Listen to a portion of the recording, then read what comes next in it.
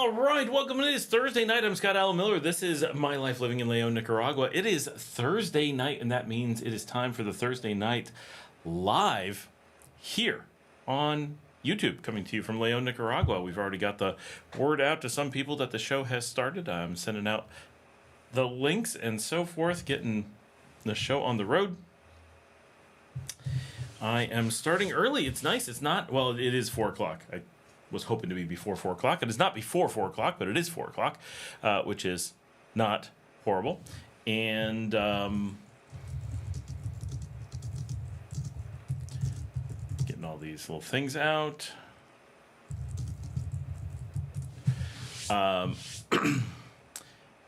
getting things happening. Making things move. All right. Let's wait for some people to get in. I'm sure we got some people hopping in already. Oh, we already got first. Lucifer is here. Hola, y'all. He says, hola, y'all. It's only me, Luke. It's just us for a little bit. It'll take a minute for people to get in. But letting the folks know. Getting going early, which is nice. Because it's just, I hate when I linger on and can't get the show to start. It's very discouraging. And this week we're making it get moving right away. And shooting the link out to all the different groups so everybody knows to hop on. We are up and running.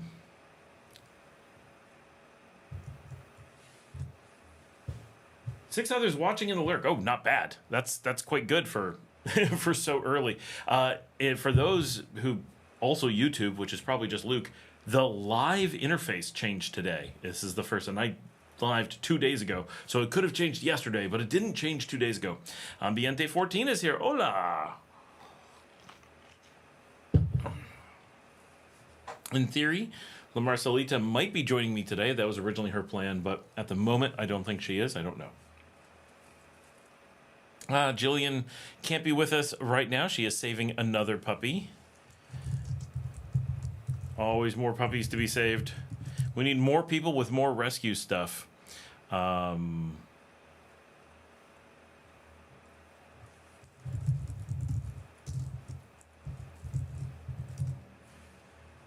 can I rent a place? This is Kenneth Couch. Is that correct? Can I rent a place there in Leon for $300 a month? Yes. All over.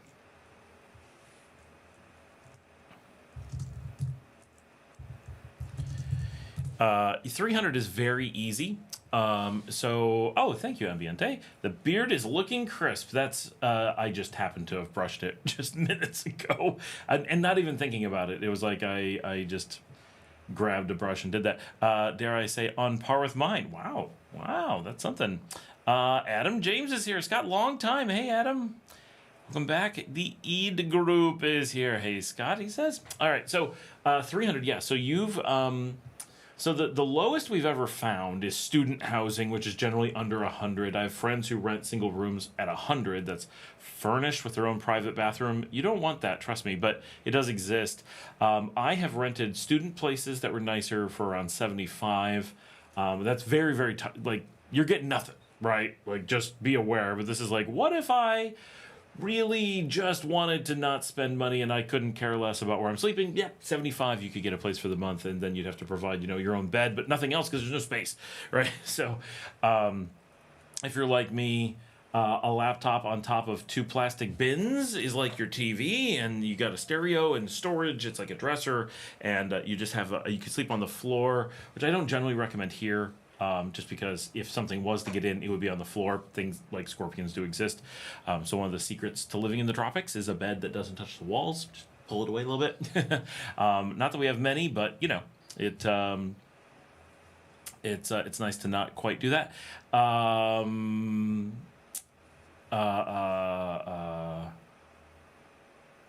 But of more normal places, like we've seen some houses you can rent for $150.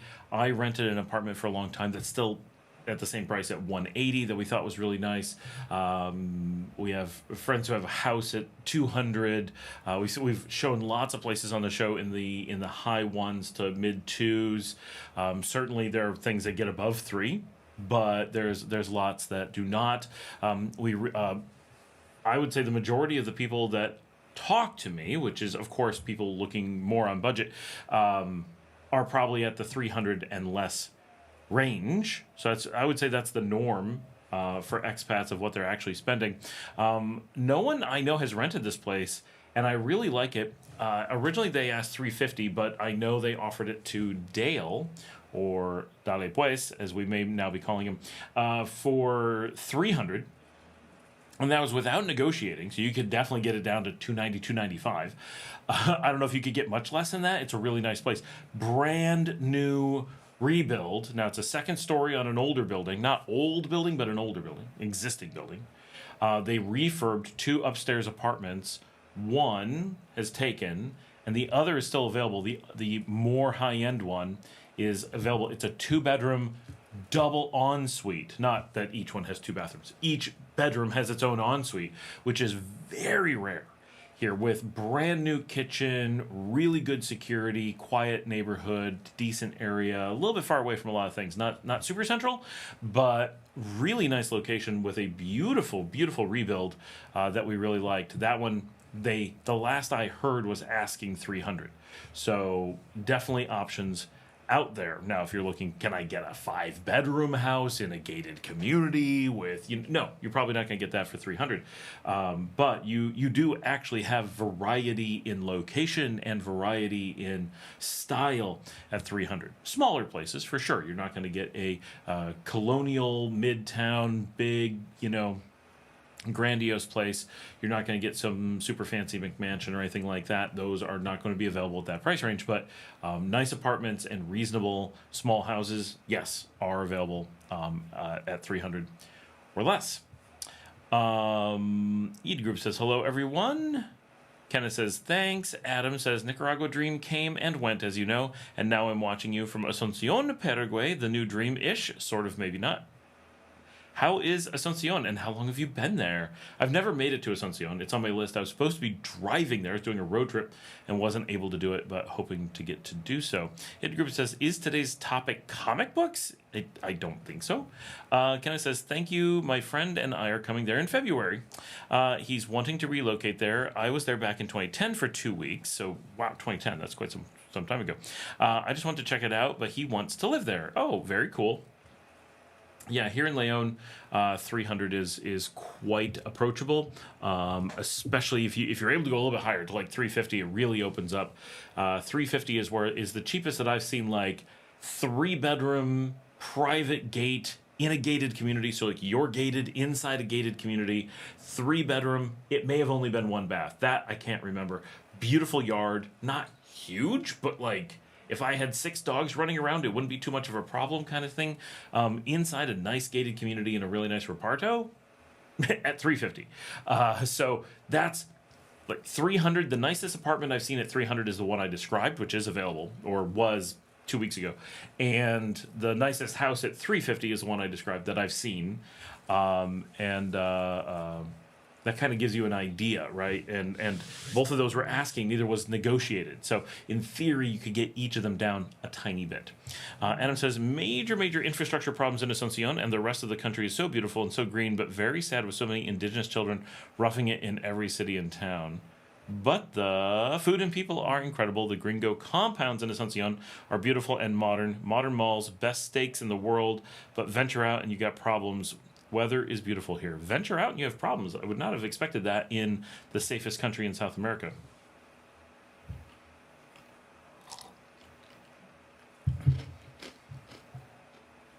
Oh, we got lots of people on now. Very nice. Welcome, everybody.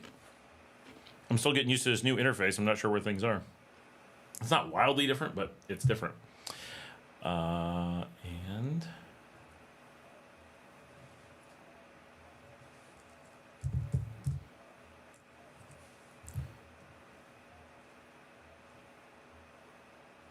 I just got a photo I'm going to put on the live stream because I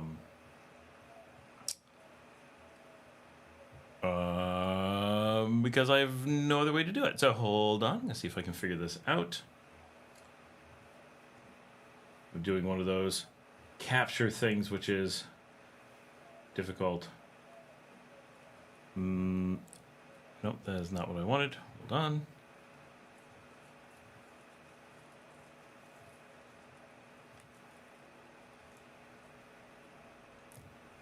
Bear with me.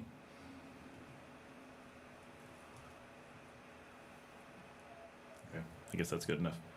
Oh, and now I lost my OPS. All right, there we go.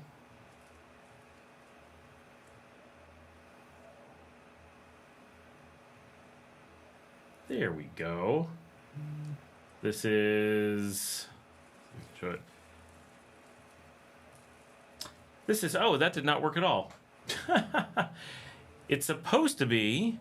Marcella is at the new Simple Pool, but you can't really see her for some reason. Maybe if I make this smaller, does that make it better? Does it let me make it smaller? It's not liking me at the moment. Oh, well, that didn't really help. I mean, it's not worse, I guess, but here we go. That's not a good system, whatever it's doing. Anyway, crooked picture, but that is La Marcelita right now working at the Simple Beach Lodge, where the pool is recently opened. That is taken from one of the rooms. She does marketing out there, so she's out there working at it right now. For some reason, I can't get rid of that window now. Macs, they don't work great for a lot of things. That much is definitely true. And now I've lost all of you. Here we go. All right. Since you have food people. Alan is here in Nicaragua watching the fourth world. Yeah, pretty much.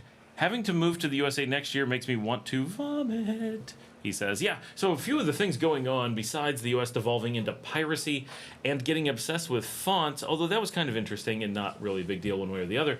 Did the camera zoom out at all? I don't know. Yes, it has. The camera is zoomed in a weird way. What is going on? Why, Mac? Why? So some big things going on. France is definitely having some major issues this week, really becoming a lot more American than they should be. Things that are so awful we can't really say what's going on in France, but if you've ever wondered how bad the First Lady could be in a country, France is definitely the place to be looking to now, which we've always known.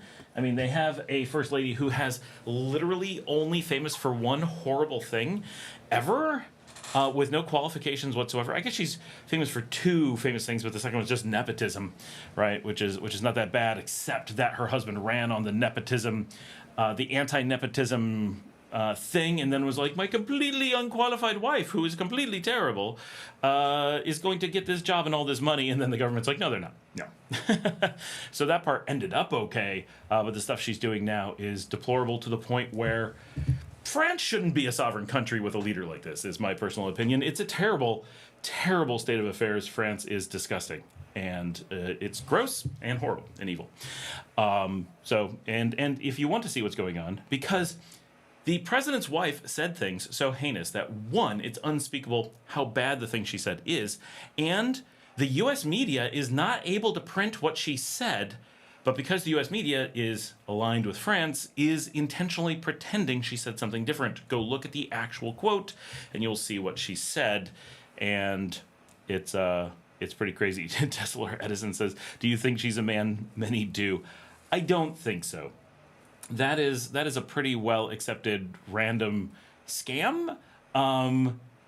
She's definitely not an attractive woman, but she's also 72 and wearing a hideous wig. So I think if you look back 20 years ago, she's just a not nice person, not a man. I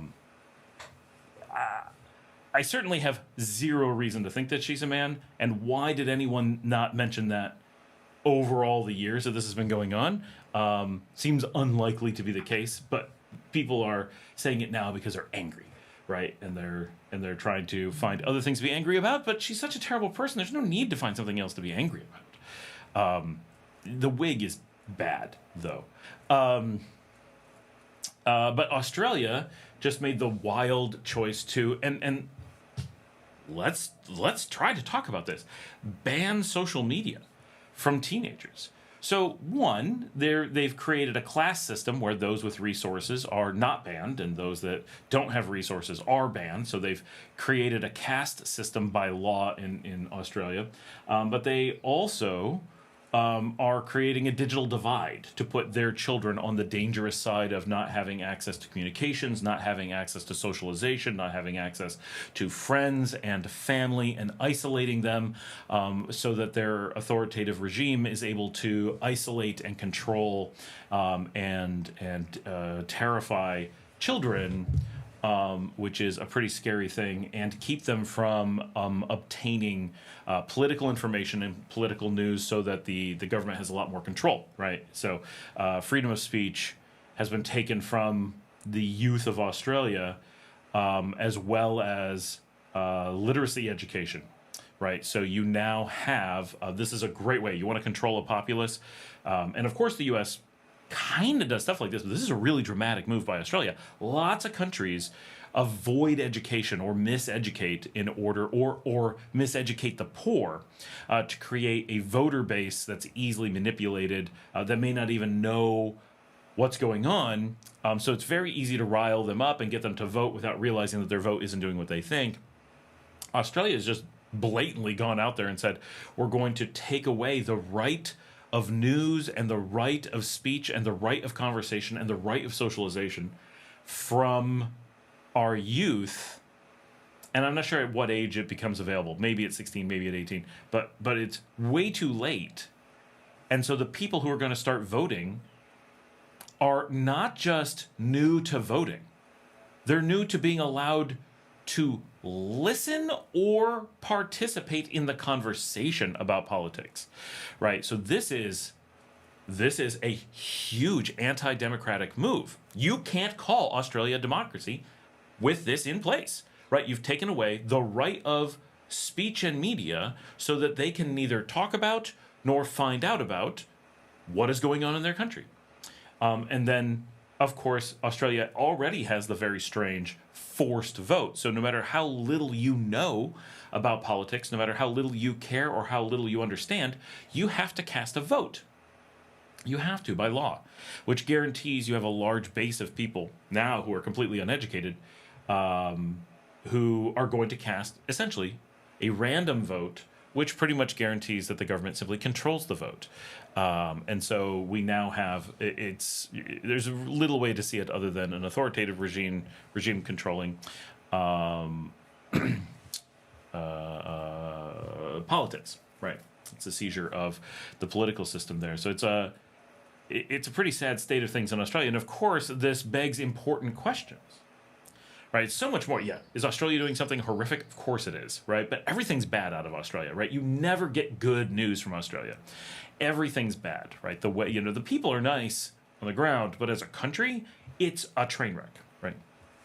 This is one of the places on Earth I'm interested in going least. Now, if you gave me a free trip to Australia and were like, it's a free vacation, seeing a new place, seeing it firsthand, but really not a place I want to be, right? I don't feel particularly safe. Safer than going to the US, yes. Safer than Canada, probably. Those aren't high bars, right? It's in the group of countries I don't want to be caught in, and today's stuff is, I mean, honestly, as an outsider, it's, we often say the things happening in other countries aren't our business, but when the thing is attacking children, it becomes everyone's business, right? When it's child endangerment, it's everyone's business. When it's, genocide, it's everyone's business, right? Though there are things that become, well, we've decided to wipe out the populace. We've decided Soylent Green is a good idea, right? Whatever. No, that crosses international boundaries. When you're like, we've decided to make our font Times New Roman, no. That's completely up to you and your country. You're not actually harming anybody. So if you think Times New Roman or Calibri are better fonts, people can vote or whatever, right? But when it comes to actually causing harm, it does not. It is everyone's business, and evil triumphs when good people do nothing.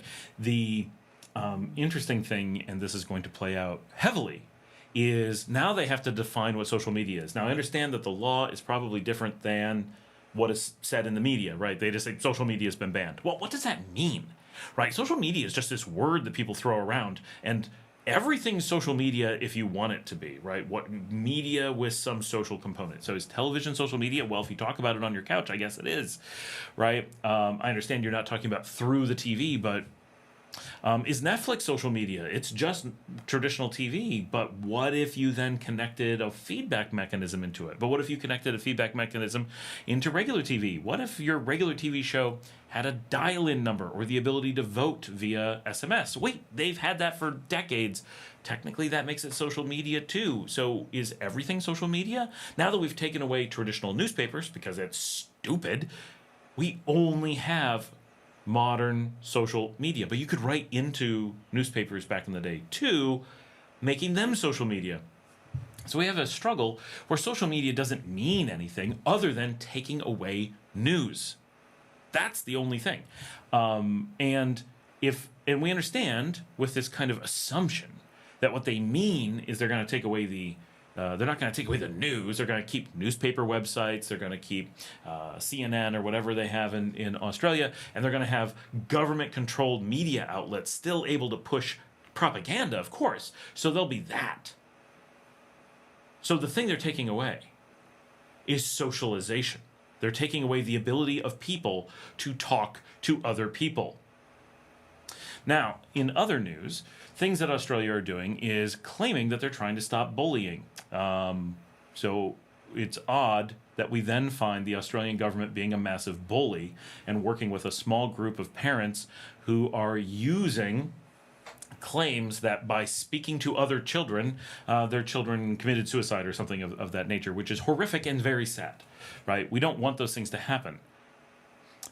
But we have to recognize that those parents are acting as bullies and torturing mentally and financially and socially all the children of Australia as a retaliation out of hatred that those children are still alive. And you can understand why a group of parents who had terrible things happen to their children would lose their minds and become completely evil people, lashing out, seeking to harm all the other children and all the other families and all the other people who didn't lose their children. This is an understandable trauma response. So we have to kind of step back and be like, right, how many people have watched Stranger Things? Go watch Stranger Things. Season 3, right, you've got Max and her older brother Billy. Billy is this terrible character. You absolutely hate him until you realize that he was absolutely brutalized as a child and treated mentally and physically horribly by a father who hated him, and then he becomes this abused child who then grows up and does bad things and lashes out, and ultimately has a redemption kind of arc. And so we know, right, this is a great example of these people have a trauma response, but we as humans and as the government need to be like, whoa, we can't let people who had an unfortunate thing become cyberbullies against the nation. So Australia somehow leveraged this terrible and very isolated incident to become institutional cyberbullies against the entirety of their young population. So cyberbullying is now the mantra of Australia. They hate their children. They don't want them socialized. They don't want them to have literacy. They want them to be unempowered at turning into adults, that they don't know how to consume news, they don't know how to acquire news, they don't know how to work politically, they don't have the socialization you expect people to have. Like, imagine if we went through COVID again and Australia had outlawed social media. Talk about taking a bad situation and magnifying it as much as possible. And of course, Australia, as far as I know, is one of those countries that handled COVID pretty badly anyway. Like, this is some really terrible stuff going on in Australia when you really look at it. Now, this is the first piece, right? Is we're saying we're doing all this terrible stuff. We're taking the socialization of children away. We're going after the emotional and social support networks that children have in the modern world and cutting their feet out from under them and leaving them exposed and leaving them fragile. What are we leaving in place? Well, let's go back to the United States and see what's going on in the US. Is a big conversation about the dangers of AI and how, and this is dumb too, right? There's these children who think AI is a real person, get obsessed with talking to it, and then also kill themselves, right? So now we've established in Australia that we're willing to destroy the lives of our children because some isolated number of children talk to each other, right? So, but we're still sending them to school, right? Why didn't someone go, wait, maybe everything in their lives is putting them in danger, and maybe the Lord of the Flies thing is a bad approach. But no, it's all in on Lord of the Flies. We're not gonna actually do anything to protect children. We're just going to act as cyber bullies and make it that no one's allowed to say anything about it, right? Because we'll make it clear that we'll destroy their lives too. Then you look at the United States, and we're having the opposite conversation.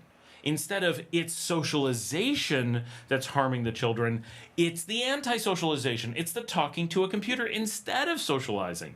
That's so bad, which makes way more sense, right? Humans have always needed to talk to each other since, there were other humans. And if you go back before humans and look at like orangutans and stuff, they like to socialize. And if you go back farther than that with like, birds, they socialize, and back farther than that, even fish have schools, right? So socialization is built into the vertebrate system at the very least, and even most invertebrates have some amount of socialization. So this is an important thing in every aspect of life. So it makes sense that what Australia is doing is insane, and nobody can make a reasonable argument, and no one has made a reasonable argument, that removing socialization from children has any intentionally good intention behind it, right? This is just lots of evil people doing lots of evil things out of a desire for personal gain or hatred of society or whatever. But when we then look at the US and they have this conversation about AI, well, a lot of, we're finding that a lot of people at all age ranges simply aren't able to identify or understand real people versus words being thrown on a screen to make them engage. And as much as that should be really obvious, it's not. And what AI is exposing pretty broadly is that I, in general, is missing from society. The amount of overall brain power available is sadly much lower than people were admitting. I think everyone knew, right? But they really aren't willing to admit it because it feels awful once you're like, is it really this bad? And the answer is AI has pretty much proven it is. Most everything's busy work. You can put fake computer-generated statistical words on a page, and most people can't tell the difference. And in many cases, it's better than what people thinking they were thinking are doing. But the point being that we're starting to have this conversation similarly in the US about removing AI. Well, we're going to have a couple of the same problems, right? One, it's far better than the Australian discussion, which is not normal. Normal, the US is doing worse things. So I'm not like down on Australia on this. This is a unique, holy crap, is Australia making some unbelievable moves. This is, Australia's a bad place, but this really, really jumps the shark. But the US is looking at limiting access to AI because the theory is children do need socialization, right? They need the support of humans, and that things that they confuse with humans, often because we've made humans hard to access, right? Well, we put kids in school all day and make them look at people, but they can't talk to them and so forth. We're taking away their phones in school, so they're even more isolated than they've been over a really long time. We're really upping the isolation in both these cases. And so now we're like, well, AI kind of steps into that zone, and given that we are making kids more vulnerable, AI might take advantage of that, not intentionally, obviously, because it's not a living thing, but it may statistically take advantage of that and cause harm. Okay. It's still dumb that we don't fix the things that we should fix and just go after a tool, right? It's like, well, we failed to teach kids not to whack themselves with hammers. So instead of teaching them not to whack themselves with hammers, we're going to take hammers away from kids. Yeah, okay, seems like the wrong response, but okay, at least we're thinking about the right problem. But so one, we're going to have this problem identifying what AI is, because AI is just a marketing term. for things that aren't AI. There's no AI available. That's not a thing. So there's this stuff we call AI, but now we're into that same zone of where 15 to 25 years ago, everyone was calling things cloud. Everybody was calling things virtual. And so 99% of what was out there was neither cloud nor virtual, right? When people say cloud today, it's never cloud, right? I don't know anybody who knows how to use the term correctly. Like, it's just not a thing. People just throw the word around and it sounds cool at times, and it's lost that excitement. So people just aren't saying it nearly as much. But for a very long time, we said it a lot, and nobody knew what it meant. Well, if you have politicians who are, on average, way dumber than normal people, right? And that's a really low bar. If they are using those terms, who knows what they're even intending to do? So if we're going to outlaw AI, what does that actually mean?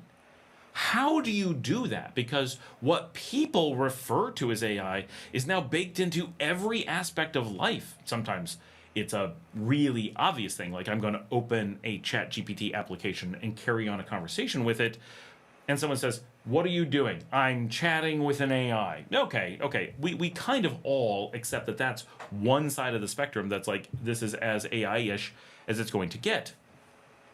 But what if it's a TV show generated by AI? What if it's a YouTube channel generated by AI? What if it's a conversation on Facebook generated by AI? What if it's the news made by AI? What if the government is using AI? What if any given application is using AI? How do we define it? Because it's a made-up marketing word used for algorithms, right? And even that, quite often the AI isn't artificial intelligence at all. It's just an interface called that going to real people. How many times have they uncovered that? A lot. I don't know, but it's a lot, right? Well, those things would be legal, right? Because there's a person there and it's not actually AI. It would expose that they're lying about the AI bit, but are they? It's a marketing term. They'll just say those people are artificial people, and Americans would often buy that. So we're getting into this thing where both Australia and the US are making or considering making laws and regulations based on marketing terms that mean nothing. And they're basically saying modern technology shouldn't be available to children. We need to just make the next generation not capable of functioning in the modern world. We already have this problem with the existing generations who were forced to grow up without these things. But at least the children have this opportunity that, let's be fair, we've failed this in the past, right? The Gen Xers in the room are all like, I think we've seen this story before. We all learned how to use computers, and everyone older than us didn't grow up with them. And so they really have, the boomers, right, really tend to have some challenges with technology, not using it necessarily, but like it's really easy to pull scams. They're much more likely to be targeted for a lot of things, sold things they don't need. Why? Because they're learning technology. It's not an inherent skill that they grew up with. So some things that Gen Xers are like, that's no way. Like, nope, not going to buy that, right? We expect these scams. We expect certain things. We just have an advantage because we grew up with it as children. Bolting it on after you've gotten past, say, age 20, pretty hard to do. So the boomers have a reasonable challenge with that. And many have overcome it, of course, but they're brute forcing it. They're working really hard to get past it. It's not just inherent. But because after the Gen X generation, millennials did two things. One, they had the hipster movement, which they intentionally threw technology away and went backwards because they thought it was cool to not understand technology. That was a horrible movement. But also, we gave them, not Gen X, right? We had nothing to do with it. We were kids. But the millennials received this: everything's going to be abstracted. You don't need to know how computers work. Everything's going to be put in a nice bubble for you. You just have to use them to make your life easier, which is nice sounding. But when you don't know how they work, it's really easy to trick you because now they feel like magic. And a lot of people feel like cars are magic. They have no clue how combustion engines... Let's hope we don't have a combustible engine. That would be like one of those nuclear spaceships. The entire engine blows up outside the ship and the blast pushes you forward. That would be a combustible engine. Combustion engines and gears and steering and those kinds of things are still magical to an awful lot of people. People are just confused by how it works, and they feel like cars are magic.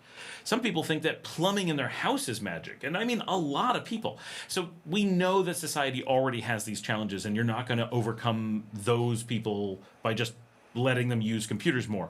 But we have a huge percentage of the population who is perfectly capable of understanding basic programming. I don't mean the language, just simple programming and files and what a database is. These are things that you can explain to the average, say, 8 to 10-year-old, and they may not go into it like a career, but they can understand the concepts. Oh, I see. I give it this line of code, then it does this, then it does this. And all it takes is a tiny bit of education with that, and suddenly things like, hey, we made AI, instantly they go, no, you didn't.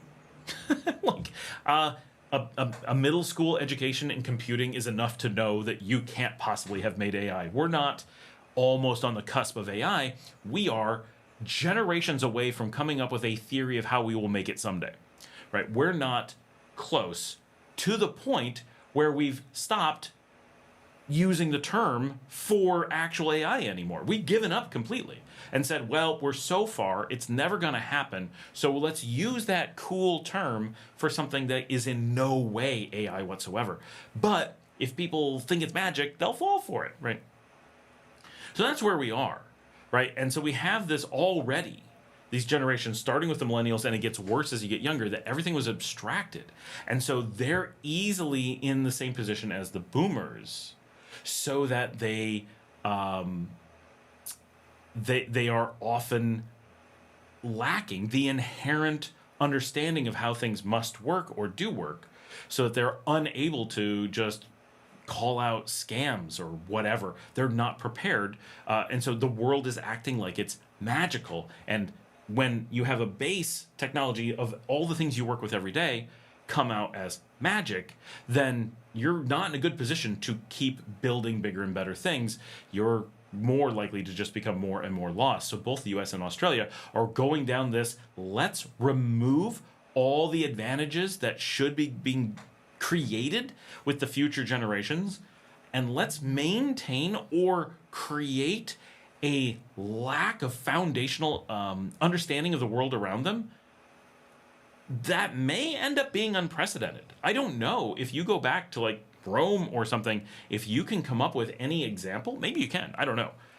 I haven't put a lot of thought into it. But I don't know if you can possibly go back and find any time period where we had or were at risk of major populations being kept from the base education of how everyday life works around them in the way that we're proposing or enforcing for children today. This is kind of, I think, unprecedented. Sure, when like airplanes first came out, cars first came out, there was a lot of like things going on around us that are new and we don't understand. But one, you could generally look at them and get some amount of idea. There weren't so many layers, and there wasn't all these things you can't see. Early cars, if you opened them up, the parts were visible, but if you open up a computer, things are so small, you need really expensive equipment to even see what's happening. And even then, it's electric, like you can't see a lot of it.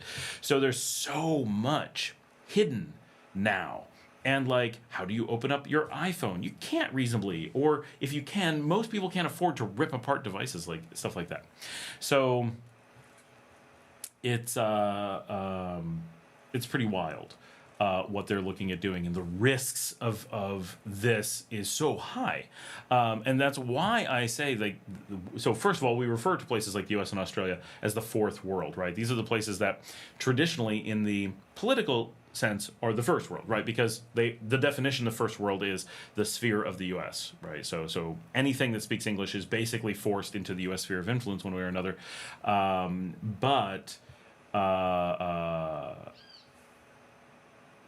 because we use the term first, second, and third world to refer to economic status, when you then look at the standard third world countries, and then you look at these countries that are fallen so far behind on education, so far behind on human rights, so far behind on quality of life, and in many cases so far behind on economic standing, we refer to them as the fourth world. This is a level of fourth worldness that we've not even experienced yet from these countries we've been talking about being the fourth world for a few years. So this is like, holy crap, we're seeing the foundations of a new dark age for the global north right now. Is Germany going to follow suit? Is Switzerland going to follow suit? Is Norway going to follow suit? Are those global north countries going to go down this disastrous path of setting their own education and their own futures on fire? We don't know. Are they at risk of it? Heck yeah. Have they made the choice to do so yet? Doesn't seem so. Is Russia likely to do that? No, Russia's very likely to be like, this is stupid. We're not doing that, right? We're going to be so far ahead of you when you guys don't even know how to make your own sandwiches anymore. Like, holy cow, the amount of knowledge that is going to be missing. And the countries that have to provide that knowledge are going to own everything, right? They may not think that they own it at first, but over time, when they're like, you have to pay us everything because you can't do anything without it. We control everything, right? Is where we're getting. And, we've been feeling that in the U.S. for some time, but it's mostly fake. It's just this emotional feeling about it. But this is like turning a page into, holy cow, that's, wow. Whoa, this is never that I know of have we been like, we have to make society so scared of everyday objects and unable to live in the world that they live in every day. Okay. Gurk46666 says, I found a nice 2-bedroom, 1-bath with patio, porch, and more over 2 times the size of my apartment in the States for about half the price. And I was on housing assistance. Wow. That's I'm actually surprised that it's half the price. It should be probably even less, even with HUD assistance. But that's awesome that you found something good. Congratulations. And it says, I don't mean problems with crime. Oh, that's good. Just different world. Overall, it's a beautiful country. They barely speak English. Well, of course. And they all speak 2 languages, one being Guarani. Hard to understand anyone. Yes. Paraguay is famous for how much Guarani they speak, which is super cool. And yeah, even speaking Spanish. You actually run into a little bit of that in Bolivia as well, which is right next door. But definitely not to the same degree, but it's really cool that Paraguay has so embraced maintaining Guarani. I love that about Paraguay. John says, hey, Scott, you started kind of early today. I tried to start much earlier than I did. It's really freaking hard to get started early. Alan says, what qualifications would a first lady need? They are only there due to being married to the president. So that would be true if she was only acting as a first lady. But they were trying to get her a political position with a budget and an entire office and staff and everything, which is completely ridiculous and totally nepotism and did fail. So kudos to France for stopping that at least. Tesla or Edison said, the way it's written, you need a capital O, Tesla. Then it would be Tesla or Edison, because every time I'm like, Tesla or Edison. Like Tesla or is a first name. I think she is. France Media reported it, and Candace Owens. I mean, I could be convinced. I don't think it's true, but I could be convinced. I totally get the striking features argument, but that's it. This feels far-fetched, and it's hard for someone to have done that long ago. This is a very old person. And it says, you're looking healthy, Scott. Thank you. I have no idea what I did, but I appreciate it. It might be that I'm on the Fuji lens instead of the Suri. I don't know. Tesla, he or she was 42 when she courted her 16-year-old boyfriend. It was not quite that bad on her side. She was 40, just turned 40, but he was not 16, he was 15. So worse on his side, but not as bad on her side. I'm going to go out on a limb and say 15 to 40 is actually quite a bit worse than 16 to 42. Maybe splitting hairs, but I feel like that's worse. Weird stuff. I'm not a conspiracy theorist. This one I'm buying. Yeah. So it's related to what she did is what she's doing now. So that's, if you think, but it's all bad. It's all very, very bad. John says, have you ever watched Aussie News? They are seriously conservative to the point of, holy shit, that's extreme. No, I never watch Aussie News because why would any human do that intentionally? Like, I don't want anything to do with what's coming out of Australia. Bolivia has forced voting as well. Really? I didn't realize that. I hate that. And it creates problems like they have now. Australia, they gave us Nick Cave and the Bad Seeds, so there's that. It says Crocodile Dundee 2 and Outback Steakhouse. Did Outback Steakhouse actually come from Australia? I thought it was just an Australian theme. Now I'm going to look it up. Let's go check it out. I used to, long ago, eat at Outback on a regular basis. It's an American chain. Outback Steakhouse was given to us by America. There's nothing Australian about it. It is from Tampa, Florida. Although, to be fair, Florida is the Australia of America.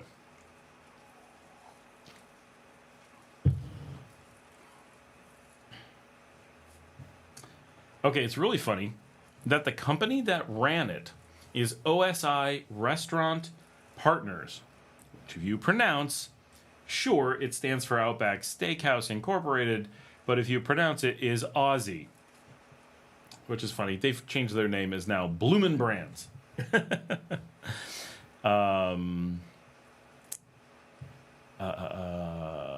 John says, an Aussie neighbor of mine was always complaining that there were no Mexicans to hire.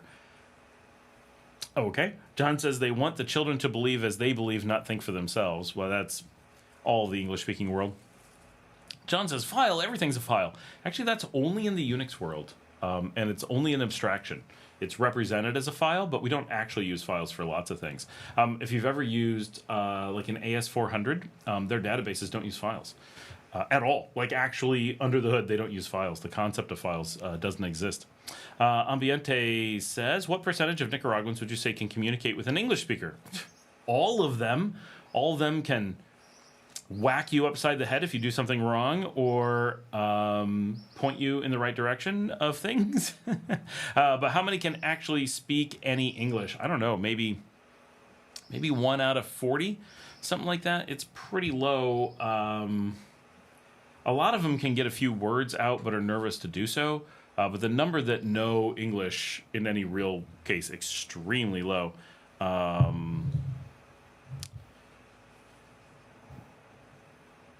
You know, having lived all over the world in places where I spoke zip of the language and no one spoke English, the amount that you need to have any linguistic communications with people is generally zero. Not really zero, but really close to zero. I've lived, obviously, in places where I do speak the language, Spain, Panama, Nicaragua, Italy, but lots of places where I didn't, right? In Romania, the amount of knowledge I had of Italian actually did nothing. Right? Just nothing. It was useless. Living in Ukraine. Nope. No Ukrainian. None. Even reading the signs pretty hard. I lived in Greece. Have you ever heard of the expression, it's all Greek to me? Yeah. There's a reason. Right? Everything. The letters, the sounds, everything is Greek. It's impossible to understand unless you're really, really good at things. So in those countries, and most of them had really close to zero English speakers. I did have friends in almost all of them that spoke some English. I had one 13-year-old neighbor down the street in Romania who sometimes would come help me because she spoke English. Only person in the village. If I needed something during the day when she was at school, I was just out of luck. When I lived in Ukraine, right, in my office, a bunch of people spoke English, but on the street, in the grocery store, going out to, anything we're doing, nope, not a single English speaker ever. Never ran into one. Going around the villages, going around the cities in Romania, zero English speakers. Going around in Greece, I don't remember a single English speaker that we would run into. Even in the hospitals, it was very, very, very unlikely. Italy, there were no English speakers, but I spoke Italian. So having been in those places and having traveled to many, many more places, I've spent time in Bosnia, Kosovo, Montenegro, Bulgaria, Germany, Netherlands. Well, Netherlands, they speak English. But Germany, Osnabrück, no one will speak English, right? They may all understand it. No one will acknowledge it because of the occupation. Being in France, people will, again, probably understand English, will not speak to you. Portugal, no one ever spoke English when I was in Portugal. Morocco, right? Put all those places together. Yeah, there's more challenge, there's more work when you don't speak the language, and yeah, you'll get more out of the place if you put in some effort and start doing it. But it's really not problem. I would never be. So when I'm choosing, and when we chose Nicaragua as our permanent home, that it was a non-English language. We wanted the challenge of having to learn another language. That was one of our goals, and culture. Was a good thing, but that it was Spanish, a very close and easy language to learn, one that we were very confident we would be able to learn and had studied previously, was important for us, and that was a very big positive versus, say, a Thailand or a Vietnam, where really nice countries, I'm sure, places that I think we would have a grand time living that are very safe and very cost effective, and the food is wonderful and the people are wonderful, and I think my kids would have really liked it, and I know my wife absolutely loves it there, but I also know that we would have been much more outsiders to the culture and probably never managed to have learned the language. Oh, a few words, sure. Enough to go to the store and point at some things and get some key things out. I'm sure over time we would have been able to do. Eventually reading some stuff, sure. But would we have ever actually become conversational? I bet not. None of us are gifted linguists. I know some people can move anywhere and in a year speak the language fluently. We are definitely not those people. So that I get that some places are easier or harder than others. But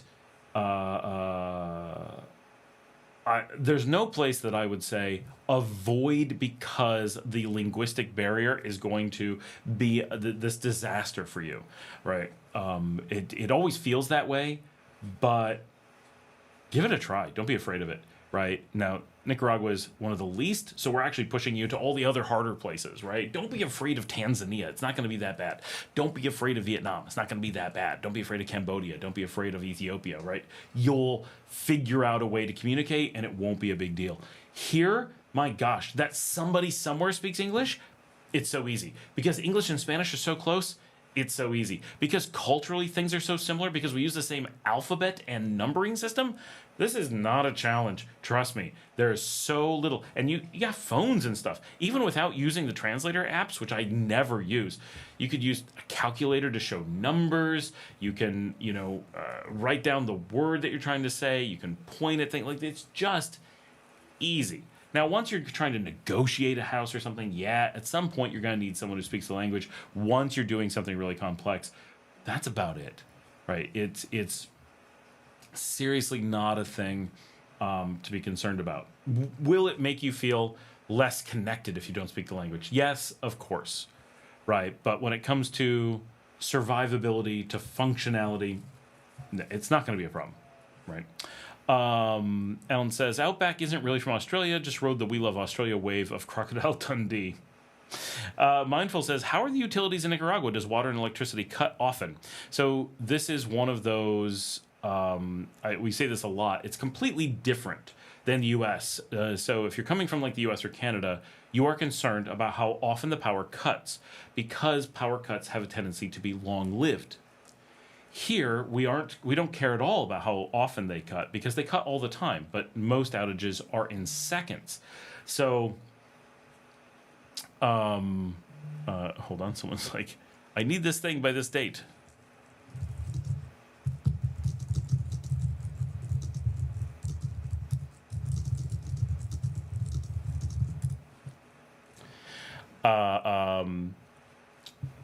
So we ask different questions. Right. If you're here, your concern is, oh, I've heard the power's bad there. How long is the power out for? Because to us, the power goes out all the time, say a few times a day. Doesn't normally do that for me, but I don't think it's cut off in the last month. Oh my gosh, I can't remember the last time the power cut. It normally cuts pretty often. We're in an odd moment of not cutting. Just, I'm sure, gotten lucky. But we generally assume, and people watching my live stream have seen it at least 4 or 5 times, we've lost the power in the live stream. But we've never lost the power in the live stream long enough that we couldn't keep doing the live stream. And sometimes we didn't even notice. I'll be like, did the power go out? Right? It's so fast. So because we deal with power going out for a moment all the time, we build our lives around it, and it doesn't impact us really at all. So how often does it cut is not a meaningful question here. Who cares? Whether it's once a month or once a day or once an hour doesn't impact anything. It doesn't stop us watching TV. It doesn't stop us from talking on the phone. It doesn't stop us from live streaming a video. It doesn't stop us from working. It doesn't impact anything. So but if we were to reverse it and say, how long are you out, right?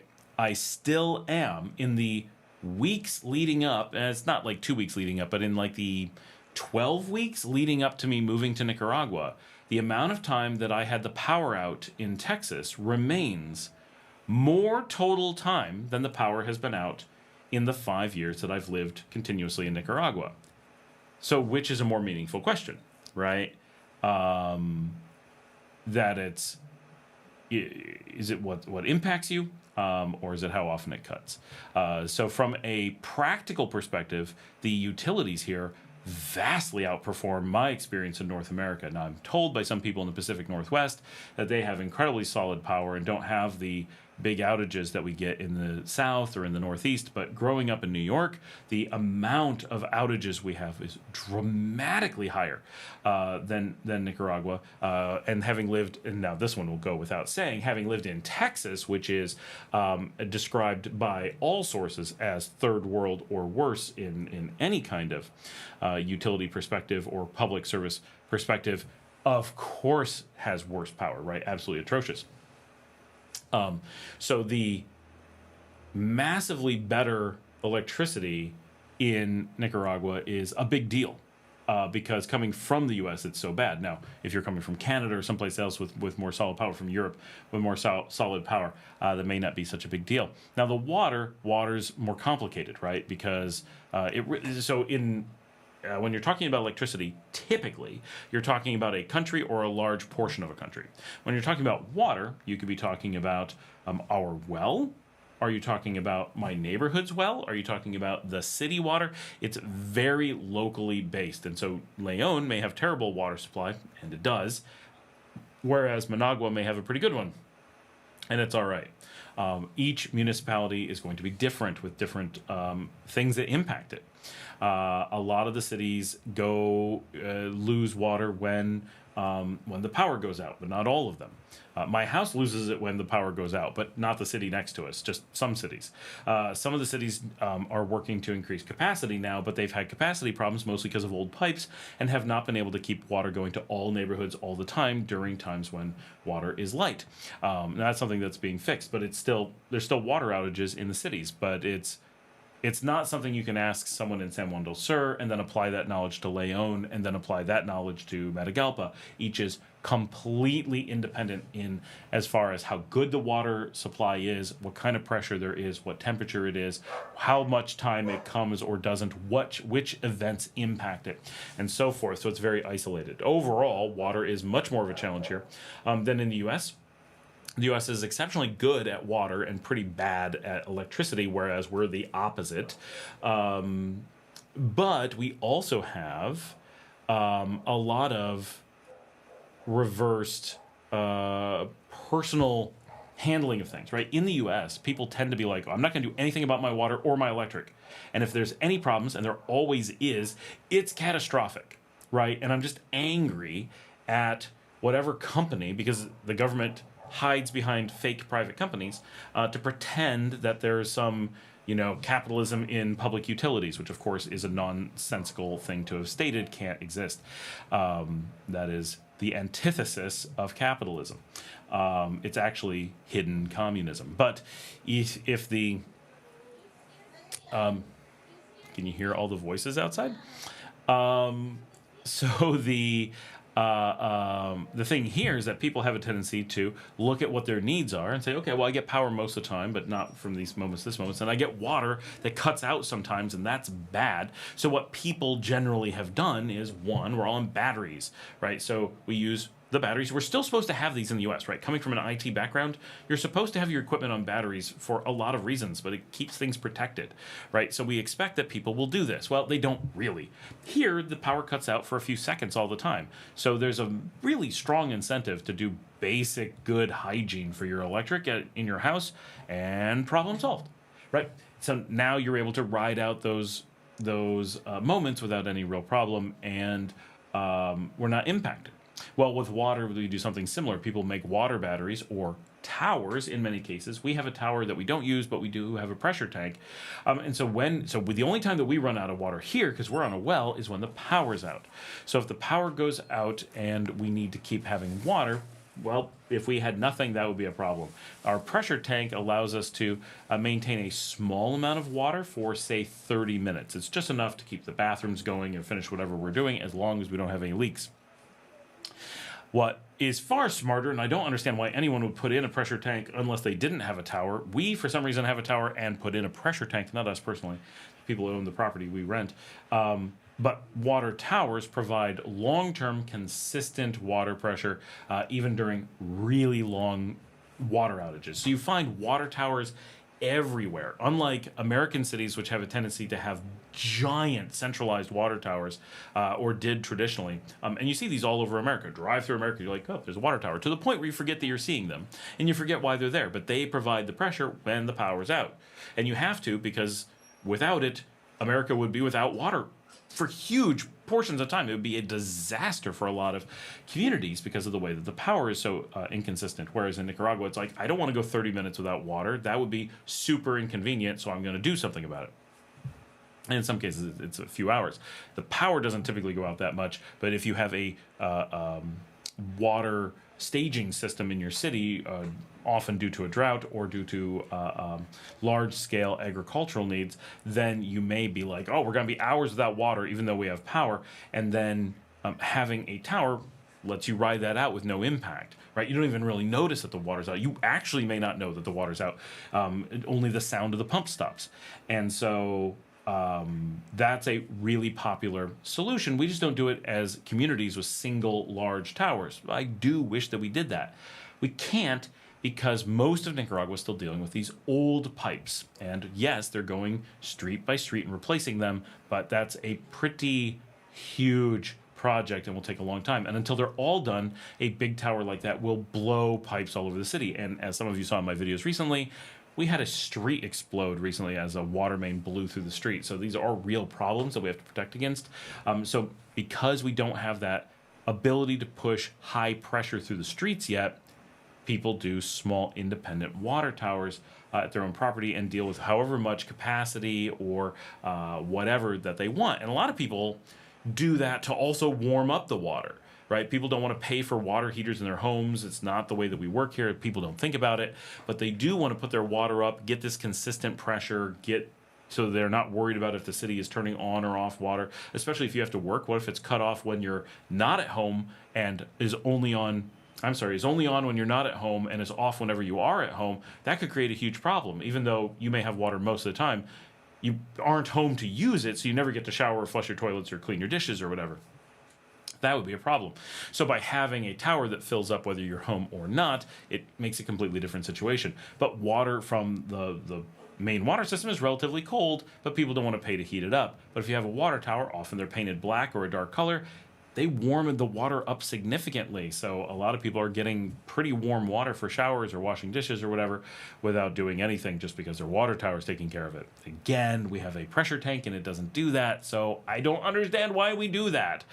But overall, quality utilities or good handling of utilities is a reason to come to Nicaragua. It's one of the best places, especially for power and internet in the region. Water, not the best, but easy fixes. Ambiente, as I'm listening to your answer, I completely forgot about the east side of Nicaragua. There's an east side? Y5X. I wasn't a conspiracy theorist either until I saw with my own eyes Google Trends get scrubbed. One day specific keywords searches from DC and Israel just disappeared. All big media manipulates for what makes them money. It really always has. It's less conspiracy and more just capitalism, right? As long as newspapers are not just allowed, but let's be honest, legally required to do what makes them money. Because of fiduciary responsibility, there's actually rules that say providing real news or well thought out news is not allowed unless that's what the people pay for. And so it's a weird system when you say it all makes sense, right? It doesn't require conspiracy, and many of the factors predate the possibility of conspiracies. You have this you must do what makes money so that your investors are not being cheated. At no point do you have a mandate to your customers to give them real news.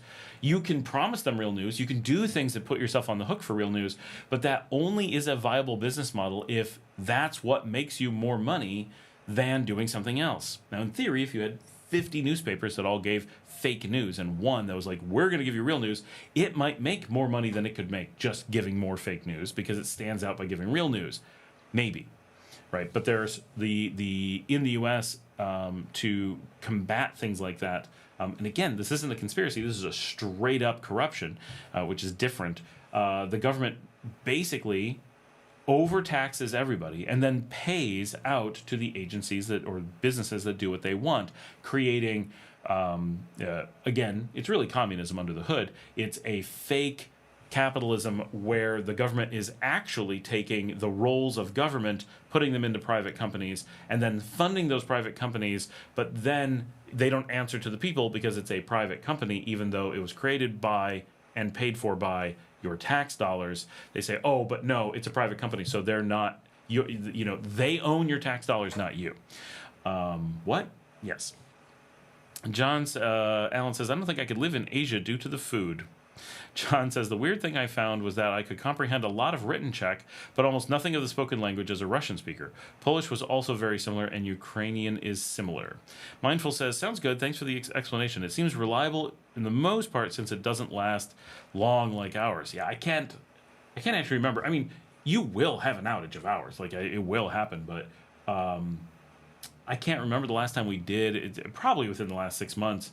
But normally, even then, it's like an hour and a half. And as I tell people all the time, I have never once had had a power outage in Nicaragua go so long that I needed to resort to using my laptop. Think about that. I have never not been able to keep using my full desktop system, even though, so I have a desktop computer with desktop monitors and all the networking equipment. Now, I do shut down extra stuff. I have a spare computer that runs over there. I normally turn that off during a power outage. I have an extra storage device, a Synology NAS that's behind me. I'll turn that off. I don't turn it off when the power first goes out, but if we go over, say, like 5 minutes, often it's either under a minute or over 30 minutes. It's very unlikely to go more than 5 minutes and still come right back. So if it goes over about 5 minutes, I go, oh, okay, this is like a real outage, not just a boop. So I'll shut down a few unnecessary things in most cases. And like if a TV's on, I'll turn that off or whatever. And then I'll just go down to my desktop and my monitors. So I'm impacted, but it's very minor. And if I could leave those things on, but why? And normally I'll charge up a phone at that time. Right, because we still have things to charge our phones with. So just in case anything happens, it's always good to be prepared. And then if my batteries run low, I can switch to my laptop, which is sitting right here. Right, I can hop on my laptop, and this gives me 12 hours of its own battery without it being plugged into anything. So if I need to, I always have this 12-hour buffer ready to go with my laptop so I can keep working. 12 hours is a long time, longer than any outage we've had since I've been here. But I've never gotten to the point where my desktop has drained so much power from the network, from the batteries, that I would consider going to my laptop as the last bastion of what to work on. So I have the ability to go more than double the longest outage we've ever experienced here, just with normal stuff in the office. No specialty, no generator, no anything like that. I do own generators. I don't keep them here at the house because there's no need. We use them for supplemental power, not replacement power where they are. We bought them originally, like every expat, being convinced somehow that you needed generators here, and then in reality are like, we would never turn it on until we got like bands playing and they're using big equipment and they draw more power than we can provide through the electrical system, and we're like, okay, that's why we need generators, and so we use them for that. And lots of places do. Now we go lots of places and go, generators for the band. Yep, because they draw too much. I was at La Fabrica last week. They blew out their power completely. The band blew everything, and everyone's just in the dark with camera lights doing everything. Walk out in the street, everybody was still on. We didn't blow the town's power out. It's just that building, right? So, so the power really has been good for us. EPE Life says, Hola Scott, Peter Val reporting from Messiah. How's it going over in Messiah? Ambiente says, meant the Caribbean side, they speak more English there. They do, yeah. About 800,000 English speakers. And I'm assuming property is less expensive on that coast? I would assume so. Scott, we need more vlogs from the Caribbean side of Nicaragua. Everyone asks for it, but I think once anyone sees it, everyone's just like, oh, that's why we don't do it. Luke and I are talking about making a trip out there soon-ish. Oh, no.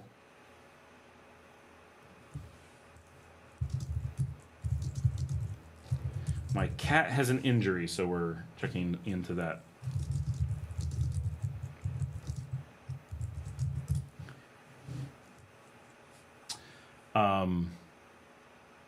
Have I seen any videos of the East? Of course. Yeah, and remember, I work in Belize, which Belizeans who go back and forth are like, they're like, it's like identical. Like, you can't even tell the difference. EPE Life says, that's exactly what I do. UPS is always on, just in case there's a power outage. D. Gilbert is here. Hey, Scott, sorry I'm late. That's okay. Sorry I was early. I do have an injured cat, so I'm finding out if I'm needed or not. She's a very sweet cat. We got to take care of her. We do have medicine for her in general. And she has kittens, so we really have to be careful. So we have 3 little kittens right out there that we have to take care of. But so Caribbean side, there's very little of like usable waterfront. I mean, it's a lot of waterfront, right? So I'm sure there's plenty out there, but it doesn't have large swaths of like the beaches we think of out here on the west, where there's just tons of places to potentially put a house. There's a lot of keep in mind the entire eastern 2/3 of the country is jungle, right? The world's second largest open jungle, second only to the Amazon. So there's a very large area of not a lot out there. And then when you get to the coast, you only have 2 large settlements on the east coast, neither of which do you normally think of as a city. In the north, there's Bilwi, also known as the Puerto Cabeza, and in the south, there is Bluefields, which is actually smaller than Bilwi, even though it's far more well-known. Both are outrageously poor. Both are flooding prone. As John says, it's all mud and mangroves, right? Just like the North Shore of Panama. A lot of the Caribbean isn't super nice. We think of the Caribbean as super nice because of the name, but the reality of life on the Caribbean often isn't what you would actually want. And as Luke said, autonomous zones more mangrove than beaches. There is definitely some things out there that are okay. I know some people who've gone out and are like, yeah, that's interesting. Do I know anyone who's ever gone there and decided to move there? No, not one ever. Right? Does that mean it's a bad idea? No, but you need to be realistic that if you take Nicaragua and take away the beautiful beaches and take away the businesses and access to stores and take away the incomes and make it the most dangerous part of the country, still quite safe, but far more dangerous than the rest of the country and far more poor and far more exposed to the elements, because there they actually have to build houses on stilts and worry about the hurricanes and the sea levels and stuff. There's not a lot of draw to it, right? And again, that they speak English is of absolutely 100% zero value. That does not make your life easier or better in any way. It's not a bad thing. It's not a good thing, right? Just like I work in Belize, just because they speak English doesn't mean you can talk to anybody, right? Belizean English is not mutually intelligible with North American English. And now Belize is much more extreme in that it is way poorer and way more dangerous than Nicaragua's autonomous zones, but it's the overall feel is the same, and it's cool to have the Caribbean vibe and stuff, but it's it is a very different thing than people are picturing, right? If you have any idea what it's actually like, you would instantly be like, I mean, I want to see it. Like, that's cool. It's neat that it's available out there. But for people to be like interested in it is really surprising. And especially like, what do people imagine their life is going to be like out there, right? You're talking about communities of 25,000 people isolated 12 hours from the nearest city of any size, and that's not getting you back to a major shopping area. The things that people are concerned about in the rest of the country that they would never put up with, and then suddenly people are like, 10 times worse than that? Pff, no problem. Like, okay. Imagine trying to do your border runs. Imagine trying to do your every 6 months cedula runs, things that, we're always like, guys, you're overblowing the concerns of border runs. And then there's this, well, what if I made it, okay, so 4 hours, that's really not a big deal. So would it be okay if I made it 20? And you're just like, what? Okay, now it's a problem. Now you're going to notice. How many times have I been out to the Nicaraguan East Coast? Never. Like, why? Like, I do go to Belize on a regular basis, and that's plenty. What about the famous Corn Islands? I've not been to the Corn Islands. My wife's supposed to be there sometime soon. I want to go. They should be cool. They're very small. And again, just tiny Caribbean islands. Like, well, that's cool. I mean, I want to show it. It'll be great for the show. And it'll be neat for a weekend and stuff. They are very small. Have I been to Camawapa? Do you like it? I know some guys from there. No, I've not been to Camawapa. That is a very small town. I would call it pretty small. I guess it's 17,000 people, so it's like the size of San Juan del Sur, but it's a small town in Boaco. Very central, so it's out there, quite east of Boaco. I don't know anyone who's ever been anywhere near it in reality. It could be really cool, but yeah, that's out there. I've never seen a picture of it. Let's go see if we can find. Let's see what we can find. How did you meet people from there?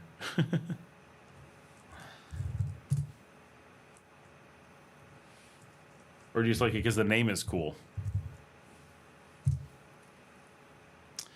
All right, here we go. We're gonna do our map thing. People love this. I love this. I don't know if people love this. My dad likes it, so you're all gonna put up with it. Just gotta switch what we're capturing to. There we go. Perfect.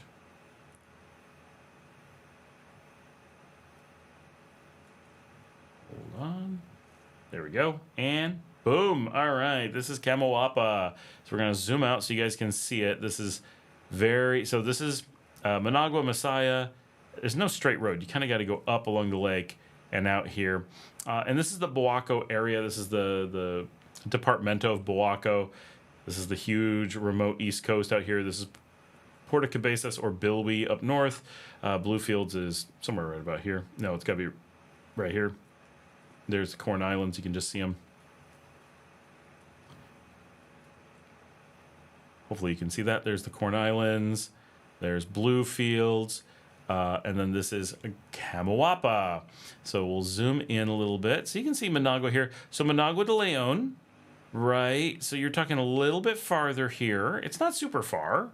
So you're not, holistically isolated. But I would say, I'd say you're probably looking at a good...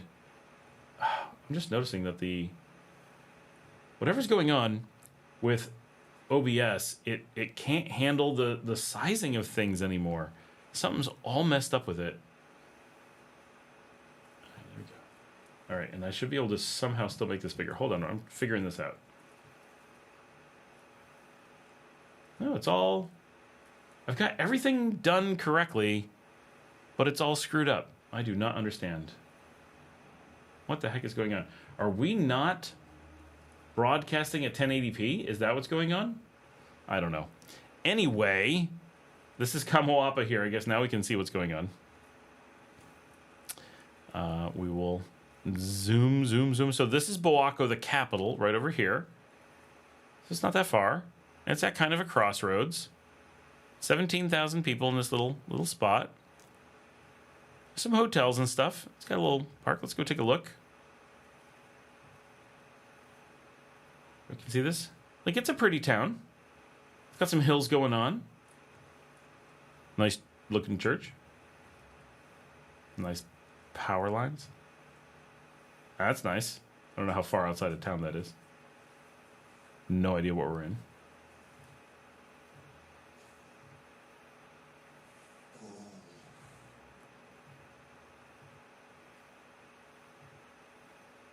It needs someone to go out and take good pictures of it. That much is given. Basically, there's a rock. That's their claim to fame. Let's go take a look at the hotel there. Oh, that's looking decent. All right. Could be nice. Rooms look nice. They did some fancy advertising. That is a pretty cool pool, actually. All right, we got a cool hotel there. Oh, I like what they did there.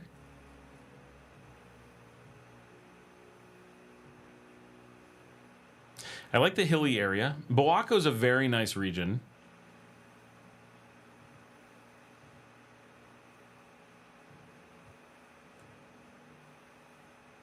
And I think I saw the Hotel Perla Fina. I don't think this one is as fancy. That is not a fancy bathroom. That's a normal bathroom, but not a fancy bathroom. Wait a minute. Is that a PVC ad hoc homemade shower head?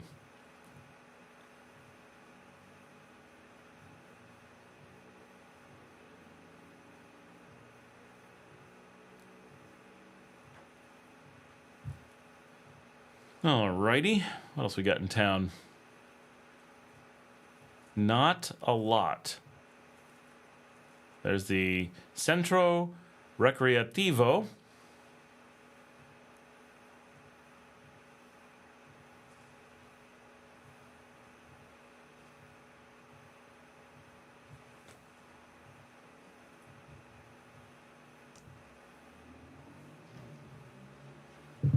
Okay. So that is that. All right, so let's take you guys out and show you Puerto Cabeza.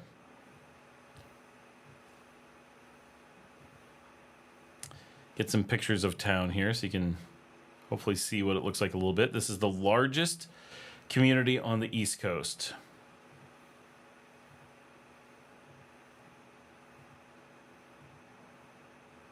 And this is where a lot of shipments come in from Miami, so... Okay, people really want to show the water. It's a nice storm. There's the settlement. Gives you a little bit of an idea.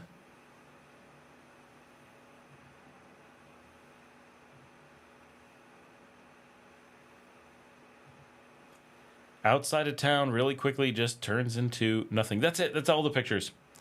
Like, nobody goes there. Nobody. Ever. So if we go down to Bluefields, which is way more popular. Wait, where is it?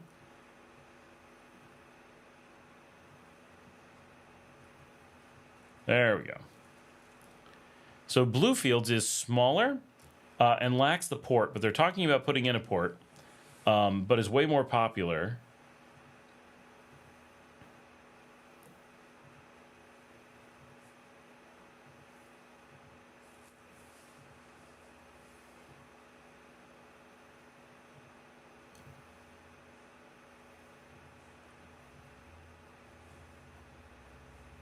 That looks kind of cool, but when you really look at the buildings, you're like, oh, yeah.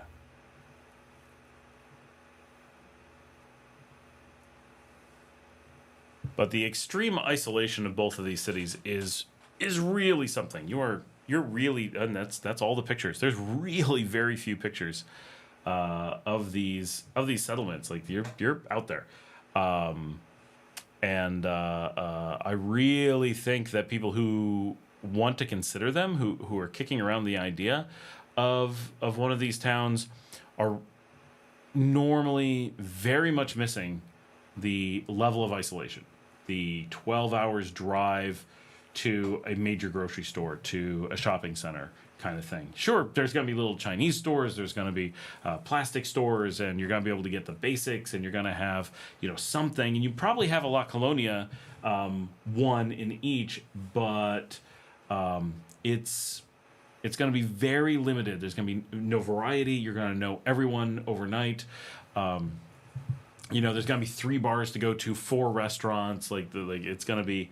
Some people are going to be like, that's what I want. I've talked to people who are like, I live on a tiny island. This is a big improvement. Like, okay, but in general, I think people are really missing how isolated it is, and how little of a draw there is. Right? If you're out there and you're like, hey, come visit me out here in the absolute middle of nowhere, people will be like, that sounds cool. Thanks for the invite, but wow, that's a lot of work to headway out there. Wow, I just looked over at my own video and it did some weird thing. I have no idea what's going on. That was super weird.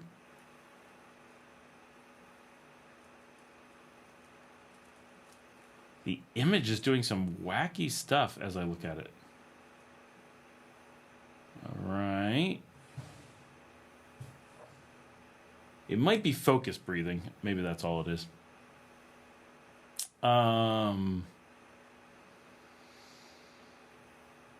KL7 RRC Caribbean. Some small towns have no hotels or cars. That's actually true anywhere.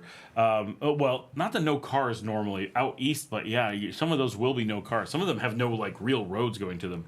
You'll be better off knowing someone local before you go and get logistics confirmed ahead of time. That is true. If you're going to be right in Bilby, right in Bluefields, you'll be able to get by for sure. But a lot of those towns, yeah, you could end up isolated to a kind of dangerous degree, right? Like, oh, there's no way to go get groceries. There's no market here, and there's no bus. There's no transportation. You don't have a car. What are you going to do? Right? Are you going to hike through the jungle? People do that in some of these. A lot of these communities are just so small.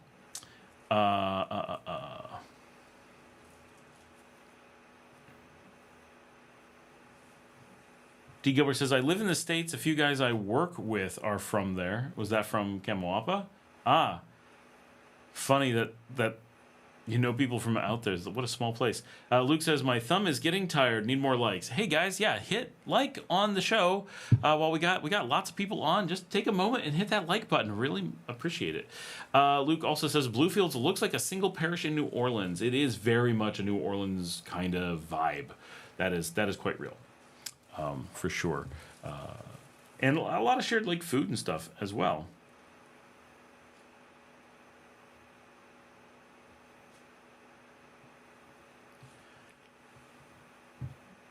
John says, okay, with current events, I'd be interested to hear your thoughts on Venezuela pre, mid, and post-Chavez and the U.S. attempts at interference.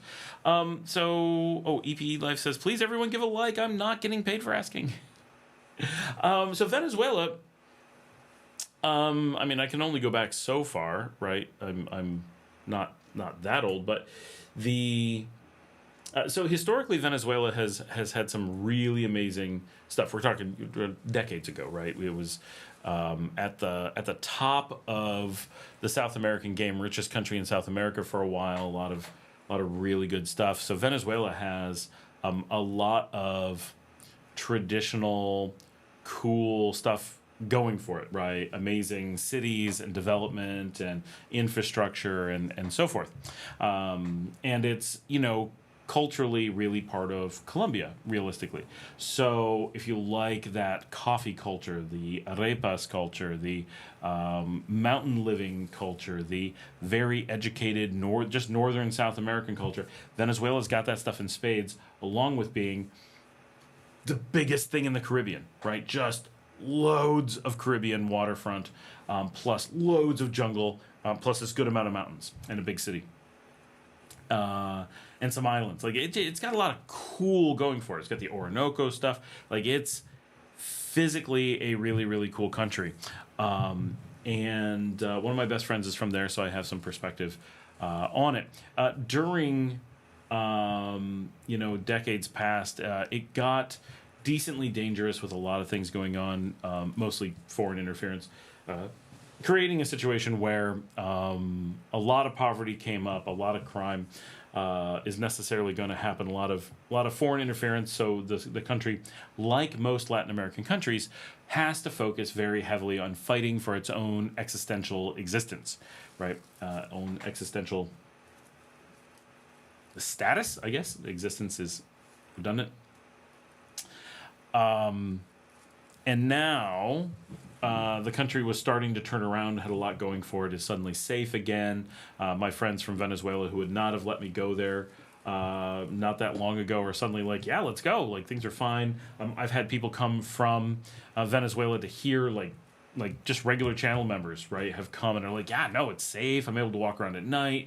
Single, young female, no problems. Yeah, probably not smart to walk around alone at night, but can and never had a problem.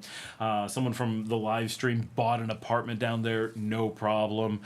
People have been traveling to and from and so forth, and it's been good. So the situation on the ground has been generally decent, is the understanding. I've not made it. I was really hoping to be there late this year, and then that just didn't pan out, which sucks. Right now, I'm avoiding going just because even flights in and out are not safe due to piracy, and the lack of safety in the region due to rogue states. But Venezuela is a very cool country that I think has a lot going for it. I think it has a ton of potential. And I think anyone who's going to be going and doing work there or investing there or living there right now, right at this exact moment, probably on the adventurous side. Would I be willing to do it? Yeah, for sure. But is it right at this moment a place that I would jump out and be like, I recommend Venezuela, it really seems like this is the place for you? Not generally, right? Like, this is a moment of the cone of uncertainty is quite large, and the action of very powerful, angry, rogue foreign states looking to do harm to it extremely high. So it's and the world has really shown in recent years a complete unwillingness to stand up to rogue states in general. And so we're in a period where there's a lot of rhetoric being bantered about the importance of doing good things for humanity, but very little action. Very few countries willing to be in the line of fire, which is just empowering countries to do whatever they want. Right, because who's going to stop them? Nobody. That's consistently the answer. And that's how one day you lose Poland, and it's too late. Right. That's where we are right now. The waters are being tested. Can we roll tanks into Poland? Right. Let's see. And Venezuela is my generation's Poland. That's what's happening right now. And will anyone stand up and do something about it, or are we just waiting until it's too late?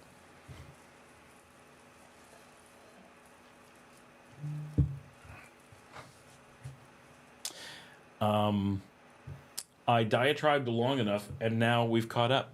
Let me just check my messages since you guys have gotten a little bit quieter. While you're there, I'm going to rogue state. I mean, that is the correct term, right? They are outside international court jurisdiction, acting outside international law and norms and decorum. It is the very definition of a rogue state. It is possibly the most rogue state there has ever been.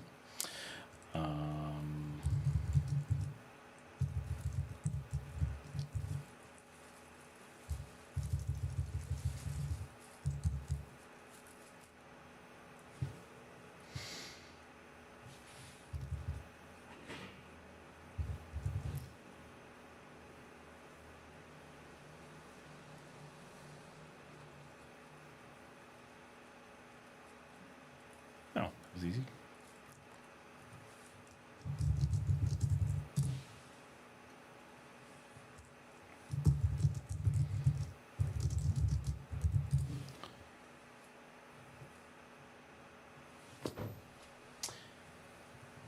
At least the rogue state makes rogue's ale. There you go.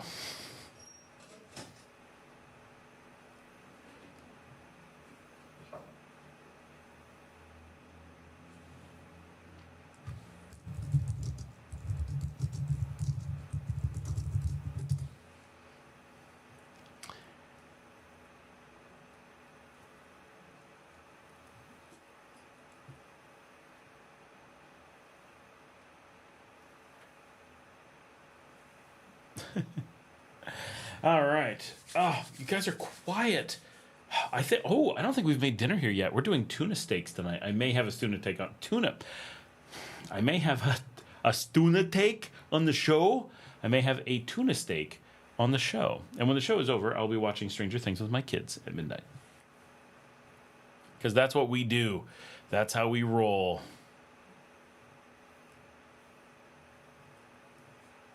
They're out doing promotional pictures at the Simple Beach Lodge tonight. Woohoo! So nice that it is open. No one is chatting on the topic of the Ring of Fire tectonic activity? No. Anyone aware of any? I did not know anything was going on. What am I missing? This is the Ring of Fire. I've not heard anything. Luke says, sunset in Matagalpa right now, 74 Fahrenheit. What? Fahrenheit? Who uses this? What world are you in? And Slate Breeze. Michael Maroney is here. Woo, just caught up. Mike, come over. Let's crack some beers. Teresa says, just wanted to say thanks, learning lots. Well, Teresa, welcome, and thank you very much. Since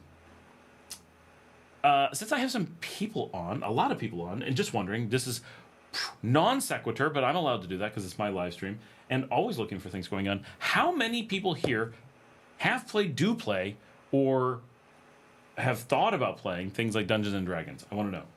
Totally different topic, but it's been almost 2 hours, so we're allowed to do tectonic topic shifts. Haha, that was my sequitur from the Ring of Fire thing. However, I am searching on that to see what's going on.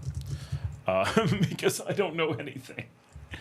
How is there some big inside the Ring of Fire, a tale of two First Nations on a road that could change everything? CTV News 8 hours ago. Ontario's Ring of Fire adds lack footage on mineral. That's not real news. What is that?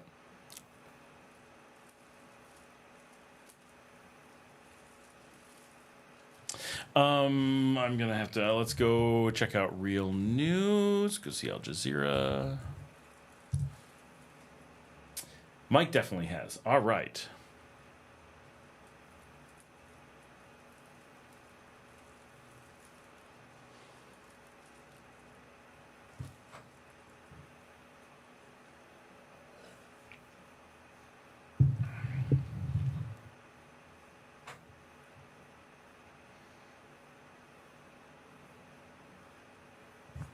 Oh, I like this this title. More than 600 British Empire-era artifacts stolen from Bristol Museum.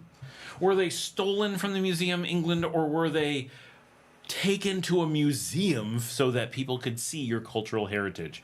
I don't think you can use the term stolen when it comes to artifacts in England. England does not have rules about property if it's over 50 years old or taken to another country. That is just how museums work. Yeah, I think they were being protected from British indigenous parties. No,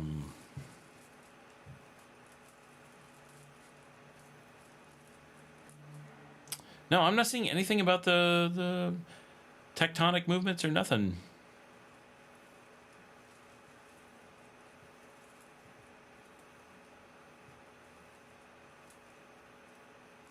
Denmark also planning on, according to the news, this who knows if this is real, but it just came up. Oh, no, this is real. This is on Al Jazeera.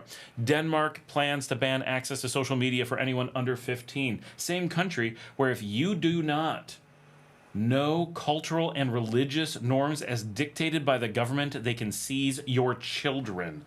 Denmark is also a pretty disgusting place. Like, they get some good things out of it, but their good is a very good looking, but it's not a place I would want to raise my children. They have institutionalized religion in Denmark to the point where if you do not study, at least know their religion and cultural norms enough, they will take your children away because they won't be Danish enough.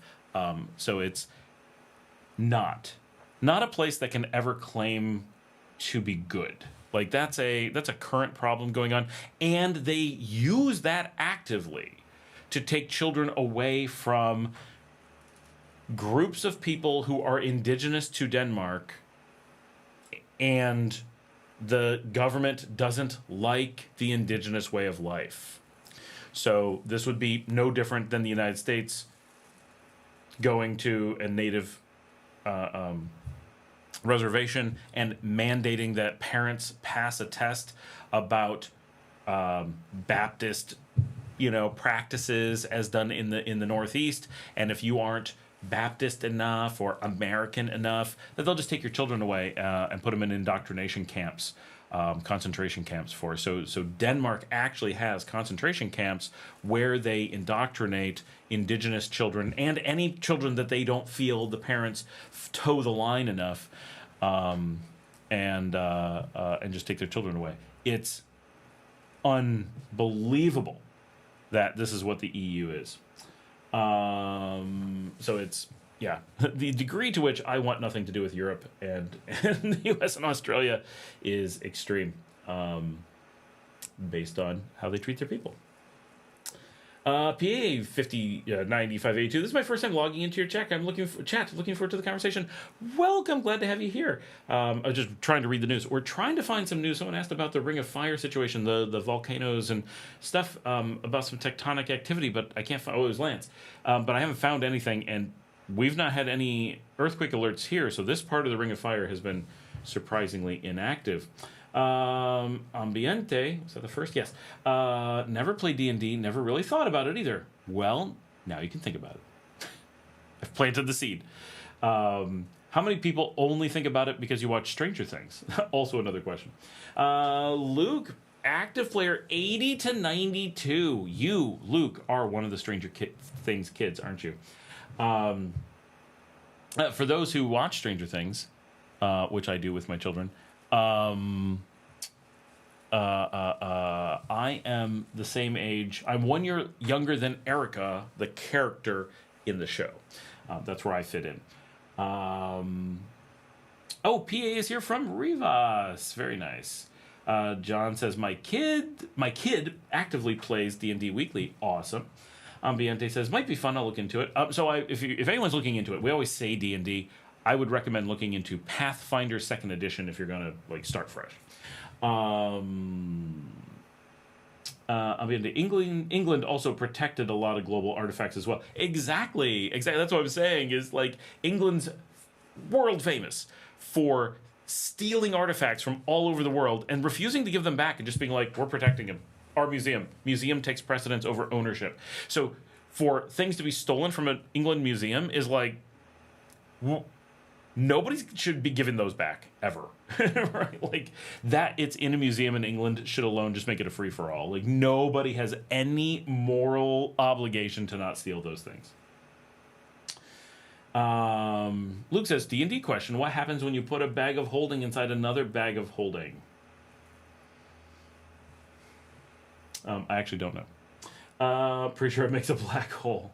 Diego is here. Hello. Ambiente says, yep, Canada did that, still does, FYI, to the First Nations. I am aware of that, yes. Alan says, no idea what it's like, D&D. Alan, you're the right age. You should have, run across it at some point. Luke says, my great-grandmother survived the Catholic Indian boarding schools, cut the hair, take a name out of the Bible, banned from speaking native language, no cultural connections allowed, regular beaten. Oh, man, it sucks. Right? And that this is still going on. And in Denmark, right, in these places that still claim this moral high ground, how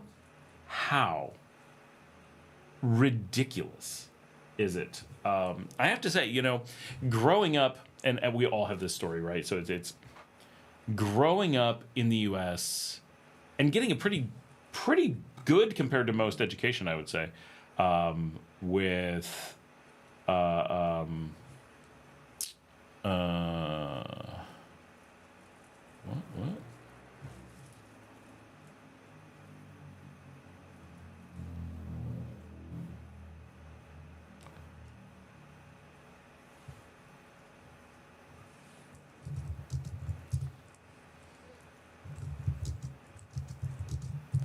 Sorry, medicine questions for cats.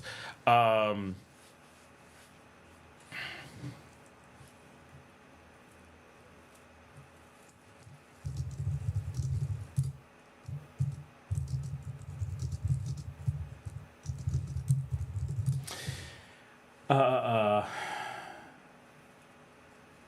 shoot. Oh, learning about like Central West Africa, we were really presented in many ways, and um,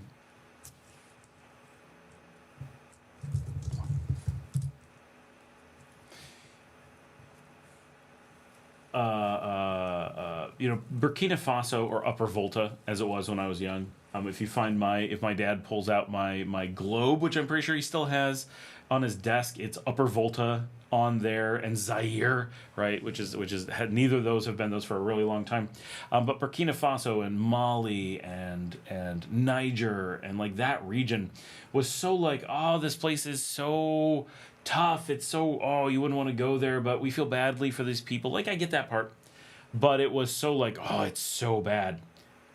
But they never taught, because France is destroying it actively, and if you speak out, they'll execute you. And this is active colonization, keeping them poor. They didn't start poor. They're not poor because they're poor. They're poor because powerful European countries are intentionally making them poor right now. And we did all this stuff about South Africa and apartheid when I was in school, and did we did a lot of education and a lot of like concern about that, and that was positive, that we learned about it, but that was really kind of it, right? And all of these countries in other areas that were not suffering because of England and the Netherlands were just ignored. No one ever talked about what King Leopold did in Zaire. Nobody ever talked about, or the Belgian Congo.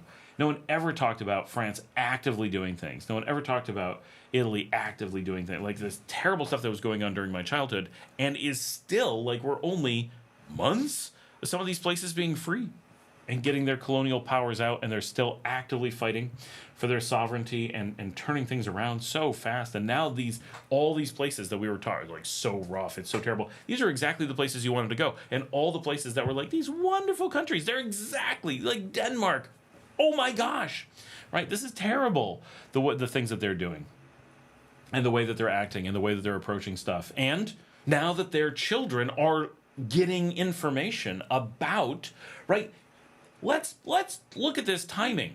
2 weeks ago, it made international news that someone exposed what Denmark was doing with concentration camps for children today.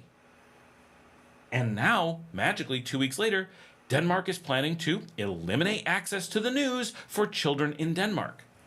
Coincidence? Obviously not. Right? This is insanity. And where is the EU protections for the people and the children of the EU that are supposed to be there, right? They're worried about your USB plugs not being standardized, but they're not looking at people being taken away from their parents because some person got into politics, and their personal cultural and religious agenda is able to seize your children from you based on nothing but not liking which culture you're from and have access to. Wow, in this day and age. Yeah. Luke says more. Tesla says 6 to 7. Luke says more D&D dribble. My copy of Deities and Demigods, signed by Gary Gygax at the dungeon in Lake Geneva. Okay, that's really freaking cool. Especially as he's gone now. That's neat. Mike says, Alan, I think you would like D&D. I think Alan would. I think he would get into it. As long as we don't make him eat Asian food while we do it. KL7RRC says History Museum in London. It was pretty impressive.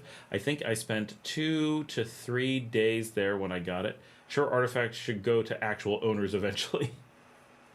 Yes, maybe. Anytime you steal a whole bunch of really expensive stuff, it's really neat. But probably should go back. Mike says I make him over, Scott, after Emily gets back from yoga. Awesome. Mike, I think so, but need to have someone introduce me. I play WoW online often. That's right. I knew there was a reason that I thought Alan would like it, although I'm not the one who said it. It was Mike. Not sure if it's similar, but also like Bard's Dale. When Dale gets on, we'll tell him, because he does sing. So technically, he is like Dale the Bard, so it'd be like Bard's Dale. But Bard's Tale, I did like too. I think you mean the original Alan from 1986, EA's class of 86, which is very sad. The famous creator of Bard's Tale just passed away 2 weeks ago. She had, I think, pancreatic cancer, which is sad. Also a big Bard's Tale fan myself. Played the original. I didn't play a lot of the sequels. My version had a bug and you couldn't actually get to the end, but I got to the end. I knew I beat the game, but it couldn't actually show the final dialogue, which really sucked. But I was able to find out what it was, just kind of. But I really liked it for the era. It was really good.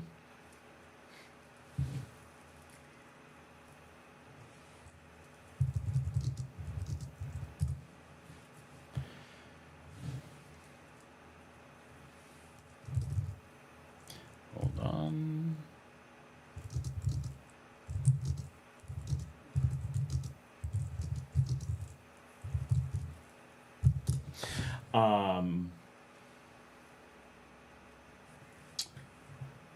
History Museum. Wow. Yeah. So Alan. Bard's Tale was really heavily built. So of the two, I think Bard's Tale is way closer for kind of obvious reasons. Imagine Bard's Tale, but with a whole bunch less of the fast grinding where you're just like zipping through the streets and that kind of stuff, like the obvious, like, okay, that's just grinding, combined with the same basic mechanics that have been updated a bit with really deep storytelling where you actually spend tons and tons of time. Okay.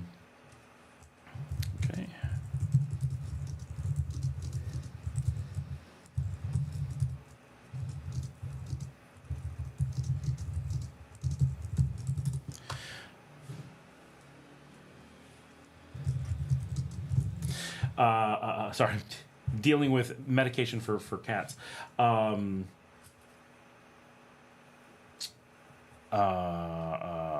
Lots of like storytelling. So imagine Bard's Tale, but every time you come into a new building, you know, you go into the guild, you go into the church, because I remember the church really clearly in Bard's Tale. I've played Bard's Tale in the last couple of years with my kids because they actually like, Lisa likes it.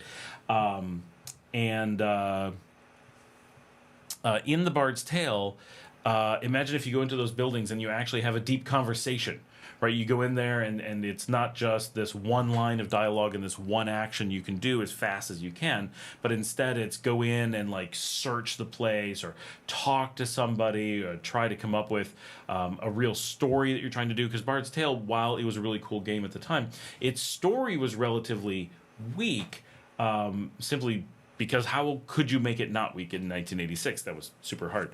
But it did a great job of having dungeon crawling and D&D style game mechanics as far as battle systems. So with real D&D or Pathfinder, both of which are essentially the same thing. Pathfinder is I don't want to get into the nitty gritty. Basically, D&D 3rd edition was open sourced, and Pathfinder took what they felt was the best version of D&D and kind of tweaked it and kept it going, whereas the D&D world moved on to new versions that are generally considered to be less so.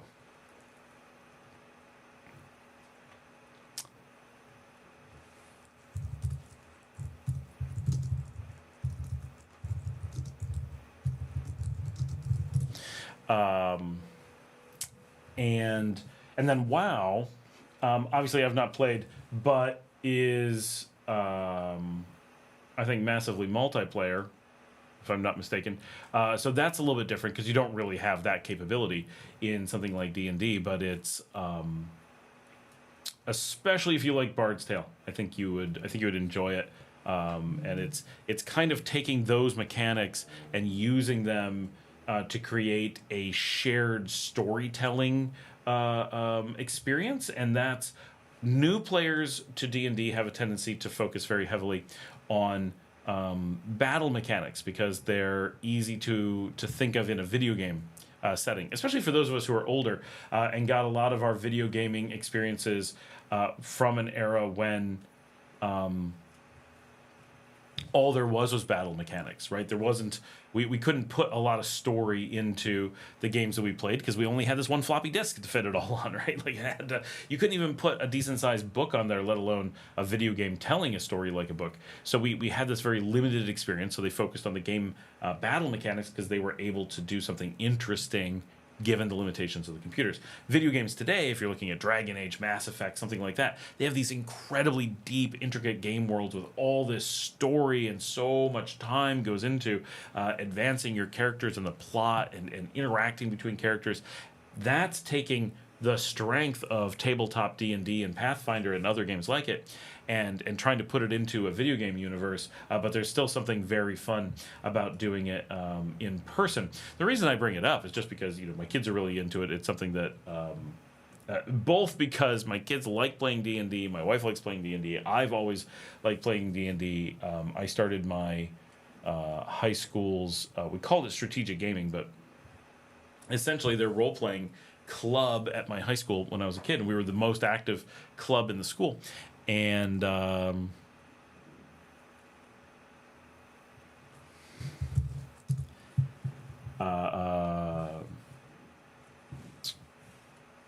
was something that I was really into for a long time, and I was really lucky that a professional game master and someone who wrote for one of the studios actually came and ran my summer campaigns. So I got to play. And that's my biggest thing here is I don't like being the dungeon master. Like, it's okay when I have lots of free time, which is not much of a thing. Alan is chuckling to himself right now. But from a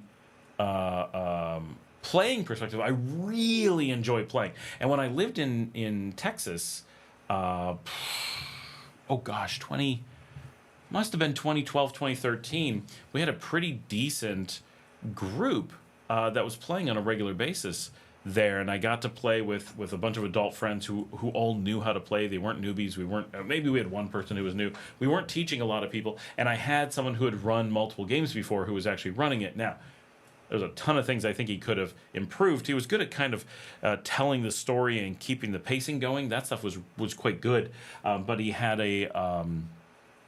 he did the thing, this drives me crazy. I want my D&D game worlds to be like the Forgotten Realms or whatever. I want them to be very straightforward because there's this trend of being like, okay, so this game world is like crazy, bizarro fantasy world, and every single character is some wacky thing. Like, look, I love playing Dragon Quest. I think it's an amazing game, but I also think that having your attacks being a seductive dancing fox and a really aggressive paperclip are bizarre and pull you out of the game world. Right? I get it in Dragon Quest that everything you do is like this role-playing, and then the battles are just this random hokey weirdness, and it's become a thing, and it's just funny, and I love those games.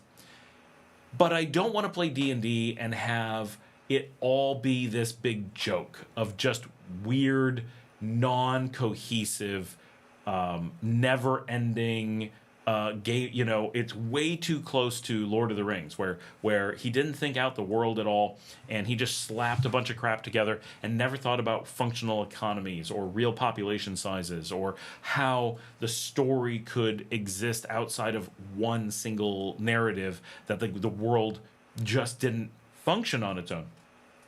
Whereas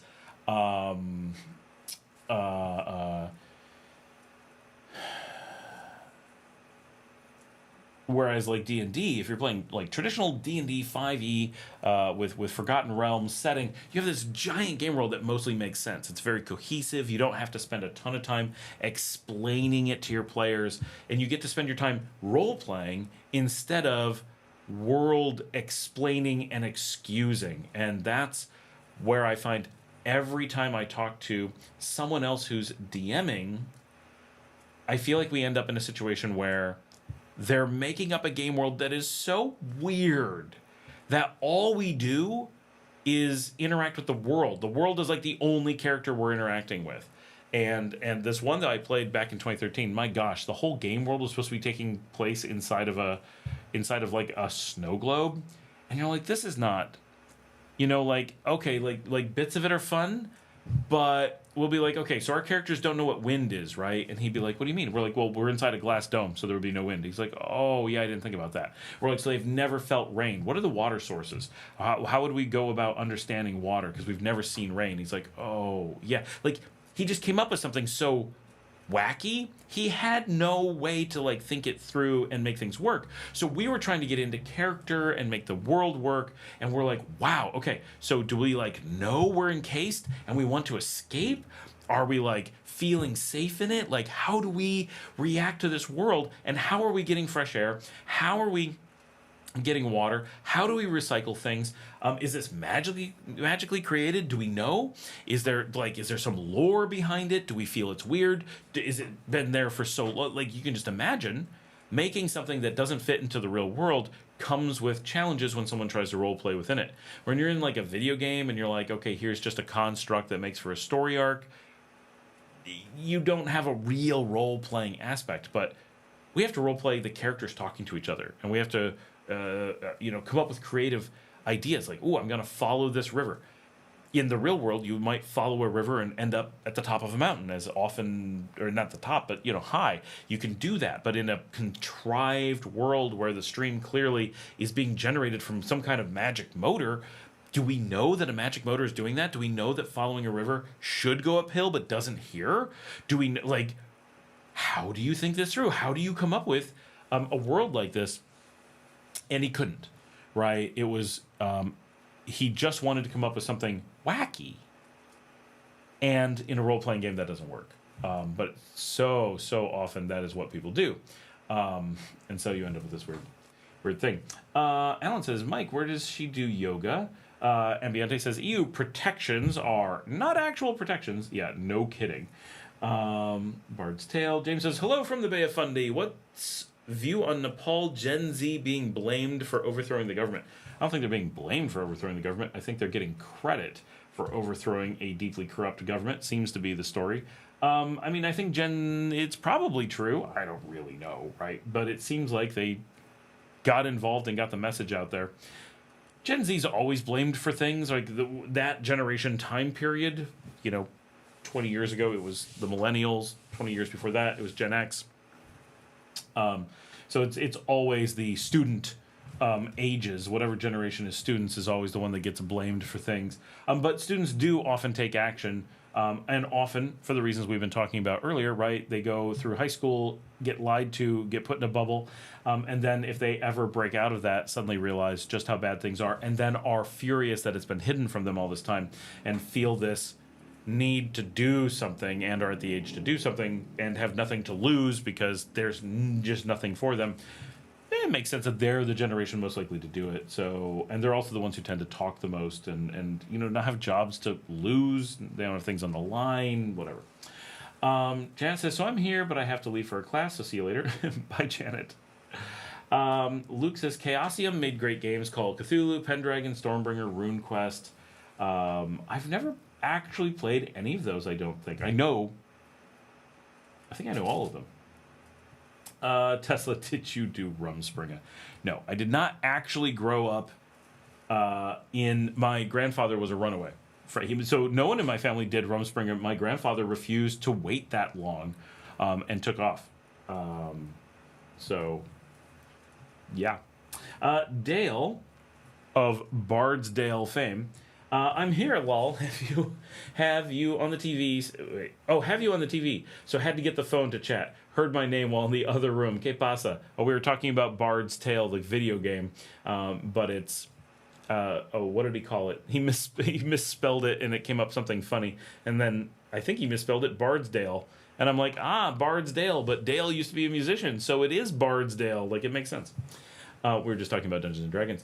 Mike says there's a class at Casa Abierta that meets Tuesdays and Thursdays. Larry's here, your big fan, May, and Hamad and I should come over for December 24th dinner. Is Hamad going to bring over falafel? Because we still can't order that on Peditos Jaw. Just so you know, my kids complain about it every couple days. Like, my daughter is like, I really want falafel. Why can't we order it? We keep checking. Luke says, Geek Alert, I was the president of my high school chess and war games club. Game theory continued while in the Army. Yep, I was in the chess club, but not the president. I was the president of the war games club, or whatever it was called.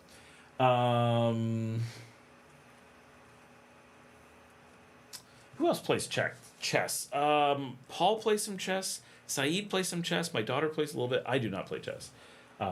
Immediately after saying I was in the chess club. We should get Scott to host a weekly game to start. That's one of the hardest things is finding a time during the week to do a regular group. I would love it. I love D&D. And my kids want to get a game going for them. They're going to do one with their cousins. They did some with some adults, and they're like, we like having... they might get involved, but they didn't like playing it with adults. Partially because the adults had played a ton and kind of had their own vibe.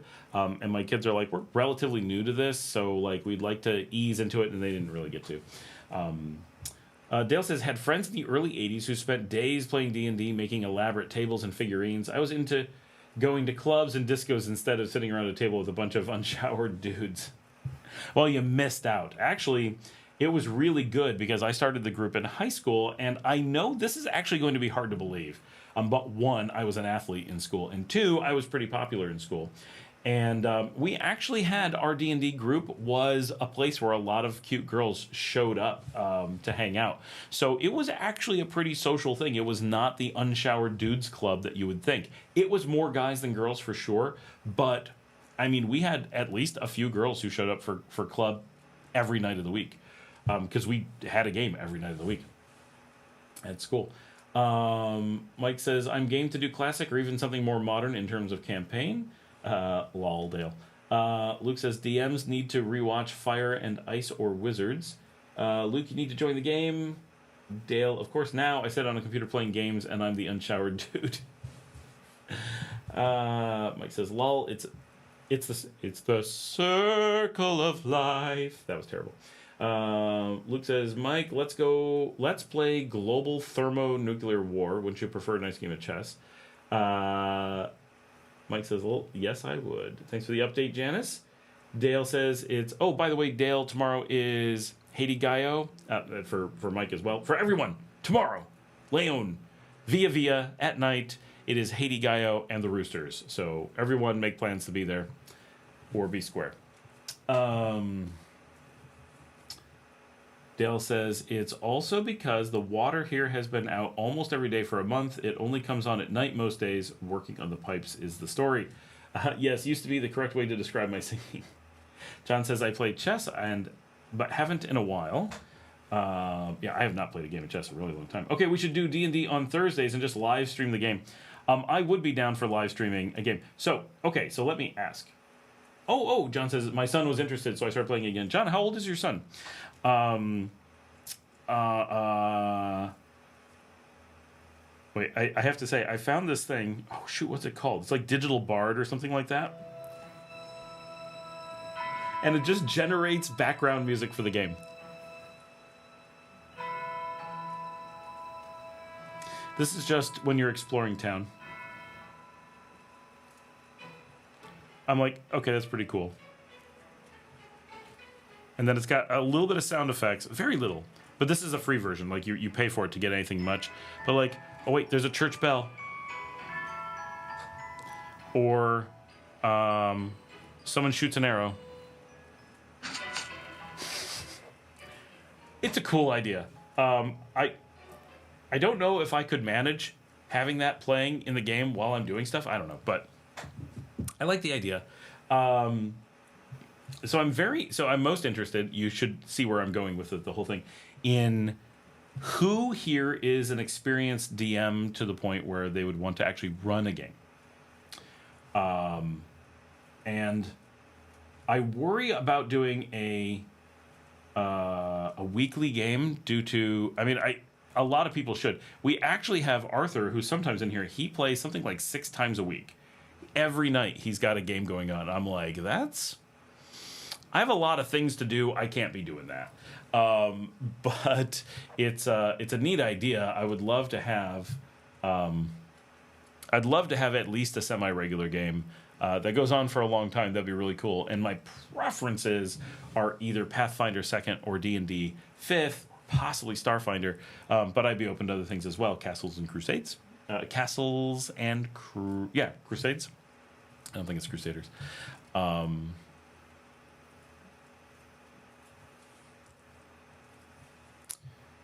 just checking all my stuff. Making sure I'm not missing anything.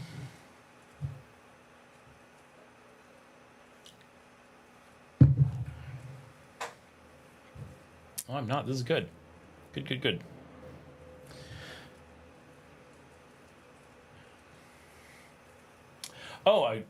One of the reasons that it catches my attention is because this week on the Humble Bundle, I picked up the latest edition, because Pathfinder 2nd Edition has released a remastered 2nd Edition, which is, as far as I can tell, they just reformatted the books. But I did not have a complete set of 2nd Edition.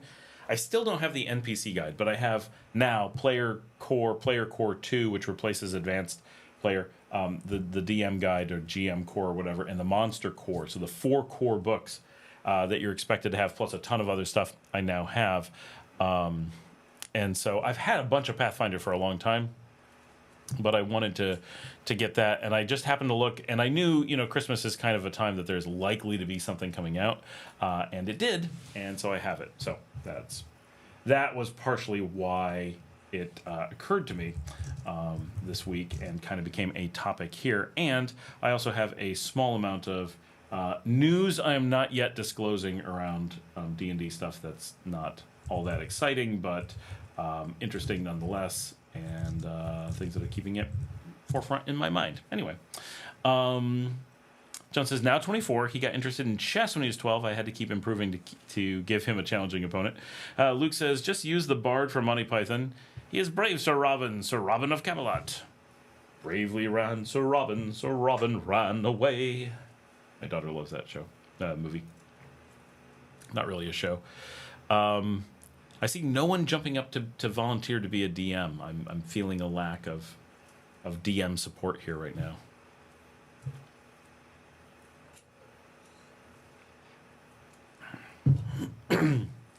We could do an online group, so Luke could be there, or we could do an in-person Leon group. It would be cool. I would really be interested in having a group, but really need to just play. I really get into character stuff. He turned around and he boldly fled. That is one of those songs in my head all the time. I have to DM a group for my kids, so DMing a second group is far outside of my realm of possibility. But playing, and I really do get into my character. I think about it during the week. I love having deep, real role-playing interaction where I'm my character would do this. Well, that's a stupid thing to do. Yes, but my character's stupid. That's what we're doing, right? That's part of the fun, getting into both the adventure and the character is just that's such a great part of play. I do enjoy strategic battle stuff as well, so that is fun. But I'm perfectly happy to play a non-combat RPG. I don't need the combat to keep it entertaining for me the way a lot of people that's what they focus on, and nothing wrong with that. then it's a strategy game. I do enjoy the strategy, but I really enjoy the storytelling aspect of it. My daughter and I last night, we had some downtime. We were just hanging out and we were watching some people play Kingmaker. For anyone who's never seen it, Kingmaker is a specific adventure written for both Pathfinder and D&D. You can play it in either. And it is 684 pages in the main book. And these are big books, right? Not like novels. These are huge. Like, holy cow. Luke says, the 100-sided die, the size of a golf ball, and the divots are so small it took a completely flat surface in 2 to 3 for it to stop rolling. I have had one of those. It has like a BB on the inside, and there's little divots on the inside to help it weigh down. Marcos is here. Hey, how's it going? Greetings from, greetings to Rochester, my hometown. My father is not jumping on until 7:30, he said, although maybe that was his time. Maybe he's already on. I need to ask, did we ever do tuna? Did that happen?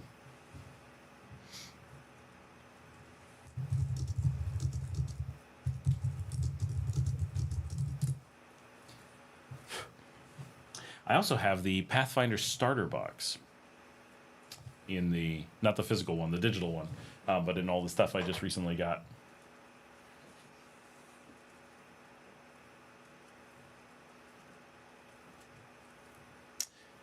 Oh, we talked about D&D. We dropped from 30 to 20 people. See how it is? Get something interesting, and people are like, nah, we're out of here. It is different than our normal. But it is good to have these things. You know, I think... I'll be right back, guys. I have a tuna steak sitting on top of the microwave. I'll be back in a few. Talk amongst yourselves. Find someone who wants to DM for us. And I will be right back. I'll grab a second soda, too. And I'm going to eat on camera.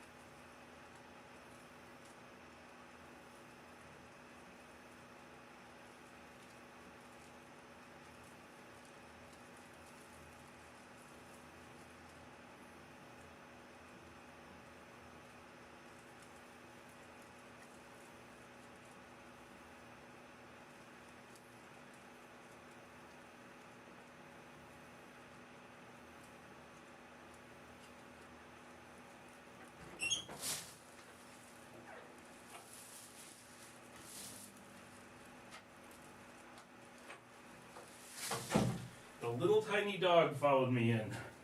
The big ones ran away.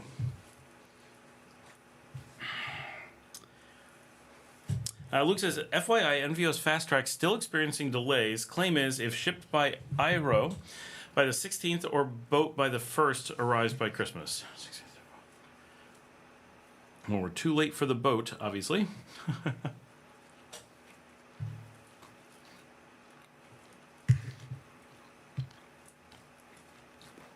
So I apologize for eating dinner on the show, but these things happen.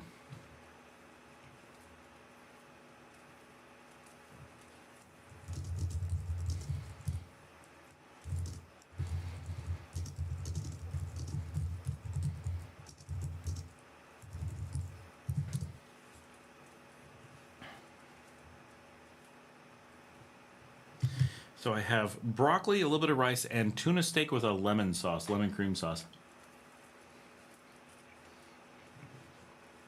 It's a pretty huge tuna steak. And there's 2 more sitting out there for whoever wants them, I guess.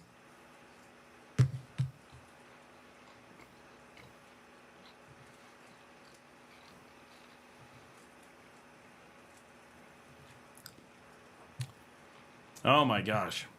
Boy, they're really having problems with that new office out there.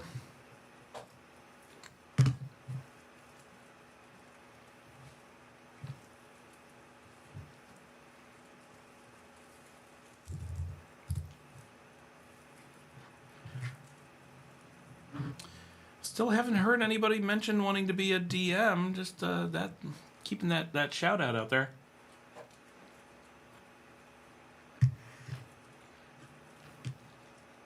It's a pretty good tuna steak. I did a bunch of cleaning out of our fridges. My gosh, so much old food. So now we're finding all the things that are like, oh, we should probably cook this pretty soon.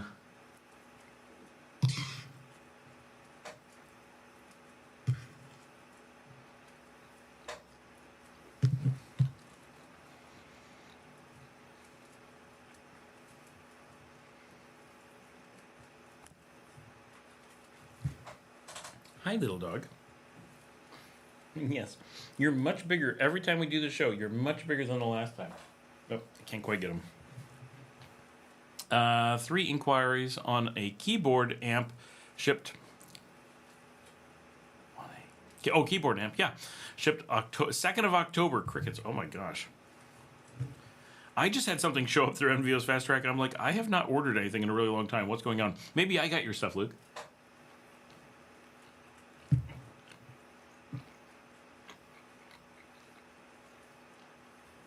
Can you guys hear me chewing? It's really loud in my own head.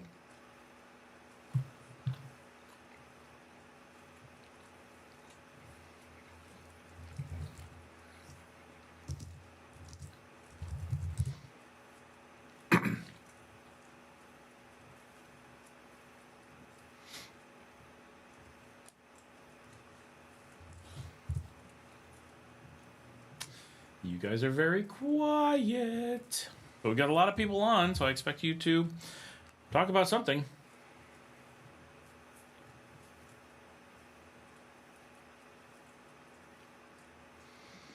John says, is fish stupid cheap there like in Ecuador? Like 3 Shabbat? Well, I don't know.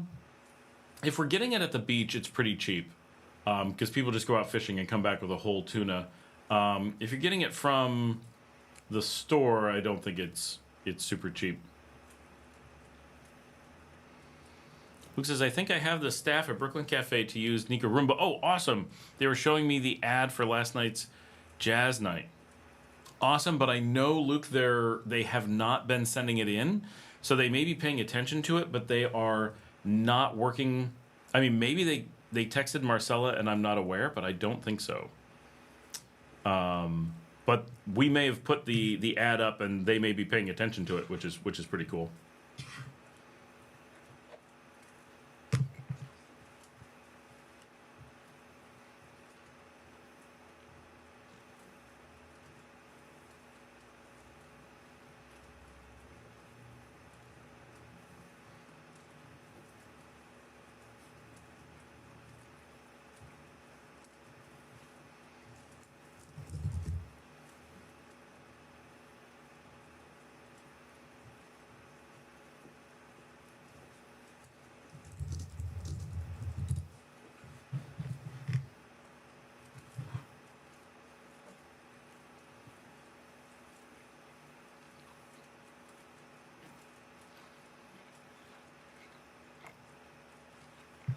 out here our fish either comes from the grocery store, like we don't really have a big fish market, or typically comes directly from the beach. Obviously, there are some places you can buy fish around town, but mostly it's coming right from the fishermen. So if you go through that process, it tends to be very affordable. But if not, I really don't know.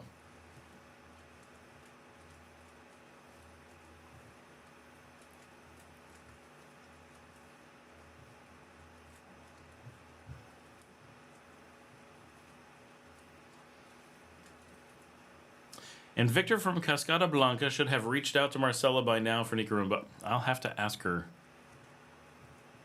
if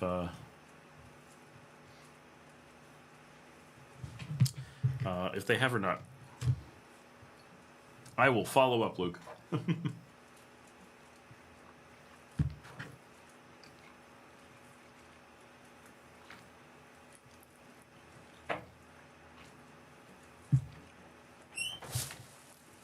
My daughter's here. Oh, with a dog. I've had a dog delivered. It's a dog livery. I do have the little one. He decided he had to be in here. Ton says they also sell whole small tuna for $3 to $5 each, but they are bonita by appearance. Hi, Mia.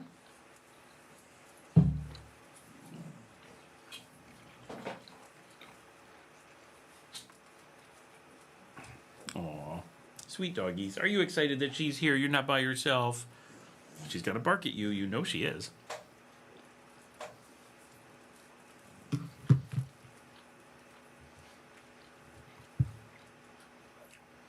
This is a lot of tuna.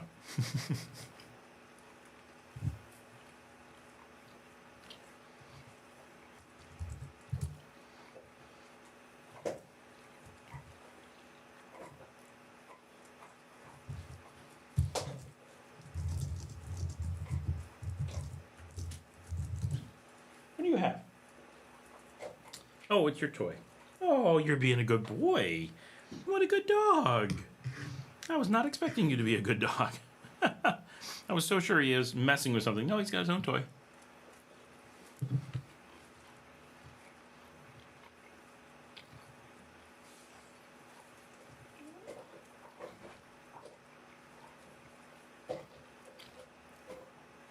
If any of you guys have not yet signed up, go sign up for Nicaragua after you give a thumbs up to the show.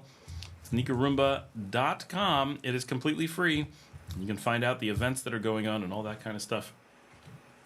Dogs like tuna, just saying. They may not like the lemon glaze, but...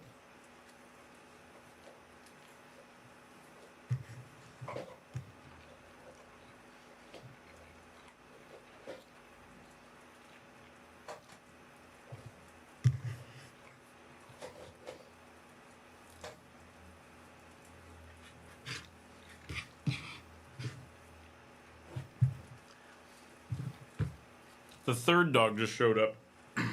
Yeah, that's Clive. We got to go get him. Yeah. We got to let him in. This is when mayhem ensues. 3 dogs in this tiny office. There he is.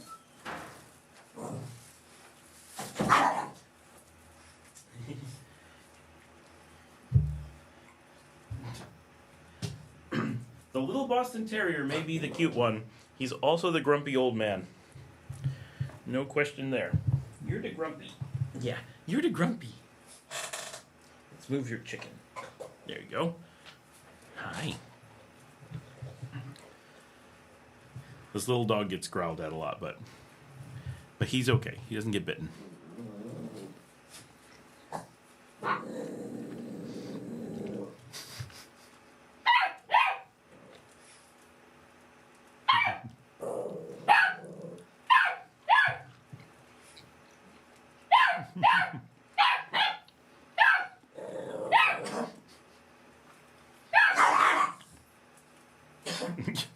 He's not fooling around. They will have swallowed it long before the taste of lemon sauce registers in their brain. That is true. They eat very quickly. Actually, the little one doesn't eat that quickly. The big one definitely does. See, you've had this cough. This is why.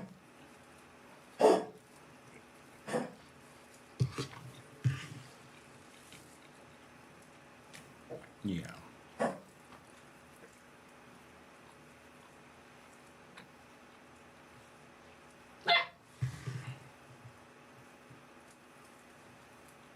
You guys are quiet. I get to just keep eating. The little puppy's like just pushing his luck. He's looking at her, just barking in her face. Or in his face. Yes. And I'm like, you're a good boy. Even though you're grumpy.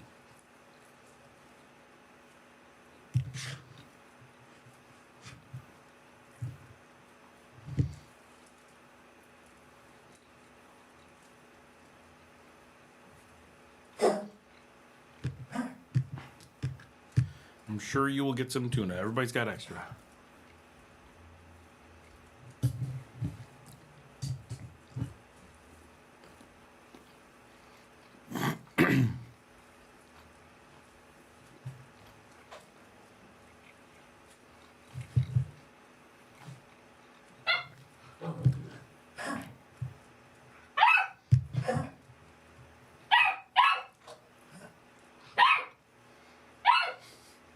If the camera was easier to move, I would.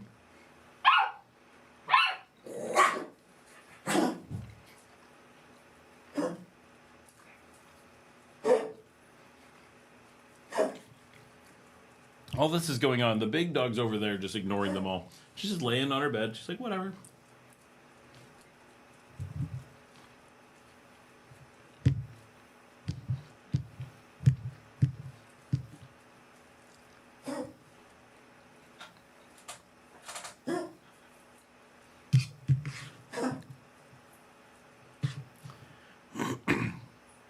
You and your cough that never goes away.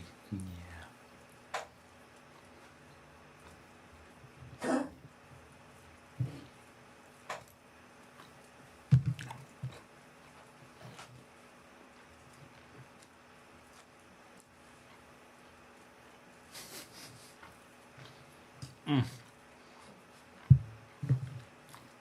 The little one is right here, just off camera, just enough. Okay, there we go. Here he is. He's a maniac. He's not really trying to get my food so much. He's mostly just trying to be in the middle of things because the big dog's trying to get the food. But this was the little tiny runt that we thought we were going to lose just a month ago, and now he's such a big dog and he's so healthy. And a problem. Yes, such a problem. But he's a sweet boy. Yeah, you're a sweet boy. Ooh, John, congratulations. Level 30 in Duolingo. What are you trying to get? What are you trying to... Oh, now you know there's food. Now you understand. Now you're like, this is what they're begging for. Oh. Are you going to let me eat? If I put you down, the big dog's going to get you. Yes, he is. Stop it. Aw. They all think you're adorable. Yeah, you're famous. The other dogs are like, why are you holding the little dog while there's food? We don't like this. Luke says, Mike, if I delve back into RPG, I'd never study my Spanish or content creation. Oh, are you stuck? Is that the problem? No, you're not stuck. Okay, do not bite my ears.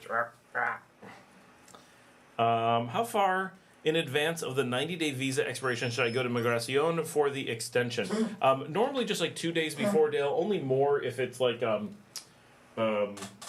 Sunday. I'm putting you down. There you go.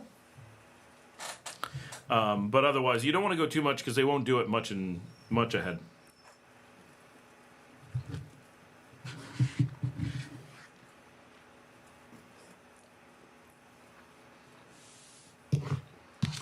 What we need to figure out how to do is how to play D&D while at Via Via during the super loud concerts.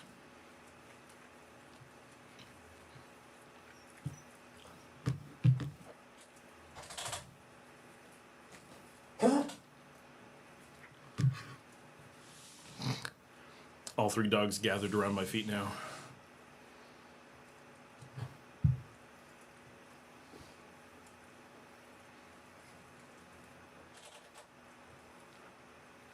Where'd he go?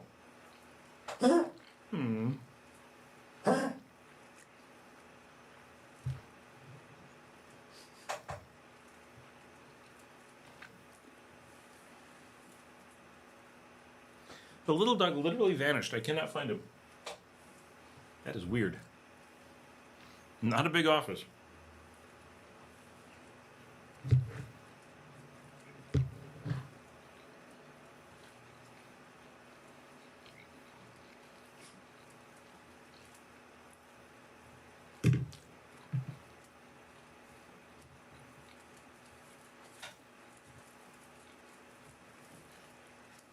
And he's back.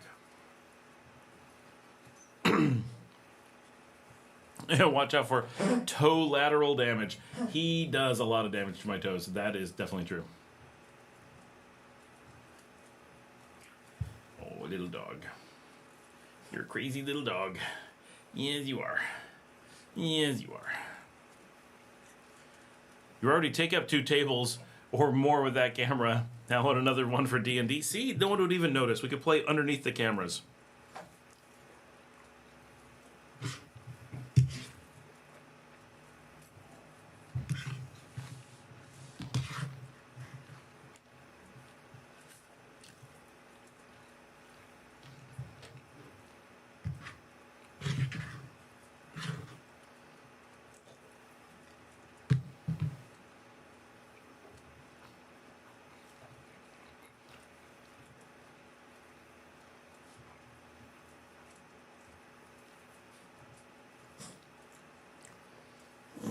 Hi. Yeah. You gonna pop up so you can say hi to everybody. Here's the old grumpy man. Yeah, with a cough.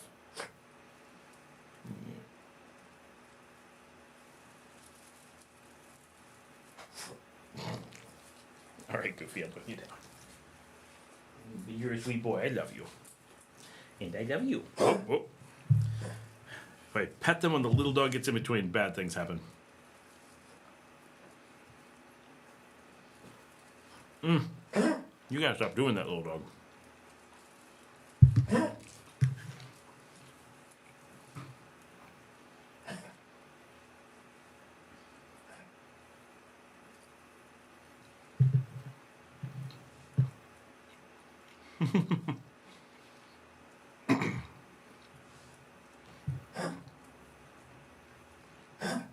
We'll have the full rig there tomorrow. But it'll be easy. I can film concerts and the D&D session all at once. I'm actually interested in filming a D&D session with a 360 camera in the middle so we can just spin it around. Hi, Crazy.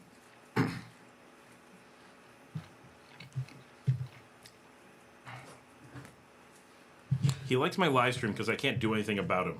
I'm like a captive audience.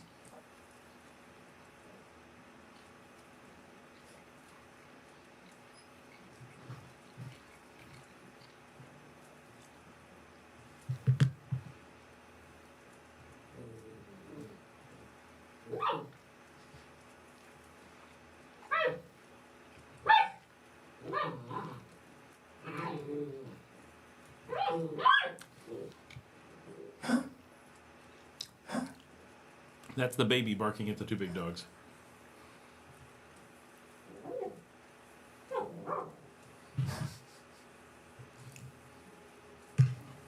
It's a very silly little dog. Yeah.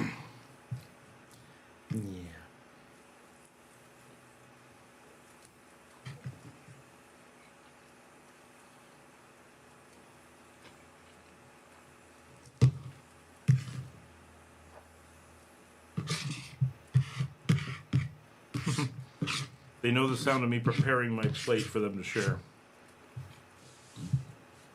You guys ready?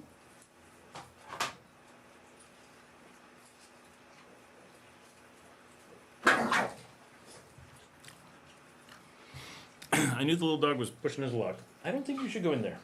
He will bite you. He was just, that was a warning, but he will get you.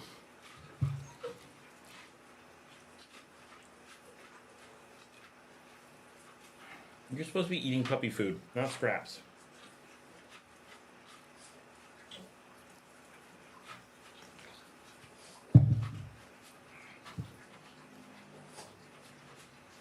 They're much happier now that they got that. Free coach Ron Williams is here. Hey, Ron, how's it going? So I just finished eating a tuna steak. So I'm just feeding the dogs with that.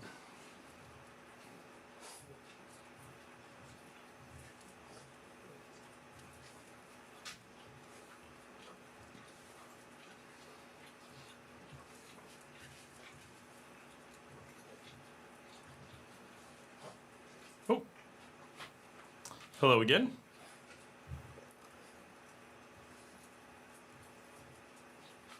Oh, and there's the Boston. Hi. He pops up to ensure that I didn't secretly keep anything on my desk that I didn't give to him. I really don't do that, little dog. You get everything.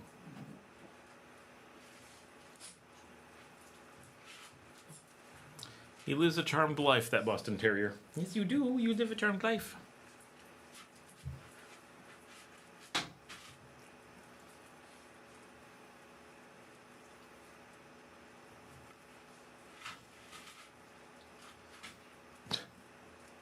The little puppy is moving my studio lights.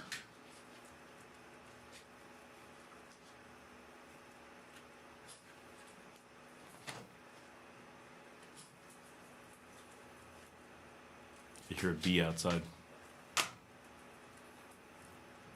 All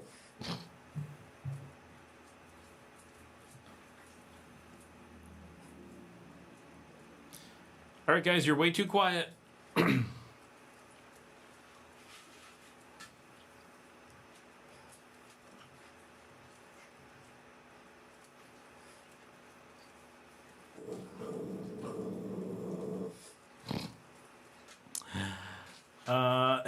Bon appetit. Gracias. That was plenty of food for me. There's a lot of leftovers in the kitchen. Oh, is he too close? He was laying down. Clive. Okay, now that's too much. Oh, why is he getting... Why are you getting so close? Why are you being stupid?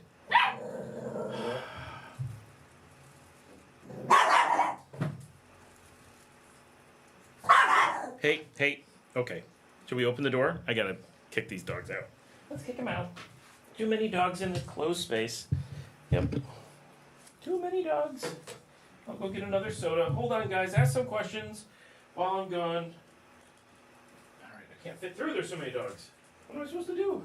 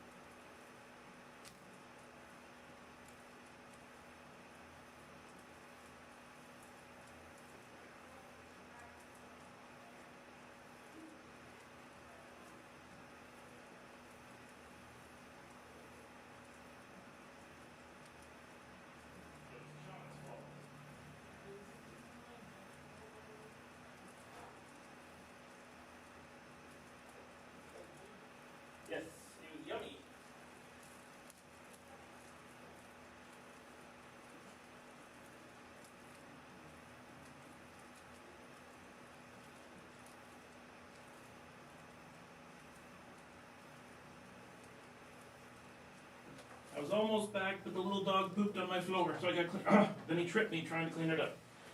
Why are you like this?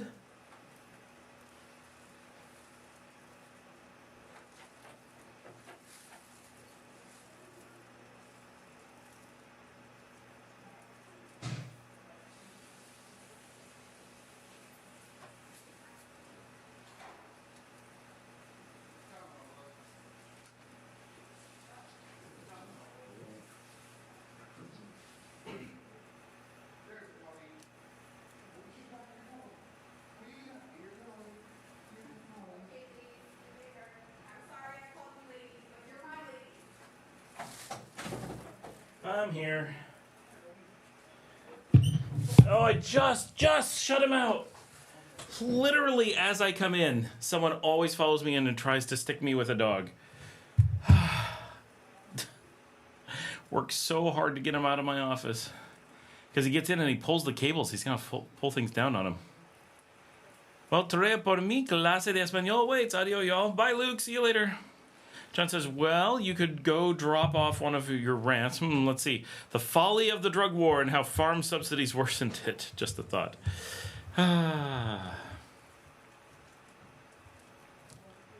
We had lots of people on earlier. We've kind of dragged down. What's going on?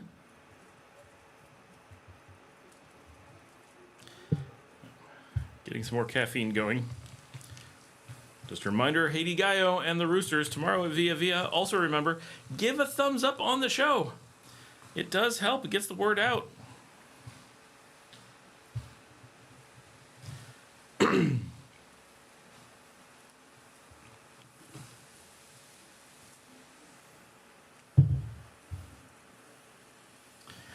getting this caffeine going.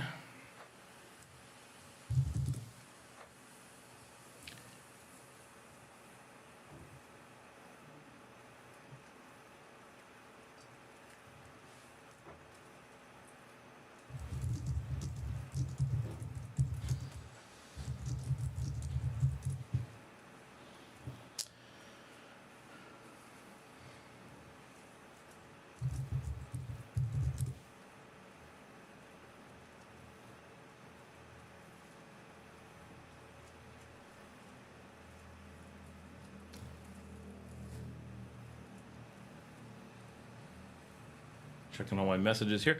As most media outlets have found, discussing D&D as a detriment to engagement. No, that is not true. Especially now with Stranger Things making it such a popular thing.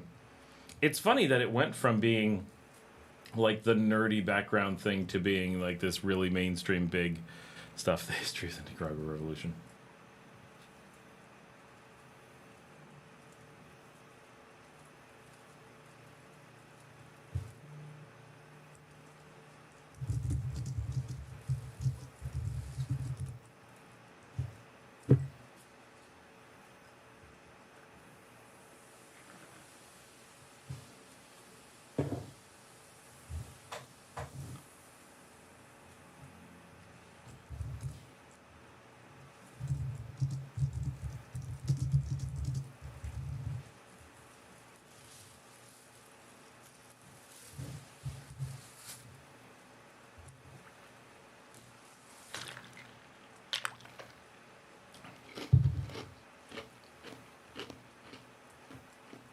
Something I find surprising is, still talking about D&D, is how many views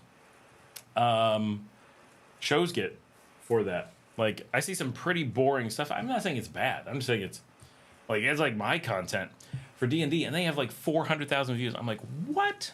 This is wild. Stranger Things did make a Kate Bush song popular again. It totally did. That's pretty funny. Gooch, while I'm in San Juan del Sur, it gets more sad every time I'm here. Lots of zombies on the streets. It's starting to look like a tropical Vancouver. That is sad.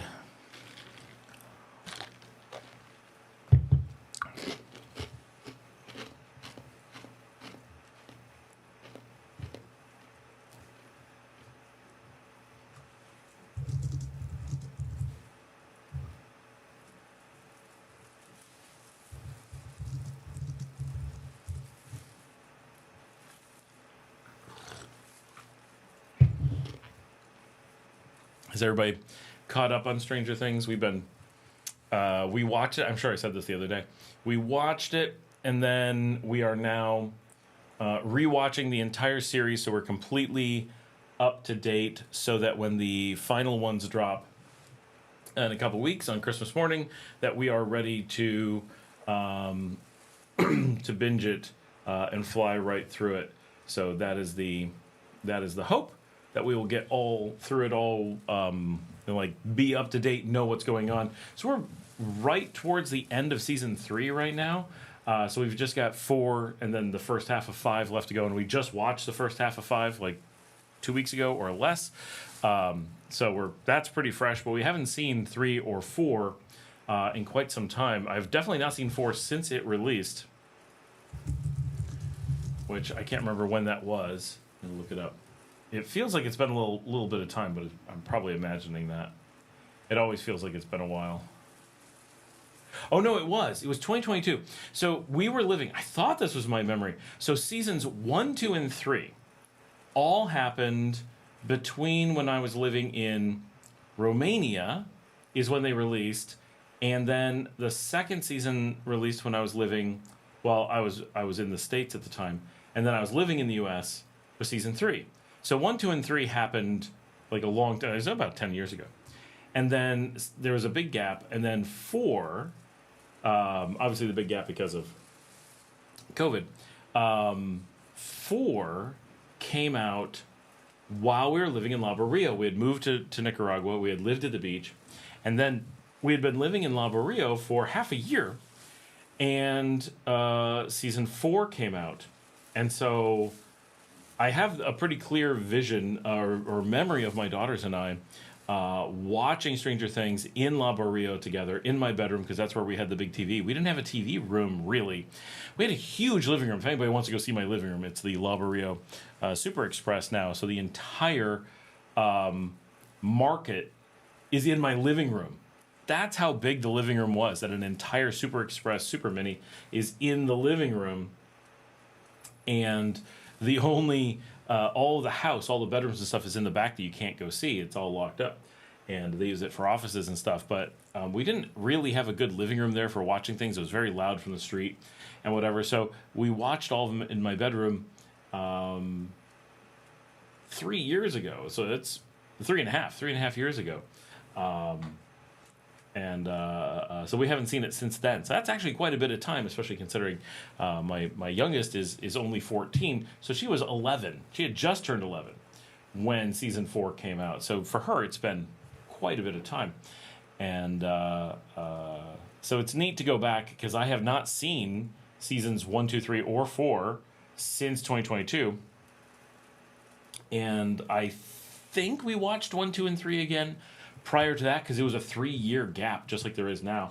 Why there needed to be a 3-year gap this time, I have no idea. It has made the actors so old for these parts, it's a little bit weird. But the new show is quite good. Other than that and the terrible computer graphics. Dale, I recommend it. It's not a very long one, even though it's 5 seasons. It's 3 seasons of 8 episodes and 2 seasons of 9.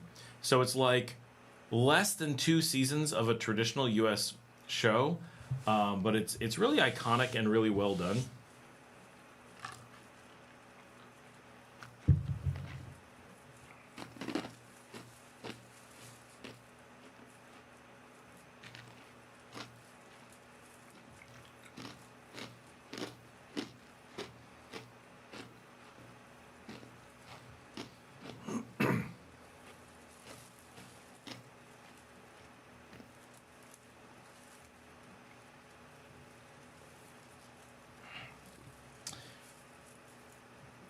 Gooch Gooch says the drugs have taken hold here. It wasn't like this before. Oh, down in San Juan del Sur. That's too bad. Okay, hold on. Dale says, Running Up the Hill, one of the great songs of the 80s. No, what the heck's the name of the song? I don't know the name of the song, but it's definitely one that you would know. And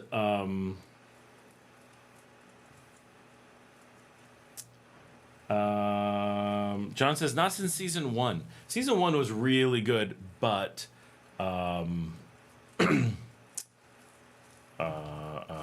I think they did a really good job for the most part of continuing the other seasons. It's not always perfect by any stretch. There's some things I wish they would have done or differently or whatever.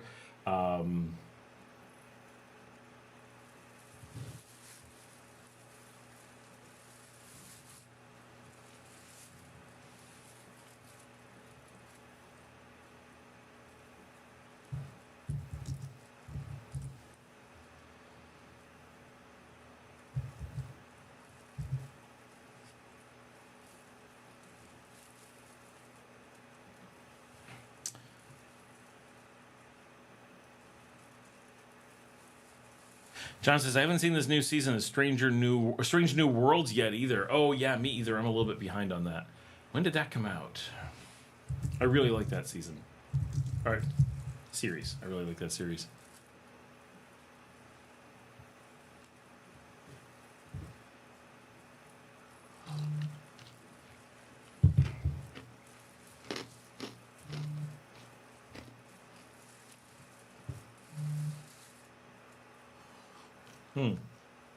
July.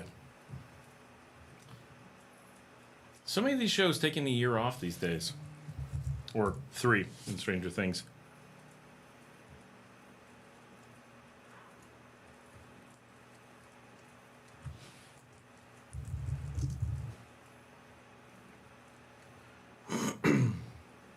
I am missing the 3rd season of Strange New Worlds. All right, cool.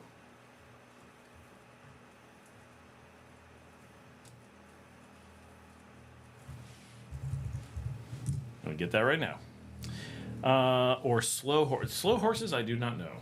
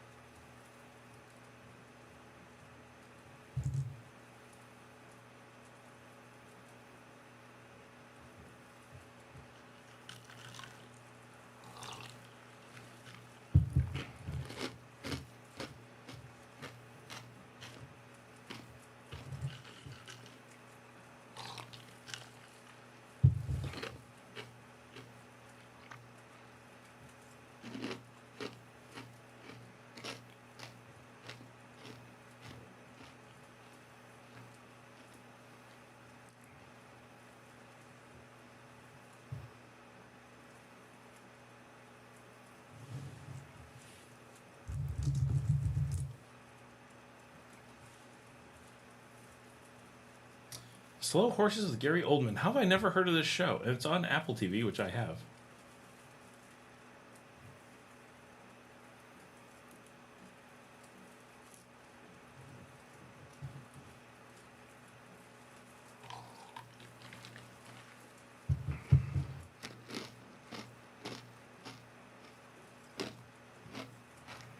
Kristen Scott Thomas, Jonathan Pryce. Wow.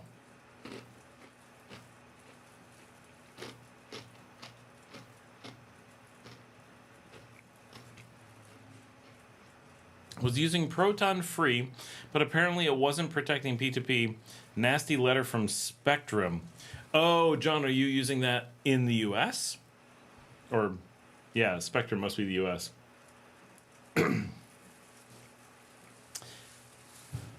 What is Proton free?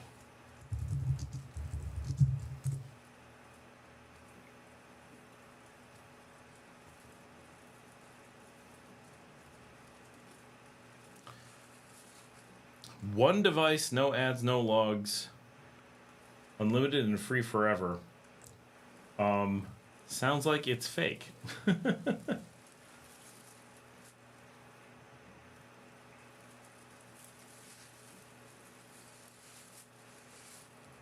Yeah, we don't have to do any of that down here because it's all completely legal.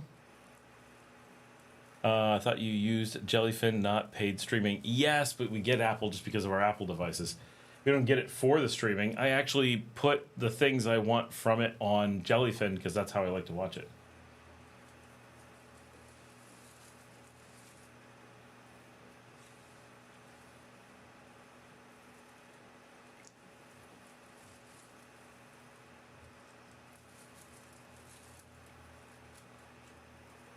Ah, you're right, John. I'm just looking at their site. I don't know who this Proton is. Are they related to that scam email company? P2P support. Share files with your friends safely and securely. So upgrade to Proton VPN Plus for more features. Apparently in those features is the VPN. So they're not using the term VPN to mean VPN. They're just lying about what their service is. Oh, this is Proton AG from Switzerland. You don't want to be involved with them. They're just like for cartels and stuff. Like, this is not a legit company. Working in IT, so no legitimate business is based in Switzerland. That just doesn't happen. It's not real, because if it was real, P2P would have to be covered. How could it be a real VPN without P2P?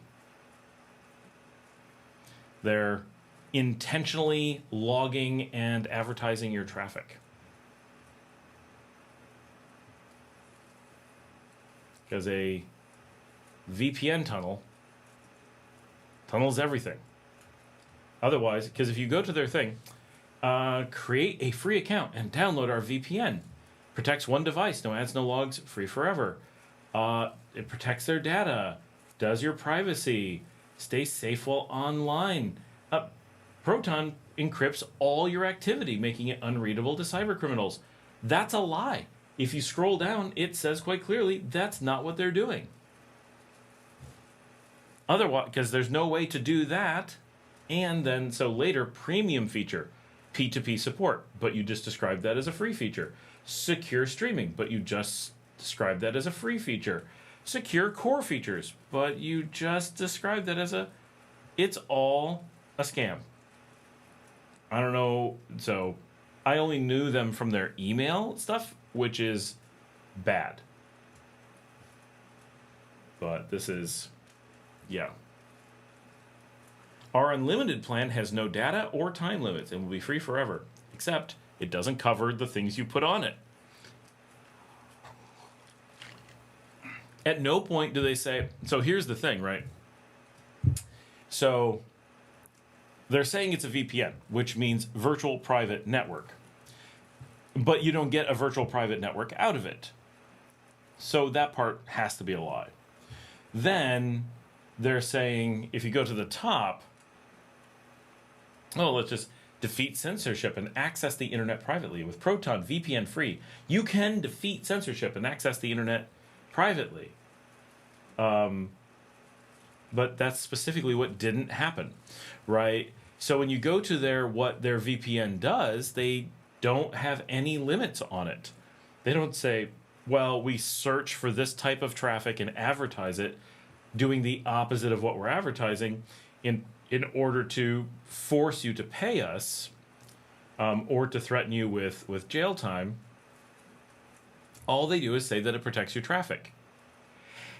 Later, they say if you want to protect specific traffic, you have to pay for it.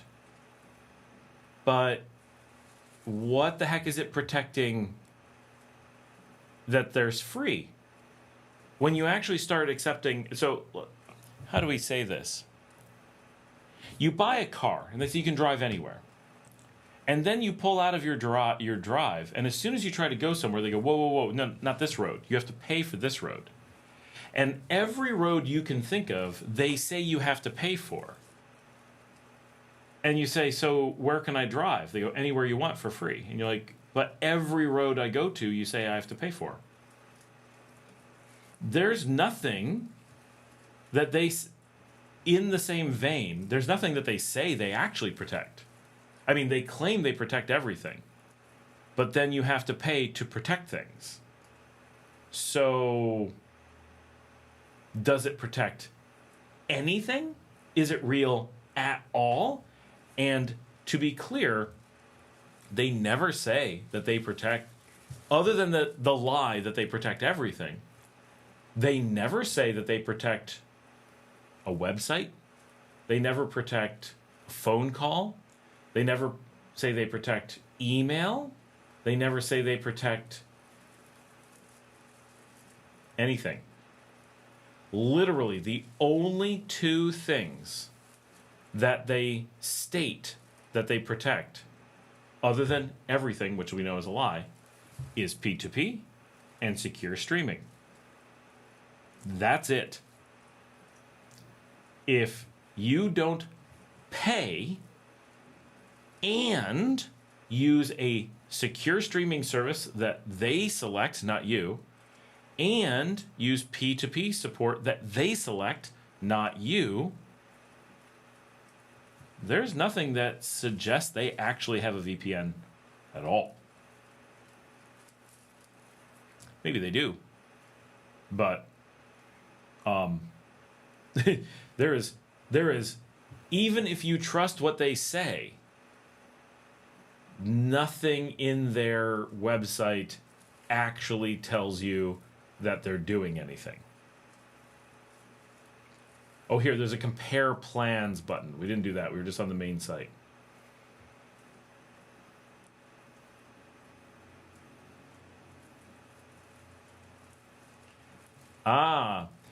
So here, if we go into their free unlimited no logs VPN comparison list, it says private by design. We believe everyone has the right to privacy, which clearly is not true. They didn't believe that you needed that or even information about it.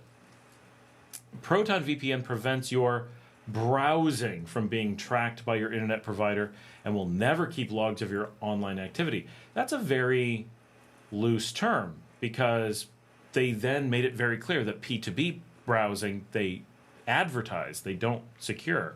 So how are they using the term browsing? Which browsing? Does it include downloads? Does it include from a browser? Is it only certain browsers? Is it only certain websites? Where's the limit come from? And what makes browsing in one case protected and browsing from another not, right? Because P2P is just another form of browsing. Let's also read this. Proton VPN is an easy-to-use free VPN from the team that created Proton Mail, the world's most popular encrypted email service. Just to be clear, it is not. That is a lie. Gmail is the world's most popular encrypted email service. I'm not saying that it's good. I'm just saying it's more popular, followed by Microsoft. Proton is not in the top, 5. Just to be clear. Flat out lies. Which is everything we know from them. Is a problem. They have an error on their page. That's funny.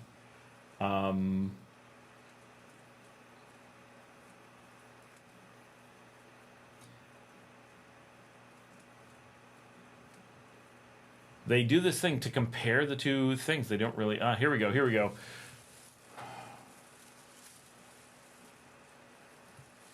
So the free, all it says is secure one device. They don't do that, right? We proved it. Medium VPN speed, whatever that means.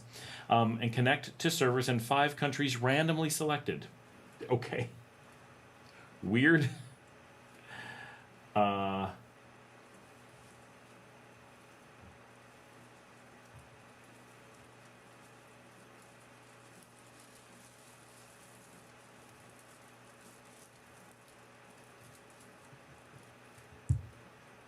So according to this, does using the free plan compromise my privacy in any way? No, they say. The Proton VPN free plan has the same level of security as our paid plans. That goes directly against what they say about their paid plan. What's PIA?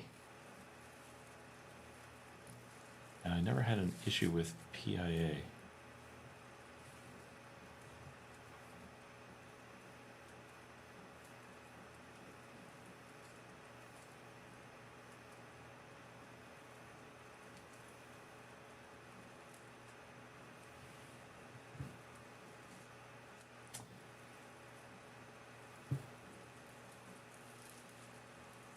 Except Prime Video won't work with a VPN. Well, it'll work with some. Richard says, but it seems complicated for me, so I just use Surfshark because I can use it on my phone easily. Oh, private internet access.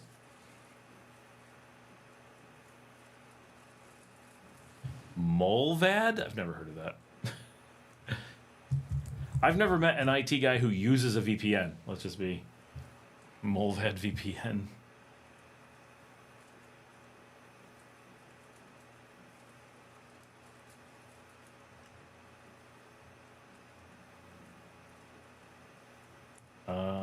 Huh.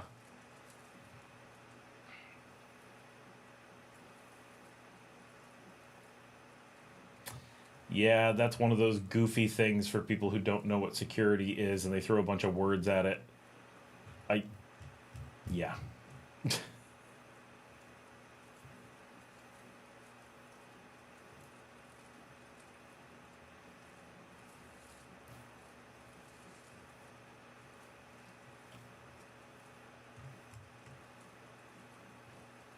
And they have their own browser. That's great. So useful.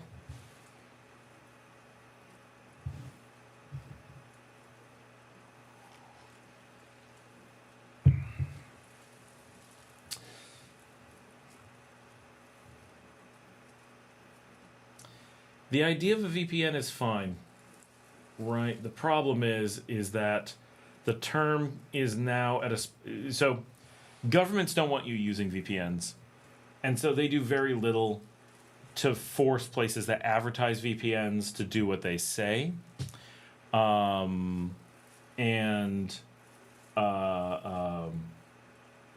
Switzerland specifically is used as a place to put businesses that are doing things that wouldn't be allowed other places.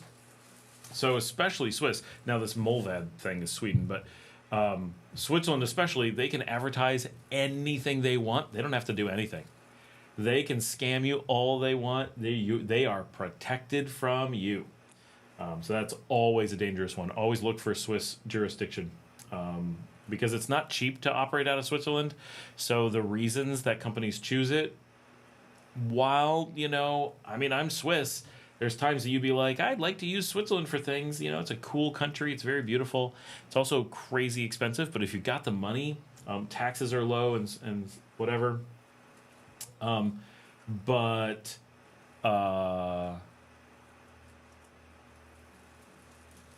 It's...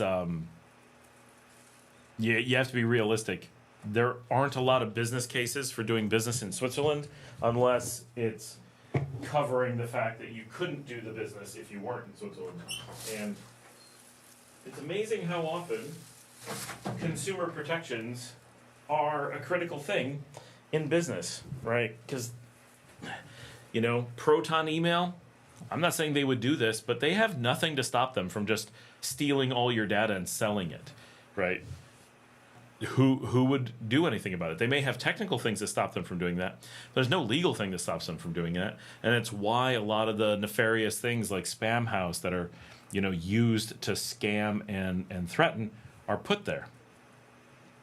Molvad VPN app will block unless connected, so pirating will work. That's nice, but it's not that hard to deal with, right? That is a handy thing, I guess, for pirates. Just for pirates who are sloppy, that's handy to have for sure. What's interesting is you could just have a VPN in Nicaragua and have everybody do all their pirating through it, and it wouldn't matter because it's completely legal.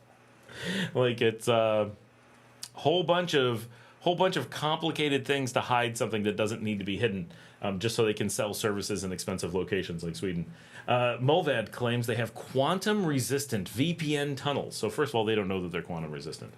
And they say you can choose quantum-resistant VPN tunnels on all our supported platforms in case future quantum computers succeed in breaking today's encryption. Well, that doesn't make any sense at all. Why would you need them today? Because VPNs only encrypt in the moment. If you sent something 2 seconds ago and I could break it now, that's useless. I have to have broken it then. You only need a quantum resistant tunnel if there's quantum computing already. So that's just dumb. Now that they're thinking about it, that's cool, but it implies that their market isn't people who know what they're doing.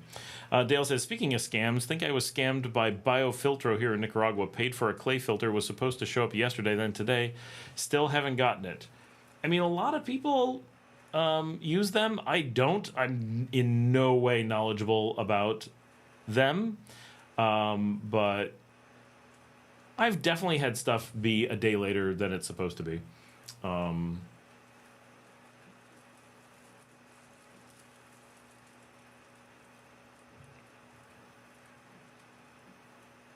Combats traffic analysis. Even if you encrypt your traffic with a VPN, there's still a risk that your traffic can be analyzed. That's why we've developed DAITA, the Defense Against AI-Guided Traffic Analysis.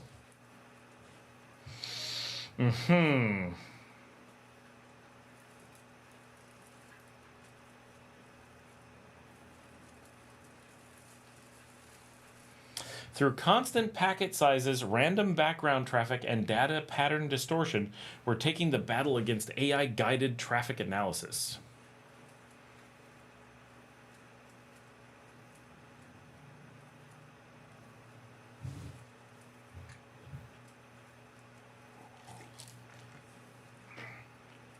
Okay.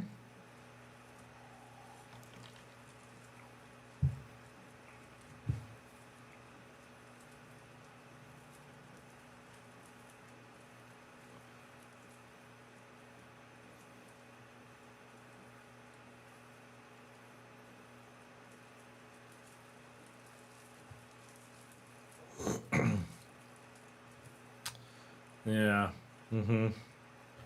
I mean, okay. I'm not saying it's bad. I'm saying feels like we're stretching it.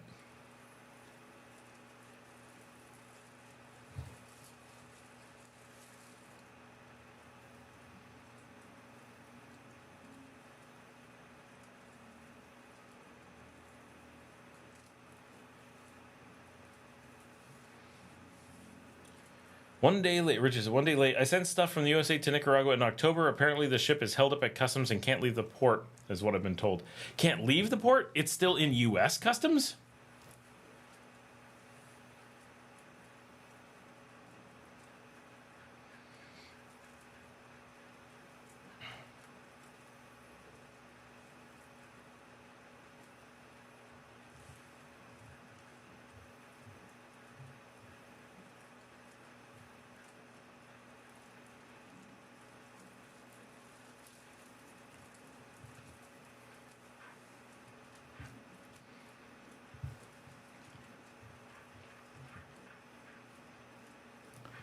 Is that like a big thing now that things can't ship out of the US?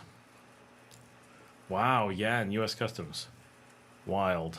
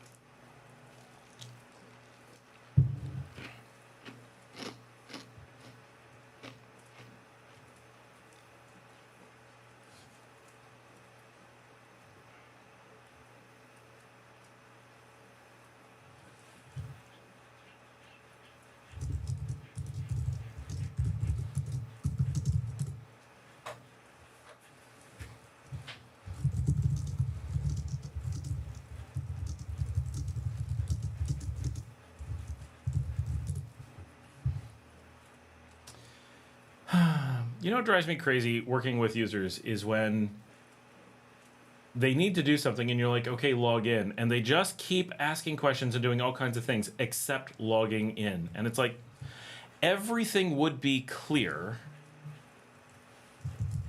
Everything is clear once you log in. Nothing will make sense if you don't. Like, why not log in first and see what questions you have, rather than asking every possible question and then being like, how do I log in, over and over and over again? Like, just, there's a username, there's a password, just type them in, and it just, ugh.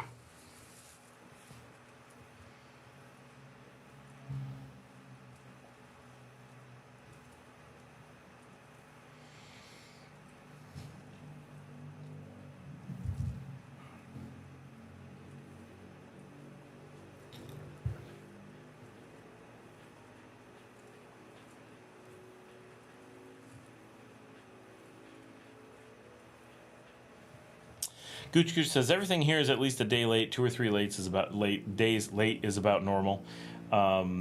Richard says, yes, apparently the notice I got said the ship was randomly selected by U.S. Customs and Border Protection. And it will take at least 30 business days before it will clear. Oh my gosh. That is insane. Just a reminder. Do business with China, not America. And that's not a reminder from me. That is a reminder from apparently Customs and Border Protection. That is what a 30-day hold on sending stuff to yourself is. That is unreal. In 30 days. Like, it's got to be a day because we're like, okay. But 30 days, randomly 30 days, you can't predict stuff. That's how do you can't be a manufacturer in the United States. As a business person who might manufacture things, just that is look, I know it can happen, but like, this is just a thing. We randomly give you a 30-day hold. That is open war on American business. That is a shot over the bow of manufacturing in the United States. Who would invest in making things in the U.S. if you're like, well, I put up all this money and now we can't ship things to our customers, and we're going to get sued because we chose the jurisdiction, and we're not going to meet our deadlines and requirements. And like, that's a serious problem, to not be able to deliver your products to customers. You know, for us here, we're just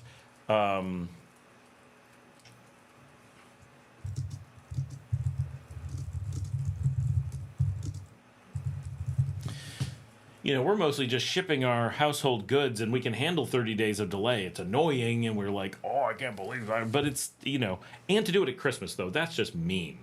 But that's the name of the game. But, but a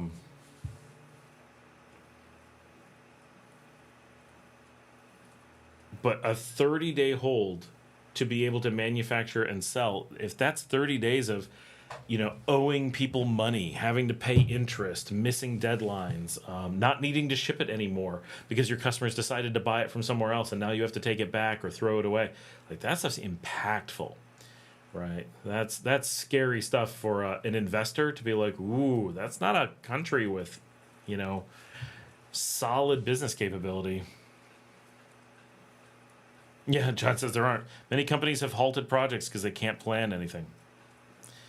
Yep, that's real. When I order from China, I get things in 2 days. Like,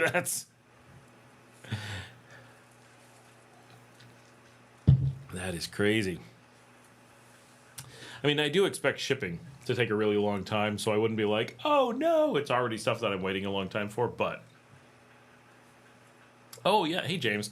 How have you missed this? This has been such big news. Yes, China has preferred trade agreement with Nicaragua. None of us are doing Alibaba or Temu. Like, I've never heard of a person who actually wanted to order from Temu. That's weird. But AliExpress and that stuff, people are ordering. The entire country is getting everything from China now because we have free trade agreement and direct shipping that doesn't go through the U.S. Because of these problems in the U.S., China set up direct trade routes to Nicaragua so that there's no delays, no costs, no overhead, no monitoring from the U.S. It's completely bypassed. So we now have much lower cost and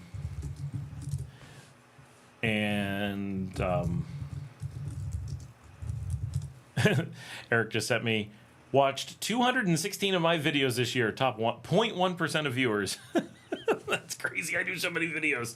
That's nuts. So getting stuff from China here, we're only starting to like figure out the small time shippers, so that's new. But the big stuff, the shipments just never stop coming in. That's where the cars are coming from. It's where the trucks are coming from. It's where all the Chinese store stuff is coming from. It's where like people are shipping from China nonstop, and it's where all of our food is going now that we're not shipping food to the U.S. so much anymore. China has really replaced the U.S. quickly for this region and Nicaragua easily. And so even with the collapse of the market with the U.S., like the trade market between Nicaragua and the U.S., because the U.S. is cutting Nicaragua out, Nicaragua's trade is still growing. They're growing faster than the U.S. can cut it off. So if the U.S. ends up figuring out that they would like food and stuff and needing to ship it in, Nicaragua's going to be struggling to produce enough, right? Because suddenly Mexico's taking a ton, Chile's taking a ton. I saw a map recently of all the places. All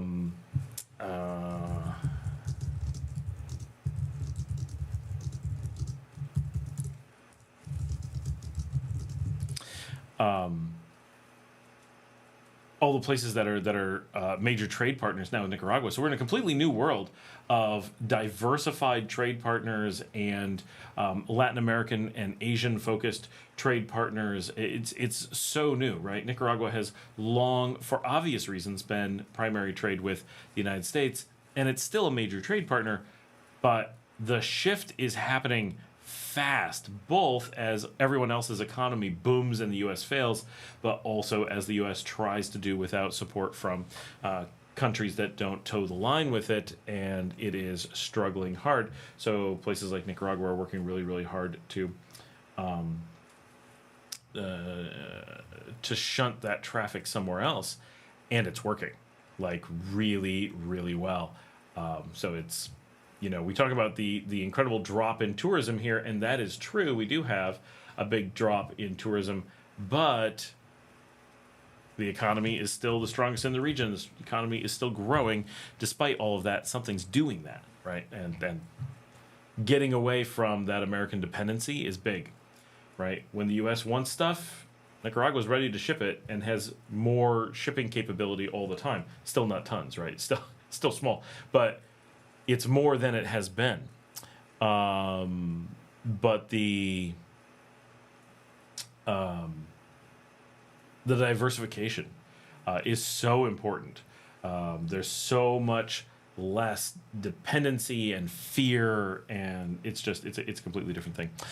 James says, how are the brokers? I've not worked with any of the Chinese ones, but some of them are the same as the ones going to the U.S. People are shifting what they do now, right? Because it's not just that the shipping from the U.S. is getting harder or whatever. It's also that China more and more makes the things we want. Where do you want your phones from? Where do you want your computers from? Where do you want your stuff from?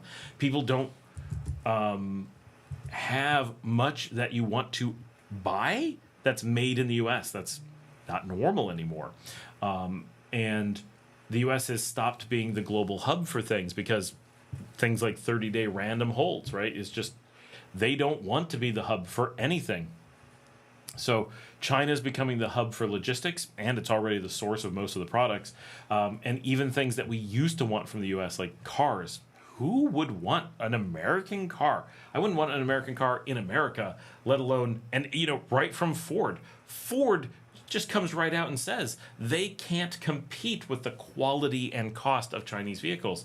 There's a reason why the U.S. and nothing says lack of faith in American products like tariffs on Chinese cars. You want to tell every American just how much the White House believes American manufacturing to not be competitive? is the amount of tariff they put on foreign cars, right? That's one of the most extreme advertising, screaming it from the mountaintops. We don't believe in America, or we would have let them compete and brag to the world how we make better things cheaper. Instead, like, we have to put protections in place because we can't do it. Nothing we do is enough to make American business competitive. We can't make people good enough at it. We can't make our logistics good enough. We can't make our system smooth enough. We can't get our shipping down, whatever. We just can't do it. So that lack of faith, which I think is extreme. I think the U.S. could do it, right? Like, I have faith that the U.S. could do it. I don't think the U.S. wants to do it. That's the bigger problem. But it can't do it now, right? The government has made it that there is no incentive to do that. So we have these quite high quality vehicles at very low prices coming in from China.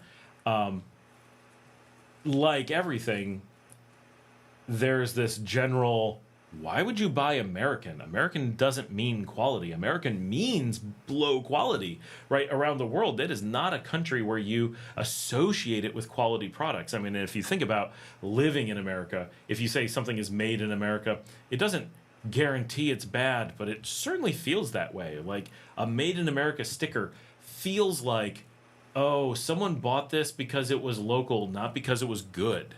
Right? Which is not necessarily true, and definitely not fair to companies who are good and local, but not many are, right? But it's a badge that doesn't speak to we're bragging about the quality of our products.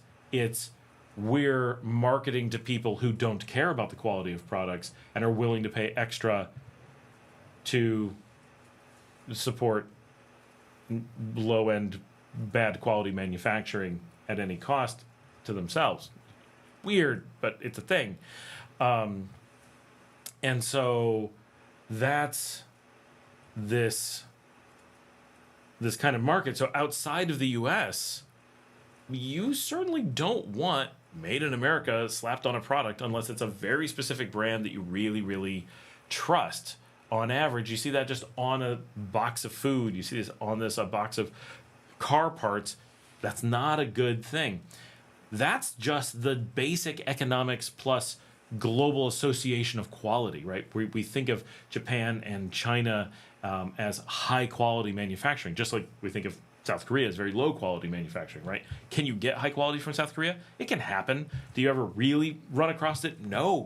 Countries kind of focus on either making high quality stuff like Japan and China do, or making low quality stuff like Korea does. And that's just their thing, because they know, just like the US has given up on high quality stuff, it becomes a brand at a national level. And once people know, oh, you got a shirt from the US, I expect that'll wear out quickly. And it probably will. No one's going to make a high quality shirt in the US. But if you get one from China, well, you're probably just middle of the road, but still, it's middle of the road. And we did, John, you're right. And so there's this huge seeking of quality and good prices coming from Asia.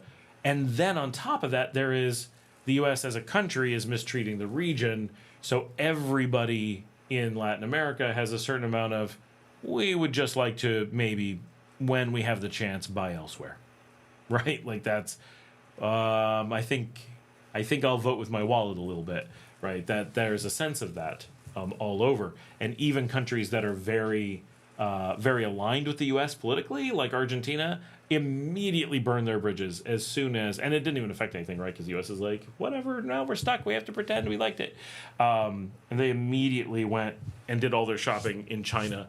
Rather than the U.S., right? Even with U.S. money, because it's just it's crazy not to.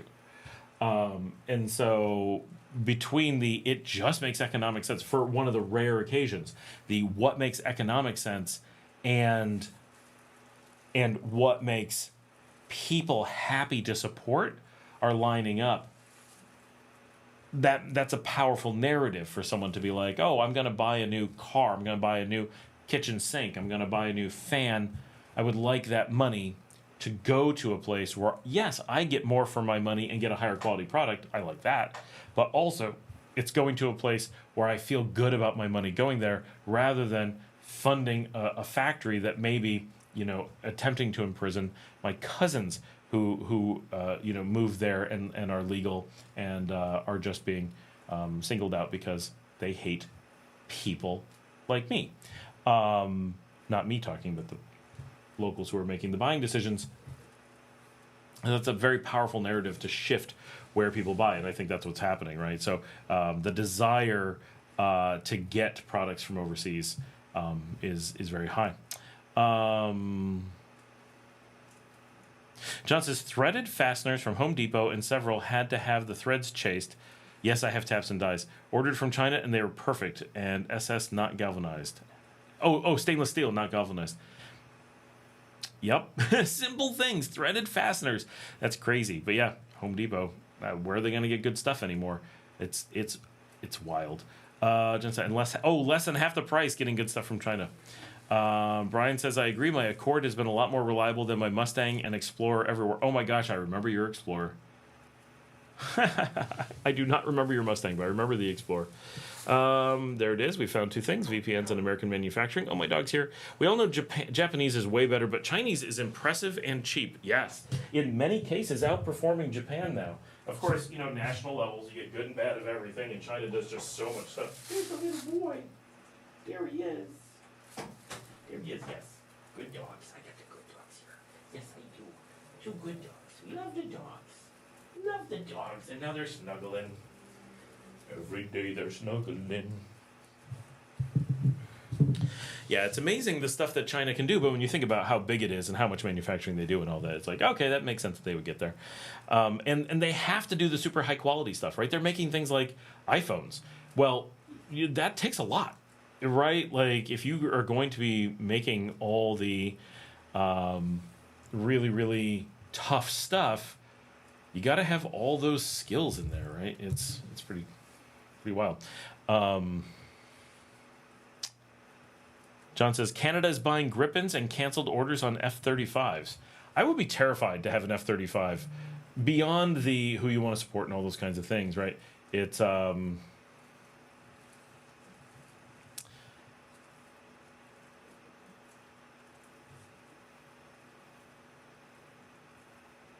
I'm going to read something in a second.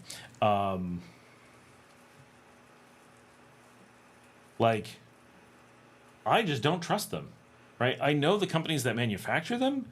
I wouldn't trust them in actual usage. Like, that would be scary. But I might have to replace my Sony TV with a Hisense. Yeah, Sony TVs are nice, but they're crazy expensive. I would not. Hisense I like. I would buy a Hisense, absolutely. Mustang was high school and college days before we met. Okay. Okay, I'm reading a thing that Alan posted somewhere else. John says, yeah, iPhone supply chain involves something like 35 countries. It does. Like, those special parts made everywhere. But China does a lot. Last quarter, this is just read from somewhere, I don't know where it came from.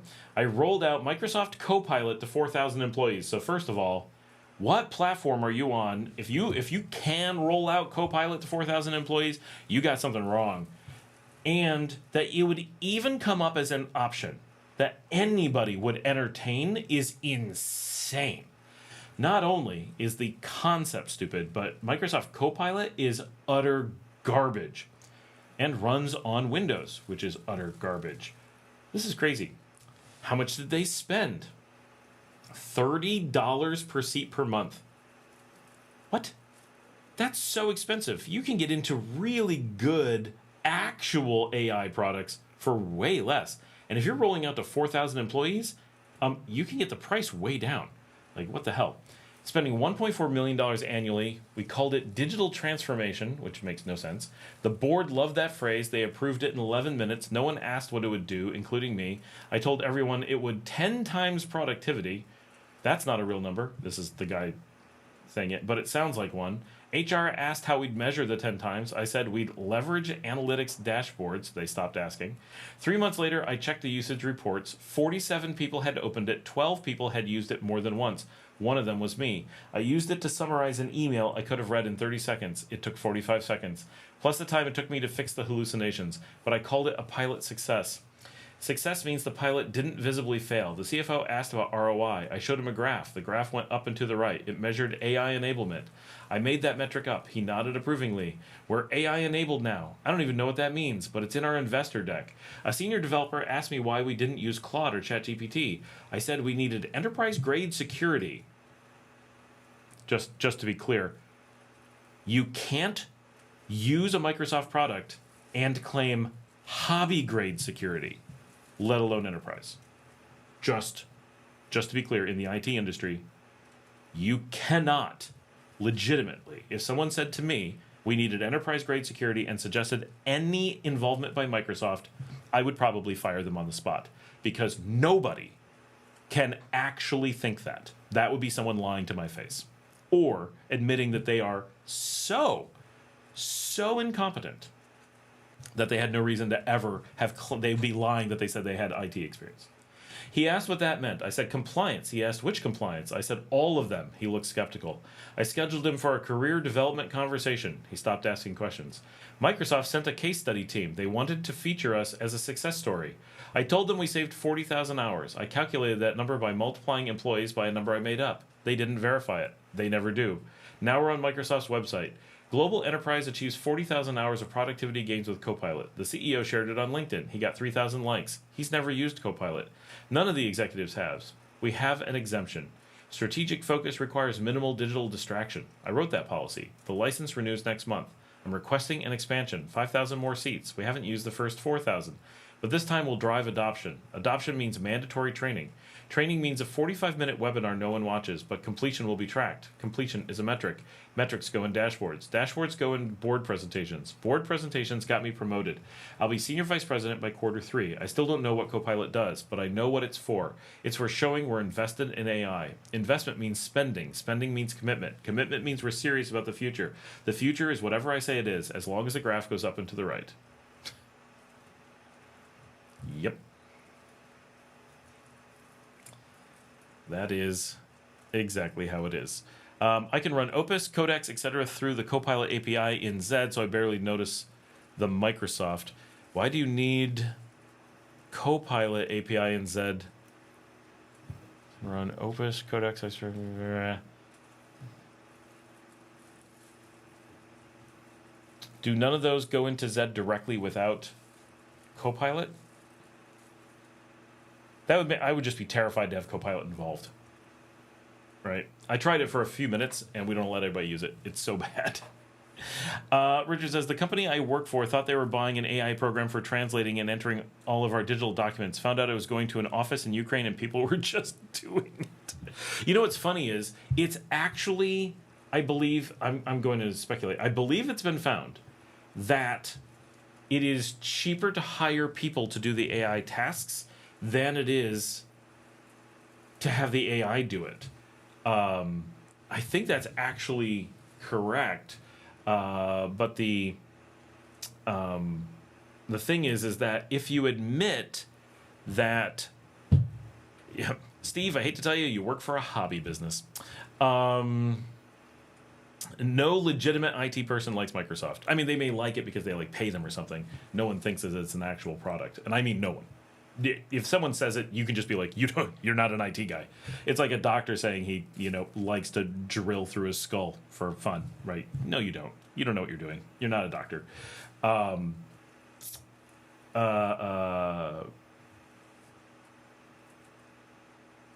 ask them, why do they like Microsoft? And try to get a real answer, right? Because it's not cheap, it's not secure, doesn't work easily, doesn't make their business right? What does it do? It covers up incompetence. That's it. It's a big, embarrassing company, and it doesn't work to tell other companies you use Microsoft, right? Because you have to admit to it. Yep, we're completely corrupt. It's all a political thing. There's just morons from top to bottom. No one's allowed to say anything, do anything. No one's allowed to think. We're just here collecting money from the government, running in circles to hide the fact that we're a, welfare farm. Absolutely crazy. And people will say things like, well, we need support. You're like, Microsoft doesn't provide support. Specifically, they're the only product that doesn't. If it were me, we could use Nginx, Postgres, etc. instead of Microsoft. Yep.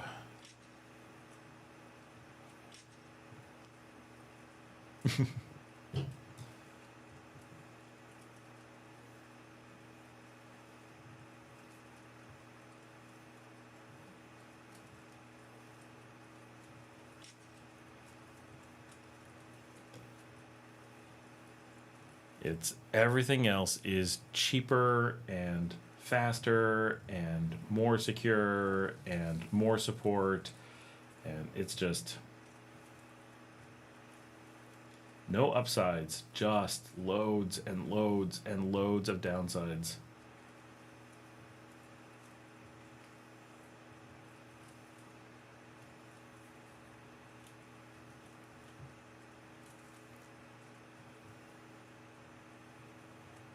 Sorry, kicking off some torrents while we're sitting here. Woo!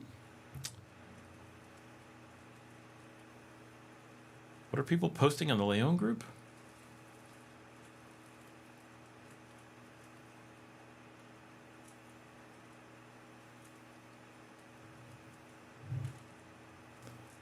I don't know. Missed it. All right.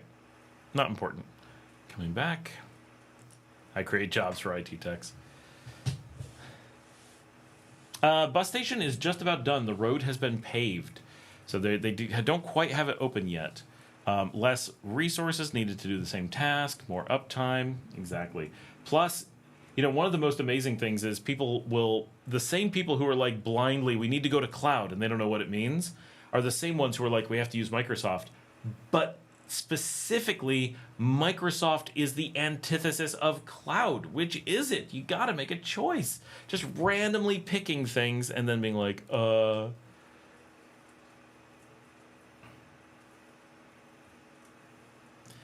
It's part of the same thing that, AI is really highlighting just how little work people were doing. Right? Well, we were able to replace this person with AI. Okay, great. Is the AI doing anything useful? No, it's hallucinating, producing garbage, blah, blah, blah. And that's better than the human you've been paying? Why were you paying them? Why just not do either? Right? That's the big argument. People are not arguing in reality that AI is actually useful. It's just they're arguing that humans aren't in most cases. And I would agree, in many situations, you have companies full of people who aren't actually producing value and have long not been producing value. And this includes, and we talk about this a lot, right? Students doing homework. How much of that homework is just busy work? Almost all of it. Right? Is it things that help them learn or reinforce? No. In many cases, it's actually the opposite. It actually causes you to not pay attention in class. It causes you to not retain the information. It causes you to not have the time to think creatively or whatever. And so it's the anti-education tool, and well studied. Right? There's no teacher who can legitimately say that they are not, in the first world at least, there's so much education about how doing those things undermine education. That, yeah, I guess you could maybe be a conspiracy theorist about educational stuff and be like, no, I have these reasons why I think it works. But short of something like that, which is pretty wild, because common sense really says, there's such deep knowledge that lots of that note taking and doing homework in most cases, not all homework is bad, but a lot of homework is bad. That is so well understood, and I'm a former educator, right? There's no legitimate chance that any person works as a teacher and doesn't know that. And there's zero chance that someone works as a principal and doesn't know that. And there's zero chance that anyone who works in those fields isn't responsible for knowing that. And yet there's tons and tons and tons and tons of homework. Well, AI is exposing how much garbage that is, right? And how little people have learned. And it's exposing how much, which we should have already known, and most of us did, how much of all the stuff we learned in school isn't used as adults. How many adults need these tools to do basic things every day? Well, quite a few. And is that bad? No, it probably isn't. Do we actually need to learn all those things in school? No, but it is pretty intense. The amount of things you're taught in school that you could never really use again in your life. My daughter has to spend so much time working with mole measurements in chemistry. And her mother, who was a professional chemist for a while, a very senior professional chemist, did use them a little bit in her chemistry career. As someone who took as much chemistry as her mother did, I think, I definitely have years of university chemistry. Hers was mostly organic, mine was mostly inorganic. I've never once had to use that, I don't even think, in university. And certainly not in engineering, not in anything in real life, ever. Not once, not a single time in my life. Why would we teach that to high schoolers? I mean, I do a lot more than average people. I do a lot of technical stuff. I'm very interested in a lot of different things. I don't know a single person in my entire life, except for my wife, who worked as a chemist in a chem lab, who has ever calculated a mole a single time. And she only had to do it because they didn't have modern tools back then. She was right on the cusp of not needing it anymore 25 years ago. Why the hell do we teach that? Is this somehow expanding the way that she thinks about the world? Absolutely not. Is it teaching her about chemistry? Absolutely not. Is it a valuable use of her time in any way? No. Staring at paint dry would be just as useful, but at least that would allow her brain to be creative during that time instead of being bogged down with information she cannot possibly use any time in her life under any circumstance, ever. This is far worse than useless. It actively undermines her ability to learn useful things. As a parent, I am quite angry that some person pretending to be a teacher is promoting this as part of the education program for her high school class. It's not okay, right? And this is just one example of something she's doing now. Sure, it's one of the worst things, right? It's really easy to point to. No adult can do this.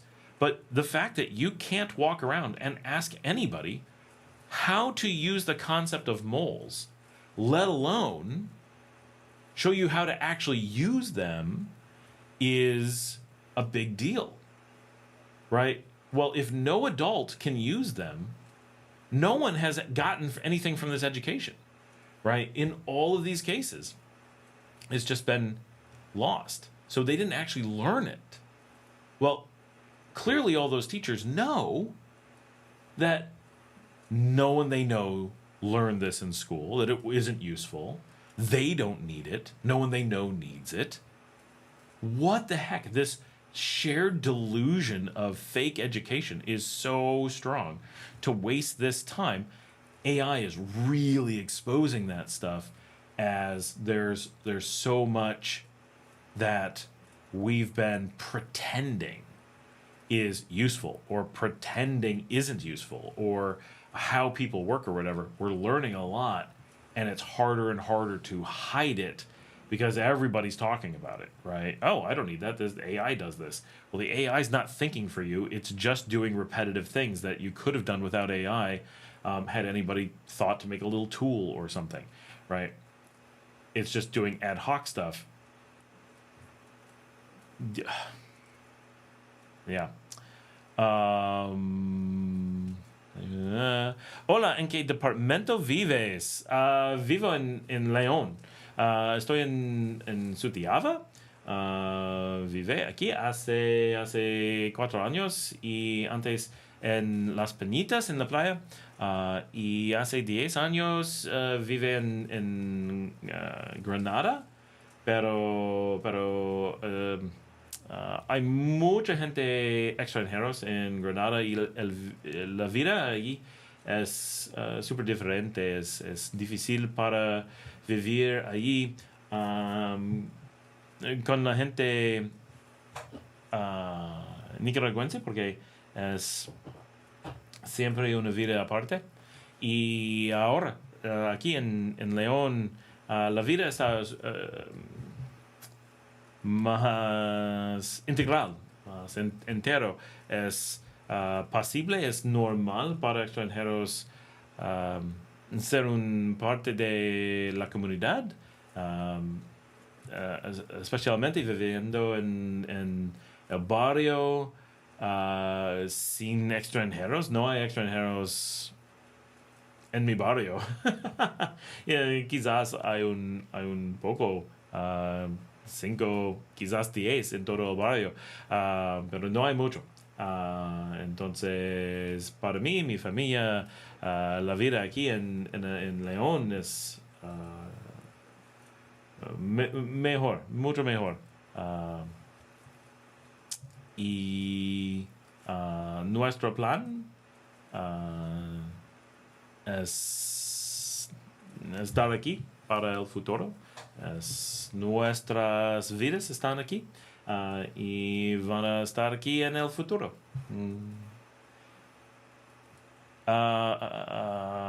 John says Nueva York. Yes, he lives in New York. I'm originally from New York, mi nacimiento es Nueva York in Rochester.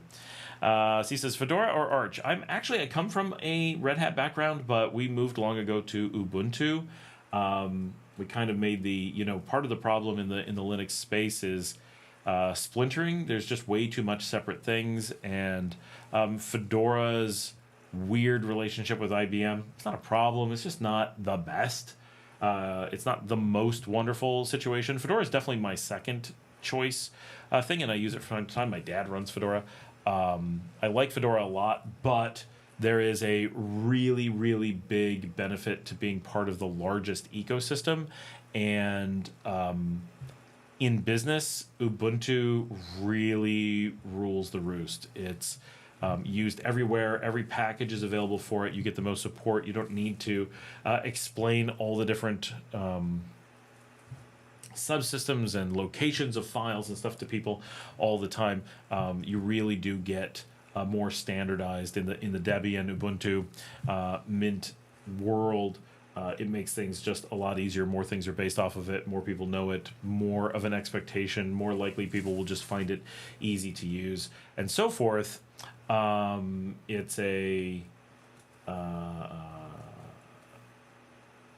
It's where business kind of coincides with the Linux ecosystem. The idea that you're going to have a different OS built on the Linux kernel for loads of different things is neat, and I love that about Linux, that it's an option, but it's mostly a problem. More or less. Like the amount that people use it in real life is difficult. Now we do use Deepin in some cases, which is the Chinese one. I actually like it quite a lot, but it is quirky and it's very difficult to find any kind of information for things. So that's problematic. But and I think the decision to move to Ubuntu has been a good one, right? Coming from I'm originally a Caldera guy, then SUSE, then Fedora and RHEL and CentOS, and that was a huge portion of my career, and I really, really liked working on RHEL and CentOS when they were at their peak, right back in RHEL 2 and 3 and 4 was really. I did tons, 2 through 6. By 7, I'd moved away. It just wasn't the way that IBM treats the ecosystem. Again, isn't bad, but it's quirky and unproductive, and I don't think that they're clued in on how to do it well. Whereas Fedora is for the most part, I think, providing a much more business-centric product, and that's all I care about, right? Doing a lot of I like having different desktops and stuff. That's cool, but weird builds from small time players. It's really cool to see like what we could do if we change some underlying components some places. I so appreciate that you can do that. Just I don't want it in my office builds where I need my team and my servers and everything to be extremely well known and predictable and the same. And when you're dealing with large numbers of end users and servers, it gets more important to have some kind of stability and commonality. John says 6.02x 10 times the 23, if I remember correctly. Who knows? Who knows?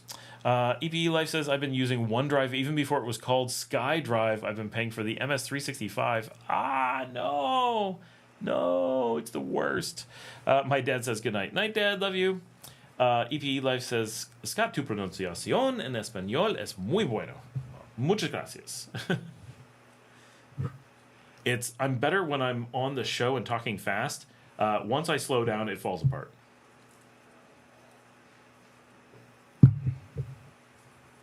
We have a good number of people still on. This is cool.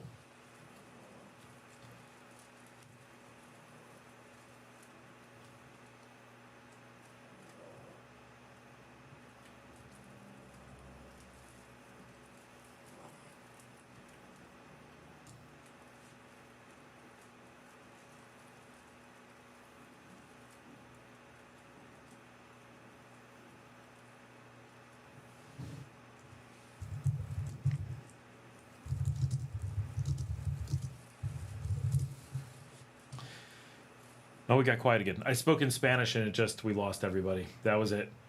They're like, nope, we're out of here.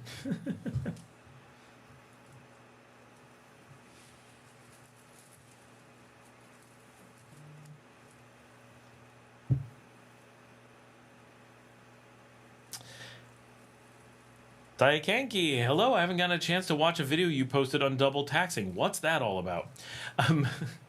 Well, I don't want to give it all away so you don't watch the video. You got to promise you're going to go watch the video anyway. So it's for Americans, right? Which I hate having to do videos ever for specific people, but sometimes you just have to, right? What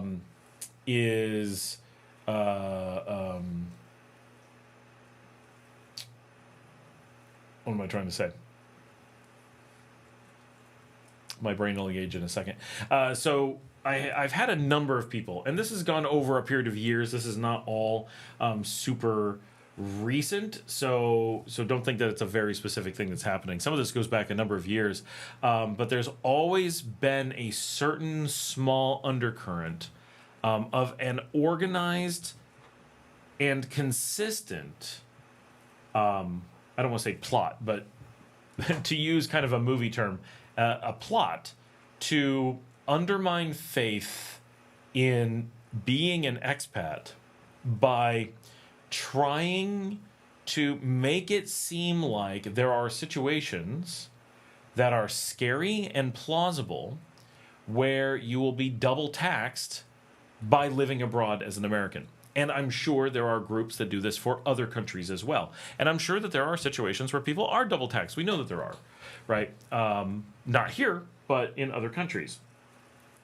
There are places in Europe where you can end up living that do not have a tax treaty with the U.S., where the local country taxes you and the United States taxes you. And so you can end up being double taxed. However, Americans who work abroad are, who work remotely are not taxed for their first $130,000. But, for example, if I was to move to Switzerland, now I don't know about the tax treaty with Switzerland, so ignore that bit. Assume there's no tax treaty with Switzerland and the United States. Years and years and years ago, when I looked at working in Switzerland, I was turned down at $350,000 a year, and their excuse was because the position was too junior, I would leave immediately for something that paid more. I don't think that was really true. I was really interested in living in the town that they were going to provide us housing in, and I didn't care about the salary. So maybe I was wrong. Maybe they were right. Maybe they were brilliant, but I don't think so. I think I really wanted to raise my kids there, and I thought it was a good opportunity. And now I feel like that was a foolish move, and I'm glad we're not in Switzerland, although my kids might argue otherwise. They do love the snow for some reason. But if we were to be Americans, which we are, and move to Switzerland, we would remain Americans living in Switzerland making Swiss money. That $350,000 salary at the time would be about $750,000 to $800,000 per year today. That's without my wife working, right? That's just me. So if I was bringing in $800,000 in Switzerland, our life in Switzerland would not be that luxurious. It'd be fine for sure, but it wouldn't be that crazy. That's not that much money for Switzerland.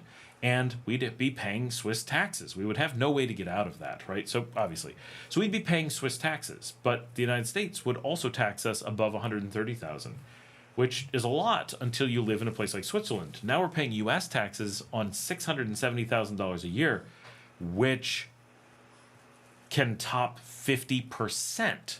Just to be clear, those who are not really familiar with taxation in the U.S. may not understand your taxes can go over 50%. Now, Switzerland's do not hit 50% by any stretch, but the tax rate is non-zero. Actually, let's see if I can look it up, just to get an idea.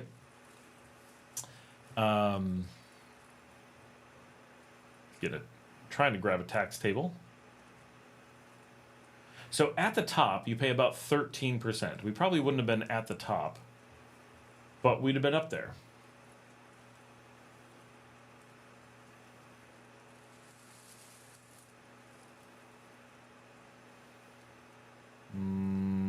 These are not income taxes. Income tax.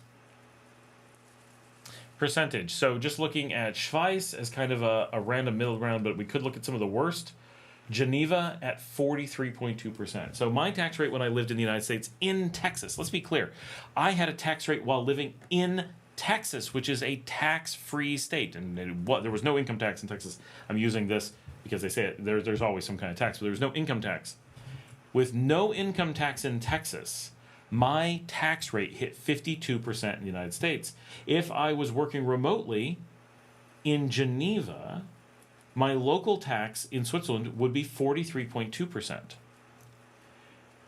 If I combine the amount I would have to pay in the US, and there would be no way for me to get out of it because the portion you get out of is the state portion in some cases, but there is no state portion coming from Texas. So John, that's not entirely correct. You're doing the opposite wording.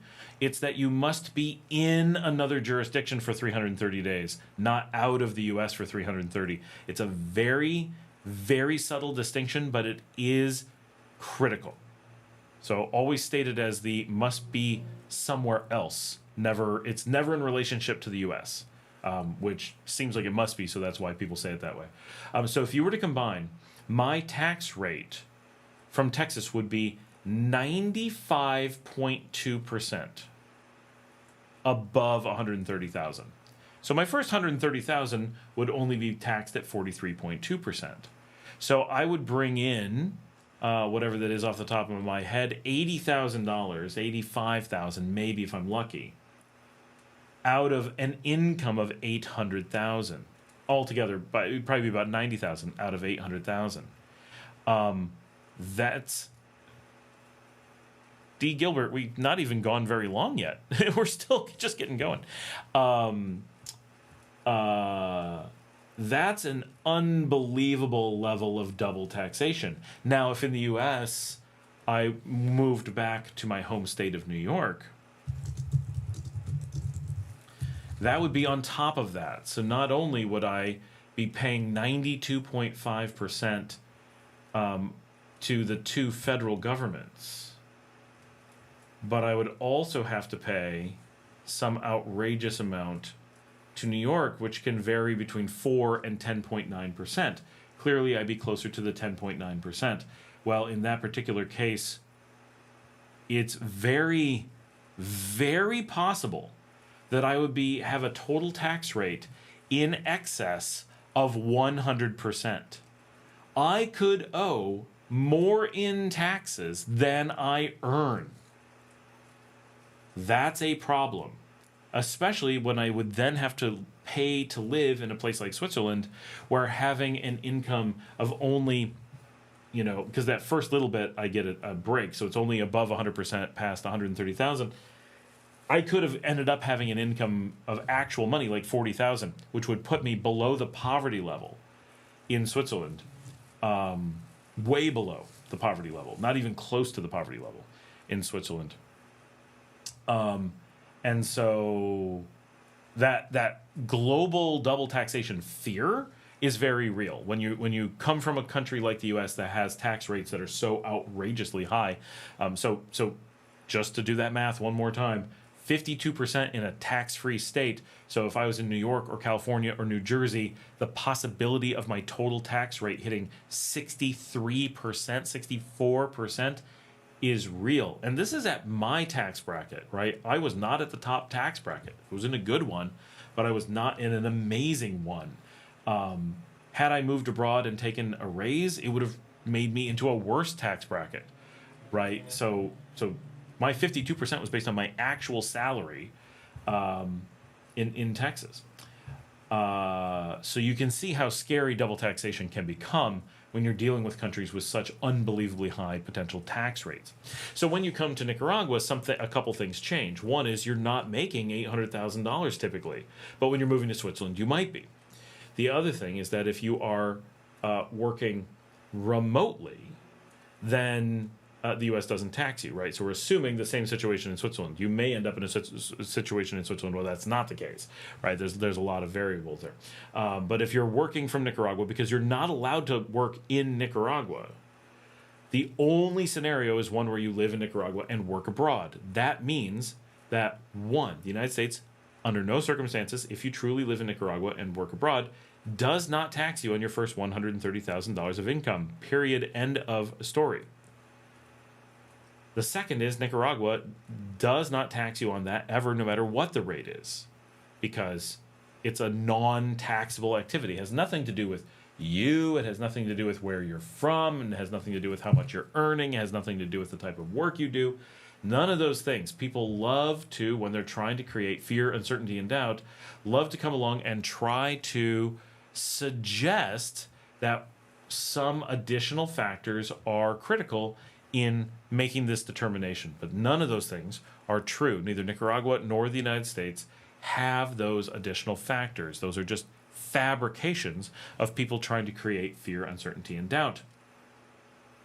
Now, because of that, normal people have zero tax when coming to Nicaragua. And I mean basically everyone. We're talking about income tax here, right? So for people who are getting an income tax, who getting an income, essentially none of them are taxed in Nicaragua, because just the combination of things. Plus your quality of life, your standard of living, you don't need that much money to live here. So that 130 goes a really long way. That 130 would put you below the poverty line in Switzerland and probably below the poverty line in the U.S. There's a recent study that I saw, which I cannot verify its veracity, so I'm not going to say it's real or that I believe it, but they made a reasonably sounding argument that the U.S. poverty line for a family of four was around 140,000, based off of how that would equate to previous poverty lines and what it is required to live at the same standard as those in the past. And so that's a reasonable way to look at what a poverty line should be. Do you agree? Do you not agree? Not really relevant. It's a reasonable argument to make, and an important discussion point when you're dealing with numbers like this. That's all. I'm not saying that I agree with it or that his math was correct, but it gives you the idea. And so if you're coming to Nicaragua from a place like the U.S., your expectation is that your tax situation is going to be fantastic, or better, right? Perfect is the other option. And for most of us, it's simply perfect. There are no taxes on income. So that's an amazing thing. But there's many people who want you to be afraid and not to move. And so there is a tactic that is used to try to make the suggestion that somehow all of the expats and all of the information from the IRS and all the information from the Nicaraguan government is wrong, and that private American citizens know more about the actual tax situation than the IRS does. I've actually had that said to me. I had someone actually argue in post after post that his friends who had never traveled, had never been to Nicaragua, didn't verify anything in person, literally made the claim that the IRS had set up a 100-year-long long con to trick people from my community coming to Nicaragua. He made the claim that more than $1 trillion had been thrown away so that they could attempt to run some bizarre scam on retirees in Nicaragua. Wow.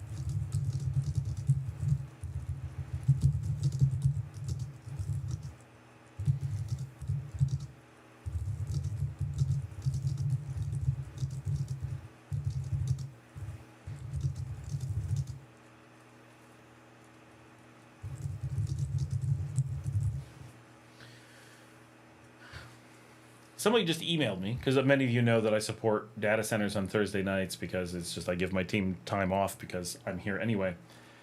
He wants to do this is amazing how often I get stories to tell you guys from the tiny bit of traffic you get. Because it's nighttime at a data center on Thursday. Yeah, it's data centers all over the country, but still very little. I would like to visit at 8:30 tonight. Oh, that's great. I have no idea what state you're in. I'm really confident on the country, but not on the state, certainly not on the time zone. And I don't know the ID of my equipment. He also doesn't give me his account name or business name or anything. I don't know what data center you're in, dude. I don't know who to contact. I got nothing.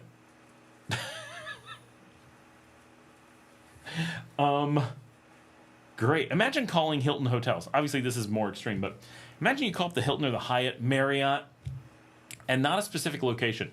You just call up their national call center. And you say, hi, I'm going to leave a message so we can't have a back and forth. I'm going to leave a voicemail that says, I would like a reservation for possibly 2 hours ago, maybe in 9 minutes, probably in an hour. I don't know where I've stayed previously, and then don't leave your information. What? Like, I don't know what the hell. This is like, what?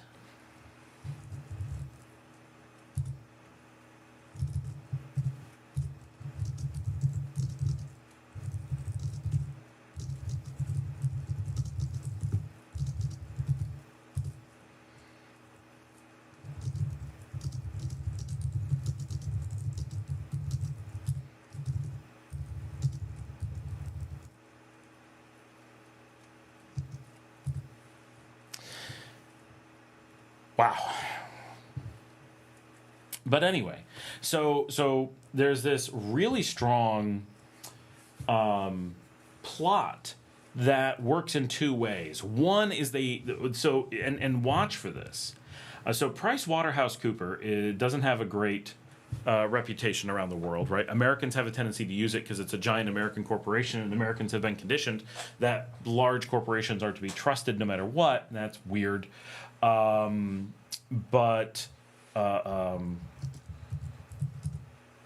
Regardless, they do actually have an office in Nicaragua, which is shocking, and they do actually post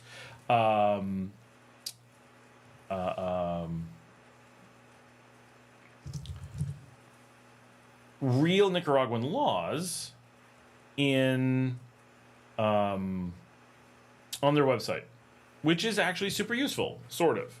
The problem is that so they're not doing anything particularly wrong, as far as I know. They're just posting the information about. They're just copying laws. But the problem there is that there's no context. So copying a law out of context doesn't do anyone any good. You can't just go read it and know what it means, right? So you need a local lawyer, and you need to understand how it plays into other context. So they have this very obvious posting, and you don't need it from PricewaterhouseCoopers. You can go get it directly from the Nicaraguan government. So I don't know why people would list PwC as a reference when you have the real one. It's like, sure, they have a copy, but, there's nothing stopping you from posting guaranteed original information. The one from PwC is an exact copy, so it's not like they're doing anything wrong again. It's just really odd that people would use this. I don't really want to say questionable source, but like I have zero reason to trust PwC. I don't really have a strong reason to distrust them. But when you're giving me legal advice, going to a random American company and showing me a copy of Nicaraguan laws doesn't feel wise, right? This doesn't feel like someone who did honest research. If you were just going, well, this is where Google brought me, okay, but did you dig deeper? I would trust you dug deeper than this. This is not something to send me a link to. But for some reason, people who are trying to do this always send a PwC link. I don't know. But it might be like Nigerian prince scams. At some point, they don't want it to look legitimate to any smart person. They only want it to look legitimate to people who are clueless, because people who are smart fight back and people who are clueless fall for their thing. So they actually try to weed these people out, right? So that could be what's going on. But so they're sending these PwC links always. And they say, after 180 days in Nicaragua, you are tax resident. Great. Yeah, that's the law. You are tax resident. We all know this here, right? This is not some surprise. And the problem is that to a lot of people, that means something. Most of us just assume we're tax resident on the first day we arrive and then find out we weren't for 6 months, but who cares, right? Because being tax resident doesn't mean much of anything. You do get a small tax exemption for the first 6 months, presumably. For certain activities. Are they activities you could reasonably do in the first 6 months? No. But if you were to find a way to do them in those first 6 months, you could potentially be exempt from them. That's wonderful, right? It's like you're allowed to go 300 miles an hour as long as you're within 10 feet of your driveway. Some weird old state law comes into play, right? And you'd be like, that's awesome. I'm so happy that they let me do that. Really, did you ever take advantage of that? No, my car physically can't do that. Okay, right? Like, that's cool, but whatever. So we just assume we're always tax resident. That's how we think of it. No one stops and goes, well, I'm not tax resident yet. I can get away with these taxable activities. Because you can't do any taxable activities. There's just nothing to do. So since you can't do a taxable activity, who cares if you're tax exempt or taxable? Doesn't make any difference. You can't do taxable things. Right? It's like, you don't have to pay sales tax. That's awesome. Can I go to the store and buy things? No, we don't have a store for you. Okay, so what's the point of the exemption? They're none. But if a store did exist, then we'd be ready. Okay, thanks. Right? That's more of where it fits. And so people quote this as if it's meaningful, instead of immediately going, this means nothing, and ignoring it. So that they repeat it guarantees one of two things. Either they have no idea what they're talking about and decide to post things anyway, which is pretty much a sign of dishonesty, but could be legitimate confusion. We'll give them a little bit of space. Or they do understand it, and they know that it simply sounds confusing and scary to people who don't know how taxes work, and so they quote it trying to instill fear for no reason just because they're bad people. That's way more likely. So on one side, we get that, this attempting to make it sound like Nicaragua will tax you, even though they don't explain how, because they don't. Then, we didn't get this one for a while. Now we're starting to get multiple people who are making the claim that even though the IRS has gone to absurd lengths to promote and to ensure that there is no possibility that you need an accountant, that you need a lawyer, that anyone could misinterpret the IRS paperwork. Who's reading it, right? If you've just heard about it, it's easy to not know. But if you've actually looked into it, it is super clear, and just not something you have to worry about, right? The $130,000 credit is just solid as a freaking rock. It is so clear cut, so obvious and unquestionable, and doesn't require any specific interpretation. Like, there's none of that. Lots of tax stuff is hard and scary, but this is not one of them, right? This is, quite honestly, the most clear thing in your taxes. The most clear. It's so easy to at least know what you get. Maybe filling out the paperwork's hard. I don't know. But to do it, to know that you're getting it, crazy clear. So the claims are that the IRS is lying, that private citizens are making the choices instead of the IRS, that the whole thing is a scam to trick people, and has been for a really long time, that the U.S. tax system as it works and has worked for time immemorial is all for show, and that someday it's going to not have worked. Like, it doesn't, the things don't even make sense anymore, right? It's like saying that cars don't really work. Combustion engines are fake, and that all cars made for the last 150 years are all being actually run by aliens with magic, and that it's all been for show at great expense so that you personally could be tricked, and that when you are tricked, they are confident that a court will look at 100 and well, in this case for the taxes, 100 years of scams, and look at the written law and look at the IRS stuff and still side against you, but not the other 330 million Americans, just you.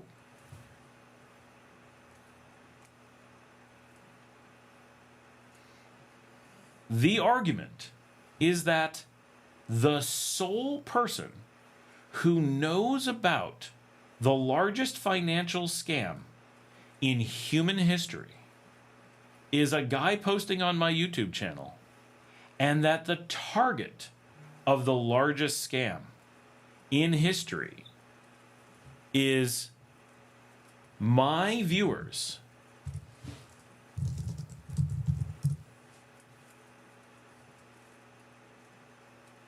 And that trillions of dollars are being lost so that they can set us up for a long shot that under normal circumstances would never make it through any court. And I'm big on, yes, courts can do anything they want in the US. I talk about it all the time. It's a scary thing. But even though a court can do anything they want, we don't generally expect them to do so, especially not completely at random, especially not when someone just cost the country $1 trillion, just like you come after us for a small fine. Because that's all it would be, if they could even collect it. Because who would pay that? You would just ignore it. Be like, look, I moved out of the country, you gave me this, it was all fake, so everything you give me is fake. Your fine is fake. If you can treat the tax code as fake, I can treat the fine as fake. What are you going to do about it, right? The only hope is that you voluntarily pay at that point. And once they've done that, why pay? Everything's fake, right? You can't be, like, it's just insane. But we're starting to get those things posted for real. And so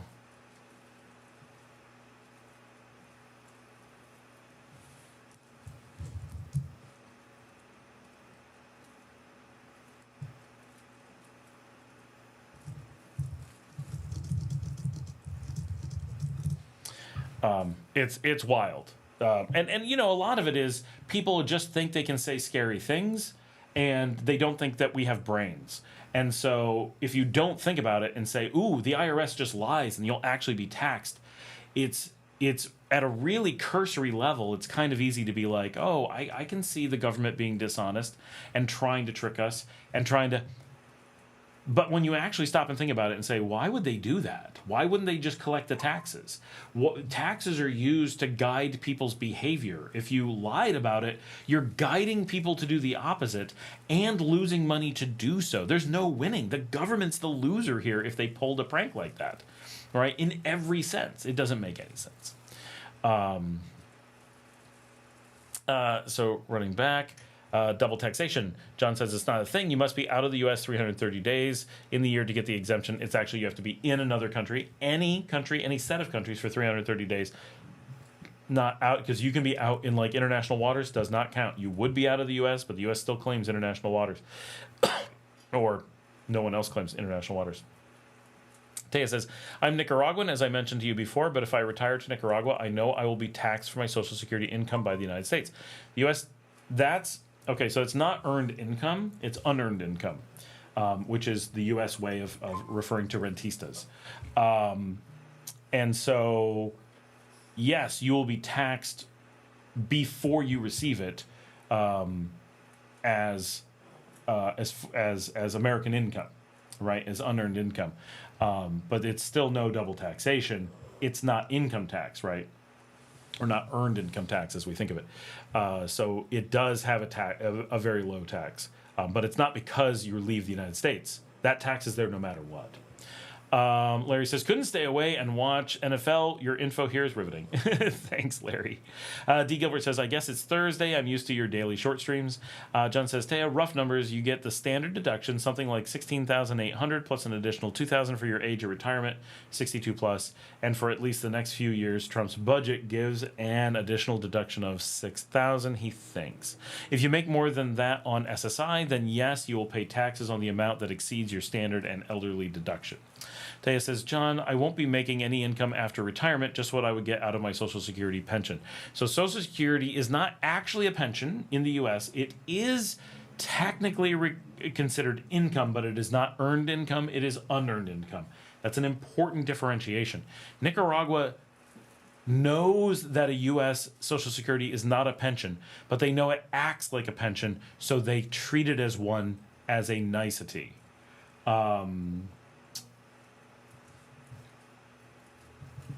So it's it acts like a pension, but it is income. So you do file income tax and you do put it all into your income tax form, but as unearned income, not earned income. The earned income credit only counts against the earned income. Taya says, do you mean I won't be taxed for the first $6,000? John says, there may actually be a higher amount for SSI. Talk to your tax accountant for the real lowdown. Taya says, I do my own taxes. I know I'll figure it out later, but just asking in case there's any surprises. I recommend generally not do. It's tough. I know why people do their own taxes, but the amount that I save using an actual accountant is huge. John says 18.8 at current rates, roughly, not sure of the exact amount, but for the next few years, there's an additional 6,000 deduction added to that. So 24,800 for at least the next few years. But talk to a tax professional or check the IRS website for the exact amounts. If you had a real pension, and this is where it's different, right, for Taya, the Social Security must pass through you. That makes it income. If it was a true pension, you could pass it through a company. So I don't have a pension in the U.S., but if I had a pension in the U.S., let's say I made $10,000 a month from a pension. This would be a pretty awesome pension. But I made $10,000 a month from a pension. It would only be so awesome. It's not enough to actually get me to above the poverty line, but I'd survive. So with $10,000 a month coming in through unearned income, I would be paying full taxes on most of that. Not the $24,800, but the additional nearly $100,000 would have to be the $95,200 or whatever. I'd have to pay taxes on, which would be a noticeable amount of tax from the United States. Still wouldn't be any tax here in Nicaragua, but I'd have to pay that tax in the U.S. But if it was a true pension, I could pass that pension on to a business and have the business collect the pension. That would then be able to be paid to me as earned income, which is tax-free. I could receive the same full amount of money without paying any tax on it whatsoever, assuming it stayed below 130,000, which at 10,000 per month is. I could then do contract work for an additional 10,000 during the year and bring in that full 130,000 through that company I set up, putting it all into earned income so that I can make that money. I would then have to declare that to Nicaragua, though, as income, not as pension. So it would not count towards a pensionado, which is why a lot of people like getting the SSI, but it would count as tax-free living. As John says, talk to a tax professional, check the IRS website for the exact amounts. And Digital says, I would not trust the Nicaraguan government. That goes for a lot of countries. It's, honestly, they need to defend themselves from bad gringo players. They do, but so I always find it weird, you know, living here, being able to trust the government is actually a big reason to come here. I mean, you never want to completely trust any government. That is kind of a foolish way to go. But I think coming from North America, there's a very high trend towards a level of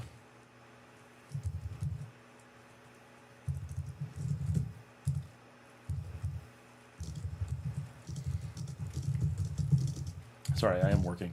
Got to earn my earned income to not pay taxes on. There is such a level of governments are out to get you coming from the global north. And yeah, it's true. A lot of the global south also has bad governments. It's true. Living here in Nicaragua, the amount that we have like negative interactions with the government and the amount that we do interact with the government, right? We do so much with the government because we're high profile foreigners. The amount that it's problematic is like zero, right? So you say, no, politics is best. That's definitely true. But I'm not talking about politics. I'm talking about like, I have to work with the police. I have to work with the Alcaldía. I have to work with the cacique. I have to work with all these different layers of government. Sometimes I have to work with people at the departamento level. Just because you're doing business. If you're in the U.S., for example, you'd have to work with all these people as well. Because if you're a foreigner, you just naturally have to work with the government for certain things most of the time. And if you're an investor, you have to work with the government. It's just how life works. I'm not saying it's great, but it is what it is. It's part of the game.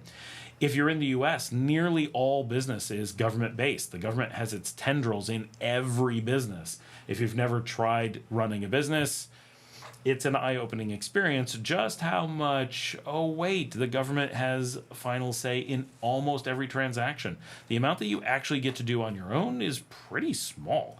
It's wild. Outside the U.S., you get a lot more freedom, but you still have a certain amount of needing to deal with the government, whether it's just getting permission to build somewhere, or meeting fire code, or getting an alcohol license, or having to deal with taxes or employee disagreements kind of thing, right? Any number of things you're going to be doing some amount of government interaction if you do anything at all.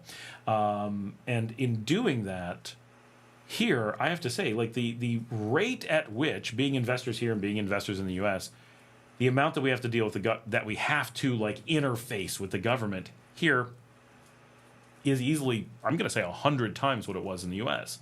We have to but we also do a lot more, right? Like the same amount of money here makes us a much larger investor.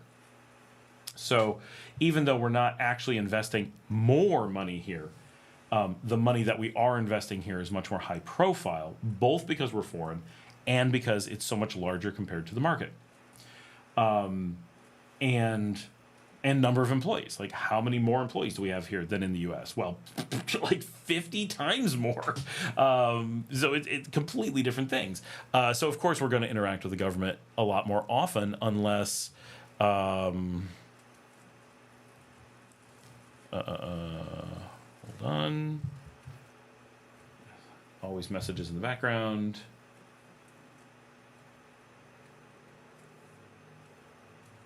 La Marcelita says hello to everyone. She's having some issue and cannot sign in.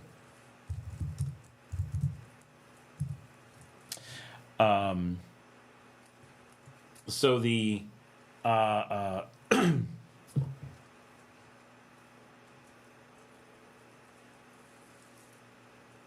getting derailed.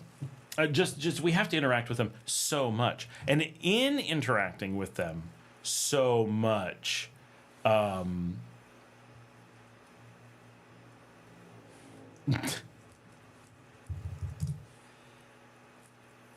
that our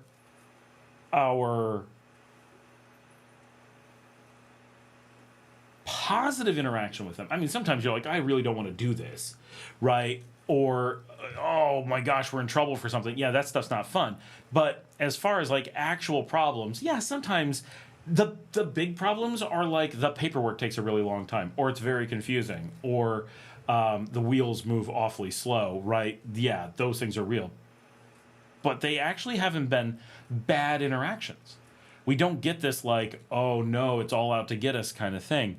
And we interact with them an awful lot. So and I don't know anyone who has had that reaction, right? That interaction. And I know a lot of business people, a lot. Well, I mean, I know an awful lot of business people in the U.S., thousands. And I don't know if I know thousands here, but the number that I sit down and have drinks with here probably much higher. And I don't know anyone who's having those kinds of problems. They all have the, oh my gosh, it's confusing. Oh my gosh, it's slow. Oh my gosh, their email's ridiculous. Yeah, those things we have. But I don't trust them. They're out to get me, or they're working, with my competitor and not with me. I really don't. I have not seen those things happening. And it's one of the reasons why I'm very confident in investing heavily here. Not that I'm saying that I trust the government so much, but I trust it so much more than other places I've been. And I have very little reason for concern. I'm from the government. I'm here to help. What is that originally from? And Bren says, oh, wowzer, your daughter's artwork today is her best yet. By the way, hola, thank you. I love the one she did today. I really thought it was good. It is one of my favorites for sure. And she did it really quickly. She was supposed to do something else this week and forgot. And she's like, you forgot to tell me what it's funny. She calls it the prompt, like she's an AI. That's where AI is messing with us, is that humans are referring to themselves like AI agents, which is pretty funny. But so she calls it the prompt for the week. And I'm like, I gave you the prompt last week so you'd have lots of time. And she's like, oh, I forgot. So the one time I gave her lots and lots of time to be able to do it, she didn't. And so she did this one in a panic, but it's came right out. And I'm sending her the note that it is your favorite one yet.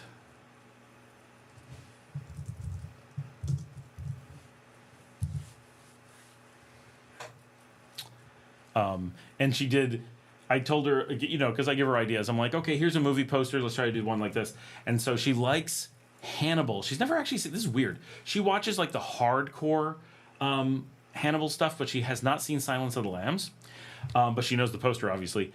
And so I'm like, oh, Silence of the Lambs. This is one that you could do. Like, it's straightforward. You know how to do it. And then I'm like, pick an animal. Like, sometimes I come up with the animal, sometimes she did. And she came back and she's like, I thought a lamb would be appropriate. And I'm like, oh my gosh, it is. It's really good. So it's the Silence of the Lamb, and it's awesome. In Digital says, if banks crash, you could be locked out. I assume you mean if my money's in U.S. banks and U.S. banks crash? I mean, everyone will be locked out if that's the case. I'm not saying that's good or not true. I'm just saying that being in Nicaragua won't be the problem. Checks in the mail. I won't. I'm from the government. I'm here to help. Gotcha. It's from my childhood. Long, long ago. Sorry, checking the ticket.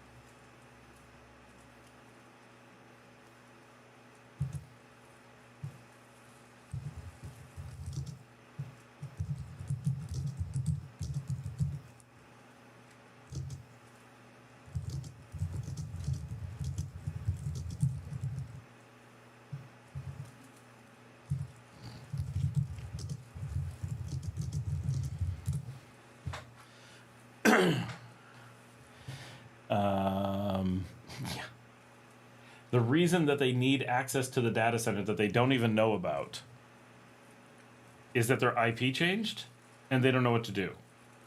Why the hell would you need to get into a data center for that?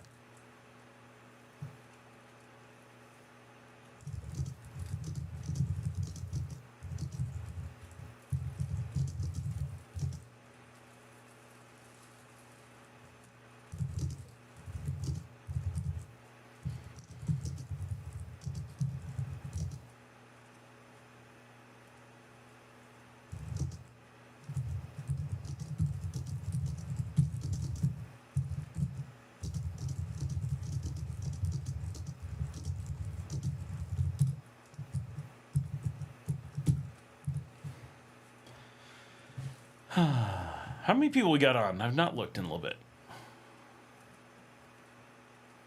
Oh, a lot. I mean, not like, whoa, but good, solid number of people. This is really good.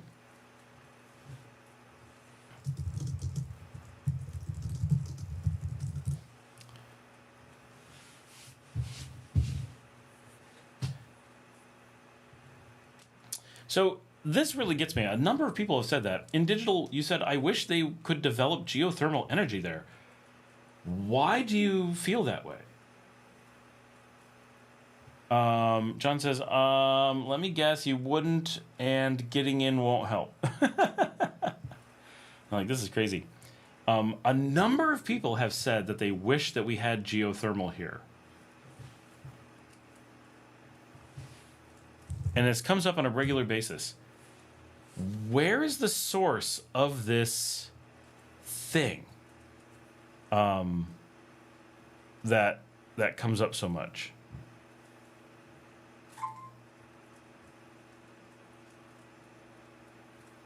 And where's my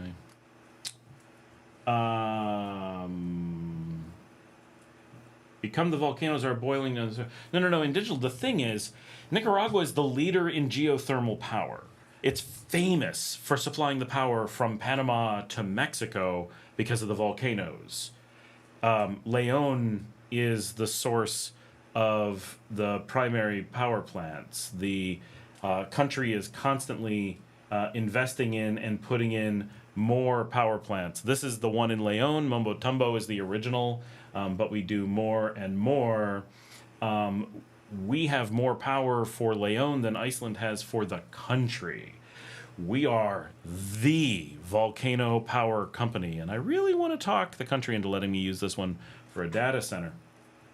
El Salvador has been talking about doing it because we do it, because we supply their power now from the volcanoes. We also have wind power. We also have hydroelectric power, but geothermal power is our power source. Like you're looking at geothermal power right here. That's where this is coming from. And this is not new. This is quite old. I have some of my neighbors are here because they're geothermal power engineers. That's what they were brought in for. It seems really weird that being the geothermal power country, that it's a regular thing that people say, I wish they would put this in, rather than I'm so excited that our power comes from geothermal. But that one, Momotumbo, is just outside La Paz Centro. So it's here in León, but lots of the volcanoes have them. I know there's more being built right now, but we have so much power capacity. We're not short on power. We supply all the neighboring countries as well. So one of our major limitations. Why did you push off? Why did I push off what?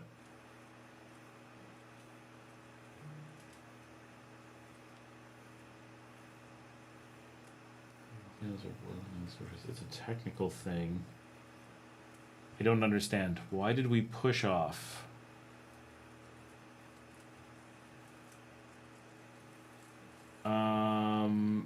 Gunky says, the father of a friend of mine got into a fight with some cops here many years ago and got deported to Nicaragua.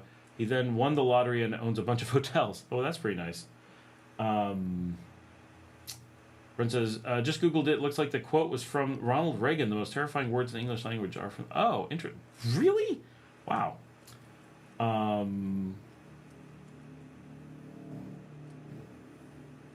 Tusk says, I was just watching the Game Awards. They announced a Knight of the Old Republic spiritual successor, which is cool. My understanding is that there's an actual Knights of the Old Republic remake? John says, I saw there was a hydro plant from the lake north of Hinotega. Yeah, Apanas is a reservoir made for that hydroelectric plant. But our bigger problem here is not how much power we generate, it's the ability of the region to carry it. Back in 2021, we actually provided so much power to Mexico that we melted the lines because they don't have good enough lines to take it. I think they upgraded them when that happened, but we actually have a problem that if we keep putting more power on the lines, we start blowing out our neighboring countries. So it's not as simple as just building more power and pushing it farther away because we're already going pretty far. It's rare, but not unheard of. But if you look at the distance, like, oh my gosh, my mouse has dead bugs all over it because when I press the button, I kill the bugs. We're pushing power all the way to Mexico. If you were to do that in the United States, you would look at the map and go, I think you need a power plant closer. That's too far to put the lines. Not that it's too far, just it's pretty far. So that's really where we're running into problems, is that the physical distances to get places is pretty far. And to get to the big places for the power is like Oaxaca. But that's not a little farther than the border. We're pushing to Chiapas, which used to be Los Altos, or still is Los Altos. So it's like the other part of Guatemala. It's just over the border. But if you are pushing to the major population centers, even the near ones of Mexico, you've got a long zone of which not a lot of people. A few, right? I'm not saying Mexico in the south is empty, but if you zoom in on Chiapas, it's it's clear that it's like, oh yeah, that's not a lot of people. Even San Cristobal de las Casas is not that big.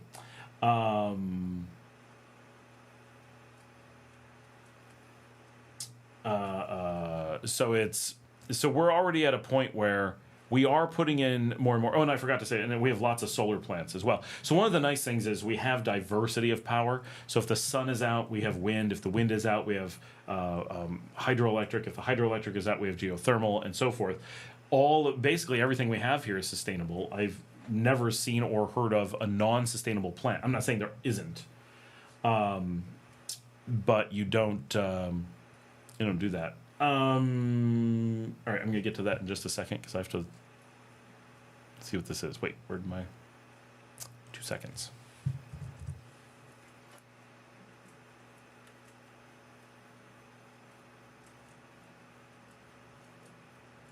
I do not know Peter Zehan. Hydro plant, watching the Game Awards, are we caught up to... Sustainable energy is the future. I do not believe that there will be a problem in the future. It can make Nicaragua rich. It's already a major income source for the country. Like it's an important part of our exports. Why isn't that power free to Nicaragua? Well, the power kind of is free to Nicaragua. Remember, 99% of Nicaraguans, that's an overstatement. It's probably like 95%. But the average Nicaraguan pays only a couple dollars for power, maybe even less. And definitely many are just flat out free. But there's some problems with free power, right? So I use the French fries example. Let me try this, right?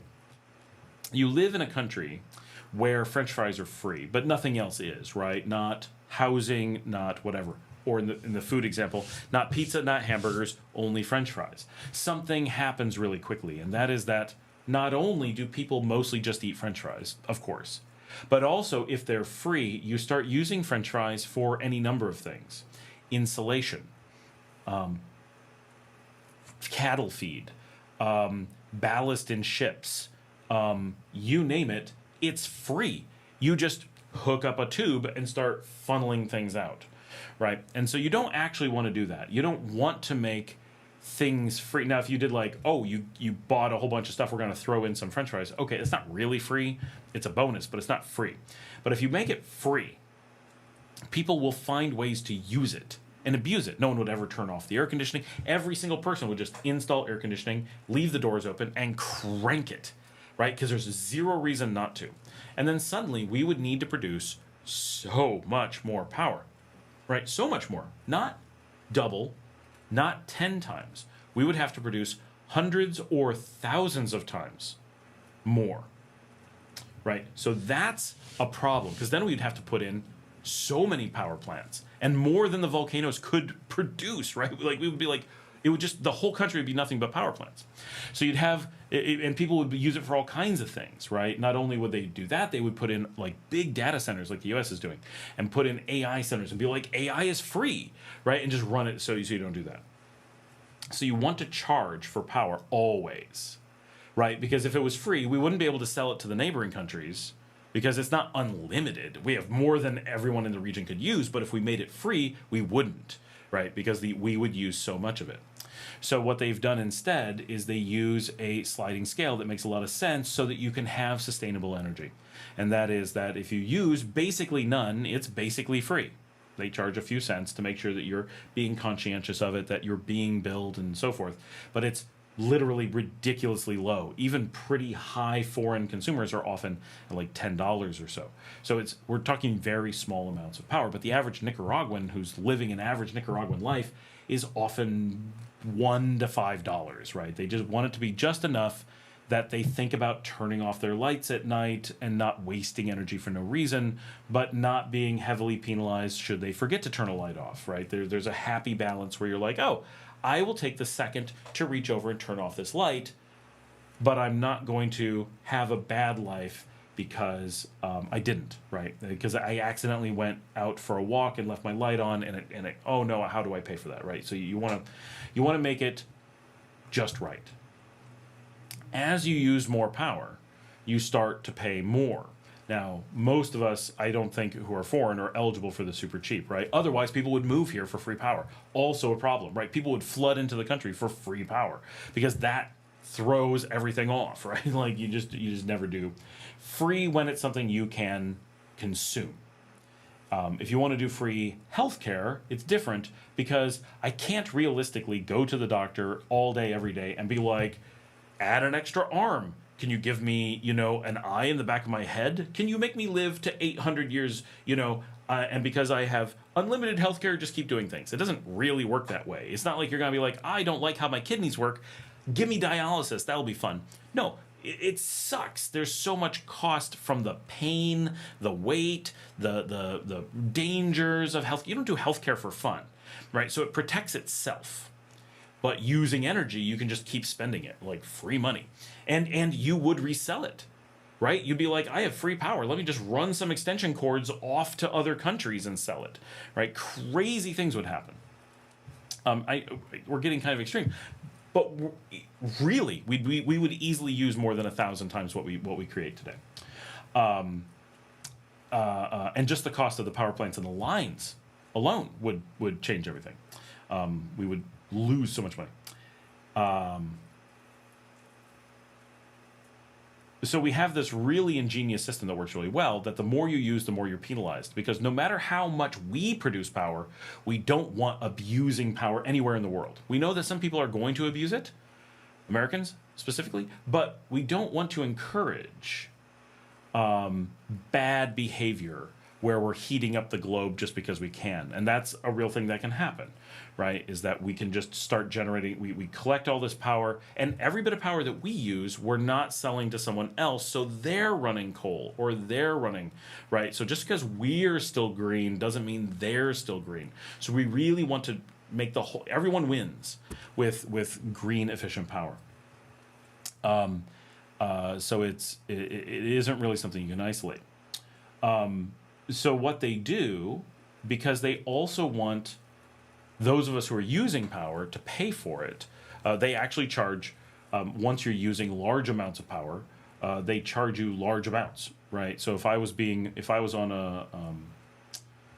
a meter, right, I would probably owe, when I was paying $80 a month. But remember, I have a 9-bedroom estate with air conditioning everywhere and computers that never turn off and studio lights and cameras. And like, I use a lot of power compared to even a normal expat, like a lot of power. I also have a lot of people here, right? I have workers in and out nonstop, animals everywhere. Everyone is home all the time. We work from home. And so you have all these kinds of things going on. And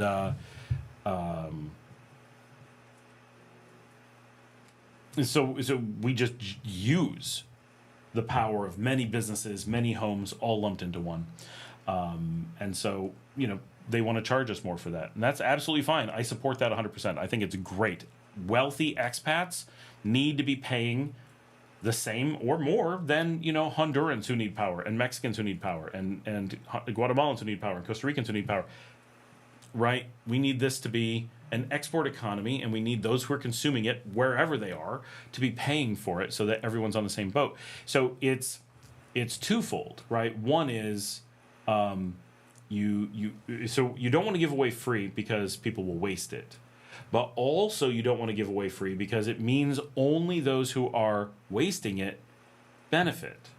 Those who are being conscientious will be penalized, right? So let's think about this. If we have the power to generate, let's say we can generate $100 worth of power per human in Nicaragua, right? And we made it free for everyone.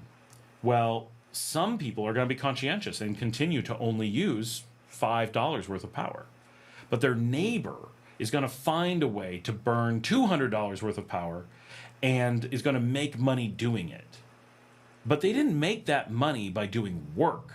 They made that money by stealing from the community. But they're the ones who turn it into money. So I just saw John say, free power, let's make Bitcoin. So if your neighbor is being conscientious and turning off their lights, they may use $5. If you are running a Bitcoin miner, you could use $20,000. In reality, you could use $20,000 worth of power. And you might get lucky and actually make that kind of money in Bitcoin. Unlikely, but you could. Now, you're rich, more or less. You're bringing in years worth of income. You're wealthy by Nicaraguan standards, for sure. But you didn't earn it. You just were willing to take from the community where others were not. And it's not like the community made more money. The community spent that money on you. It's just taxed your neighbors. Or they could not give it away for free, make everyone pay for what they use, and then it's fair, right? So the way that it works, so there's two ways to make it fair that I know of. One is that we all pay flat rate for what we use, and that's fair. Or we make it that there's a bonus, that if you use less, we charge you less, so that the more you use, the more you pay for every bit that you use, which is the way it is now.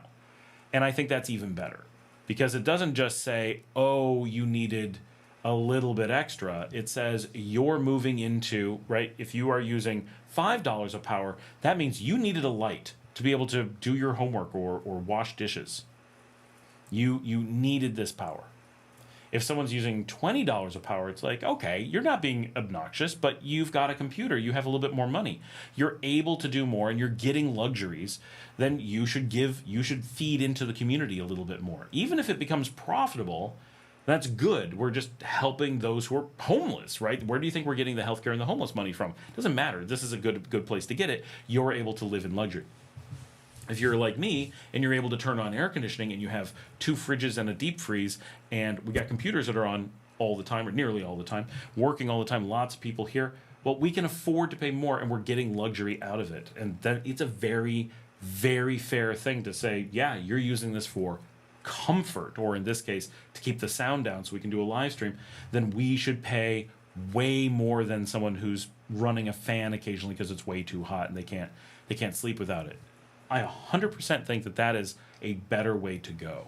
So I really like it. It does what it can to keep the poor from being penalized, to even the system as much as possible, to allow anybody who is willing to live as if they're poor to reap the benefits of that lower cost, and anyone who is going to splurge on electrical luxury, that we're going to be penalized heavily for it. 100%, I think that's the way to go. So this is something that I really like, and would I like my bill to be lower? Yeah, of course. But do I like a system where it's being paid for use? Absolutely. Because it's the people's money. right? So all of the, however the power is coming from, people are generating it. So as long as you're collecting a fair amount for the power, it might as well be free because the people making the money are the people paying the money, right? What's different is that, so if my neighbor, so over here my neighbor's not paying $5, but over there my neighbor might be paying $5. I know my neighbors down there are paying $10, right? So it gives you an idea. So this system says, well, all of us get a certain benefit out of the money going in to the pool. But they get more benefit than they're putting in. I get less benefit than I'm putting in, but I have way more to put in, right? So this is a great system, right? Because it's helping to level something that should be more level. Are you any closer to figuring out your electrical bill issue? I don't think we are. No. Phantasmischiphil, obligatory comment for the algorithm. Thank you very much. We love obligatory comments for the algorithm. Love your content. Excellent resource for thoughtful information. Thank you. Zihan is a political analyst. I watch his daily videos and have read all his books. Don't always agree, but always listen to what he has to say. Cool. With technology, everything has changed. I want Nicaragua to thrive in the future. I think it will. I think that Nicaragua has a really good future plan, right? We're power sovereign, we're food sovereign, we're water sovereign. And some of the great things that we should be doing, I think, using excess power, is we can use that to do desal plants, right? At some point, we're going to want more fresh water, way more than we're going to want electricity. Well, more geothermal, more solar, more wave. We have no wave currently. More air. Those are things we can use to do desal and get more crystal clear, perfect fresh water out of that giant body of water hanging off the shore. I think that would be a great use of power, and then feed that into a public water system so everybody's benefiting from the public resources. So that would be, I think, a good thing at some point. Or putting water cleaning systems into Xolotl, for example. We could really use that out there, and actually that would, I would really love to be in a situation where we could put a data center out on Xolotl, pump water through it, clean that water as it goes, and use the power consumption of a data center as a water cleaning mechanism, pulling the power originally from the geothermal source. I'm up to where John says, yeah, let's mine Bitcoin, which is what El Salvador wanted to do, right? They wanted to come up with geothermal power, and their plan wasn't to do something for the country, it was to mine Bitcoins. Yes, technically the Bitcoins were probably going to go into the government coffers, and I have no reason to doubt that they would do that, but that's probably a pretty silly use of that power when they could be using it to create society. But it's not the worst thing. If you have Bitcoin mining to use excess shunted power, fantastic. Like, do stuff like that, of course. And these days, we don't need to use Bitcoin. We could be doing it with AI, right? Which is also not making any sense. TJ Bailey says, years ago, before the military went private on their housing, all the electricity was free and you could hang meat in some houses during the summer. Yep. They probably would get in trouble if they tried to resell that power outside of their home lot, but yeah, it's rough. Indigo says, oil, gas? In what aspect? I mean, we have gasoline, right? TJ says, but I expect that like my AC and my computer's running. Yep. Yes. Desalinization, awesome. Desalinization is how Aruba gets its water. Oh, I'm sure. They've got no source of water there. Oh, my gosh. We've looked into doing desal here, obviously small scale, but we've got the space to put in solar. We could probably put in a little bit of wind to back it up. And we have ocean access, and doing desal would be really nice because water on the beach is very challenging, very limited.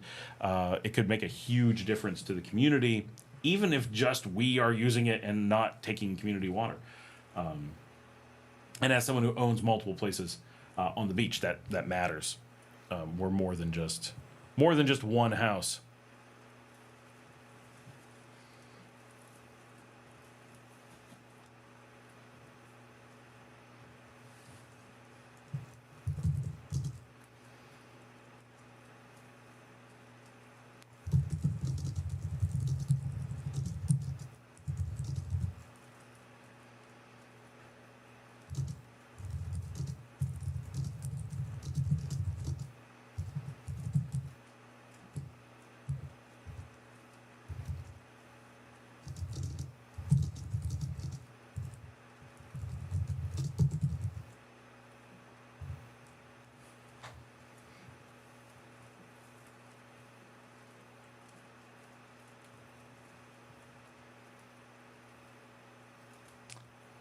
This person who needs access to the data center to do something that makes no sense still doesn't know what data center they're in.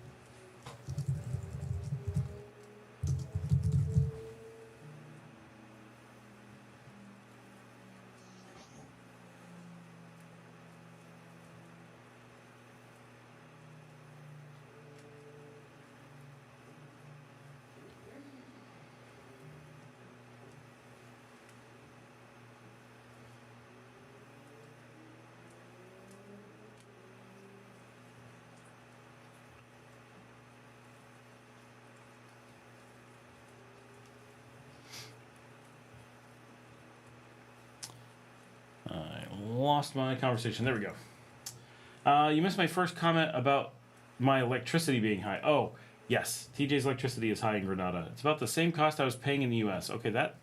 Well, no, I mean, it depends. Mine is way lower, but I came from Texas, right? So it's... Or was way lower. It's not lower at the moment, but it's way lower in general. There is an elephant in the room down there the whole world knows. Elephant in the room down where? I worked in data centers. AOL. Oh, wow.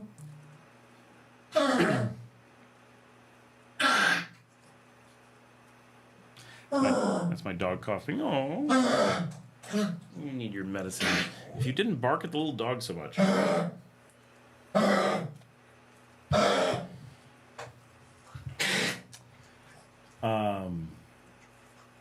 What was the question about oil and gas?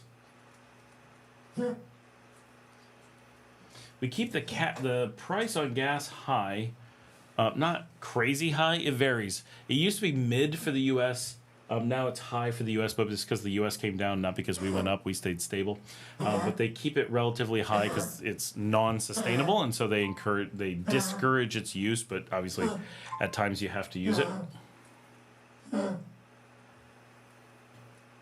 And here, everything is driving slow in small cars and small distances. So,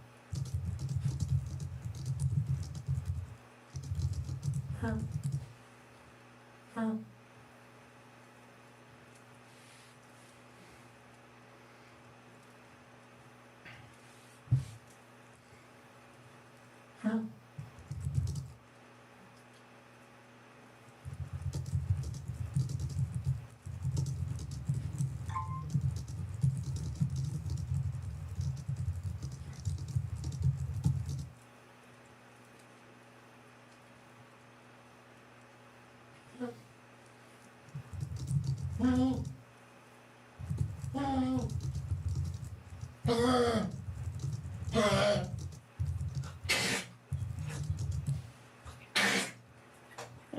poor baby. He's really coughing.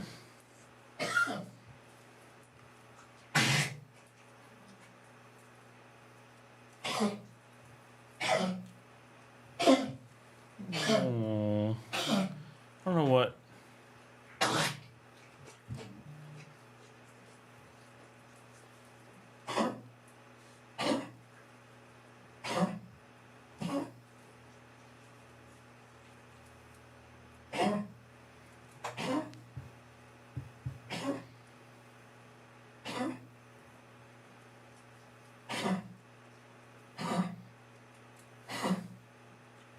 Ah, there we go.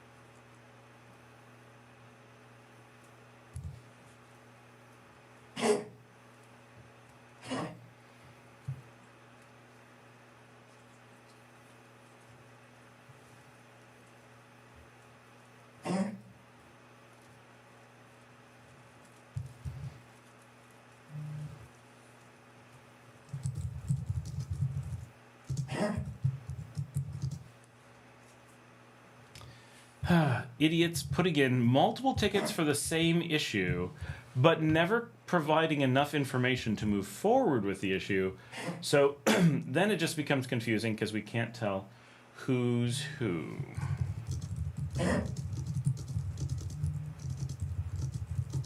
they're like, we need to escalate this. Well, you wouldn't need to escalate it if you gave us the information initially, instead of making us go back and forth, asking about it, and then multiple tickets. So instead of servicing you, we're sitting around talking about the multiple tickets, and one, assuming you're an idiot, but two, having to carefully make sure we don't have the same people going out working on the same thing at the same time because you're stupid. Like,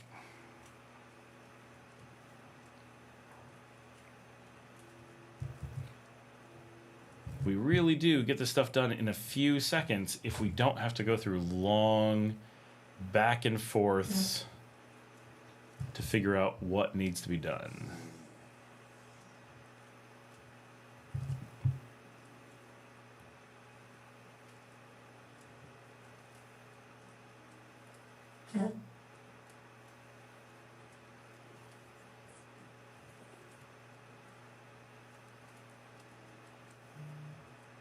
Every single ticket we have right now is someone who can't figure out who they are or what they're doing.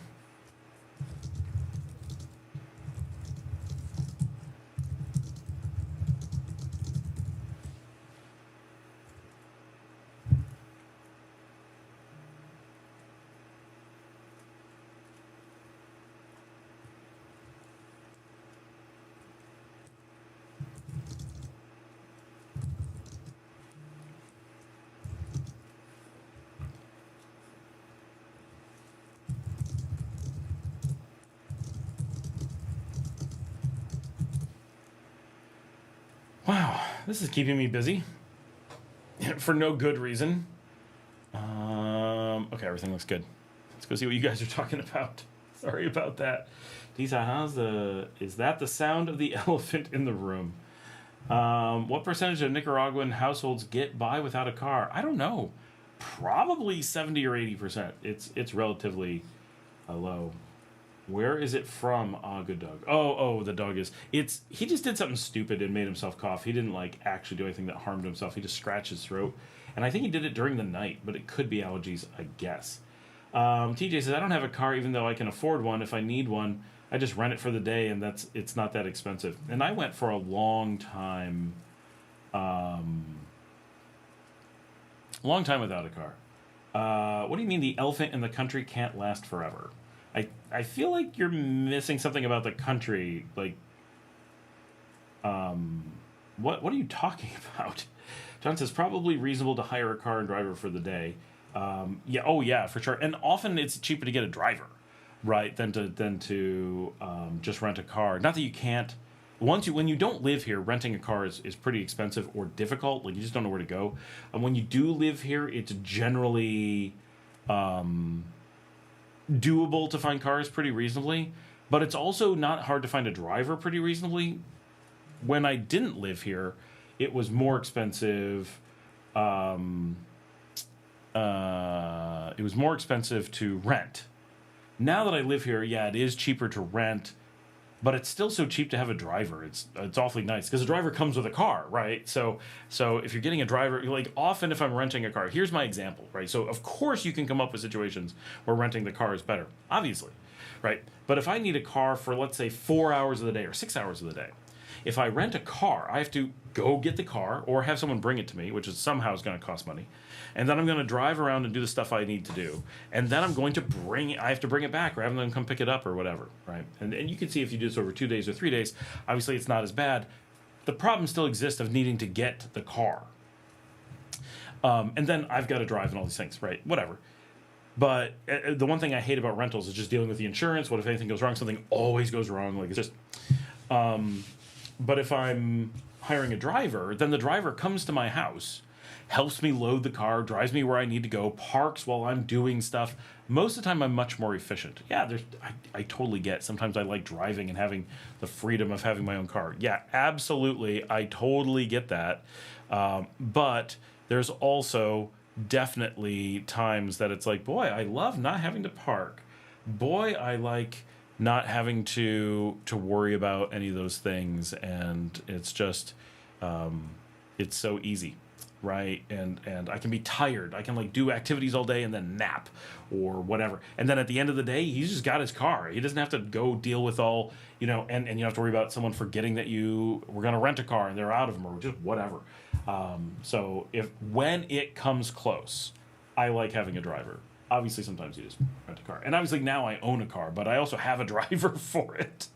So I never drive it. I can go weeks without driving. Generally, I don't. Generally, I drive it once or twice a week. But I really can go long periods of time without using the car. As the driver, anyway. Does he have water? I'm planning on moving to Nicaragua, especially... No. I think he meant specifically, especially in San Juan del Sur. This is Marvin Montenegro. Hey, Marvin, how's it going? Awesome. Did the price of eggs go up in Leon? TJ wants to know. I don't know. I'm not the one who shops for them much of the time, and I don't watch it real closely. They easily did, but I've not heard that. Individual says Heimlich. I think he means for the dog. It's just a scratch throat. He's an idiot. What software do we use for trouble tickets? So currently we're using Zendesk, which I hate. It's so awful. So we're really big. We have a Zoho system, a Freshdesk system, and a Zendesk system. And I hate all three. And at one point we were using Repair Shopper. That's the worst I've ever seen in my life. I've used everything over the years, and I'm just not happy with any. We're actually moving, we hope, in the next 6 months to something new that's going to really fix a lot of these problems. We've had a number of systems.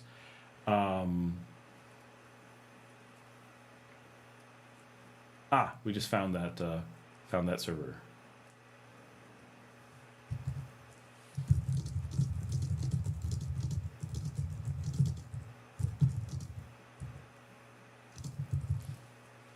Okay, he just located his server name.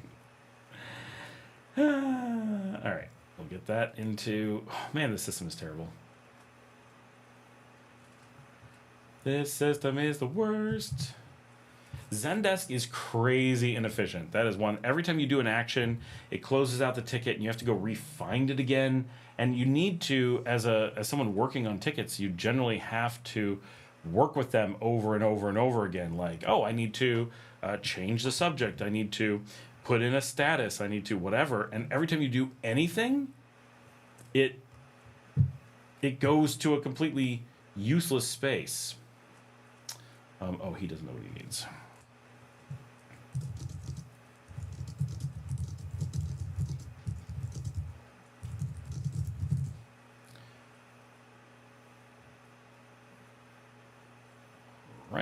request is in.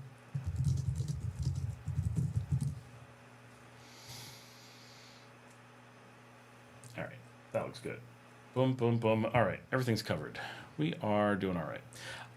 So we've got some cool stuff coming. We're going to replace all of this because these are just terrible systems. I mean, it blows my mind how bad the industry is for ticketing systems. Like, how is it so bad? How have, so many technical people been putting up with so many things?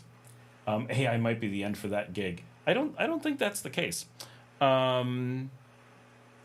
People say that, but you can't put AI on critical system because it hallucinates. And so that's how you get outages, right? And even any system where you can't put a human who doesn't know what they're doing on something, putting AI is rough. Because, for example, if you had an AI on one side that was reading Indian English and thought that the way to request a server backup was to leave with "and please revert" at the end, and then you had one that actually speaks English that was reading it, the one would request something thinking it's just a way you're supposed to end a sentence, and the other one would get a very discreet request with permission to destroy the backups, right? Because they're reverting. They're going back to the original state. They're getting rid of the backup. That would be terrible, right? So you have to be really, really careful that you have something that actually understands procedure and context and goals. And given that the average person putting in a ticket, and I mean the average person putting in a ticket, cannot figure out how to put in the ticket, it's going to be really hard for AI to do much because it doesn't understand the context and what's going on. I think it's one of the harder places for AI to get really strong inroads. Catastrophicity. Okay. I'm in Nicaragua now. Yay! It's so beautiful here, and everyone I've met has been so welcoming. Awesome. Welcome. How long have you been here? Fill us in.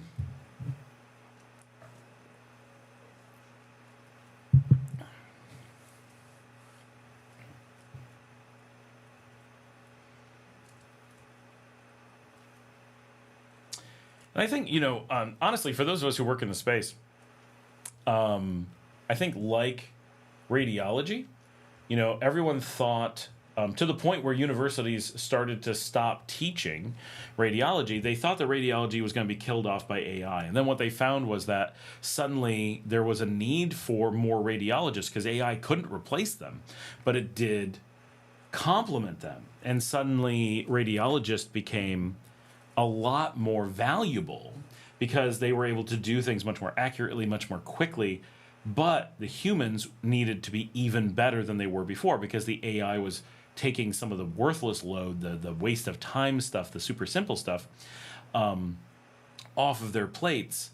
And so you needed even better people doing the radiology, and the AI simply made them more effective. And so even though AI plays a huge role in radiology, we now have more higher paid radiologists than we did before AI. Will that last forever? Probably not. But will it last for a really long time? Most likely, right? We're not seeing AI making great strides. It's very much struggling. And we have not yet seen AI become profitable, right? So right now, all of the AI systems are being subsidized. That sounds great, but this is actually one of the really interesting things about the incoming dark ages for the Western economies. Is right now they're riding on, and this has been speculated pretty heavily, and good research goes into this, that they're in this massive bubble created by AI, right? The AI companies are worth pushing trillions of dollars, right? Microsoft has a completely insane valuation based on not making money. OpenAI has this crazy valuation based on not making money. Anthropic, the same thing, and on and on. Everyone has this massively inflated value, but they aren't showing profits, not even close. They're showing losses of unbelievable amounts. So, and they don't have a horizon where they make money, right? They're not moving towards, hey Diego, they're not moving towards a plan where it's like, okay, look, I know we're losing money, but look, when we hit here, it's going to make money. That's not how it's working. I just saw the numbers from someplace reasonable. They're saying they're looking at like 10 times the jeez. That's why I work from home, Diego. That's why I work from home. 10 times or I'm sorry, it's like the number of data centers they want to build is something like $80 billion. In order to build $80 billion of data centers, you have to bring in $8 billion of revenue, of profit, just to maintain the interest payments on the building of those data centers. But AI has no projection where it's going to bring in the money to cover the cost of paying the interest, let alone paying down the data centers. And because of the way AI works, you have to replace all of your hardware every 5 years at a cost of $80 billion. So you're looking at a recurring loss of $80 billion every 5 years with a amassing $8 billion per year. I probably said month, $8 billion per year interest payment that just keeps going up. There's a continuous, how is this ever going to pull out of its disaster question, with now, of course, government bailouts, and they're going to seize all the assets, and you can see where it's going, right? It's an intentional failure. Get so big that you can't let them fail, get so big that you have to let them fail. The government gets to take over everything, and it's the publicization of the American economy. It's the final admission that it was always a drive to the government owning everything at the end of the day. Anyway, I think we do know the future of AI. I think that's a big marketing thing, right? Like, it's easy to say we don't know the future, but we only have LLMs, right? We don't have AI. We have this really simplistic thing that's interesting, but it uses so much power and produces so little that its ability to improve can be measured, and is rapidly approaching zero, and they have very good reason to believe it's going to reverse and actually start getting worse. And there are situations where people believe that's already happening. That may not be true, but I think we do have a really good picture of AI that we know that profitability isn't on the horizon. We know that the debt load is beyond anything that can be borne, is already in place. We know that there's no strategy for using it effectively, and we know that the technology has really met its peak, right? Very likely someone is going to make some amount of breakthrough to give us a little bit more runtime on it. But LLMs are such a limited, uncontextual concept that without actually moving towards something fundamentally different, or, for example, moving towards AI, you would...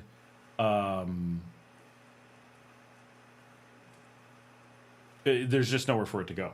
And so I think that there's a desperation to make people believe that no one knows where it's going. But in the technical world, pretty much everyone knows where it's gone. Where it's going is over, right? We've been at kind of a burnout point for it for a bit now. And we're seeing, yes, we're able to make the system slightly faster. But especially with the laws coming in place, the cost of it is expected to go way up and the availability of data to go way down. We're looking at massive collapse of AI. The question is, yeah, we may not know how fast it's going to collapse, because a lot of factors will play into that. But that it's going to collapse seems like we've already gone over that horizon. There doesn't seem to be any potential future for it. It would be nice if some of the things that we have developed could be maintained.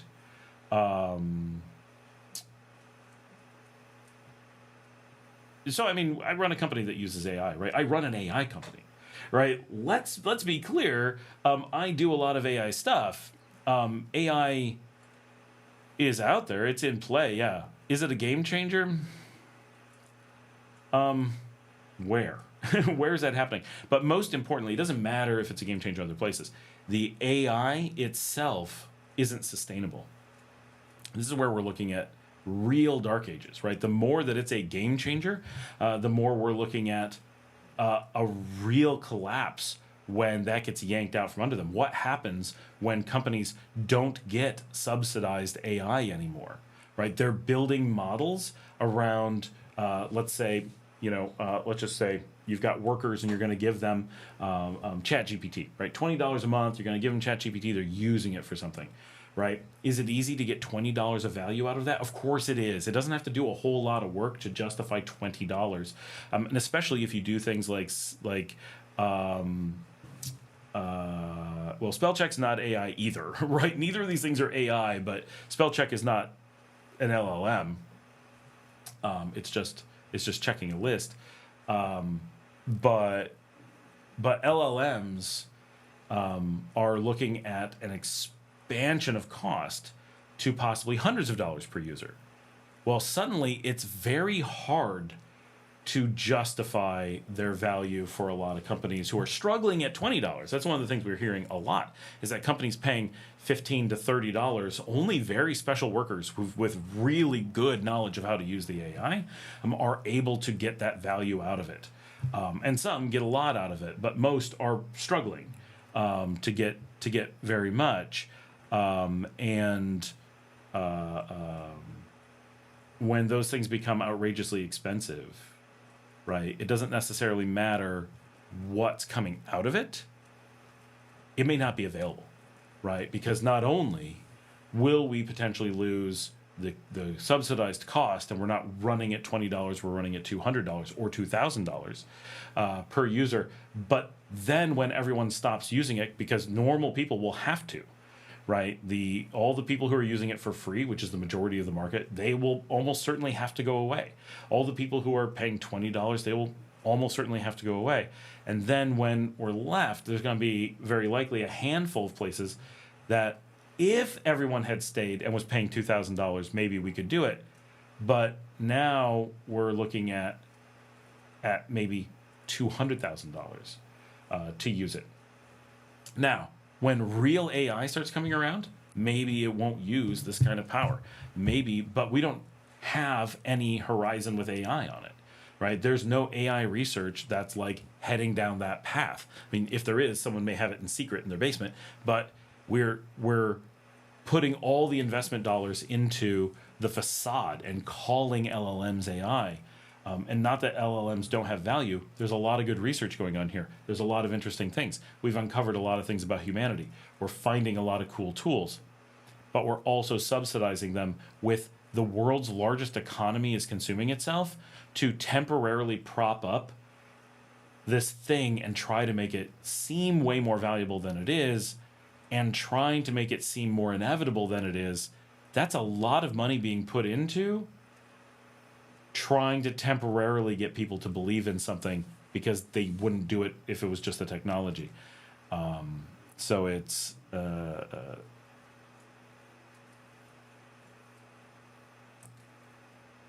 thing is that you say it's not a consumer product, but if it's not a consumer product, who's going to pay for it? Right? It's so expensive to do that if it's not a consumer product, that sounds like saying it doesn't work. It seems to depend on being a consumer product is how it has the potential to work. But even that, there's just not enough to pull it out of collapse.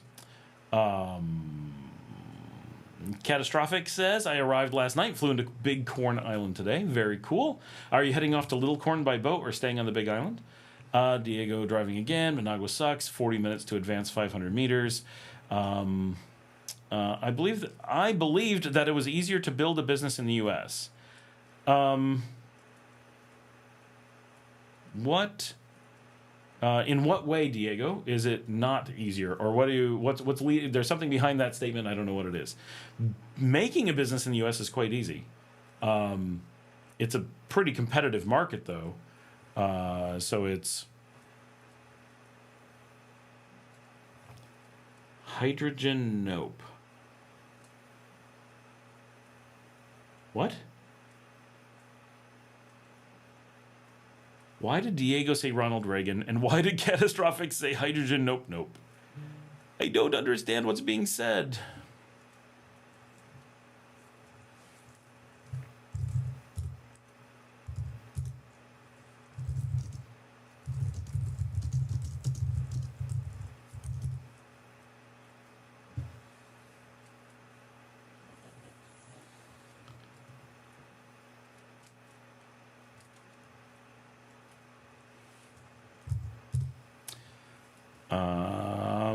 No clarifications on. There we go. Going to stay on Big Corn for a while, then might head to Leon and San Juan del Sur. Very cool. Well, we're out here in Leon, so maybe we'll get to see you. LiveStream. I accidentally typed LiveStream to my wife, and my wife laughed and said, haha, LiveStream is accurate.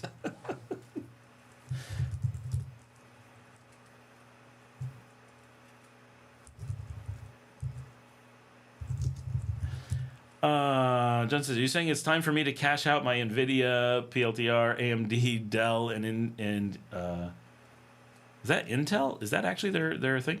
Oh, don't do rough boat rides. Sorry, Catastrophic. Yeah, that's a rough one. That's why my wife doesn't go out there. Aha. Hold on. Just need to respond to this. So the reason that someone's server is down is they encrypted it. And so it's encrypted and they can't get in. Which, let me tell you, I've worked for a lot of companies over the years, and like, I get the point of encryption. I do.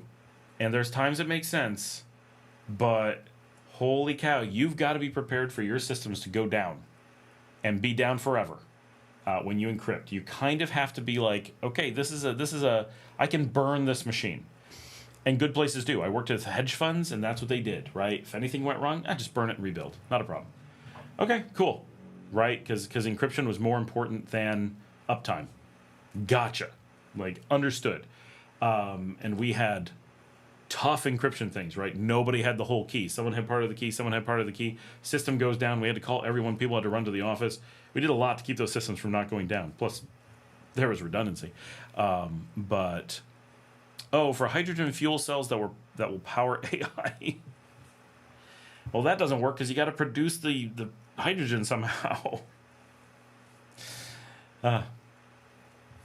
Yeah. Places like here, we could do some with all the geothermal, but it would use so much and generate so much heat. It's tough. I mean, I like AI. I like that we have new tools and stuff, and I build medical systems using AI and stuff, but it's we're dependent on things that just don't make sense long term. It's a precarious place to be. Now, it's handy for some of us who are able to run our own AI systems and do that.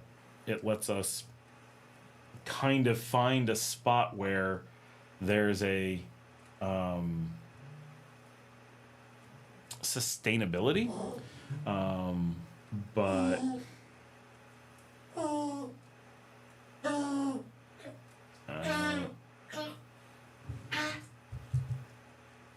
gonna get this to the data center. Oh, little dog. Aw,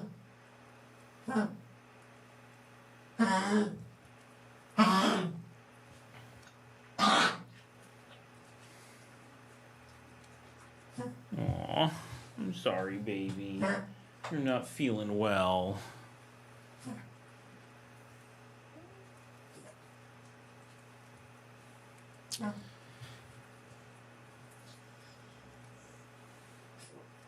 Corn. Yes. Yeah, John. Probably time to get out of all those stocks. I mean, some will go up, some will go down for a while yet, but at some point it's going to be, oh crap, and then it's going to be too late. So it's all the gambling on when it pops. But it's always popped in the past. It's never been so much of bloat. There's never been more warning. I just wrote a medical research paper in 4 hours with the help of AI. The question then becomes, how much of that medical paper needed to be there?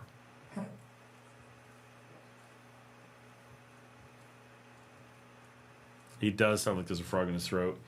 He has the worst cough all the time. Yeah, come here. Oh, you want to go out? Hold on, I gotta let him out. Not outside, he's just, well, the whole house is outside, I guess. He's just going out into the house. Oh, maybe you're gonna go find some water. You should do that. Nope, he didn't go for water, just ran outside. Okay. Because he's an idiot.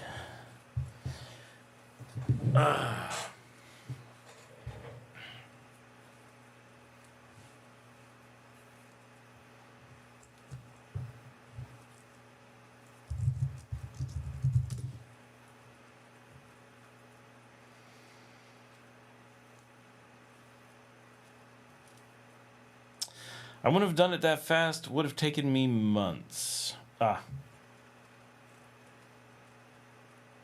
So it's a medical research paper. If it wrote it in 4 hours, how confident are you in it? But the question is, the parts that the AI wrote, are they actually valuable? Right? I mean, it could be. Is it just citing and sticking things together?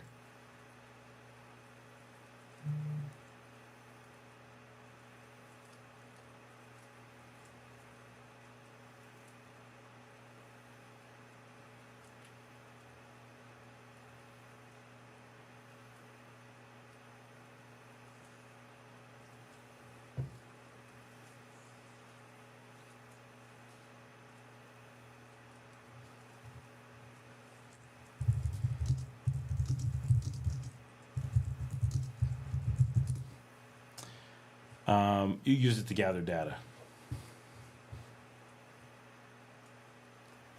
It's not completely useless. It's just, at some point, it becomes unaffordable. Right? That's the... I use it every day. Right? I have like 3 different accounts. I have a company that pays for it for employees. And we do get value from it.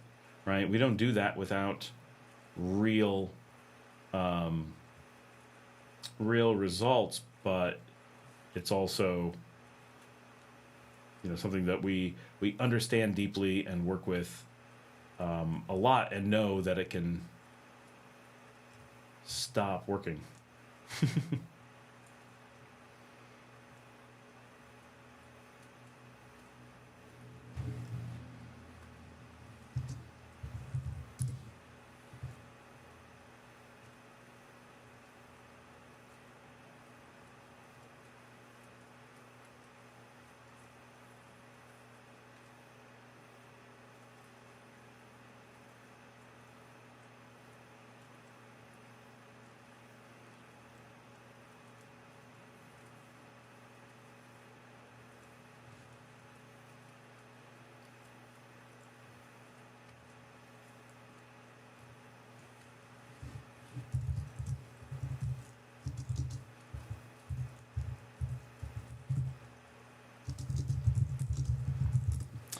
I hold ETFs for gold miners, but I hold several shares of a few large mining companies, not entirely gold or silver. ROI Val, our biggest, also HPM.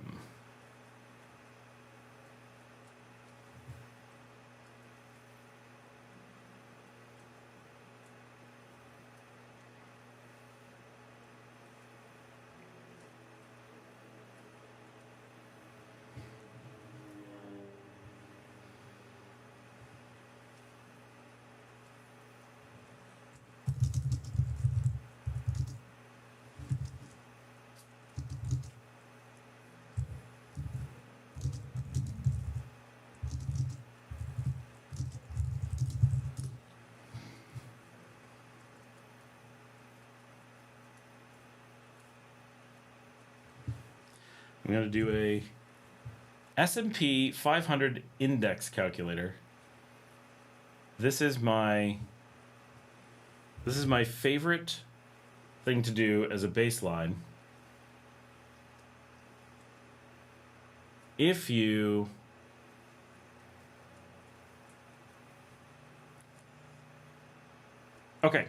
if you were to put in 1 ounce of gold in 1980, which was about when it was first available, $670 in 1980 in gold. And today, or roughly today, is the highest value of gold in history. Now, obviously, maybe it had a higher value in like the Roman Empire or something, but in known history, we are at the all-time peak of gold value. It has never bubbled so high. So, and it's worth like 4,400 maybe an ounce, which is unbelievable compared to 670 initially. Of course, 670 then is the equivalent of like 2,500 now, so it's not double in value, but it's an increase. The guide to which we look at profitability is if you put in versus the S&P 500 index. This is the baseline used for if you beat this, you can say you're profitable, you've made money. If you don't beat it, you've lost money. It's a more important indicator than inflation, because inflation is if you hide your money in your mattress, right? It's the I'm intentionally not making money indicator. And it's important to understand inflation and know where it is, but it's also important to understand that it's not profitable. Your money's not working for you. It is the worst possible case scenario without actually physically losing money. So we use the S&P 500 as the lazy man's no effort baseline to use, because you just put your money in and you do nothing. So if you put $670 in 1980 and waited the 45 years to do something with it, your gold would have turned into about $4,400, or you could have gotten $4,400 in the last few weeks at least.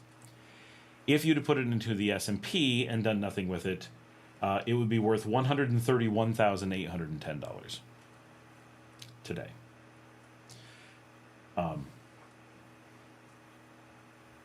So that's the baseline we use to see over time what the investments are like.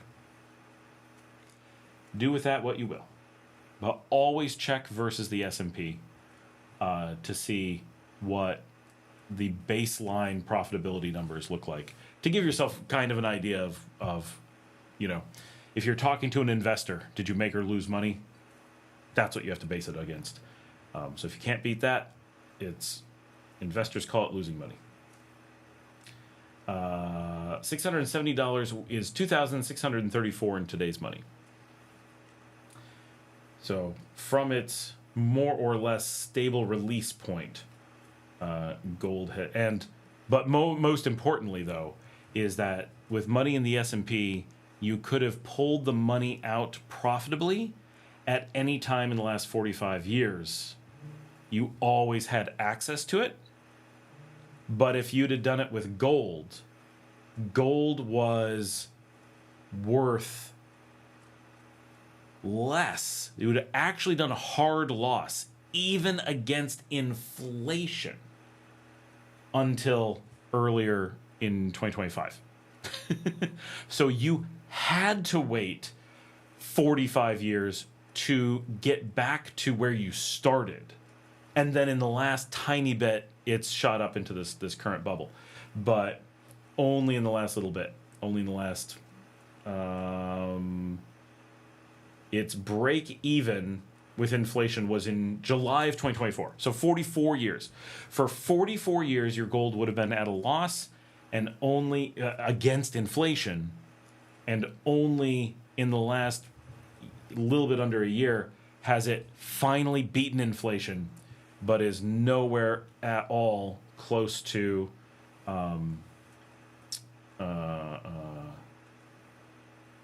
the baseline. And it would have taken, this is the funniest, for the first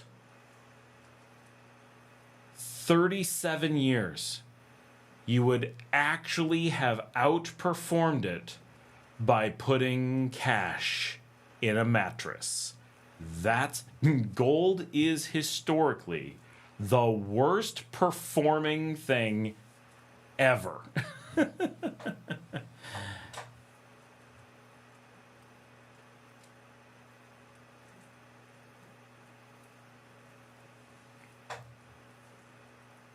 Like, not even close.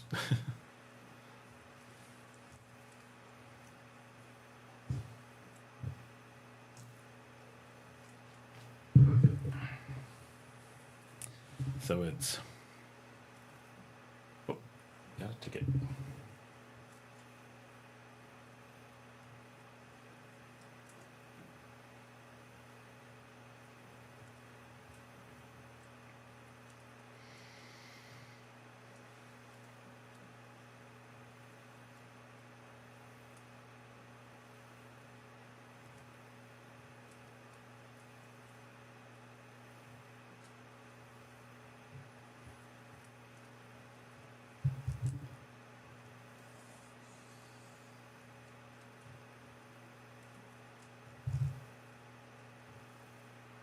All right. Almost done with the tickets. The thing about gold, the thing that's important about gold, gold's value is a direct indicator in faith in the economy. And gold was low for 45 years because people had faith in the economy. When there's not faith in the economy, people run to gold in a panic, which is important that it exists, but it is also a scary thing because people run to it at times of great economic danger. And the risk, of course, is that when there's economic collapse, gold is potentially gonna go with it, right? Buying gold at a bubble carries crazy risk because if faith in the economy returns, gold goes to a fraction of what it is, right? Could drop to $1,000 easily, and if manufacturing collapses, even if faith in the economy does not return, gold also can collapse. And if global economies collapse, the movement of gold can become restricted, making it collapse. And if it becomes, catastrophic war, holding gold becomes the thing. If gold maintains value, it becomes the thing or silver, anything, it becomes the things you can kill people for, right? It's a commodity that can easily be taken from you, is a dangerous one. And if the global economy, gold becomes one of those things. If people are buying gold, you need to hedge against collapse, not hedge against investment fluctuations, right? Diego says, I looked at what you said, and 70% of the electric mix is renewable. That's amazing. Yeah, it's crazy how much renewable there is here. And I'm not even sure that it's that bad, right? There's so much misinformation from the outside to try to make it sound worse than it is. Like, where's the non-renewable coming from? Right now, there could be, because they're still building renewable data center. That makes no sense. They're still building renewable power plants. We just had a renewable power plant come online in the last 2 months. So clearly, they either want more capacity to sell, more capacity to use internally, or they're switching more from non-renewable to renewable. One of those things must be going on, or they're just crazy. So we're seeing continued investments in renewables. And it could just be that they want more capacity. Hey, let's open data centers. We've got all this renewable. It's great. Let's go for it. But it suggests that even if there's a certain mix now, that mix is continuing to move quite significantly towards renewable as things get retired and replaced, because we're seeing it all the time. John says, my largest holdings are probably in shipping companies, mostly oil. Easier than storing bullion. Silver's about to take off. I mean, everything happens in a panic, right? It's a great time to make money, but also it's when the risk is high because you never know when the rug's going to be pulled out. I always get a kick out of people that think gold-based currency is a good idea. It's amazing how much people think that. Like, it's completely different than, like, gold itself is a commodity, right? It's going to go up, it's going to go down. People are going to use it for manufacturing for all time. But we pretty much, it has very little intrinsic value. So it itself is a kind of random cash that has massively fluctuating value, which is really interesting from looking at the last 45 years, that we went from its value of 670 to a value of like 300 to a value of, now this huge. Imagine if you had a backed currency in that, like all kinds of wacky stuff would be happening. And your currency would suddenly not be stable, which is really scary, to have that kind of fluctuation in a year or whatever. But also you have all this lacks of flexibility and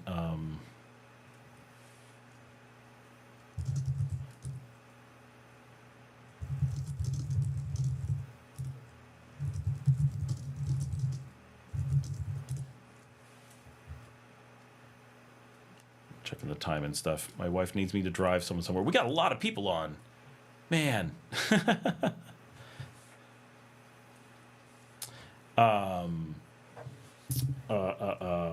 I'm in trading. We refer to a time to invest as risk on versus risk off. Stay out of the market. Yeah. There's the higher the risk, the higher the potential reward, right? Somebody is going to. So with everything, right? No matter what it is, if you go in when things are fluctuating.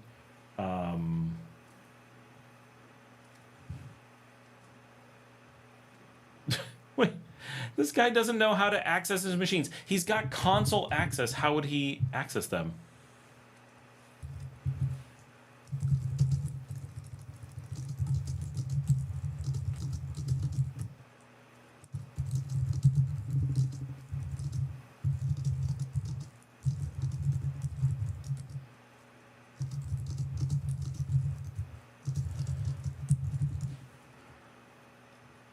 He asked for remote access to the data center. Then we said, well, no. Or not remote access. He wanted to come into the data center because he can't access his machine. So wait, no, I put it in the wrong spot. What the hell just happened? What the hell?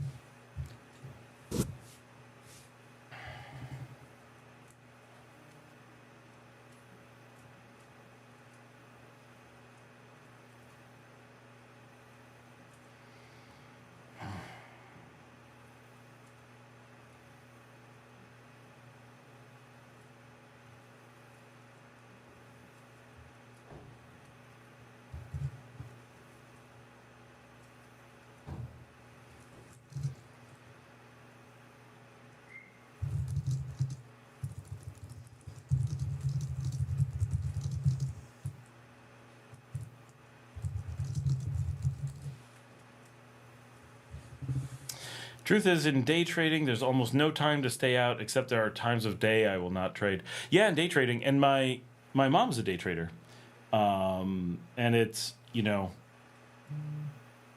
if you know what's going on, it's a good time to be there, and if you don't know what's going on, it's a bad time to be there, or you understand how to play.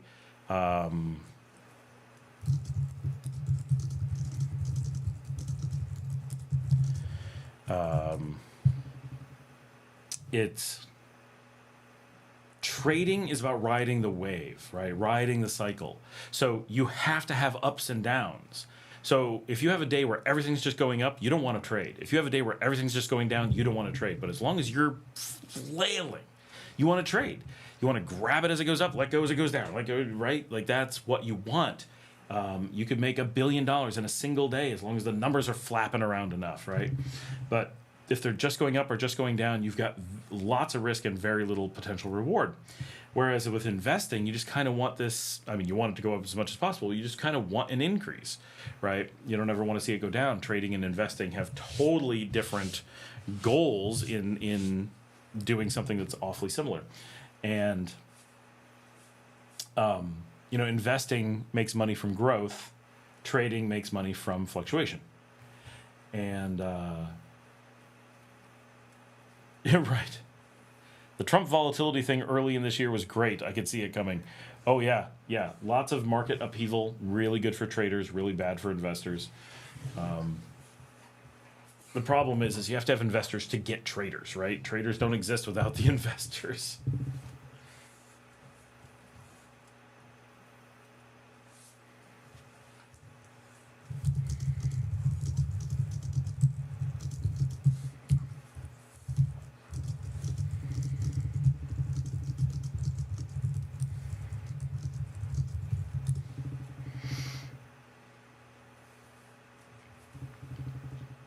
We've got a lot of people on still. This is pretty cool. My wife is seeing if the person can get a taxi so that we can keep going and I don't have to drive anyone home.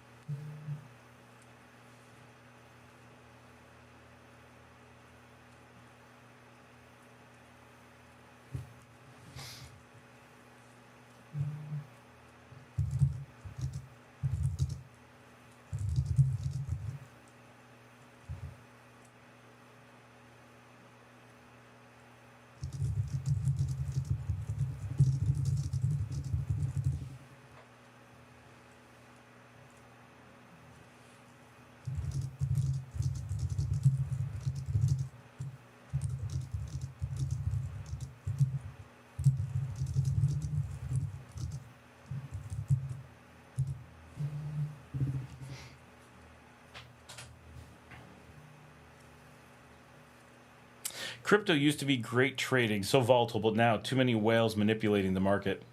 Yep, that was the... Oh, and now you need to think like the quants. I used to work in quant trading.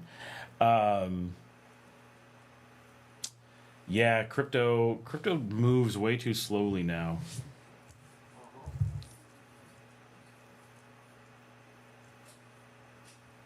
Understand when bulls and bears are getting trapped when a pullback is profit.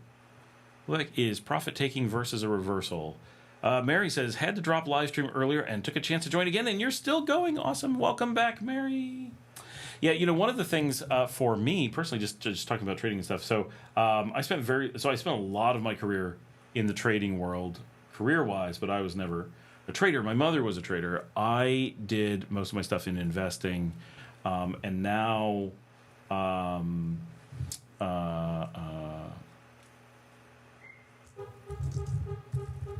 For me, because I don't have time to be a trader, I don't have time to watch a market, and I don't want to be playing the is it going to collapse today or not, which I totally love from a trading perspective. Like that's the fun, right? You gotta play that game, but with the market the way it is and wanting better returns and better, just better, right? I've moved just about everything completely out of the U.S. market, and have moved it into Latin America and moved from publicly traded companies, which really don't do very well in general, to privately held investments. And fingers crossed, that's a good idea. I don't really know. We shall see.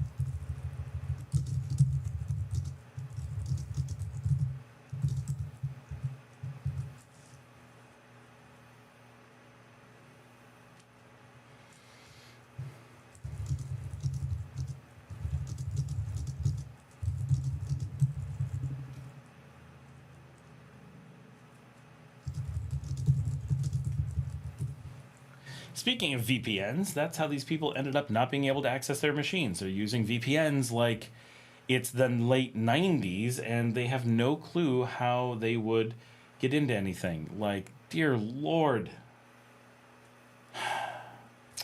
John says, I never traded crypto. I paper traded it, and at the time ran away because the spreads were so extreme you couldn't have a meaningful stop loss. I didn't want it to teach me bad habits. It's a bit more like trading anything else now, but I'm happy with Forex and index futures. Catastrophic says, I feel the same way.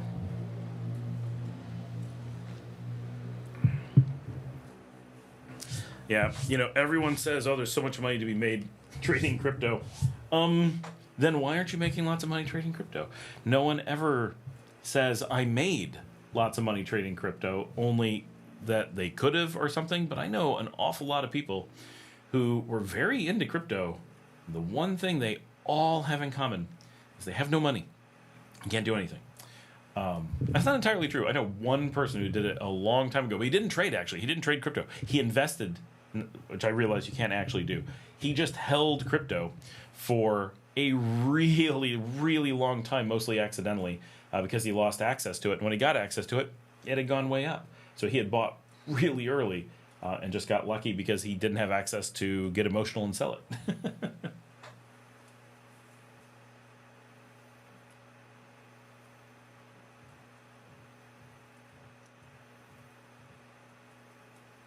I have a gecko that lives on my desk. He's freaking hilarious.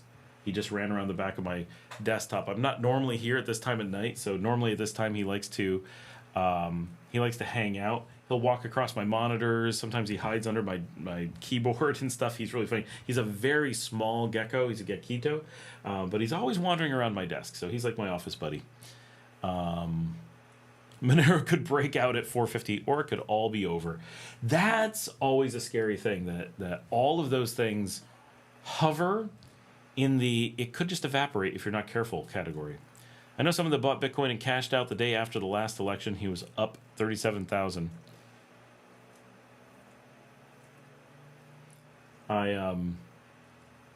So my theory of crypto is that it will all have to reach zero.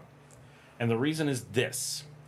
The nature of non-expenditure platforms. Oh, wait, nope, this guy again. Let's see.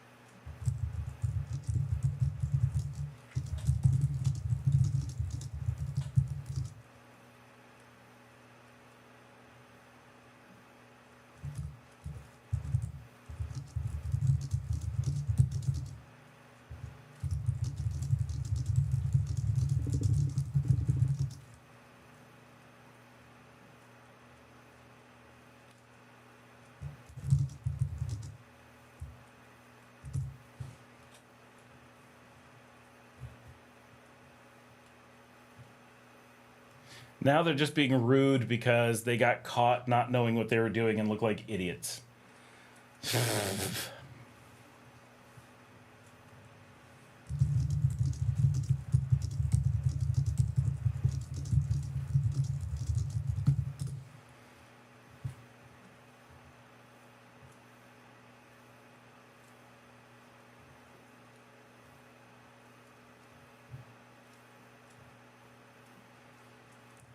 That's always a problem. When someone screws up, then they get mad because if you're like, oh, we could just fix it like this. Oh, we can't because we screwed up. Ah.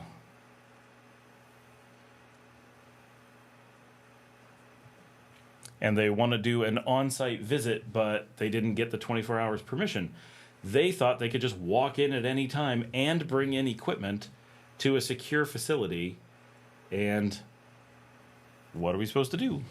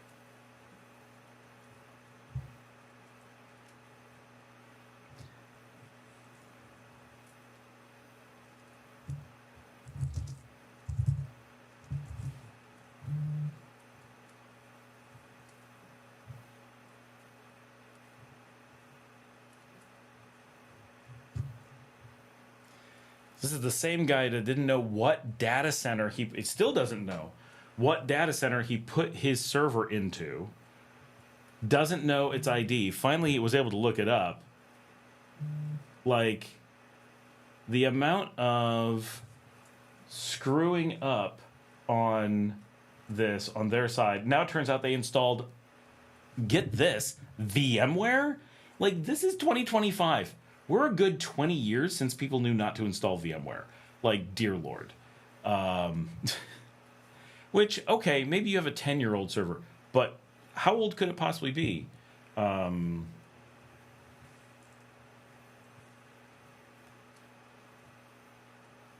What? Why is this guy asking me a question about his own server that only he would know? This is a different guy.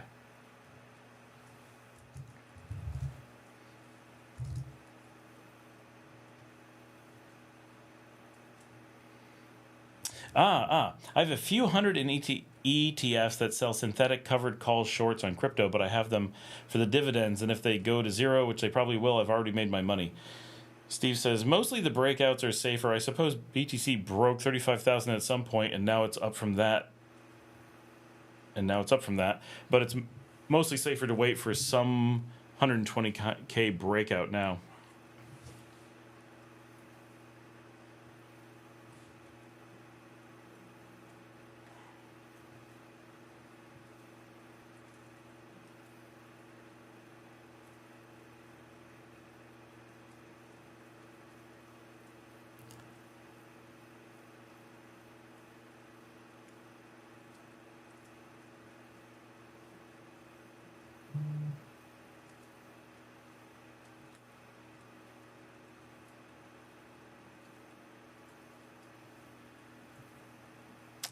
Yeah, I saw that 92,000 this morning. It's staying a little bit on the low end. Here he is. Thank you. Please let me know next time.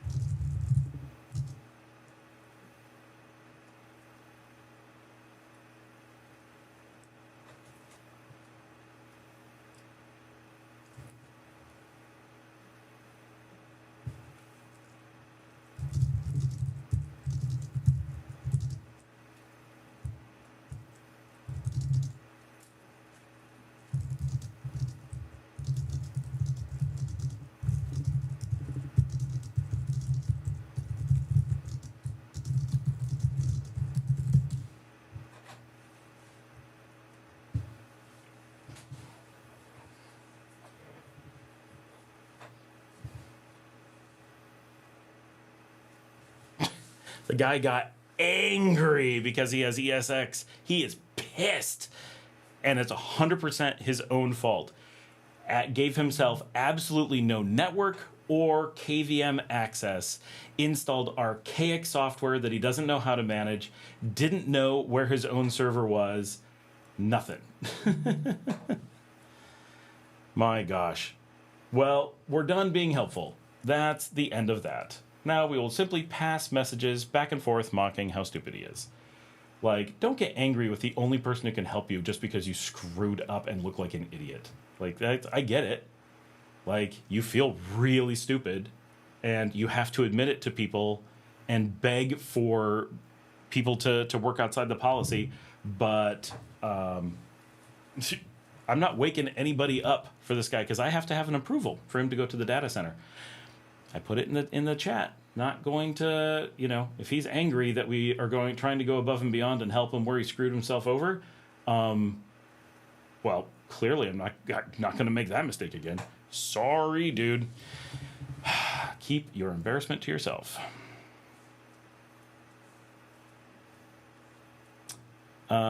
Steve says, I would be happier if it doesn't work out for MicroStrategy.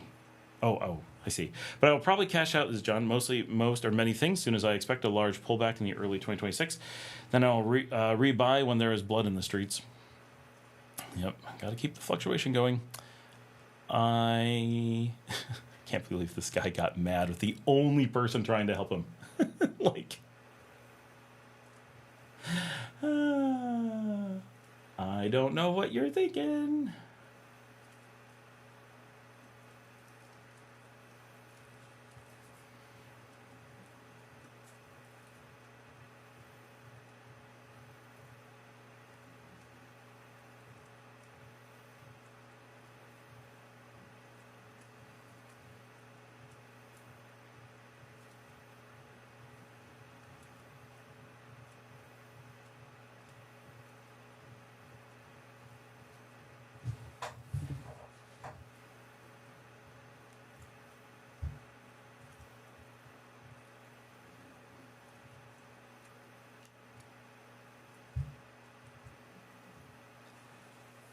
But I get it. You got to admit you installed ESXi when you don't know what you're doing, and you put it into a data center and don't know how to access it. Misty's problem is that the CEO has vowed to never sell BTC.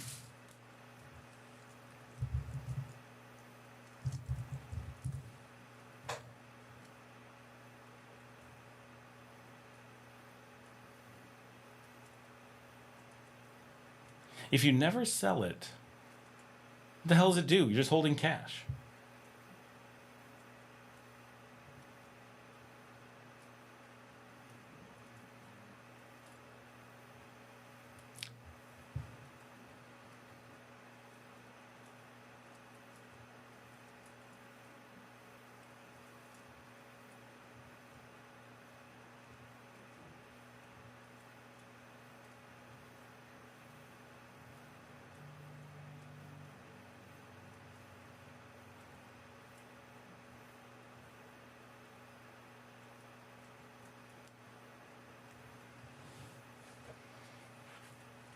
At some point, I get to call the data center and laugh with them about this situation, which is going to be funny.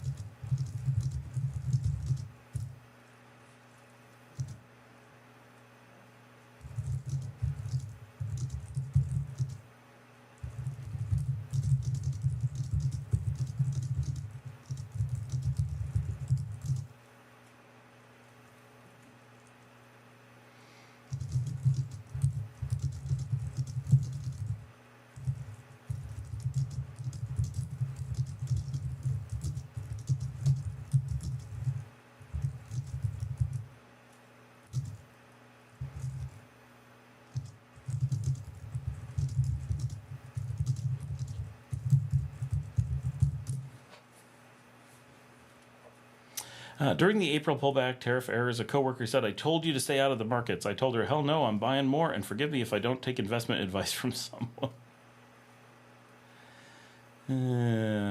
That can't pay their electric bill. Okay, that's funny.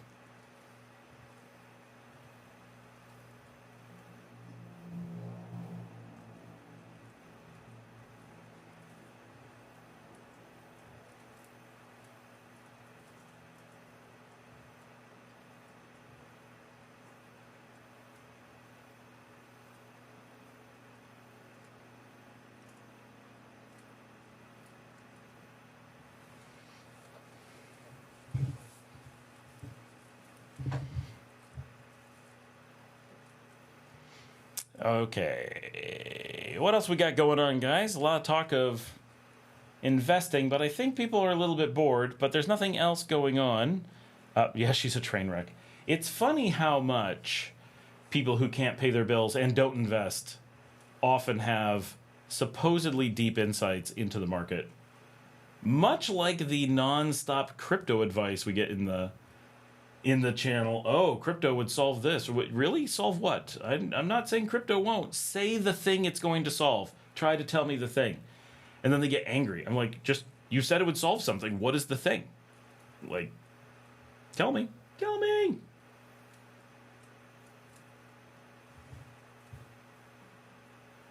I was told to buy the dips and dollar cost average in. Always buy the dips.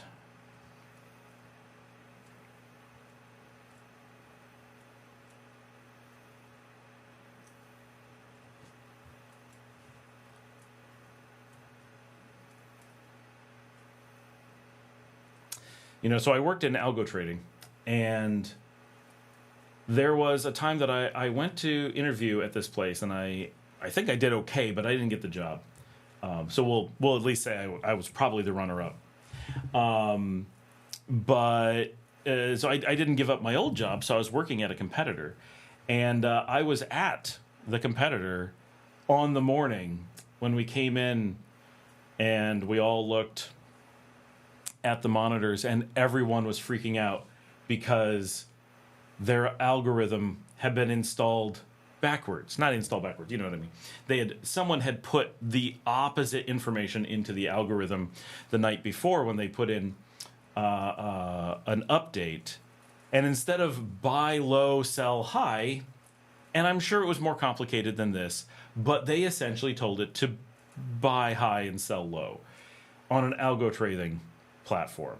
And the guy who got the job instead of me didn't have the confidence or the wherewithal to freaking unplug the systems, right? Because that is the job that I always had, right? I was the fail-safe person. I was the person who had the authority to freaking yank the plugs out of the walls if that's what had to be done to stop trading if we believed in our case that the currency had been compromised, but the trading had been compromised is the fundamental thing. So this was a large hedge fund, and that person just stood by and watched the entire hedge fund implode as the algorithms from all the competing banks on Wall Street devoured them in 30 minutes.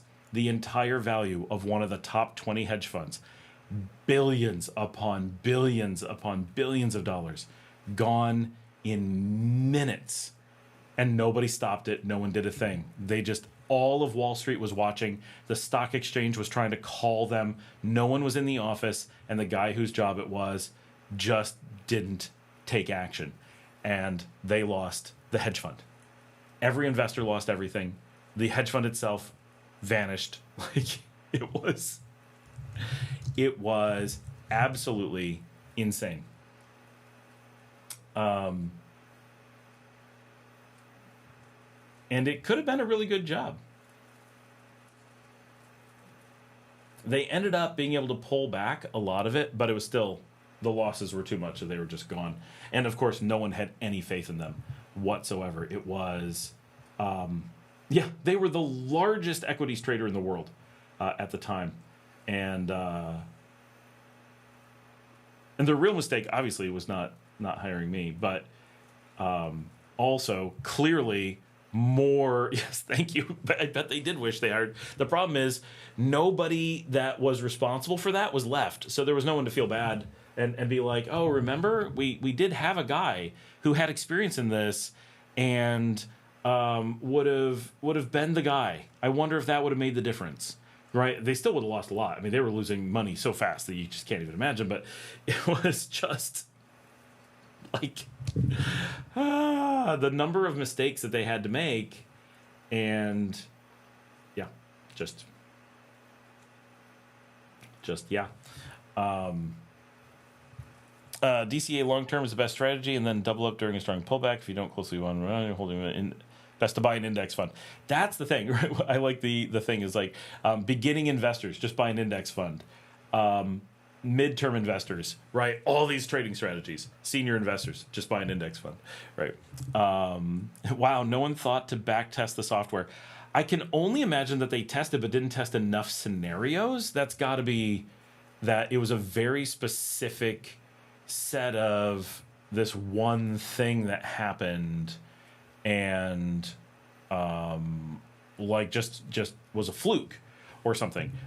It was nuts. Yeah, they didn't test adequately on the software level, and they didn't have operation control on the production level,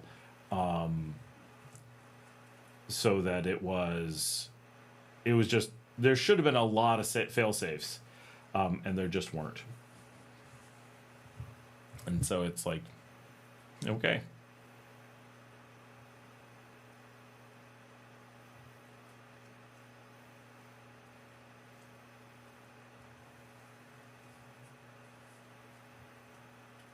And even the company that bought the remains of that company is smaller today than that company was then.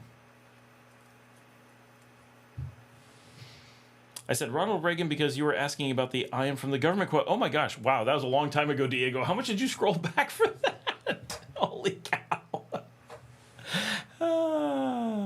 Very long time. Hey, we got more people on. We're actually getting more people rather than less. Still waiting for this DC to respond and laugh at these guys. Yeah, no one's answering. At some point, I'm going to call them and be like, dumbasses.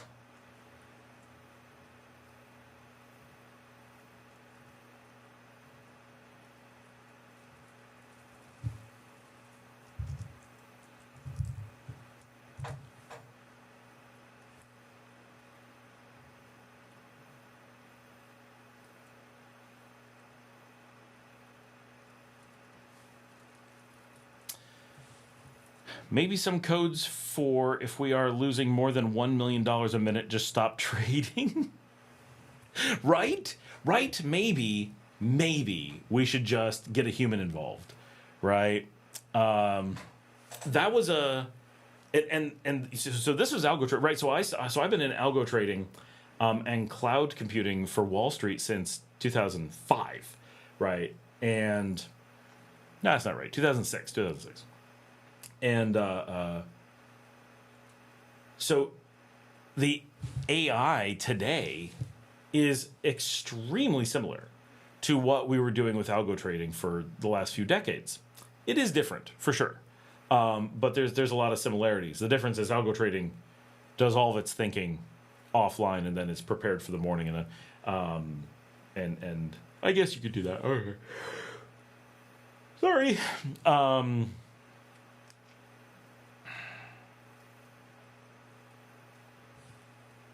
All right, is this... Okay, this is not the ass who's responding, so we'll go see what he needs. Or maybe it's just old that just popped up. Oh yeah, it's just old. Thanks, Zendesk.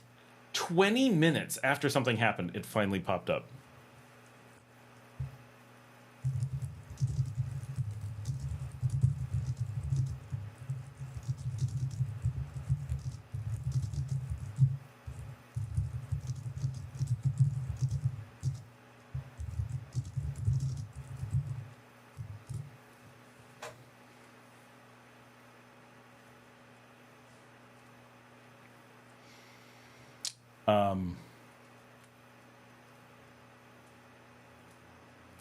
And even with algo trading, you gotta have eyeballs on it. You don't let it run blind. You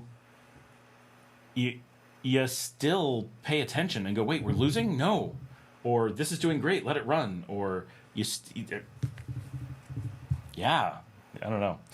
The interesting thing is that price action hasn't changed with computer trading. It just happens faster. That is actually quite interesting because they were really thinking it was going to change quite a bit back in the day. It was widely held belief that we would have a very different kind of overall experience with what it looked like.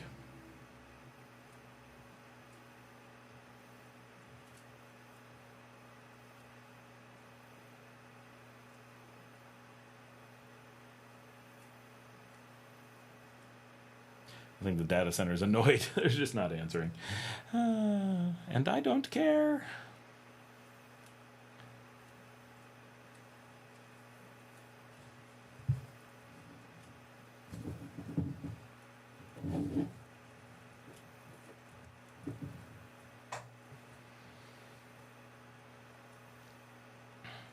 Ooh, even more people on.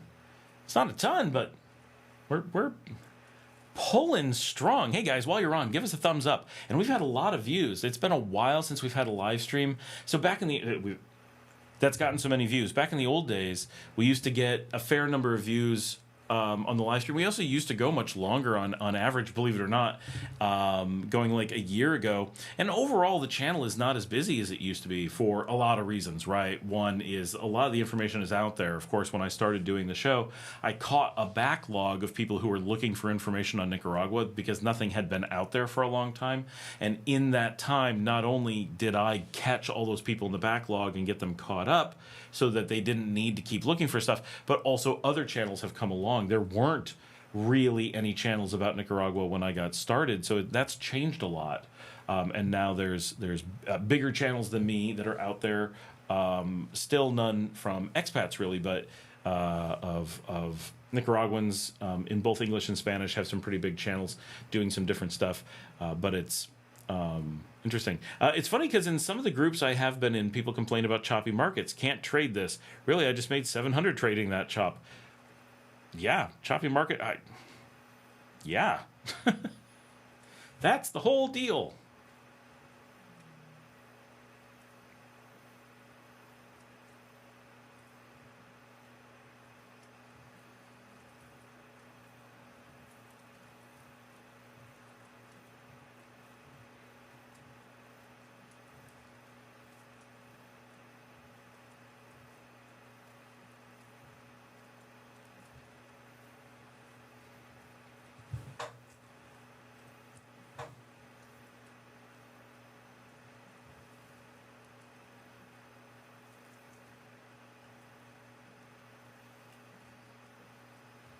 All right, I'm going to write a note to the overnight guy.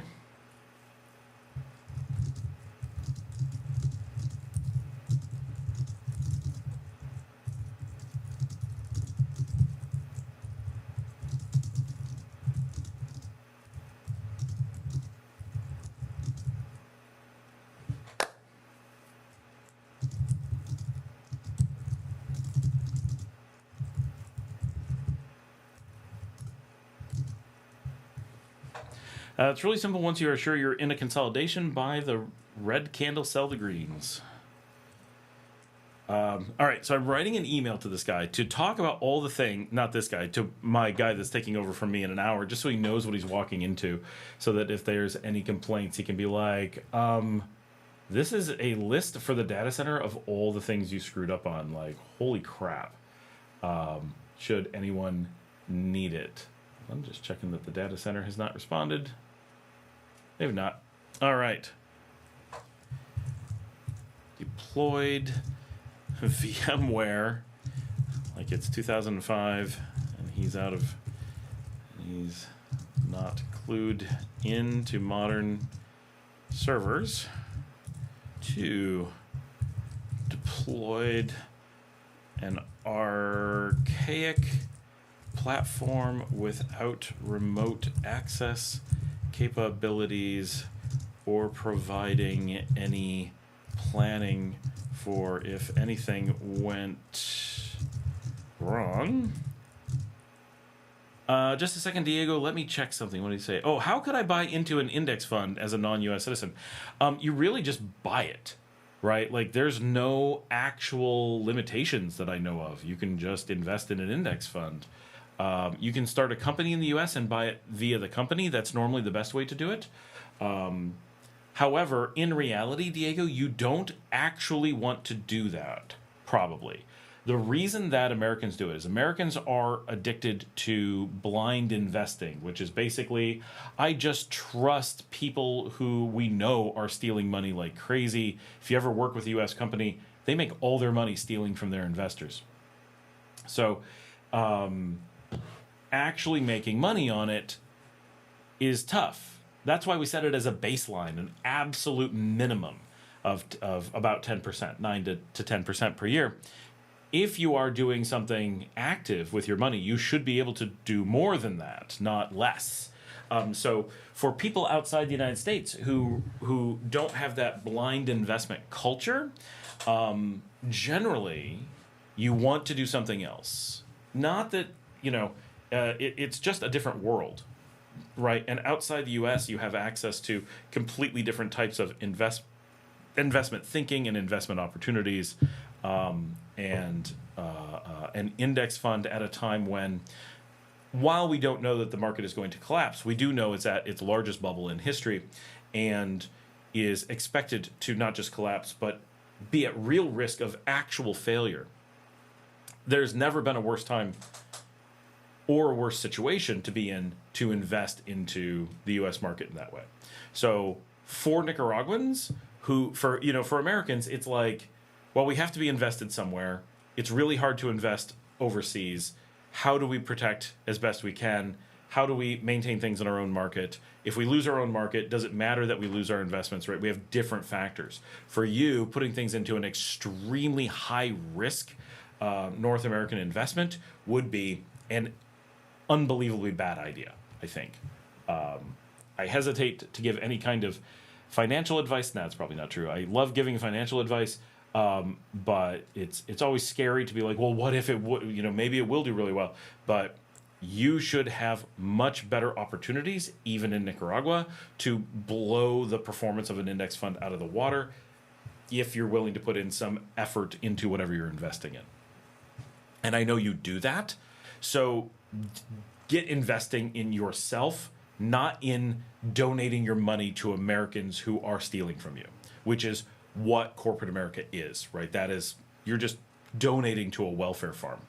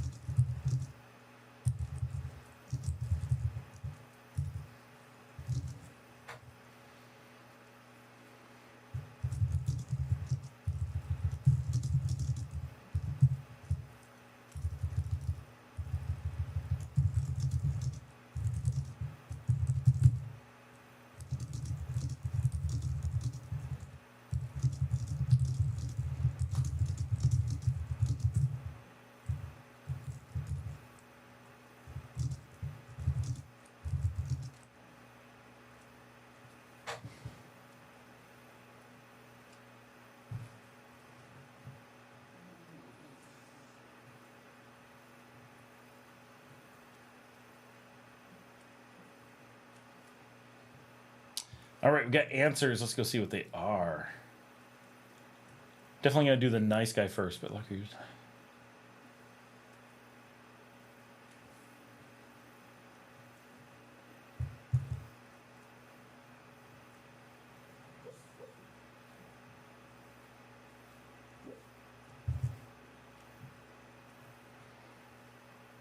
Alberta boy, how's it going? It's almost 11 here. What to Alberta? So it's like 10 o'clock there. Just getting. Oh yeah, we're up several people. Well, not several. We're up a few more people. We just keep growing. This is nice. I like it when we start getting a second wind late at night. I also like it when these idiots have their data center like all fall apart, and it's 100% their fault. When it's our fault, freaking stresses me out, obviously. But when they're just mean people and everything falls apart because they're stupid, that's kind of entertaining.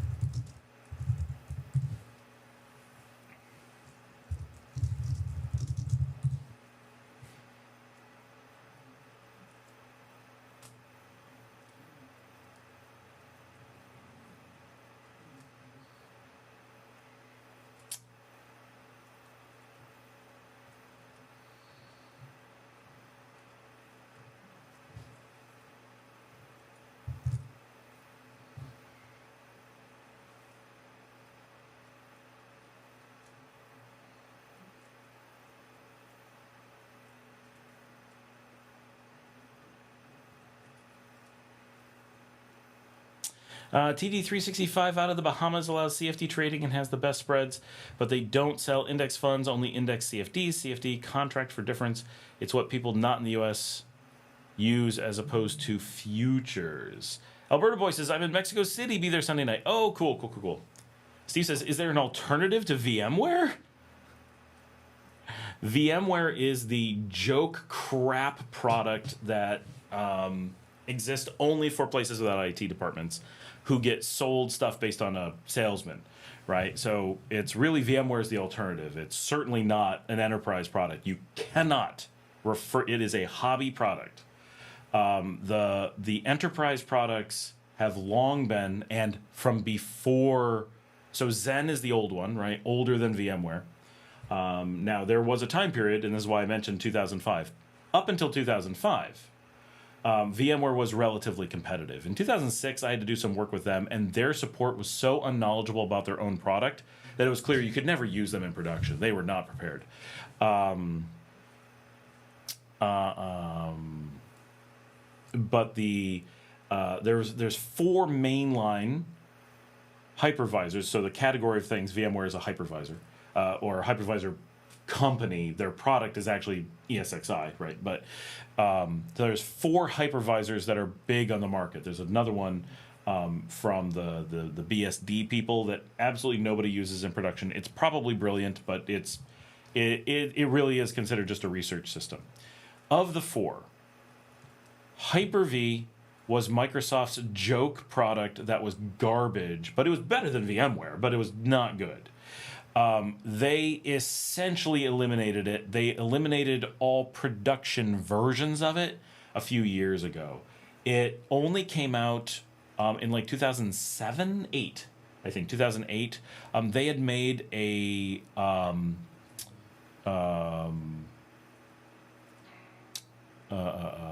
Type 2 hypervisor called Virtual Server prior to that, which was pretty good as a Type 2 hypervisor went, but obviously Type 2, not production.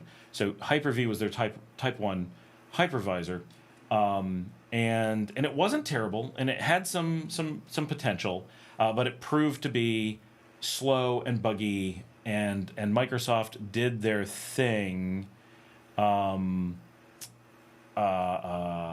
where they lied about it or were misleading about it, so that they ended up with their own customers being stuck, or their own technicians, their IT people in the Windows world were generally completely lost as to what it was because they used misleading terms about it and were intentionally obtuse. So people coming from a very technical world, which of course doesn't use Windows, are all like, we know exactly what this is and how it works, but we also know not to use it. So anyone who deployed it was in this boat of being deployed by people who had no idea what they had just deployed and it being really bad. And most deployments were hobby deployments done as if it was a Type 2 hypervisor and included weird licensing problems. If you knew how to do it and did it properly, it didn't have those problems, and it could be done in a pretty good way. So it wasn't the worst product, but it was presented in such a terrible way that it ended up being garbage and they got rid of it. They actually still have it in this weird hobby mode, but it has no production deployment modality anymore. So it's now with that BSD one as a vestige of another era. VMware is the one that got big money. It's made by Broadcom. It has a couple cool features, but it's the absolute garbage of the field and always has been. It's buggy, has all kinds of limitations that guarantee it can't be classified as enterprise or business class, like licensing things that shut down your business if you have a licensing mismatch or anything like that. Those are not things production worlds can run on. So the only two actual enterprise production hypervisors, and the reason that there's only two, whereas most markets ended up with three things, is that most markets, so operating systems being a good one, you generally end up with a leader over time. Once the market has matured, you end up with a leader who's open source that owns just about everything and generally does the best job in the general sense. And then you often end up with two competitors that are closed source and offer some variety or alternatives or fill some niche needs or some legacy needs. In operating systems, this is pretty clear. Linux is by far the king of the hill. Microsoft and Apple each make a niche operating system that do different things and are good in different circumstances, right? But neither one comes close to the market dominance of Linux. In the hypervisor world, we ended up with the far and away top players, both being open source, giving us so much variety and protection in the free open world that no non-open product had a chance to have a viable space. So VMware falls into quite honestly, if someone deploys VMware, definitely go think about why that person's employed, right? What would make them entertain the least supported, least enterprise product on the market? The only thing that would be worse is one that isn't on the market, like Hyper-V. So Zen, being the old one, is definitely the trailing product on the market, but it's been around for 28 years or something like that. It's now available in a really good version called ESX XCP NG, which I actually did the high-level design. Hold on, I got to deal with a dog issue.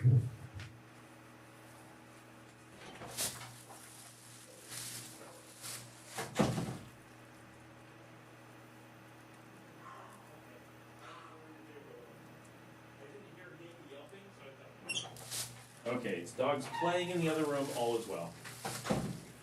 So Zen is very old, but it has this version called XCP-NG, which is very, very good, completely free, really enterprise, and if anyone wants to play with it, definitely go do so. I actually am the one who proposed that product and had to cajole the company into making it, and actually have friends there now that are support engineers for it. The bigger one is the one that I fought against for a long time, is KVM.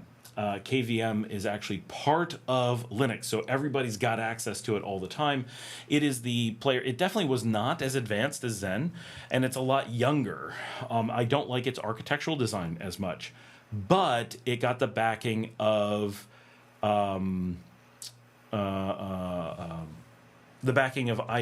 and several other really large players at a time when that was really important. And so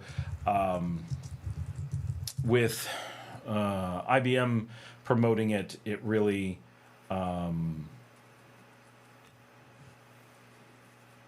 that's pretty cool. I'm just looking at the MCP news.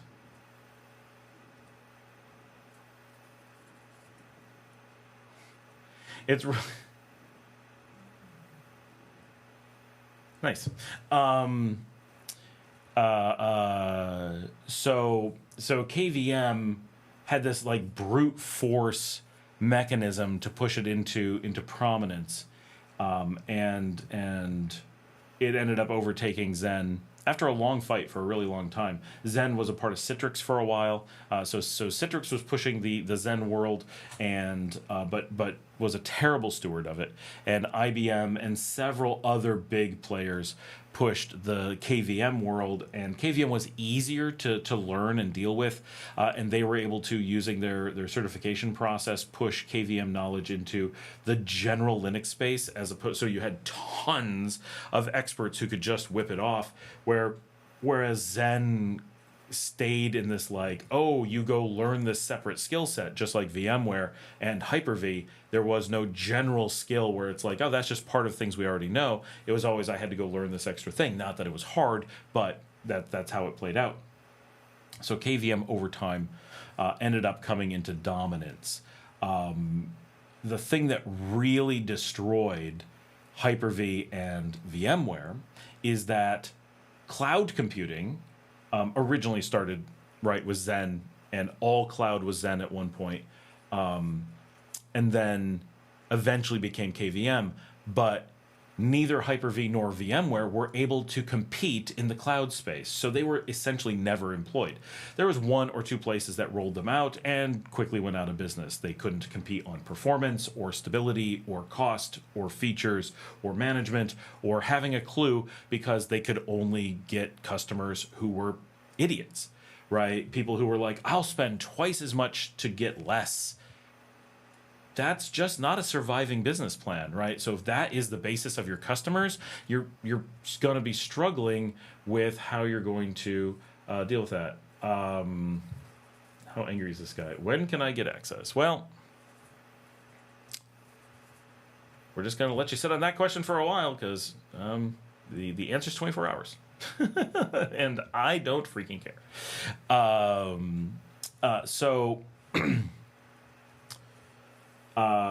So the cloud providers became the showcase, and it became, long ago, quite embarrassing to have to admit, oh, we run VMware. Why do you need VMware? Oh, because the free stuff that Amazon and Azure and Vultr and DigitalOcean and Linode and every single enterprise player in the world run for free, we don't know how to do, and a sales guy said he would do it for me if I spent tens of thousands of dollars on this product that if anything goes wrong, it just stops working and no one can help us because it's a licensing issue, right? Unless, and a lot of places could, unless you had complete capability of hiding what decision you'd made from a business, it left people really exposed, right? Very, very, very hard to make that argument, especially when the support from VMware was atrocious. Like, I would fire them just for how bad their support was. Even if the product was good, I couldn't trust them to be able to support it because their engineers didn't know how it worked, right? Same reason I don't like working with Cisco. Like, I've been in a meeting with Cisco 20 years ago. Well, maybe not 20. 15 years ago, I was in a meeting with Cisco, and their engineer that they were touting how great this guy was told us we had to, in the moment, have 14 terabyte ports. 14 terabit per second ports, not bytes. 14 terabit ports, or our network would be too slow to watch YouTube within the year. That's 14,000 times faster than the fastest normal home network connection inside the house today, which is in turn 140,000 times faster than the internet connection most people would have, which is also itself 2 or 3 times faster than you need to watch a 4K YouTube stream. What? Cisco engineering couldn't even bluff plausibly. That says a lot. Of course, we expected them to bluff. They're not known for being honest people. They're known for having back doors and having salesmen put in their stuff. But that was a level of unprofessional and disrespectful that, I mean, it's been 15 years, and I can remember exactly the room we were sitting in and the guy standing up there and exactly what he said. And every single person in the room just looked at each other and went, wow, these people aren't smart. And we don't trust them. And so VMware feels very much the same way. I took classes on supporting VMware. I had to teach the class in my first 30 minutes. The person that they sent from headquarters, that was their engineer, that was supposed to be the deep dive, couldn't explain the basics and said I was wrong. And then I opened the textbook and I'm like, well, your textbook says that I'm right. Which is it? Right? And then he had to admit he didn't know how the product worked, and VMware didn't have support engineers. They just sent out people with marketing, right? And that's all it was. So that's the VMware problem, is that anybody who has it is in this boat of having to admit that they weren't able to deploy a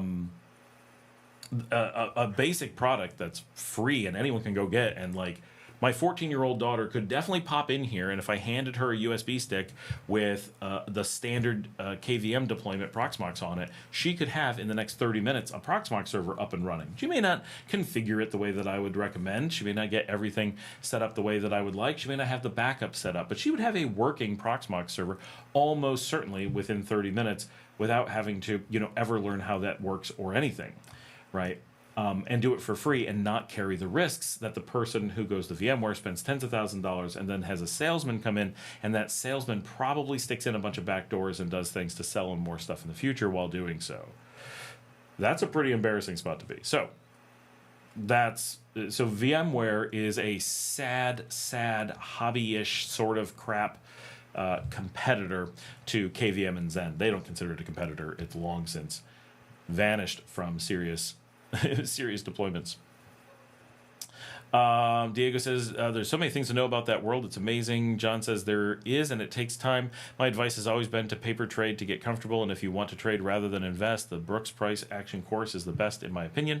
I will take a look. It's so interesting. Did you say then with the MCP? An account with TD. Oh, we mentioned that. Every time you mention Zen with an X, actually, it's Zen, which gave rise to Zen Server, and then XCP, which was Zen something, I don't know, and now XCP NG is the main system. Can't stop thinking of the browser. Such a good browser, so sad that Firefox is shit and that rolls over to it a bit. I just use Firefox. I don't have any problems. It's actually, every time someone complains, I'm like, I'm just on Firefox. It just works. Just be aware that Tom is a high-stakes trader, so not for the faint of heart. He made $3.3 million on his phone from his hospital bed in 3 days. Then his nurse told him to get off the damn phone. You're supposed to be resting. Maybe that was his resting. Yeah, I wouldn't like to day trade. I was just looking for something to hedge against inflation.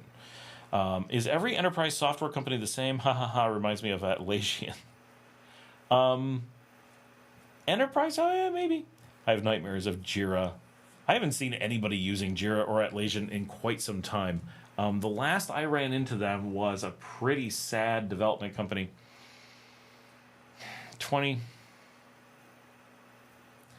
It was after the hedge fund, 2015. Yeah, 2015. My gosh, it's been a long time. Hard to believe. You know what's really funny is I think I'm still in the GitHub for that company 10 years later. They still haven't taken me out. I still get updates when they update certain packages. Like, dude, and they're not open source, right? I'm not supposed to still be in there. I want nothing to do with them. I would rather not be reminded of them because it was a traumatic experience being there. Like, it actually was. I feel like, I mean, this is really whiny, right? So I get that. But it was a really emotionally traumatic job. It was just terrible people doing terrible things. Everyone was just awful. It was really a nasty work environment. And I was only there. My gosh, I feel like I joined in February, and I'd quit by August or September. It was not a long time. I had more bad work experiences in that short window than 25 years. Like, the majority of terrible stuff was all during that window. I don't think that's Firefox, Diego. Are you doing something like running on Windows? Because I use Firefox on Mac and Linux and phones and no problems. Can't think of anything that doesn't work. I mean, I guess I don't really use Netflix, but I definitely watch HDR content on it all the time. All the time.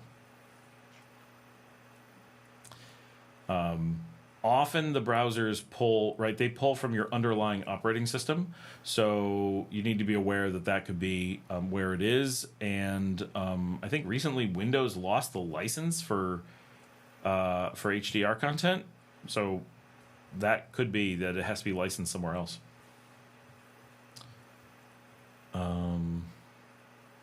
Yeah. See, John's on Firefox now. I'm on Firefox now. I'm on Firefox all the time. It's what I use everywhere.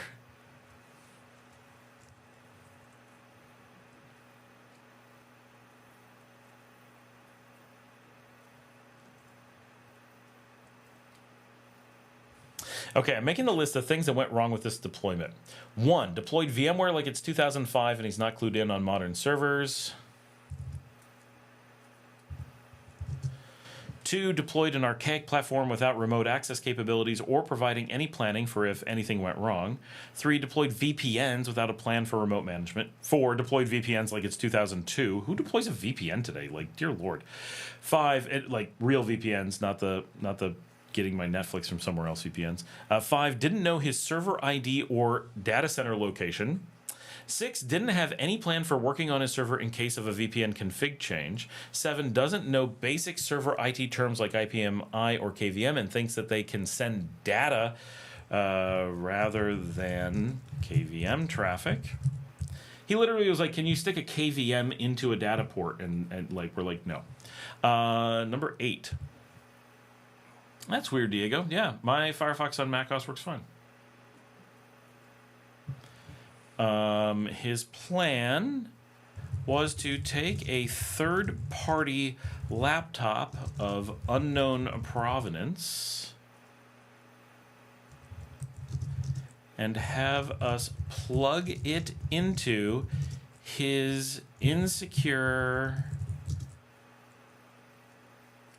not professionally designed network, exposing us to him and him to us, and expose access to his LAN to a random laptop with Zoom on it without ever checking if such equipment existed.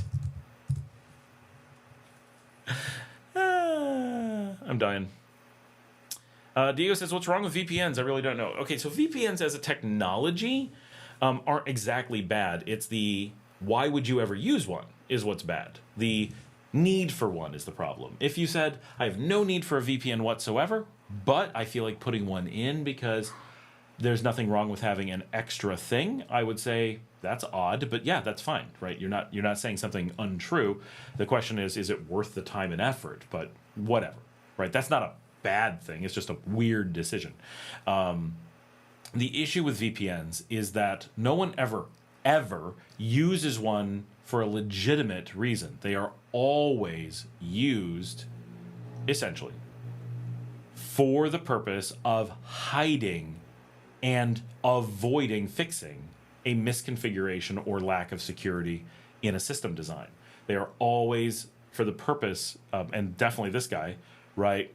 Instead of making his system secure and efficient, he made it fragile and insecure, and is now angry and embarrassed by this situation.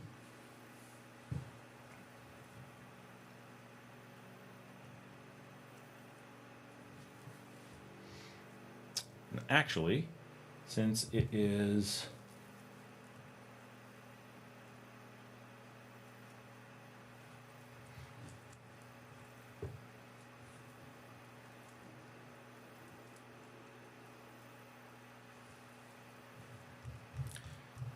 So 24 hours.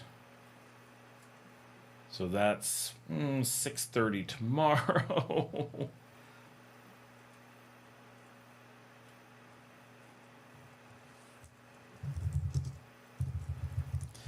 Okay, he's down to nothing to do but to get access. I hate this because she booted it over to me. And it's like, we require at least 24 hours notice before access can be granted. Unless, of course, for emergencies. Is this an urgent matter? It is an urgent matter.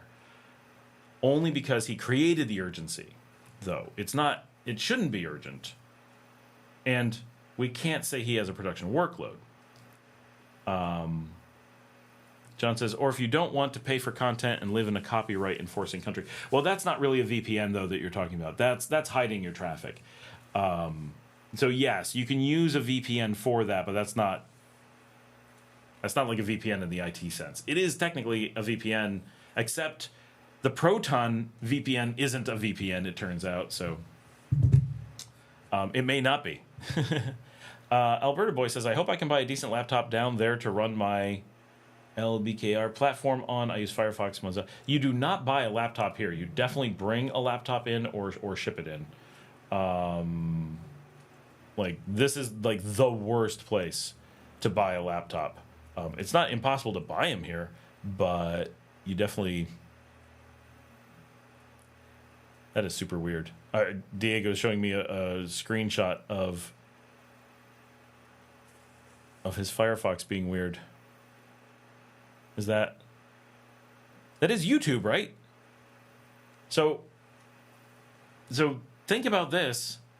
I film in HDR on YouTube constantly. So I'm looking at YouTube HDR. If you said Netflix HDR only, I'd be like, well, I guess I never really look at that. So okay. But I look at YouTube HDR. I mean, it must be every day.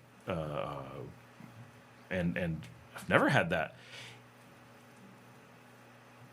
If I miss code, but then it's my fault for missing coding, and then I re-upload it, it's fine.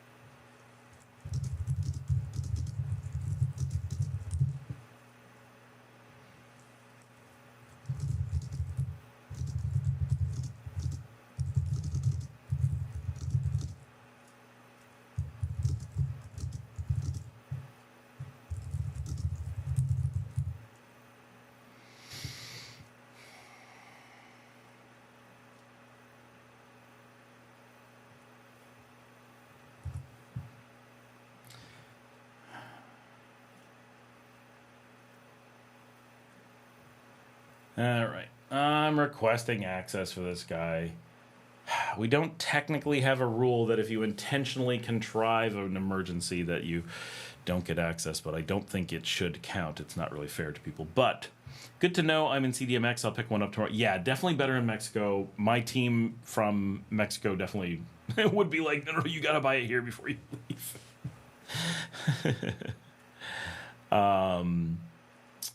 Yeah, but Diego, so think about what a VPN represents, and then think about what scenario would there be where a business would legitimately run a VPN, right? And it should go, wait a second, no, I can't actually come up with one. That doesn't make any sense. And all those things are not new, right? It's not like, oh, we just came up with a way not to have VPNs. Nope, it's been a while. Been quite a while. And even when we first had VPNs, it was because we were coming from a world where we hadn't had them, and we had a reasonable amount of time that we needed to change over. But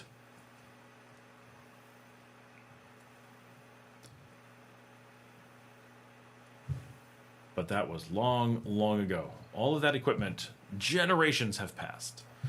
So, Diego, did we answer your question about what is VMware? It's a hypervisor, right? It's a platform for virtualization. So you would only, being your age, you would only see KVM and maybe Zen. If you're using like Vultr, DigitalOcean, Amazon, Azure, any of those, they're all KVM, all of them. It's the most automatable. It has all the standard tools. People know it the best. Is Zen better? It definitely has some better architecture, but KVM is by far the market leader. It's everywhere. Getting deep expertise on it is very easy, and if you, for any reason, need really deep support from third parties, way easier to get. Zen, still fine. I would not avoid it, but we moved to KVM long ago. I don't know why my HDR and YouTube look like that. Yeah, that's super weird. Are you on... We talked about this recently. You're on like an M2, right? Like you're on a current Mac. Definitely should not have that problem.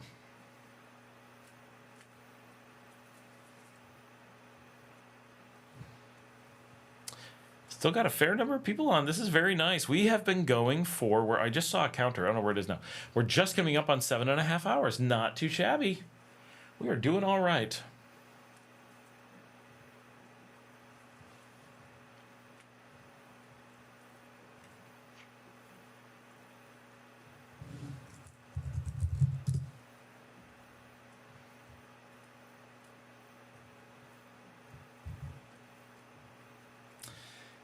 If anyone is looking for a package of something to use instead of VMware, there you go. Check out Proxmox.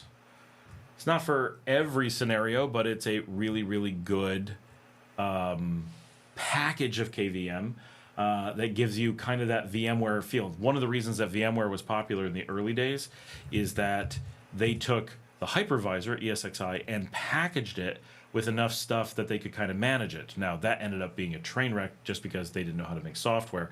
But, and then this is, if you ever want to check out Zen, this is XCP-NG. These are the two real players. Right,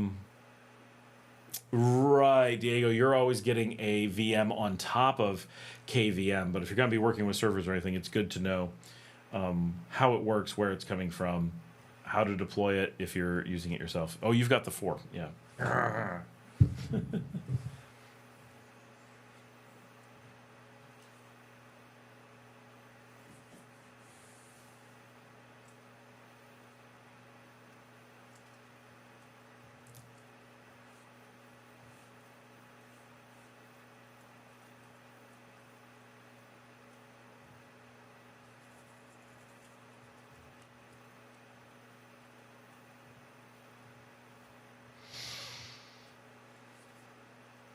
Yeah, I agree with Steve. That's probably your monitor. What are you hooking up your monitor through?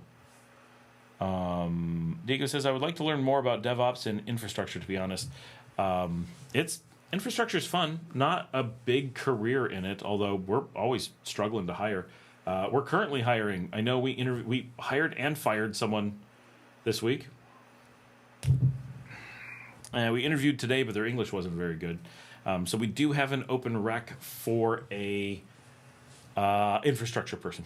Not a high level one, but you know, if you're in Latin America and you want a solid job, it could be pretty good. See if it's a Mac Mini. I have a pair of 4K 27-inch. Yep, but are they... So does the Mac Mini now have 2 ports? Because mine only has 1. Edwin, hey, how's it going? So late in the night, a little stuff before you finish this stream? Yeah, we got a little bit yet. I don't have to go anywhere. I do have to watch some Stranger Things with my daughters at some point, I think. But they have not poked their heads out to try to figure out where I am. And hey, quick reminder, give us a thumbs up while we're on. So I'm not in any hurry. They know it's a long live stream. We got a good one going this week. I'm glad you guys are all here. This is nice. I like getting some momentum going, getting some time going. Our average view duration is quite good. Like all of our numbers, our chat rate is 4. That means you guys are talking, which is freaking awesome. Okay, just dropped to 1, but I got to see it hit 4 for a second there. Everybody talk for a few minutes so we can like see how high it gets. That'd be super cool.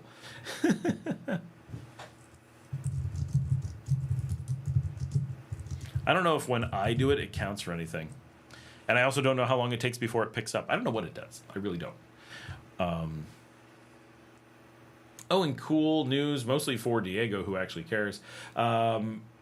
My big, huge RMM project, version 2, went live today, and I got really good feedback from the team, so I'm very happy about that. Edwin, what is your opinion on paddle? It's like tennis, but inside, kind of like a cage court and Community Oriente. They're constructing a new course. No idea.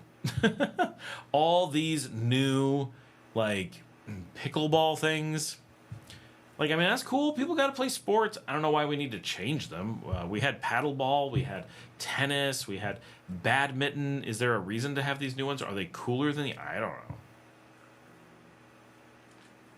know. Same week, same person. Steve says, would look up brand and model of your monitor and how HDR mode is supposed to work. Maybe unplug one of them. It could be. You can have up to 3 monitors. Man, the old one was 1. I am getting a new computer sometime soon. I really push mine hard because of the amount I work. Mary says, what are good New Year's plans while in Nicaragua to celebrate? Wow, did anybody else have it flash? We just crossed, 7 hours, 28 minutes. That's the second time I've seen a flash. Normally there's a flash at 6 hours, but I've had 2 weird flashes. I don't know what's going on. But it's not the camera, which, by the way, this battery is on 7.5 hours, and it's not gone red yet. Wow. Now, I understand that, so you have to understand the camera's plugged in, but normally, back in the old days, we would drain a battery while plugged in at like 4 hours, and now we're going 7.5. This is crazy. Yeah, Diego says, the thing is Chrome does work well. That's true. That is weird. Gigi says, Scott, did you see the stats I shared with you about being the #1 channel I watch on 2025 YouTube? I want you to feel happy because your show is awesome. Yes, Gigi, thank you. And actually, Eric from because he changed his sometimes I forget his channel name because he changed it. Hold on, I'm going to be able to see it here in a second because I've got him on my screen. It's like expatting with Eric now. And he's probably on here going, seriously? Hiding in the background somewhere. Oh, there he is. It is, what's his new name?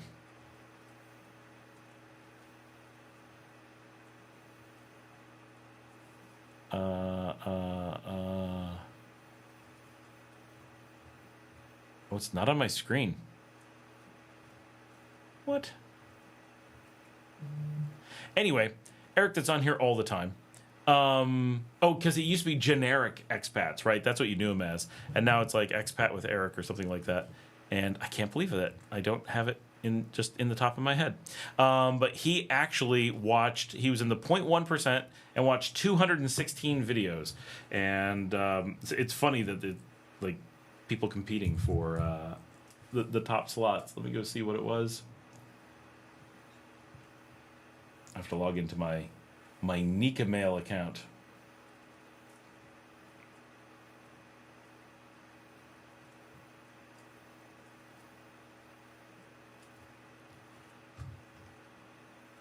Someone I don't know who it is just sent me a long thing about Bosnia. Like, that's cool and all. I love Bosnia, but what is this?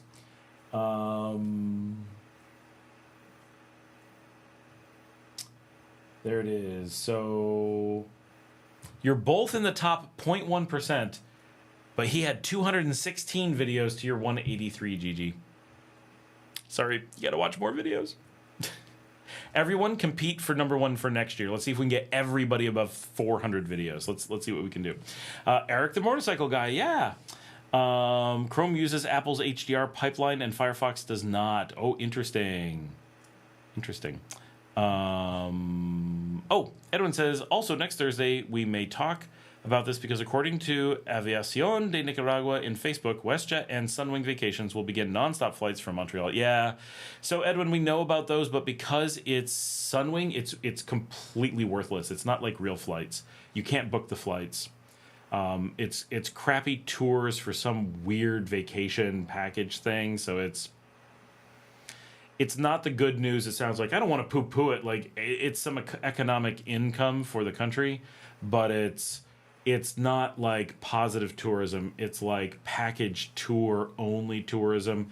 Canadians are legitimately upset that they're blocking real flights into the country. Not that Nicaragua's blocking, no. That WestJet is refusing to do the flight path for normal Canadians. If you don't do this crazy thing that no normal person would want to do, then it's no good. I'm not saying that no one would want to do it, but packaged holidays to Nicaragua with an airline, like, come on, you know that's not good. And like Sunwing, does anyone know Sunwing here? Are they like experts on Nicaragua? I don't think so. There's a reason none of us have heard of them, right? In one weekly flight until a potential expansion starting in April. Yeah, nobody cares. It's quite literally. I was all excited when WestJet announced it, and I'm like, WestJet's coming, Canadians can come, and all the Canadians are like, nope, it's a scam, it's not real, they're putting it in the news as if it matters, but it's just, it's like saying this private party is coming from Germany to Nicaragua on an airplane. And instead of saying a private party is coming, saying there's now flights directly from Germany to Nicaragua, and leaving out that it was a private chartered plane. And that's what it is. It's chartered planes only. Edwin says maybe a good time to record those aircraft descending over Santiago La Subasta in Managua as it flies at 250 feet. Colin is here. Hey, Colin. Samsung Galaxy S25 Ultra or iPhone 17 Pro Max? Is that a real question? iPhone for sure. I like Androids, but Samsung? There is no phone I like less. I had one. Never have I been so sorry with a phone. Also, the only phone I've ever had that I did not get to pass on to anyone without breaking it myself. It just died. Lowest quality phone, worst features. Absolutely. That phone was so bad, I will not buy Samsung products. That's how dramatic it was. Diego says, I have a 16 Pro Max, but I am into the Apple ecosystem. Woohoo! 16 Pro, but not Max. I don't buy Max. Too big.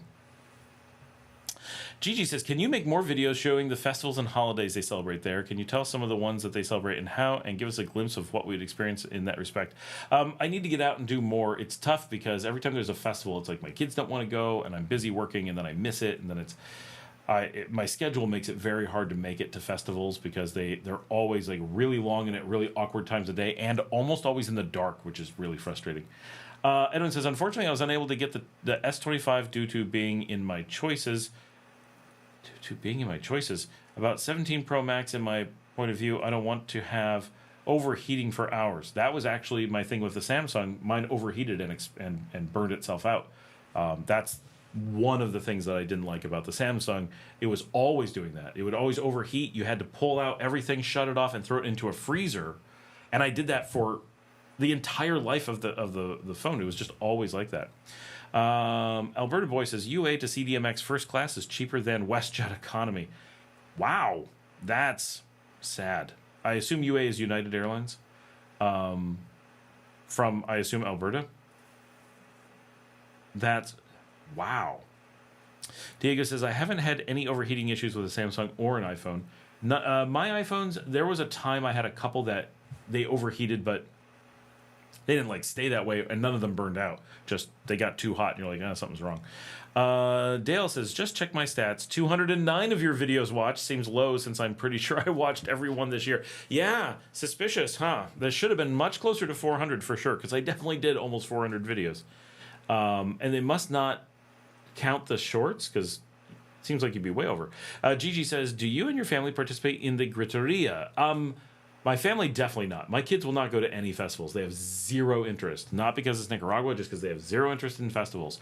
Although the Mitos y Leyendas, they kind of want to do next year because they can dress up at it. And so we'll see. You should make an altar and give away stuff to people. We actually can't. We're in a gated community, so there's no one to give to. No one could get to us.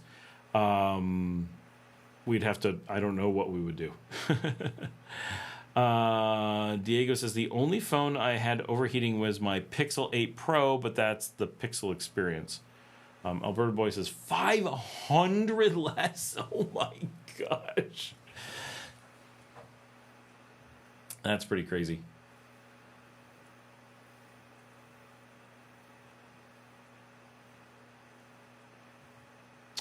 Edwin says, I've been using a Samsung A33 5G since 2023 after my mom got it in 2022. This Monday, I got a new one, an Infinix Hot 60 Pro with 256 gig and 16 gig RAM. I use it for gaming.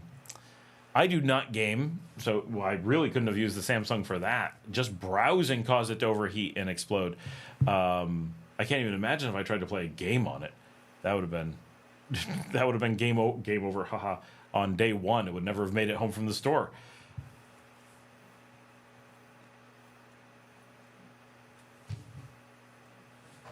I had a good experience with the OnePlus, but then T-Mobile bricked it and would only allow my phone service to keep working if we switched to Apple again, which I had used Apple in the past, been very happy with. Samsung, excuse the pun, burned me on Android, but I tried it again with OnePlus. I'm like, I will try it with a Chinese phone, but the Chinese phone, I made the mistake of buying it through the dealer in the US, through the carrier, and so they intentionally bricked it, so I'd have to buy a new phone, but they made it so that we couldn't transfer the plan. Oh, it was terrible. I was so angry.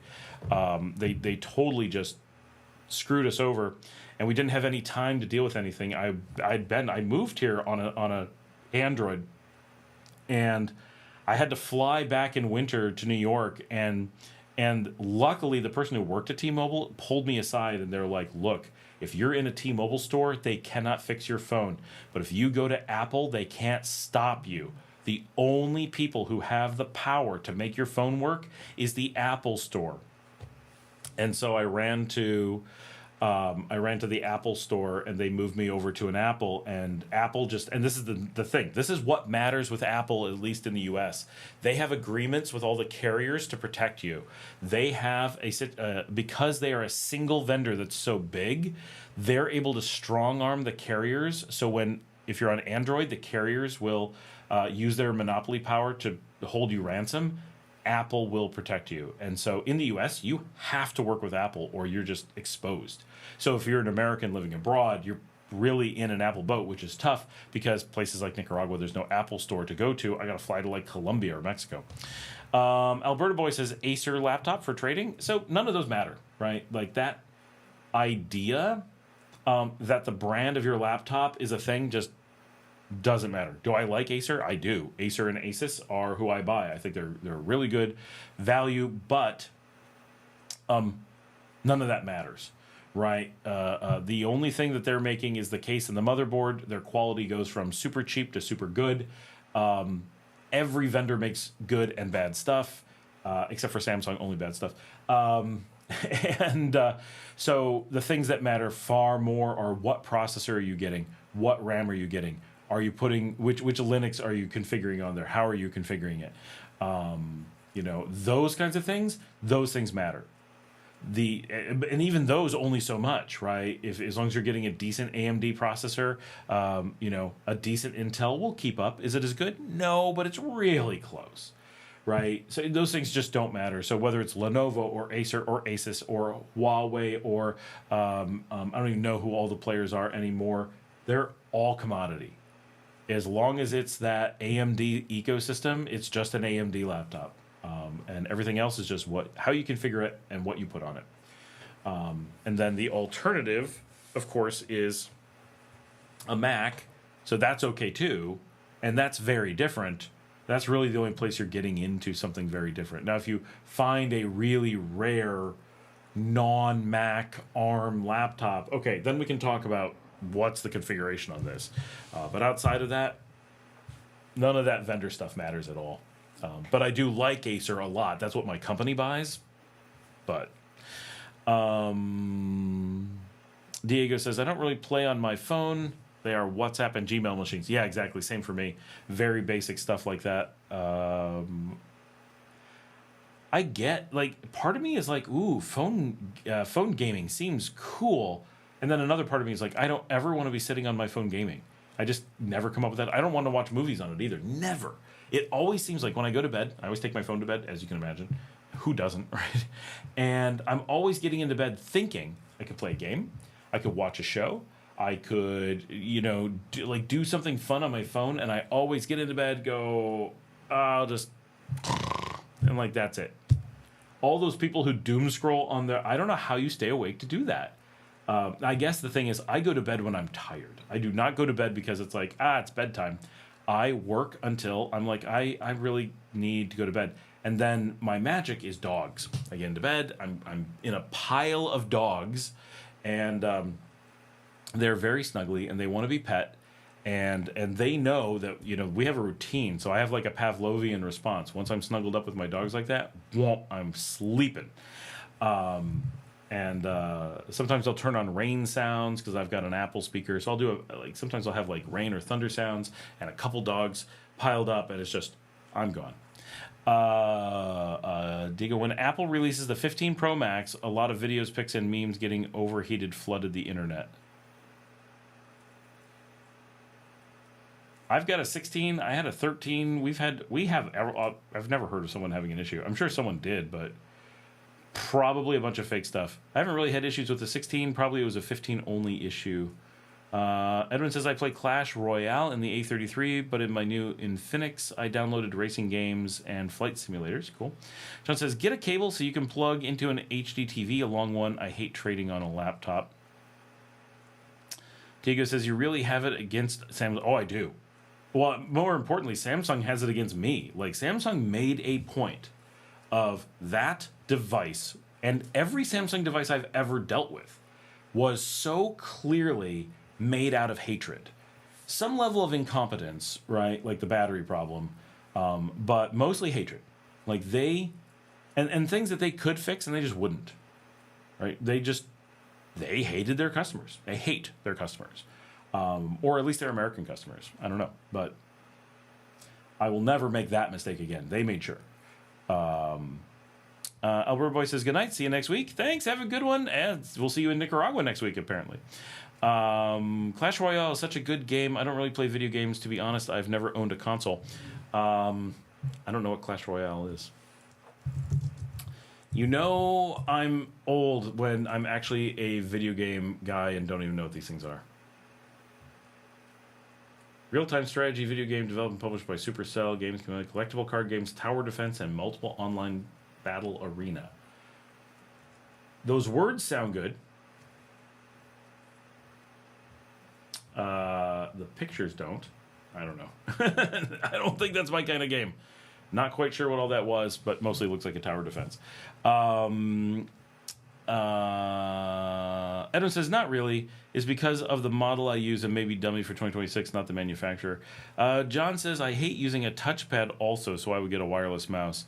Diego says, phone gaming helps kill time, long lines at the bank, play some Clash Royale. I get that. I work really hard to avoid being stuck in long lines, but when I am, I work. So it's always like my chance to catch up on emails or do Duolingo or whatever. I did my Duolingo earlier today, so I'm not needing to do that now. I'm going to look at my phone, just seeing what's going on. Oh, did they ever get back to me? Let's see. Did they respond?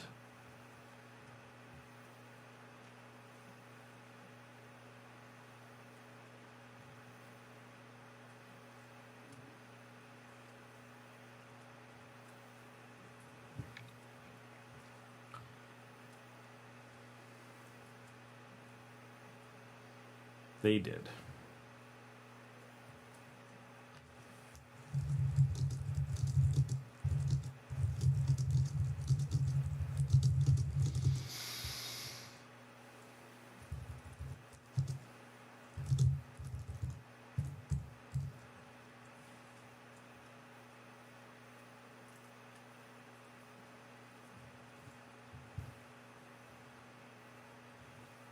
I owned a console from 2015 to 2018. When they missed out on Face of Earth, it was a PS2.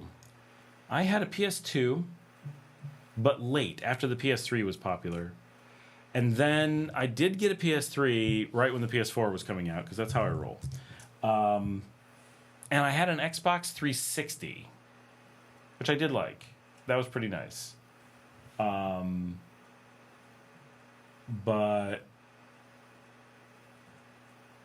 I'm not sure I've had anything since then. Well, my kids have a Switch, which is obviously garbage. Like, is that even a video game machine? Like, holy cow, it's the worst thing ever. We did have a Wii and a Wii U. I did not like them, but my kids like the Wii U.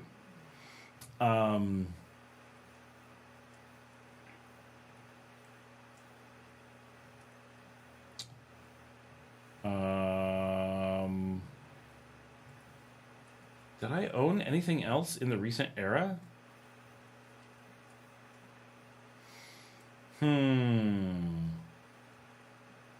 There was... I've not had a PlayStation since the 3 and gave that away. Not had an Xbox since the 360. Probably gave that away. I don't know where that is. Had the Nintendos just because my kids were little when they came out, and they did enjoy them. And now the Switch they never use. They're like, this thing's useless. We do have Steam Decks, so if you want to consider that a console, we have those. And we're planning on getting the Steam machine when it comes out next year. That just looks too good not to get. So, PSP was dope. I did have a PSP. That was before the PlayStation 3, I think. When did that come out? I did like it. It had a really good screen. I never had the Vita or whatever it was, but I did have the PlayStation Portable. What year? 2004. Damn, when it came out. I had it probably in 2006. Oh, I bet I got it in 2006. Yeah, because 2006 is the year that I went from... Edwin says, okay, good night, Scott. See you next Thursday, the last one before Christmas. That is true. Last one before Christmas. Cool. Is Christmas on a Thursday? Are we doing a Christmas live stream? I don't think so. But anyway, I was, in 2004, the last several months of 2004 and all of 2005, I was working... doing my travel job. I've mentioned it before, where I was traveling 3 nights a week. I was working overnight, so I was always on the road, always in different places, which was a really cool experience. We didn't have kids back then, so it was fine. My wife worked overnight at hotels, so it worked pretty well. We actually got tons of time together. It wasn't, even though I was on the road 3 nights a week, it was not like we were really apart. And we'd been married for a couple of years, so we weren't like, oh no, a few nights a week we won't see each other. We were fine. And it was nice that I had a decent job that was cool. And but it paid okay, but it wasn't like a lot of money. It was when I was still in my struggling professional era. And then during the day when I was there, I volunteered at a K-12, and my wife did too. And so both of us taught computers, and I ran their entire computer education program, wrote the curriculums, built the labs, put in the servers, put in the phones, everything. And then in early 2006, I got the call to go to Wall Street. And so I went from mostly volunteering and doing weird travel overnight work to being the head of the Linux technology chief. So if you're used to levels, a lot of places do an L1, L2, L3. L1 is your like entry level but professional. So you have interns, and then you have your L1s, and then your L2s are your mid professionals, and your L3s are your senior professionals. On Wall Street, we had our interns or L0s. We had L1, which started in the six figures. L2s. So these are very different scales than a normal place, because today, like, my L1s would have started at around 300,000 these days. So L1, L2, L3, and then L4 were the subject matter experts, and then L5 was the chief, tech chief. So I was an L5. So I was the buck stops here for Linux on the first cloud on Wall Street and the largest bank in the world. And so, which was super cool, right? So I went from, picture this, small town USA, working overnights doing server deployments, but it was not the best job, but it was okay. And the per hour money was actually quite good, but it was limited hours per week and overnight. And doing tons of volunteer work. And my wife was working with, she had just gotten into IT partway through that year with Fujifilm, doing technical support, so pretty entry level. Not bad, but it was pretty entry level. It was her first job in IT. She had been a chemist, right? A forensic biochemist. So she had this really interesting career and then switched. And then in between, both she and I, when we switched careers, worked in hotels. Now she runs hotels, right? Again, that she owns. And then we went from that 1 week, and then as a favor, I did this interview, and I was an L5 on Wall Street where I answered to no one, didn't have to do it. Like, I had anything I wanted. Like, it was the wildest change of things ever. And so I went from, we were putting food on the table, but we were not wealthy, to the absolute maxed out pay scale for the bank the next day, with no transition in between. And so we just moved to Manhattan, and she took a job with Roche Pharmaceuticals in IT. So she went from like a $20,000 a year IT job to a $65,000 a year IT job practically overnight. And I had some cool jobs before that. I had been the head of IT for a sector at IBM. So I'd had some really cool stuff in the past, but that was like before we were married, and then I'd gone into this period of doing quirky stuff and mostly working for myself. And so this leap was insane. Like, just her income jump was enough for us to be like, whoa, we have all this money, let alone mine. And the combination was insane. And we had no kids, and we just had the one Boston Terrier. That's all we had. And so we moved to Manhattan, and I hadn't played video games for years because it just wasn't time, right? This is my career building time. And then, so there's one day I was like sitting around, and I'm like, going to the office all day is kind of exhausting, and maybe, I've kind of missed out on some video games. Maybe I should get something. She's like, go buy a video game console. What's wrong with you? Just go get something. I'm like, okay. So I went and I bought a PlayStation 2 when they were already quite old. Because when did that come out? Like, I'm going to find it.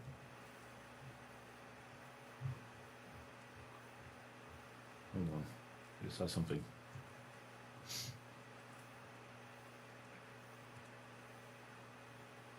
Oh, interesting. There were later versions of the PSP that I knew nothing about. That's wild. I had no idea they were still making them for a while. I definitely had the original. So out of touch. They had 64 megs of RAM later.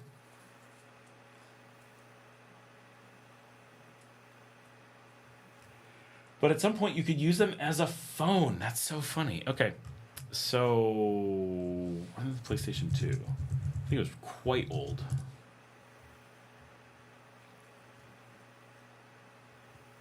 Hey, dog. Yes, the PlayStation 2 came out in 2000. So this was 6. So this was easily 6.5 years old at this point.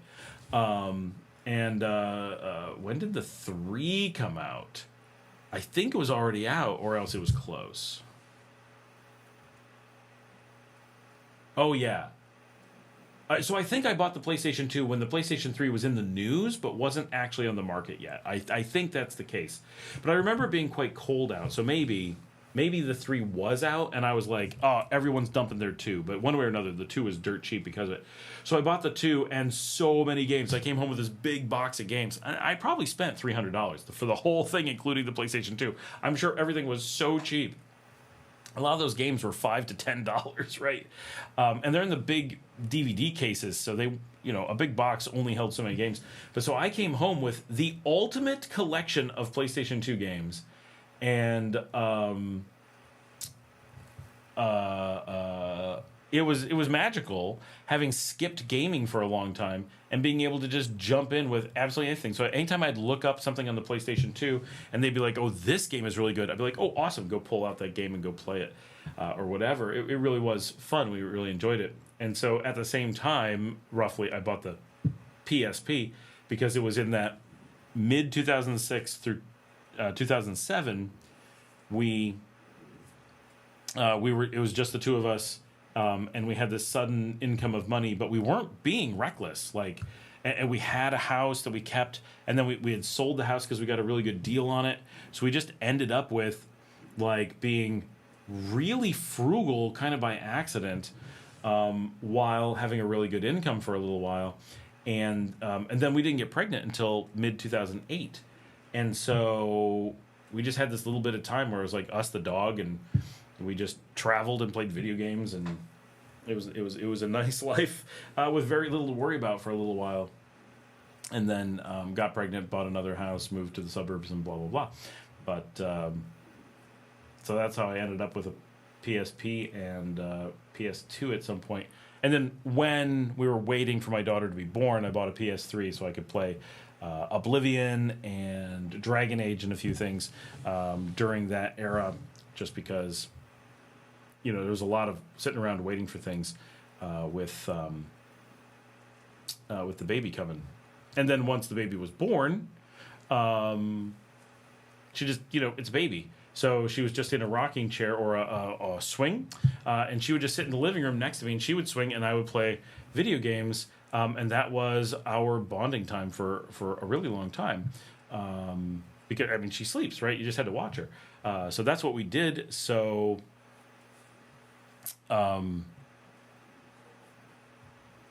video games have kind of always been this thing with my daughters, and now it's been my eldest is heading towards 18 at this point, and her entire childhood has been video gaming. She was probably 3 years old when she started controlling games on her own and playing Nancy Drew Adventures and Telltale games, and just so many. We've been through so many video games, and my youngest so much too. They play a little bit different games, and we all play together all the time. That's our thing. But it goes back to in the swing as a little baby. That was our quality time, just hanging out together. And then when she was a little bit bigger, I would hold her while I would play, and then she would watch me play, and then I would watch her play, and it's always been our thing. And now starting to get into D&D together. We really hang out a lot. That's what we do. Dude, not did. What? Edwin said goodnight. I technically have an Xbox 360 gifted by my aunt. Never got any games. Oh, that sucks. My mom was afraid I would get addicted or something.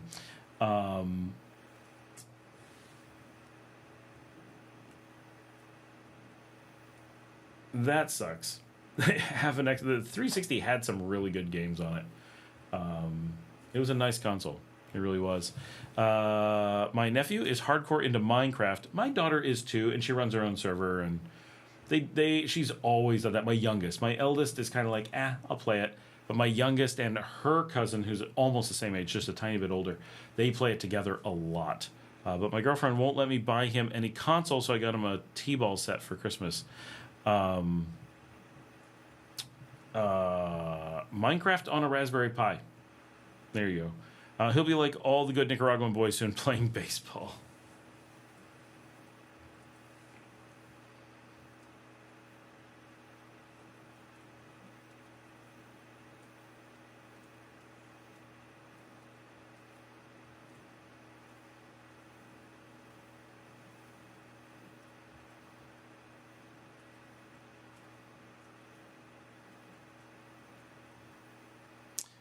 Minecraft's so cool. I built a programming for kids course using Minecraft for education. Minecraft is very cool. I don't enjoy it myself, but I'm very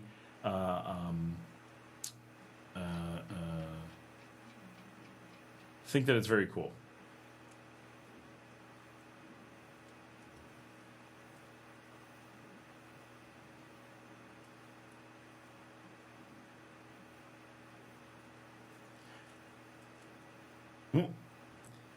This is funny.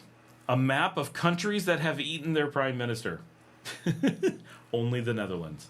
Apparently, in 1672, there was a mob riot and they lynched and ate the prime minister. All right. I mean, really, once you've lynched him, eating him is not a big thing one way or the other, I guess.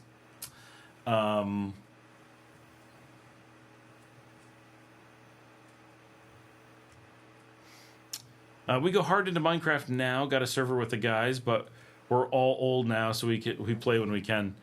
I'm sure you guys are gonna be like, yeah, everyone knows that place. Turnos, that's what we use. Sorry.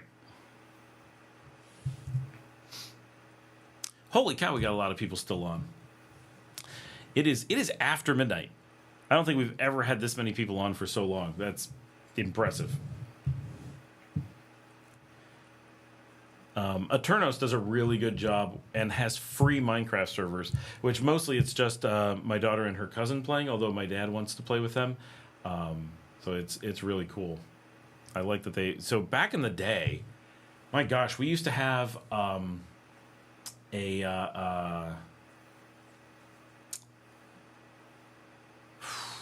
of those Fire video gaming, the Amazon Fire video gaming things. We had one of those, and we had Minecraft on it, and my kids used to travel with that and play all the time.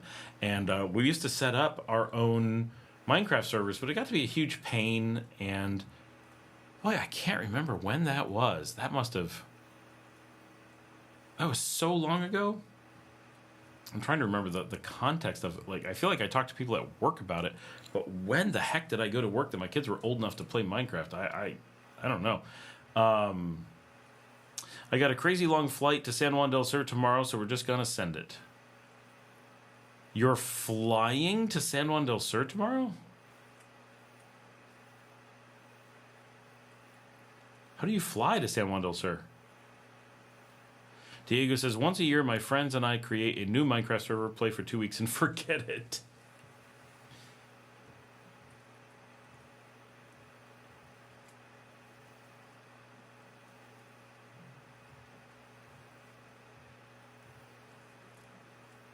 Checks out. The best part is scrambling to start, beat the dragon, call it a day.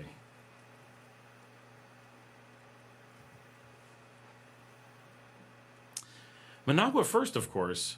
Are you just flying to Managua and then driving to San Juan del Sur? Because there's no airport there, right? Like, not even close. Like, Managua's the closest airport that's open. Does Rivas even have an airport? Leon does, but you can't fly into it. It's open, though. Just can't do commercial flights.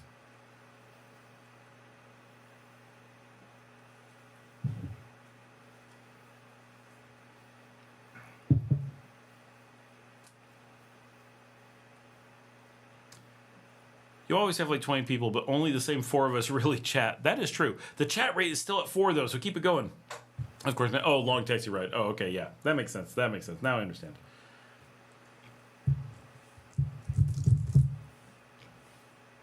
We are currently at 592 views, in case anyone is wondering, which is not a record, but really freaking good.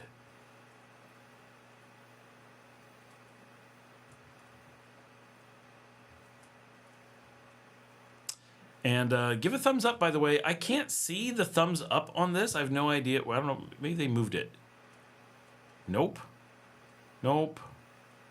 Nope. They just don't let me see it. It's probably hidden somewhere. I have no idea. Oh, there's a lot. 48. That's awesome. Let's see if we can get it to 50, guys. More thumbs up while you're on. Dale's still here. Hey, Dale. I played the adult version of Minecraft, Worm Online. Notch developed it with Rolf and then left and made Minecraft a cartoon simplified version of the game and made billions on an inferior game, in my opinion. What is it called? Worm Online? The Ultimate Sandbox Morgue.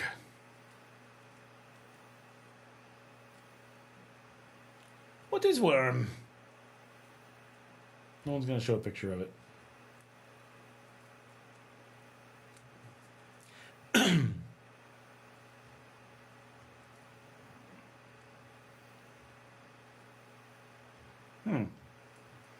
It's amazing how big the world of video games is that you can go all day and be like, do you know this huge game that we all play? And be like, I've never heard of this. And then be like, oh yeah, this is a big thing. It's like a real game. How are there so many games?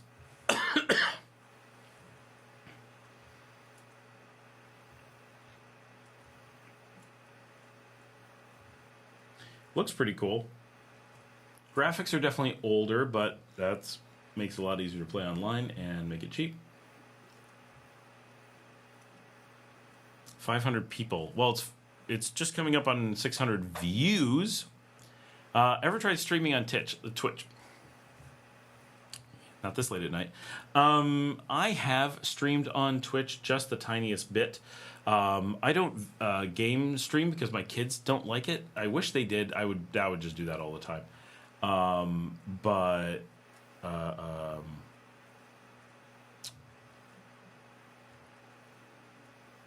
like Twitch. I think it does a good job. But my kind of audience, I don't think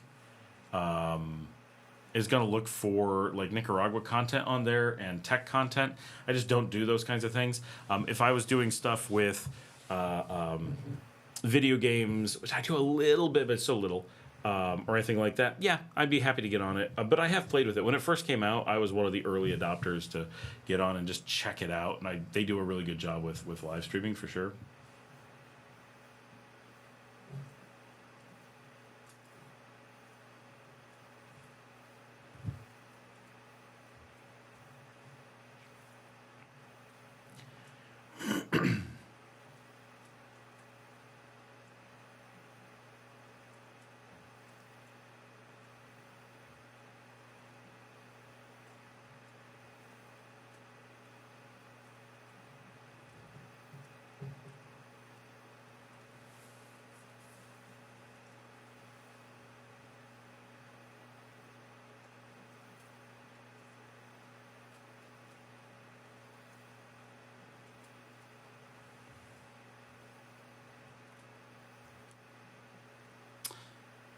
Diego says, you're so charismatic and extroverted, it's amazing. I could never be on the live stream in the typical introverted... Oh, I'm the typical introverted nerd. It's the advantage of being wildly autistic. But thank you. I do wish I had time. I think I would enjoy doing, like, classic video game streaming. I think it would be fun. I really love... games like, I changed what I was going to say. I was going to say like, and then I went to love, and I managed to pull it off, but you might have been able to hear it a little bit.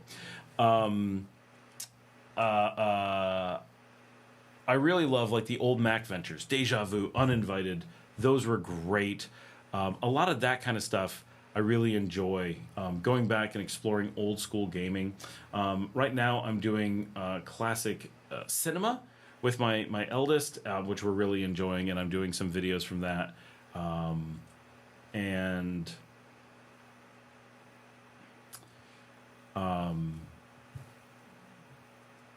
I'm thinking maybe some like D&D content. The thing is, I could do so much content, but I work so much. So I'm one of those people that is really trapped with, I love doing so many things. There aren't enough hours in the day to possibly go after all of them. And so I'm really stuck with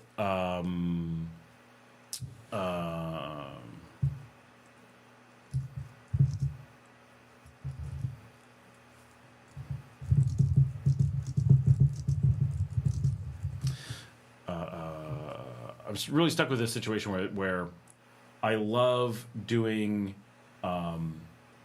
software design and engineering, and I want to spend time doing that. But I love playing D&D, and I want to do that. And I love watching TV with my kids, and I want to do that. And I love having time with my dogs, and I want to do that. And I like going out and recording concerts. I'm doing that tomorrow night. Haiti Gallo and the Roosters at Via Via. Definitely get out there and check that out. Diego says tech content is huge on Twitch. Tech like actual professional IT content, or just like gadget stuff, which I don't consider tech. Janet just figured out how to chat on her phone, but she has to go to sleep. Okay, good night, Janet. Thanks for watching. And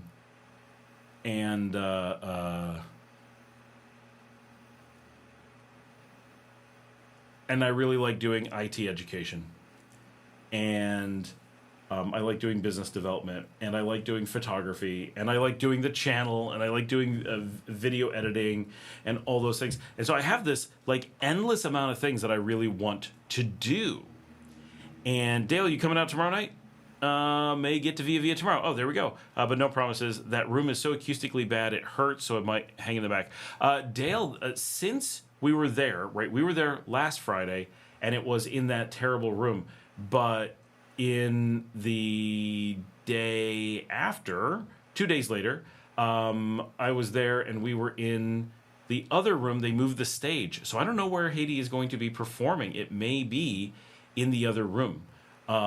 So that's possible. I'm hoping, because I'm tired of the same old view on the videos. So I think that'd be really cool, but I also don't know where to set up the camera and where to sit and what we're going to do. So we're going to figure that out tomorrow, and obviously the venue is going to coordinate with us. So we will see what we're going to do, but the show is going to be good for anyone who's going to be there. Haiti is one of my favorite performers. She puts on a really good show, so definitely come out and check him out if you can. Diego says, I've never played D&D before. I've only heard it in American movies. Diego, get out there and do it. Just make it happen. I actually think that Pathfinder is the better way to go. But all the Pathfinder stuff is available for free online. They only charge if you're going to like get the actual books or whatever, like the cool stuff from them. So there's they're really cool. They are dedicated to open source of even tabletop games. So it's really neat that they do that. And it's loads of fun. I'm sure you've watched Stranger Things and see them playing. They play a very old school kind of goofy take on it, which is a lot of how it was played in the old days, and still is many times. But it's a very vibrant game, has a lot of potential in it. It's a lot of fun, and really can be played on quite a budget. You don't have to have miniatures, you don't have to have boards, you don't have to have all those different things. You really can do it with just your imagination and some time and effort. And once you learn it, it's really about shared storytelling. And one of my favorite things when I have time, which is practically never, but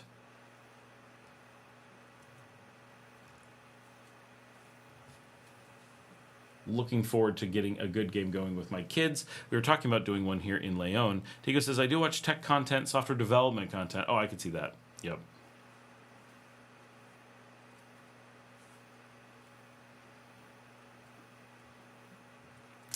All right, we're down to 18 people. We're starting the midnight loss of people. But the real question is, would this be the year of the Linux desktop? Long ago, long ago. I do like the lighting in the front room at Via Via better. I think it does more dramatic photographs.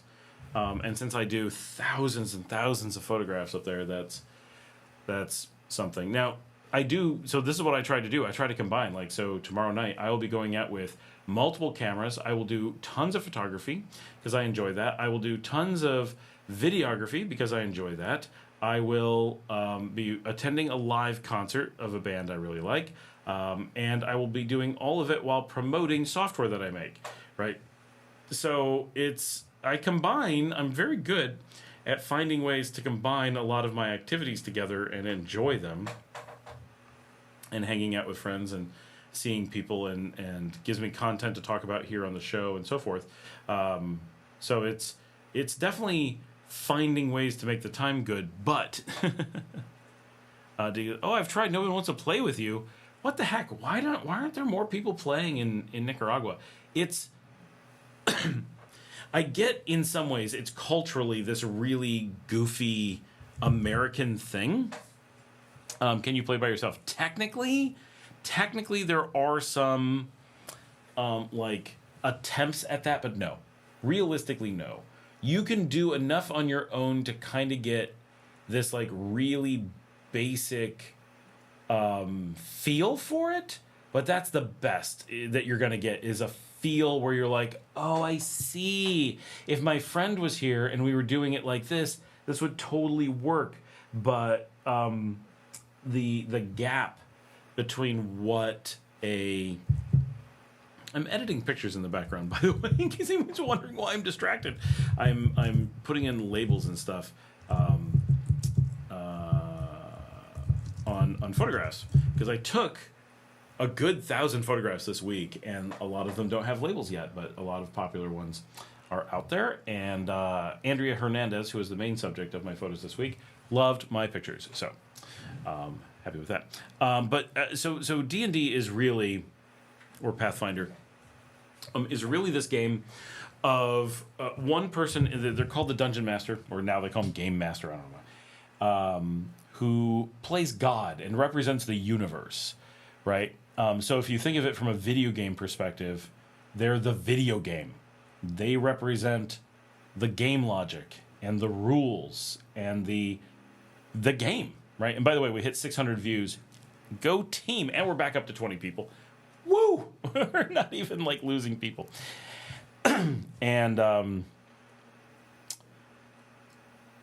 And then you can have one or more players. But it's really designed to be a social thing. Can you play with... So imagine playing a video game without the computer. Well, someone could write the stuff down ahead of time, and then it's like a choose-your-own-adventure novel? Okay. Is that the same? I guess, sort of, in a really extreme way. There's some weird insect thing crawling across the top of my monitor. It is super weird. I hope my desktop gecko comes and gets it. I don't know what it is. It is weird. And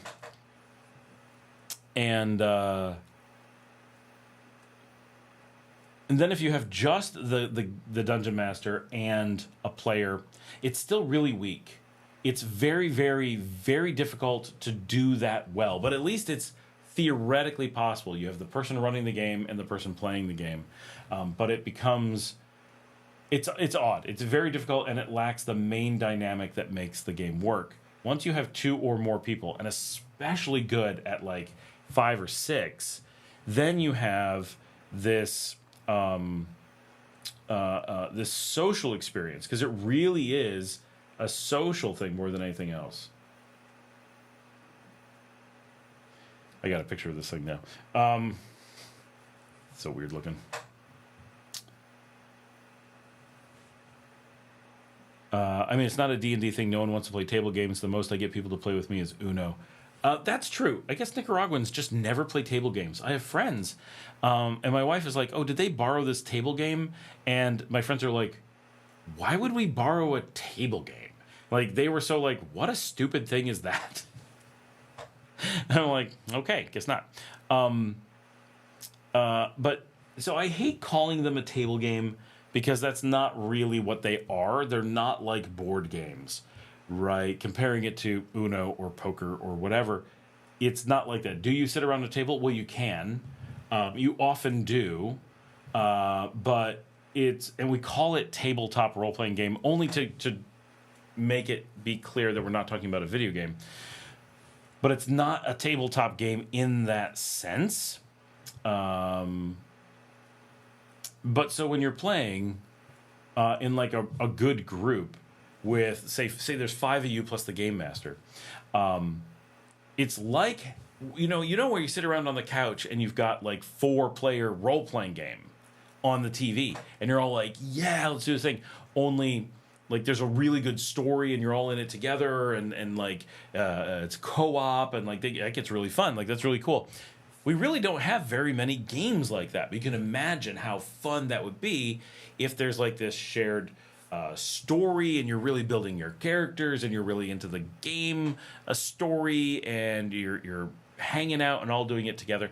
What a powerful thing that would be. And when you do play games like that, it is a powerful experience. It's a really good thing.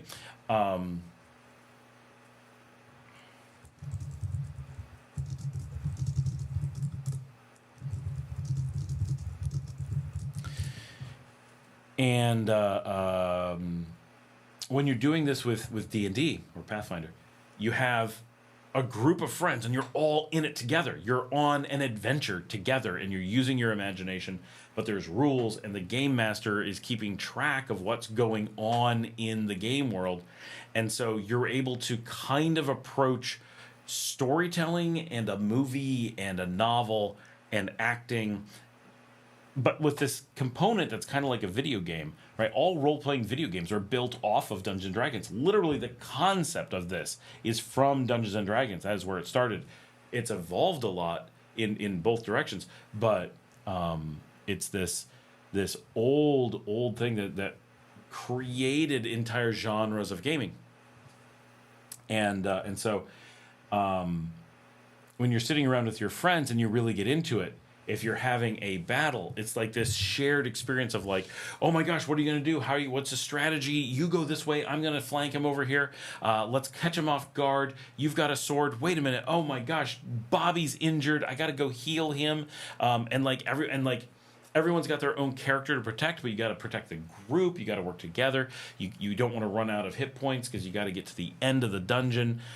So you have like this strategy, and it gets really emotional because you spend lots of time playing, and you really get into it. That's one side of it, and that can be really exciting. People get really into that. But also imagine a video game where you had essentially unlimited possibilities of what you can do.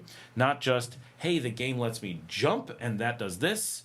And if they didn't give me a spot to jump there, it just doesn't work, right? But instead, you have a human, and you can be like, hey, my character is going to go hide in the shadows, and once these guys are past, I'm going to jump up on this ledge beside them, and I'm gonna hide, and then I'm gonna drop down on these guys. But I have this thing of oil, so I'm going to set them on fire as I do it. And in the video game, if someone didn't think of some player wanting to do that, or give them the pieces to do it, they can't do it, right? The game just can't improvise. But with a human and this complex rule book of how to approach things, you can improvise and come up with these amazing, like, here's what I want to try, right? And to give you an example, now this is not D&D, it was another game called Shadowrun, but the same basic thing, but it's a cyberpunk. We were supposed to go on this mission, and we were supposed to like steal a document and not get caught. We understood the mission to be like no one could find out that this document had been stolen. So we take the document, and we're in this warehouse, and my character is like, oh, you know what the best way to not get caught with a document is make sure no one knows it's missing. Let's set the whole place on fire, right? And we ended up stealing a semi-truck, loading it with stuff that we stole from this warehouse, setting the place on fire, and taking off with all this stuff. No one ever figured out that we stole this piece of paper. It was such a over the top thing, and our and the game master was like, oh my gosh, these guys, right? This was not what he was expecting us to do, and we totally shifted the dynamics of the game. And it was, we were really lucky. This was with a professional game master who really knew what he was doing. Like that, he was a full time. That's what he did, and. But that's not something you can do in a video game in a lot of cases. Now, sometimes I play a video game like Dragon Age, and there's a scene in Dragon Age, depending on the beginning you play, where you're playing a very poor elf, a slave elf, and some of the women from your village are taken by some royal family members for some party, like they're going to be abused, and it's this terrible situation. And one of them is like taken from her wedding, like it's really awful. And you go out with a couple other elves who are furious, and you're gonna find a way to get them back. And there's this scene where you get caught, and you're expected to run away. And I'm like, I wouldn't run away. That's not what my character would do. And Dragon Age let me throw a knife through the guy's throat and like start a brawl that you're not supposed to have. Obviously, they programmed it. It was an option. And it made the game so much more fun. And you can tell it's been 15 years since I played Dragon Age. And I'm like, this scene was so emotional. I was so angry with this fictitious character that I did this thing. And then 50 hours later in the game, because it's about a 95-hour game, someone made a comment about this slaughter that had happened. I'm like, this is so so good at like telling this story. So with real D&D, you have this unbelievable, or any of these games, this huge range of being able to explore the story and explore your characters and take the game in all these wild directions and get really into it. And the fun for someone like me, while I enjoy the combat, what I really enjoy is the exploration of the place and the exploration of the characters that we're playing, and political intrigue, and solving like personal puzzles in the thing, and the fun of having your friends with you who are also doing the same thing and playing these characters. It's really great, right? When you get into it that way, but it's hard to find people who understand that to be able to get to the point where you're doing it. Does the game master have any fun? So, I mean, yeah, it's a lot more than just mechanical, because one, they know everything that could happen, but they don't know what's going to happen. So they're part of the game too, right? They're very much a part of the things that is happening. And so they represent all the things that aren't the players. They represent, well, all the non-players, right? So they're playing all the NPCs. And once in a while, you'll be like, I'm going to bring someone in to play some NPCs. And that can be really fun, too. Like, you can get a guest player who plays an NPC. And so you can have an NPC really come to life and do exciting things and be separate and potentially not work completely with the game master, which can be interesting. And the game master represents the world itself and the mechanisms of the world, but they also represent God and the ability to overcome those things. Like, there's a stone wall here and the world's not going to let you through, but God says no more wall, or whatever, right? Oh, God says let there be a ladder. So they get to play this storyteller, narrator kind of role, but also represent the world and the maintainer of rules. So for some people, the game master is what they want to do, because they get to create the world, bring it to life, and be in control. So if you like having power, being a dungeon master is about one of the most powerful little activities you can do in fun, friend time. For me, I prefer being a player. Most people, I think, want to be the dungeon master, but struggle with the difficulty of it and the complexity and just how big it is, and they can't put in the time to prepare. For me, I do enjoy being a game master, but I really like being a player in a well-run group, because I like getting into the character. I like surprising the game master. I like surprising my team members. I like getting into the character and playing that role is when done well, is just so much fun. When I played this Shadowrun campaign with my buddies, every single person we played with was so into their characters. Like, we never broke character. We would play for 11 hours with like 7 people. Everyone was completely in character the whole time, and like really into character. Like, my character would sacrifice themselves here and die for the party, and people would be like out of the game. Like, I need a new character.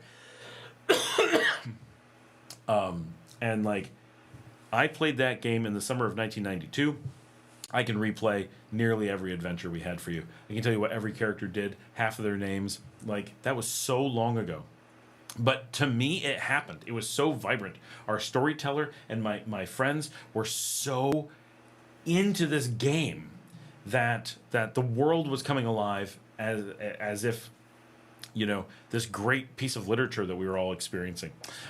So it's a good game master can really enjoy it, and some people much prefer game mastering because they like spending a lot of time crafting the world and crafting adventures and finding puzzles and coming up with neat encounters and balancing things and whatever. Same as you could ask yourself, does a game designer in video games enjoy it? Well, yeah, most people wouldn't do it because it's a hard job if it wasn't fun. So for a lot of people, it's a lot of fun.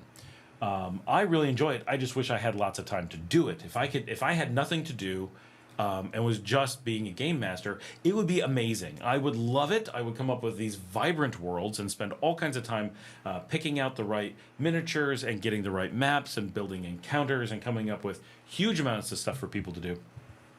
But it is... it's a lot of work. It really is, to do it well, and you want to have experience. What does a game master do when you do something that isn't planned? They engage their brain and think about it. Right? Like, so if you think about real life, you know, things happen that we don't plan for all the time. But we generally have an idea of what is going to happen. So, so in this case, right... we stole the example I gave where we really threw him off and we stole the semi and stuff.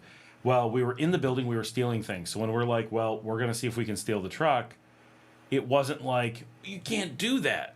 Well, no, of course we can. We're standing here with the truck. There's no one around. There's no security. We're already snuck in, right? We didn't trip the alarm as far as we know. So this truck is just sitting here. We're going to look for keys.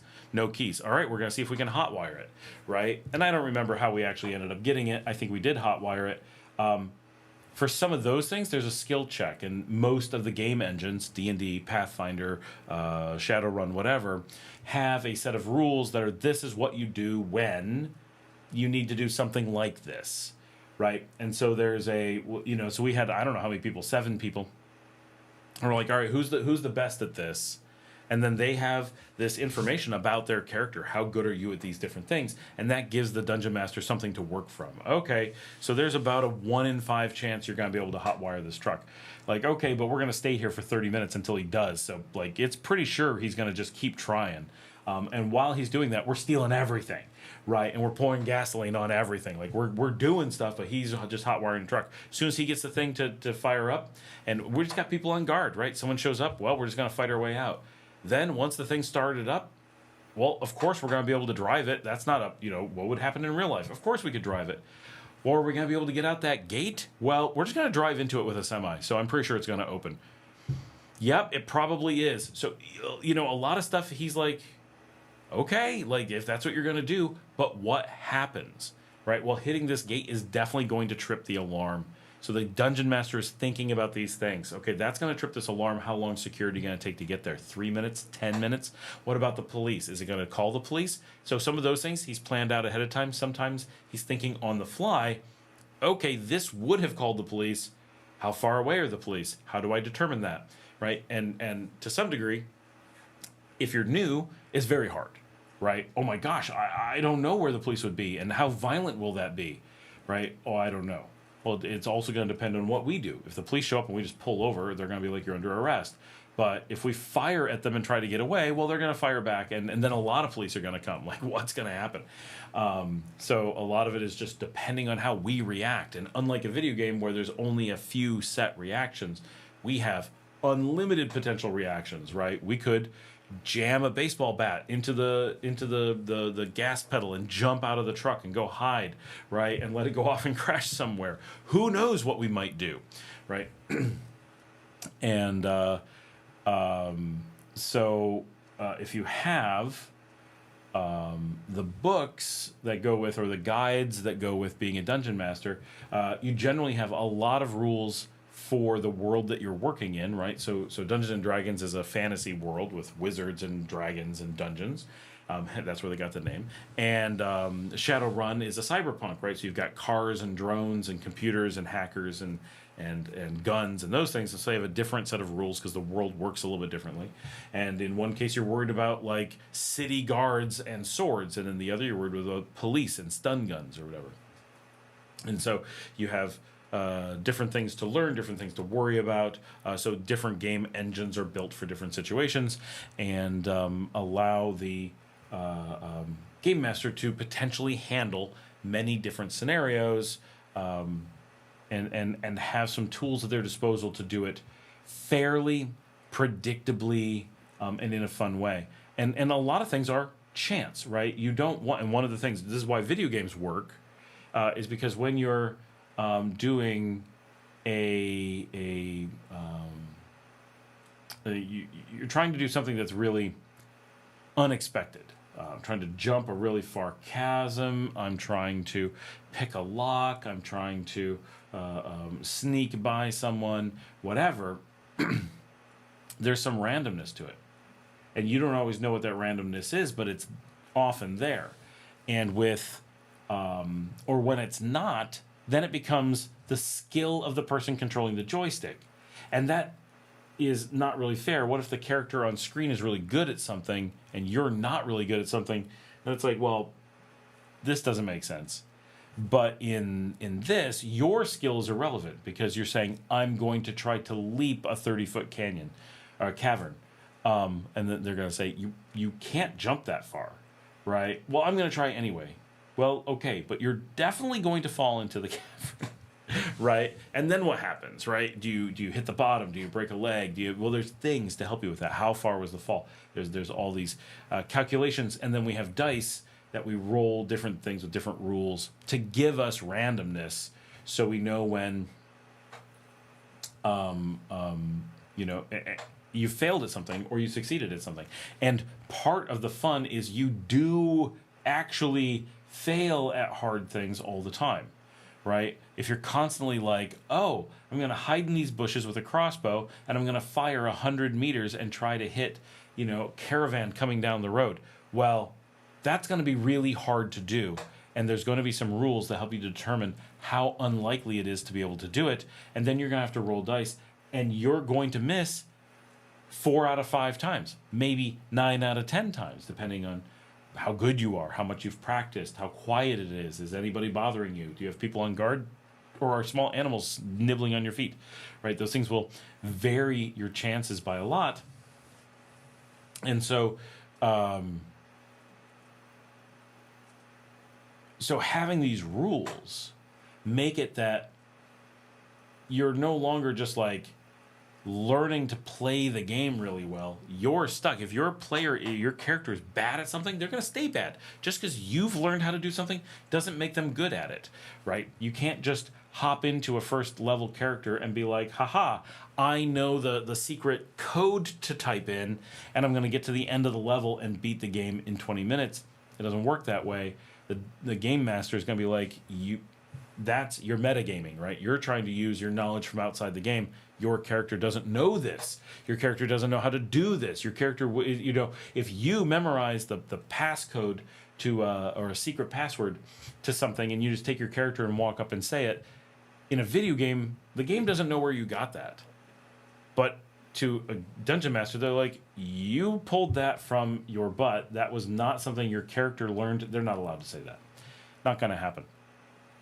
You need to go figure out how to get that passcode or how to work around it or whatever. And so you get a very different experience that is incredibly interesting and vibrant when the game master knows what they're doing. When they don't, it can be very challenging. You're like, oh, I want to do these things. My game master doesn't know what to do. That's frustrating. Right? That's not what you want. Not for the game master, not for you. But you kind of have to work through learning how to be a good player, learning how to be a good dungeon master, and the group that you play with will vary a lot. Some groups are just all into the combat, some are all into exploration, some are all into story, some are all into playing their characters to the hilt and really doing different stuff. And you can watch on YouTube people play, but I've not found one that's really, really good. Not that I've looked for a lot, but I find watching other people play difficult. When you're doing it yourself, you get really into it, and there's just all this like really great excitement. And when you're watching other people do it, you're kind of distracted, and you're like, this is way too slow, and there's just not enough because you're not imagining the things you can do. You're not paying close attention and trying to piece it. You're just kind of listening to a story, so you miss out on a lot of it. But when you're actually playing, and you're like, and you're sitting there thinking, and someone's like, I'm going to try to pick this lock, and someone else is like, I'm going to memorize some spells so I'm ready for later, and you're like, I'm going to go into the store across the street, and I'm going to question some people to see if they saw anything. Hold on. And then you go do this, and you're like thinking, what's going on in this environment that I could interact with? What position could I play? How could I find the information I need, or get the experience I need, or you know what? The clerk in that last store we were in, she was winking at me. I'm gonna go see if I can get a deal on that new sword, right? And then you go and you flirt and you use your charisma skills, and maybe you end up getting a new sword for cheap. Because you did that, right? And you're like, ha ha ha ha! I was able to get this sword that I wanted and I didn't have enough money for. Like there's just so many things to look for. Listen to the dialogue of things going on and explore. Boy, you guys have gotten our chat has dropped to 0, but we still have a lot of people on. I will be right back. I'm going to check with my kids as to what is going on because they are not answering their chat. I shall be right back. I don't know how long we're going to go.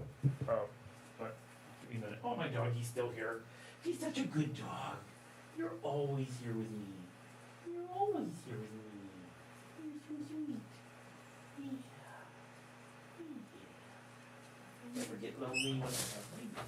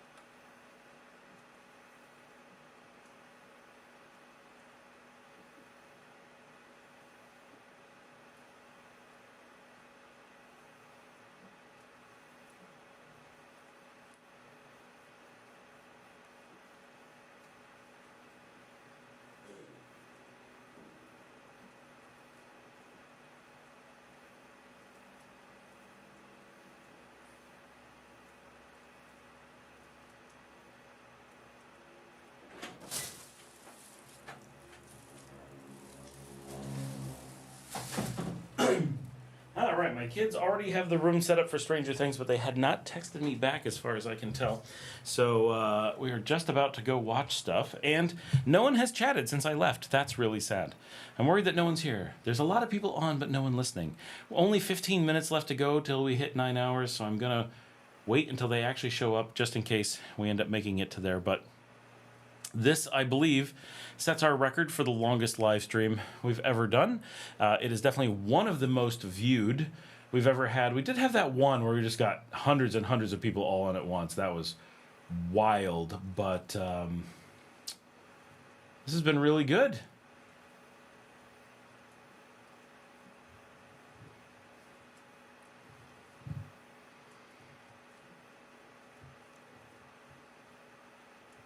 Need to check. I've been talking for a bit. So this guy's all like, I got to get into the data center now.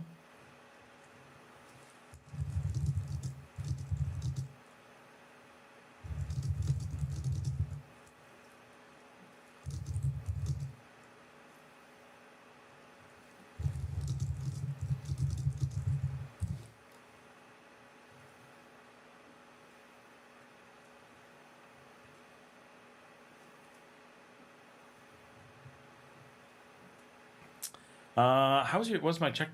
It's Sam IT. I'll get you a link.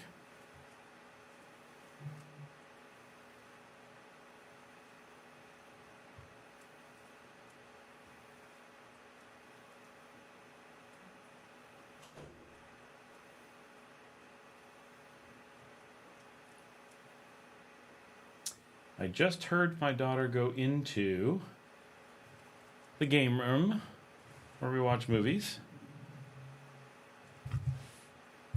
That is my tech channel, which I don't post on very much. It gets very little traffic.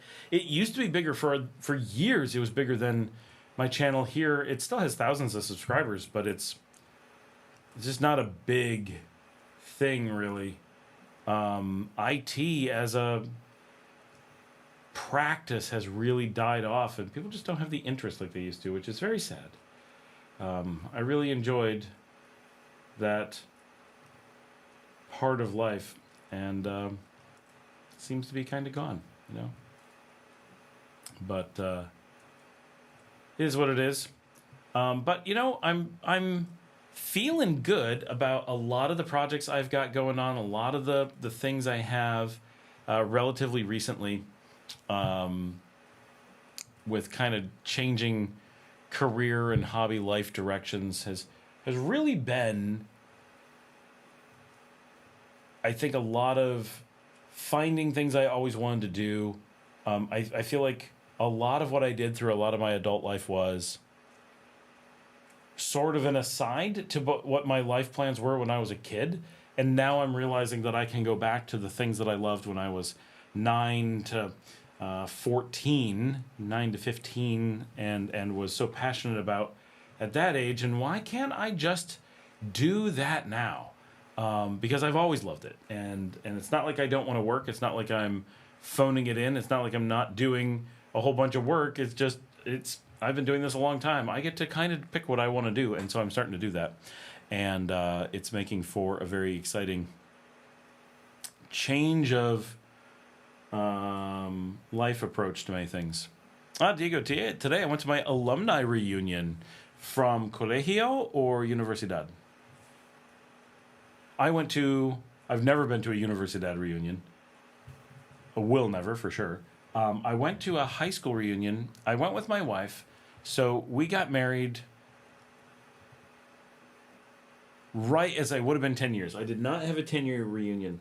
I feel like I had a 12-year reunion or something like that. And it's the only one we ever did. We never did anything else. And it was pretty small. It was like we went to a restaurant. I remember you telling me that Kaiser was not accredited, but they say it is, and Google says it is. That's because you don't know what accreditation is in America. It's completely fake. They are using the term accredited in the way that I can make my own accreditation and say I'm accredited. In America, there is one thing that means accredited. When you are accredited, it means that you are what's called regionally accredited. That is what all people in America mean by the term accredited. Anything else is unaccredited. All schools of all types are accredited if you allow any accreditation. So the question becomes, it's like, so let me ask you, what do you mean by accredited?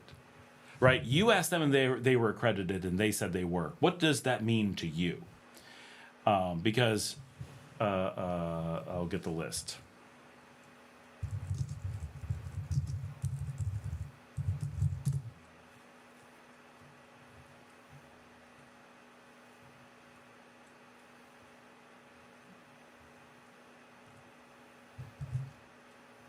In America, this is the list of organizations that you can call accredited if you want to be a fully recognized university. If you are not accredited by this list, and where I'm from, basically Middle States is the only one that we really care about, you are what we call unaccredited, right? Because it's like... oh, did you get a diploma from school? Well, my mom made me one and drew it with crayons. Does that count? Right?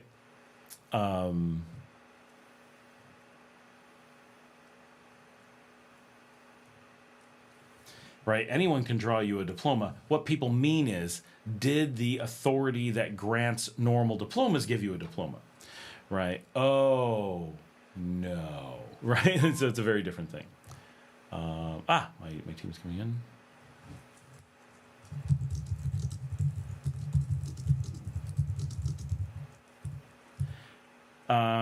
College, it was nice, actually. Many high-profile speakers and good food, live music. Oh, that's cool.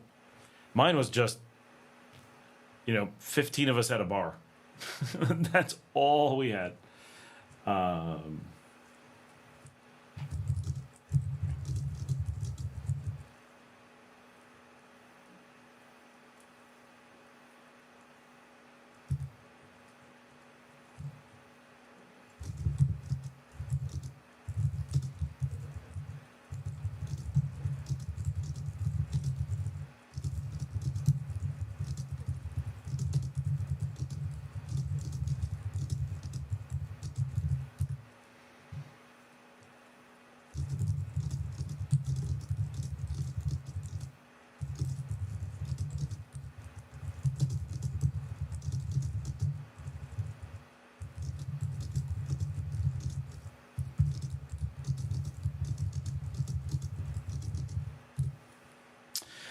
They say they are regionally accredited by the Southern Association. Wait, really?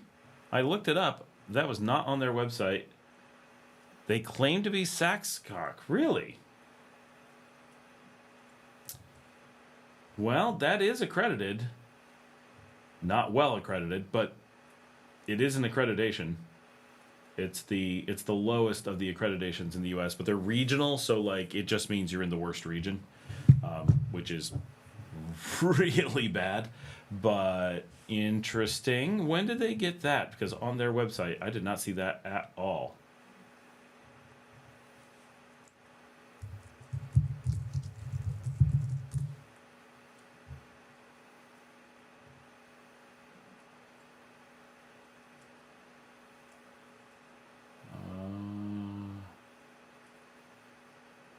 Accreditation. Oh, yeah. They do have it now. I was looking. I did not find it. You are correct. It is accredited. Which is a sad state of the accreditation system. They were recently ranked 6th worst university in the United States when we have thousands.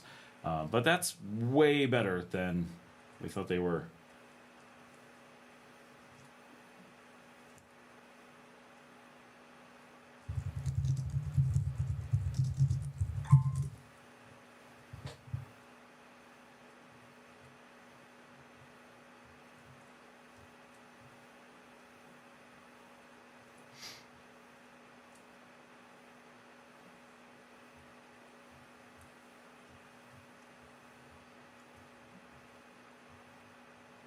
We went to the DoubleTree, all paid by the university. I get discounts in some places for my alumni card. Well, that's cool.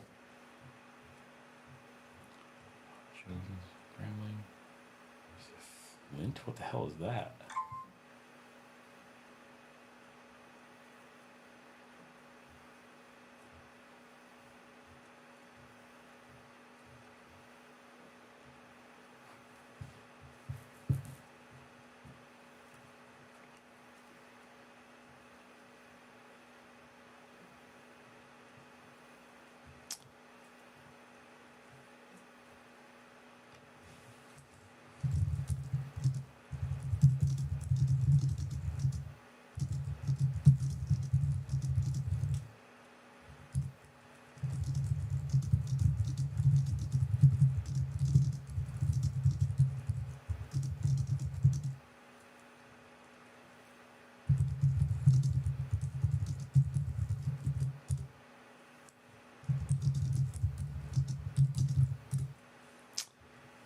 We're at 3.5 minutes to 9 hours. I think we're going to push through.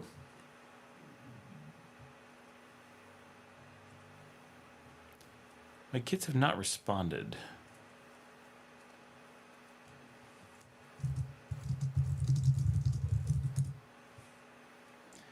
The DoubleTree is a pretty cool location.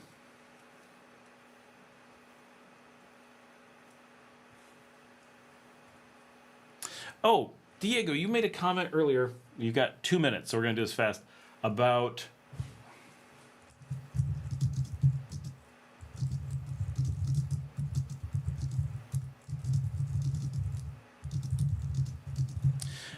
you were asking. Oh, I was confronting the dean about it today. Well, good that he had a real answer. Sorry that I had that wrong. I looked for it and did not find it. I had recently only seen, I've never seen Kaiser outside of here. Yeah, here it's not a, I don't know. So Kaiser in the US, so it depends on the ranking, right? Every place has their own ranking. And everybody ranks them based on different things. But I only have seen Kaiser ever in the US because it popped up on a ranking as being so bad. And I'd never seen it before because it's not a known university. How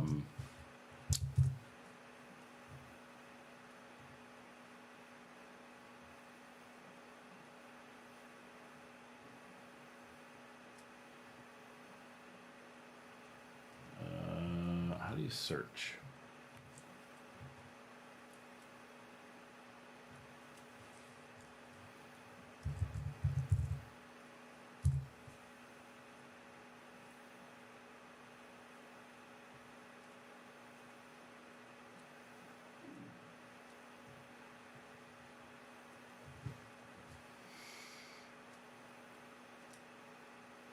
So according to U.S. News and World Report, which is the main ranking in the U.S., it's not as bad. They rank it as the 363rd best university in the U.S., which that may sound far worse than it is. Its nursing program is ranked 686th. No, I don't know where it was.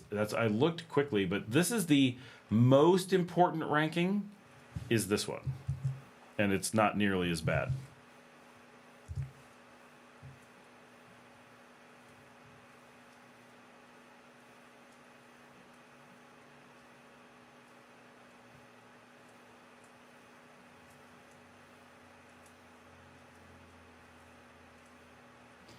Six-year graduation rate, 21%.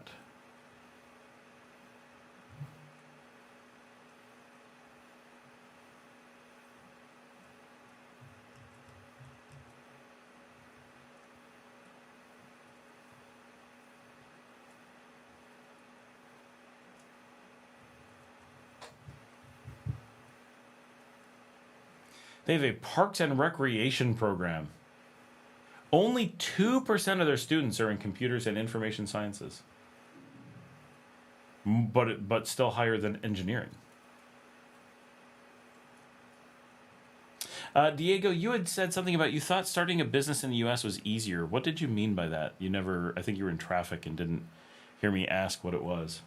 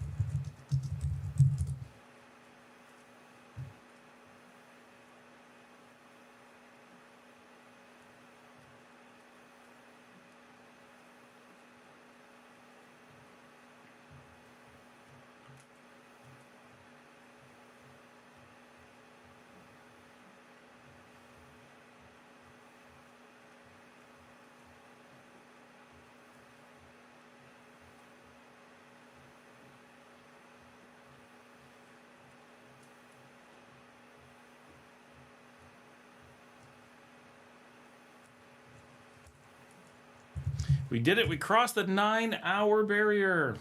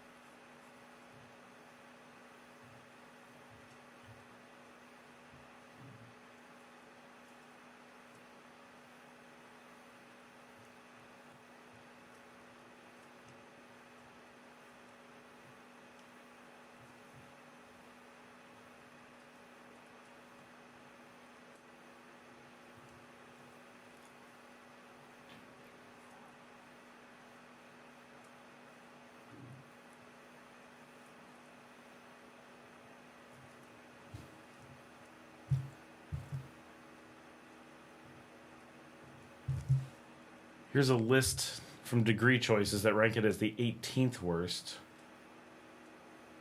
out of 1,214 unis.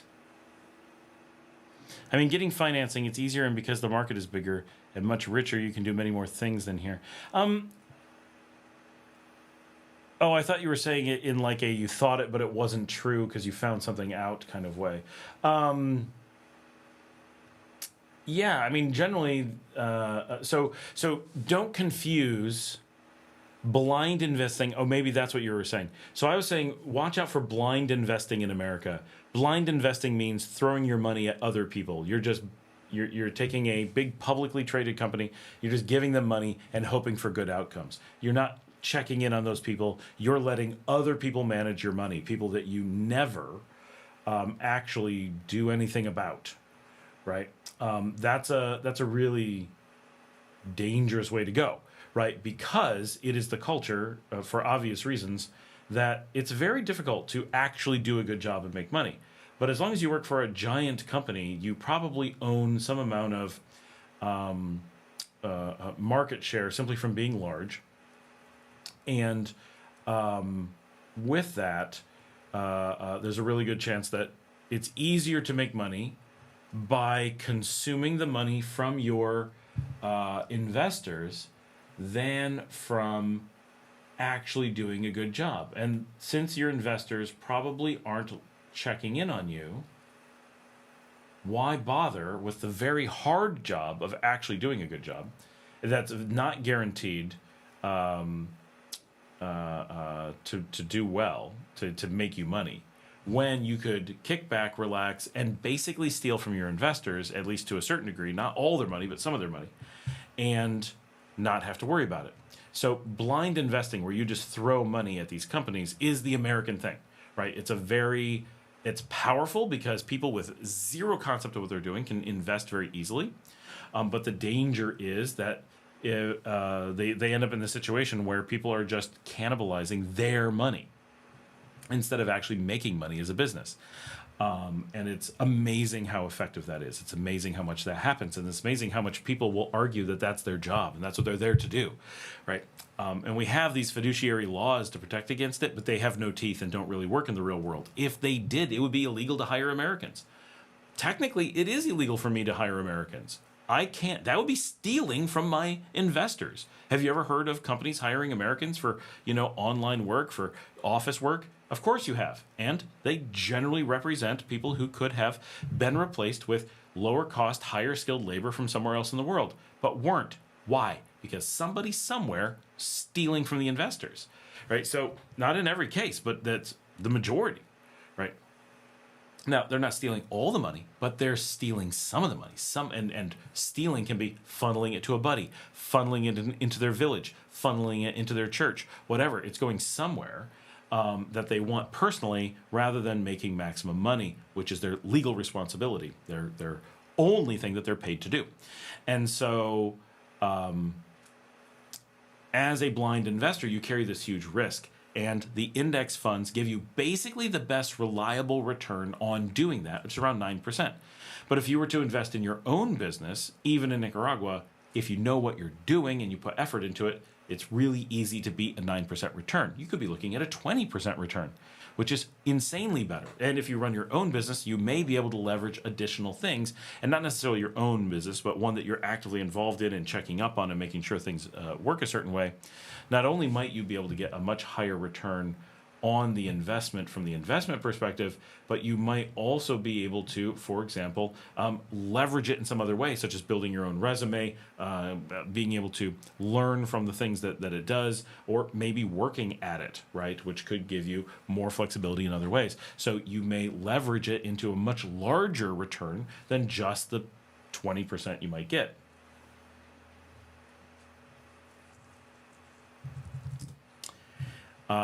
So I'm going to jump off because my kids are waiting for me. We're at well over 9 hours, which is freaking amazing.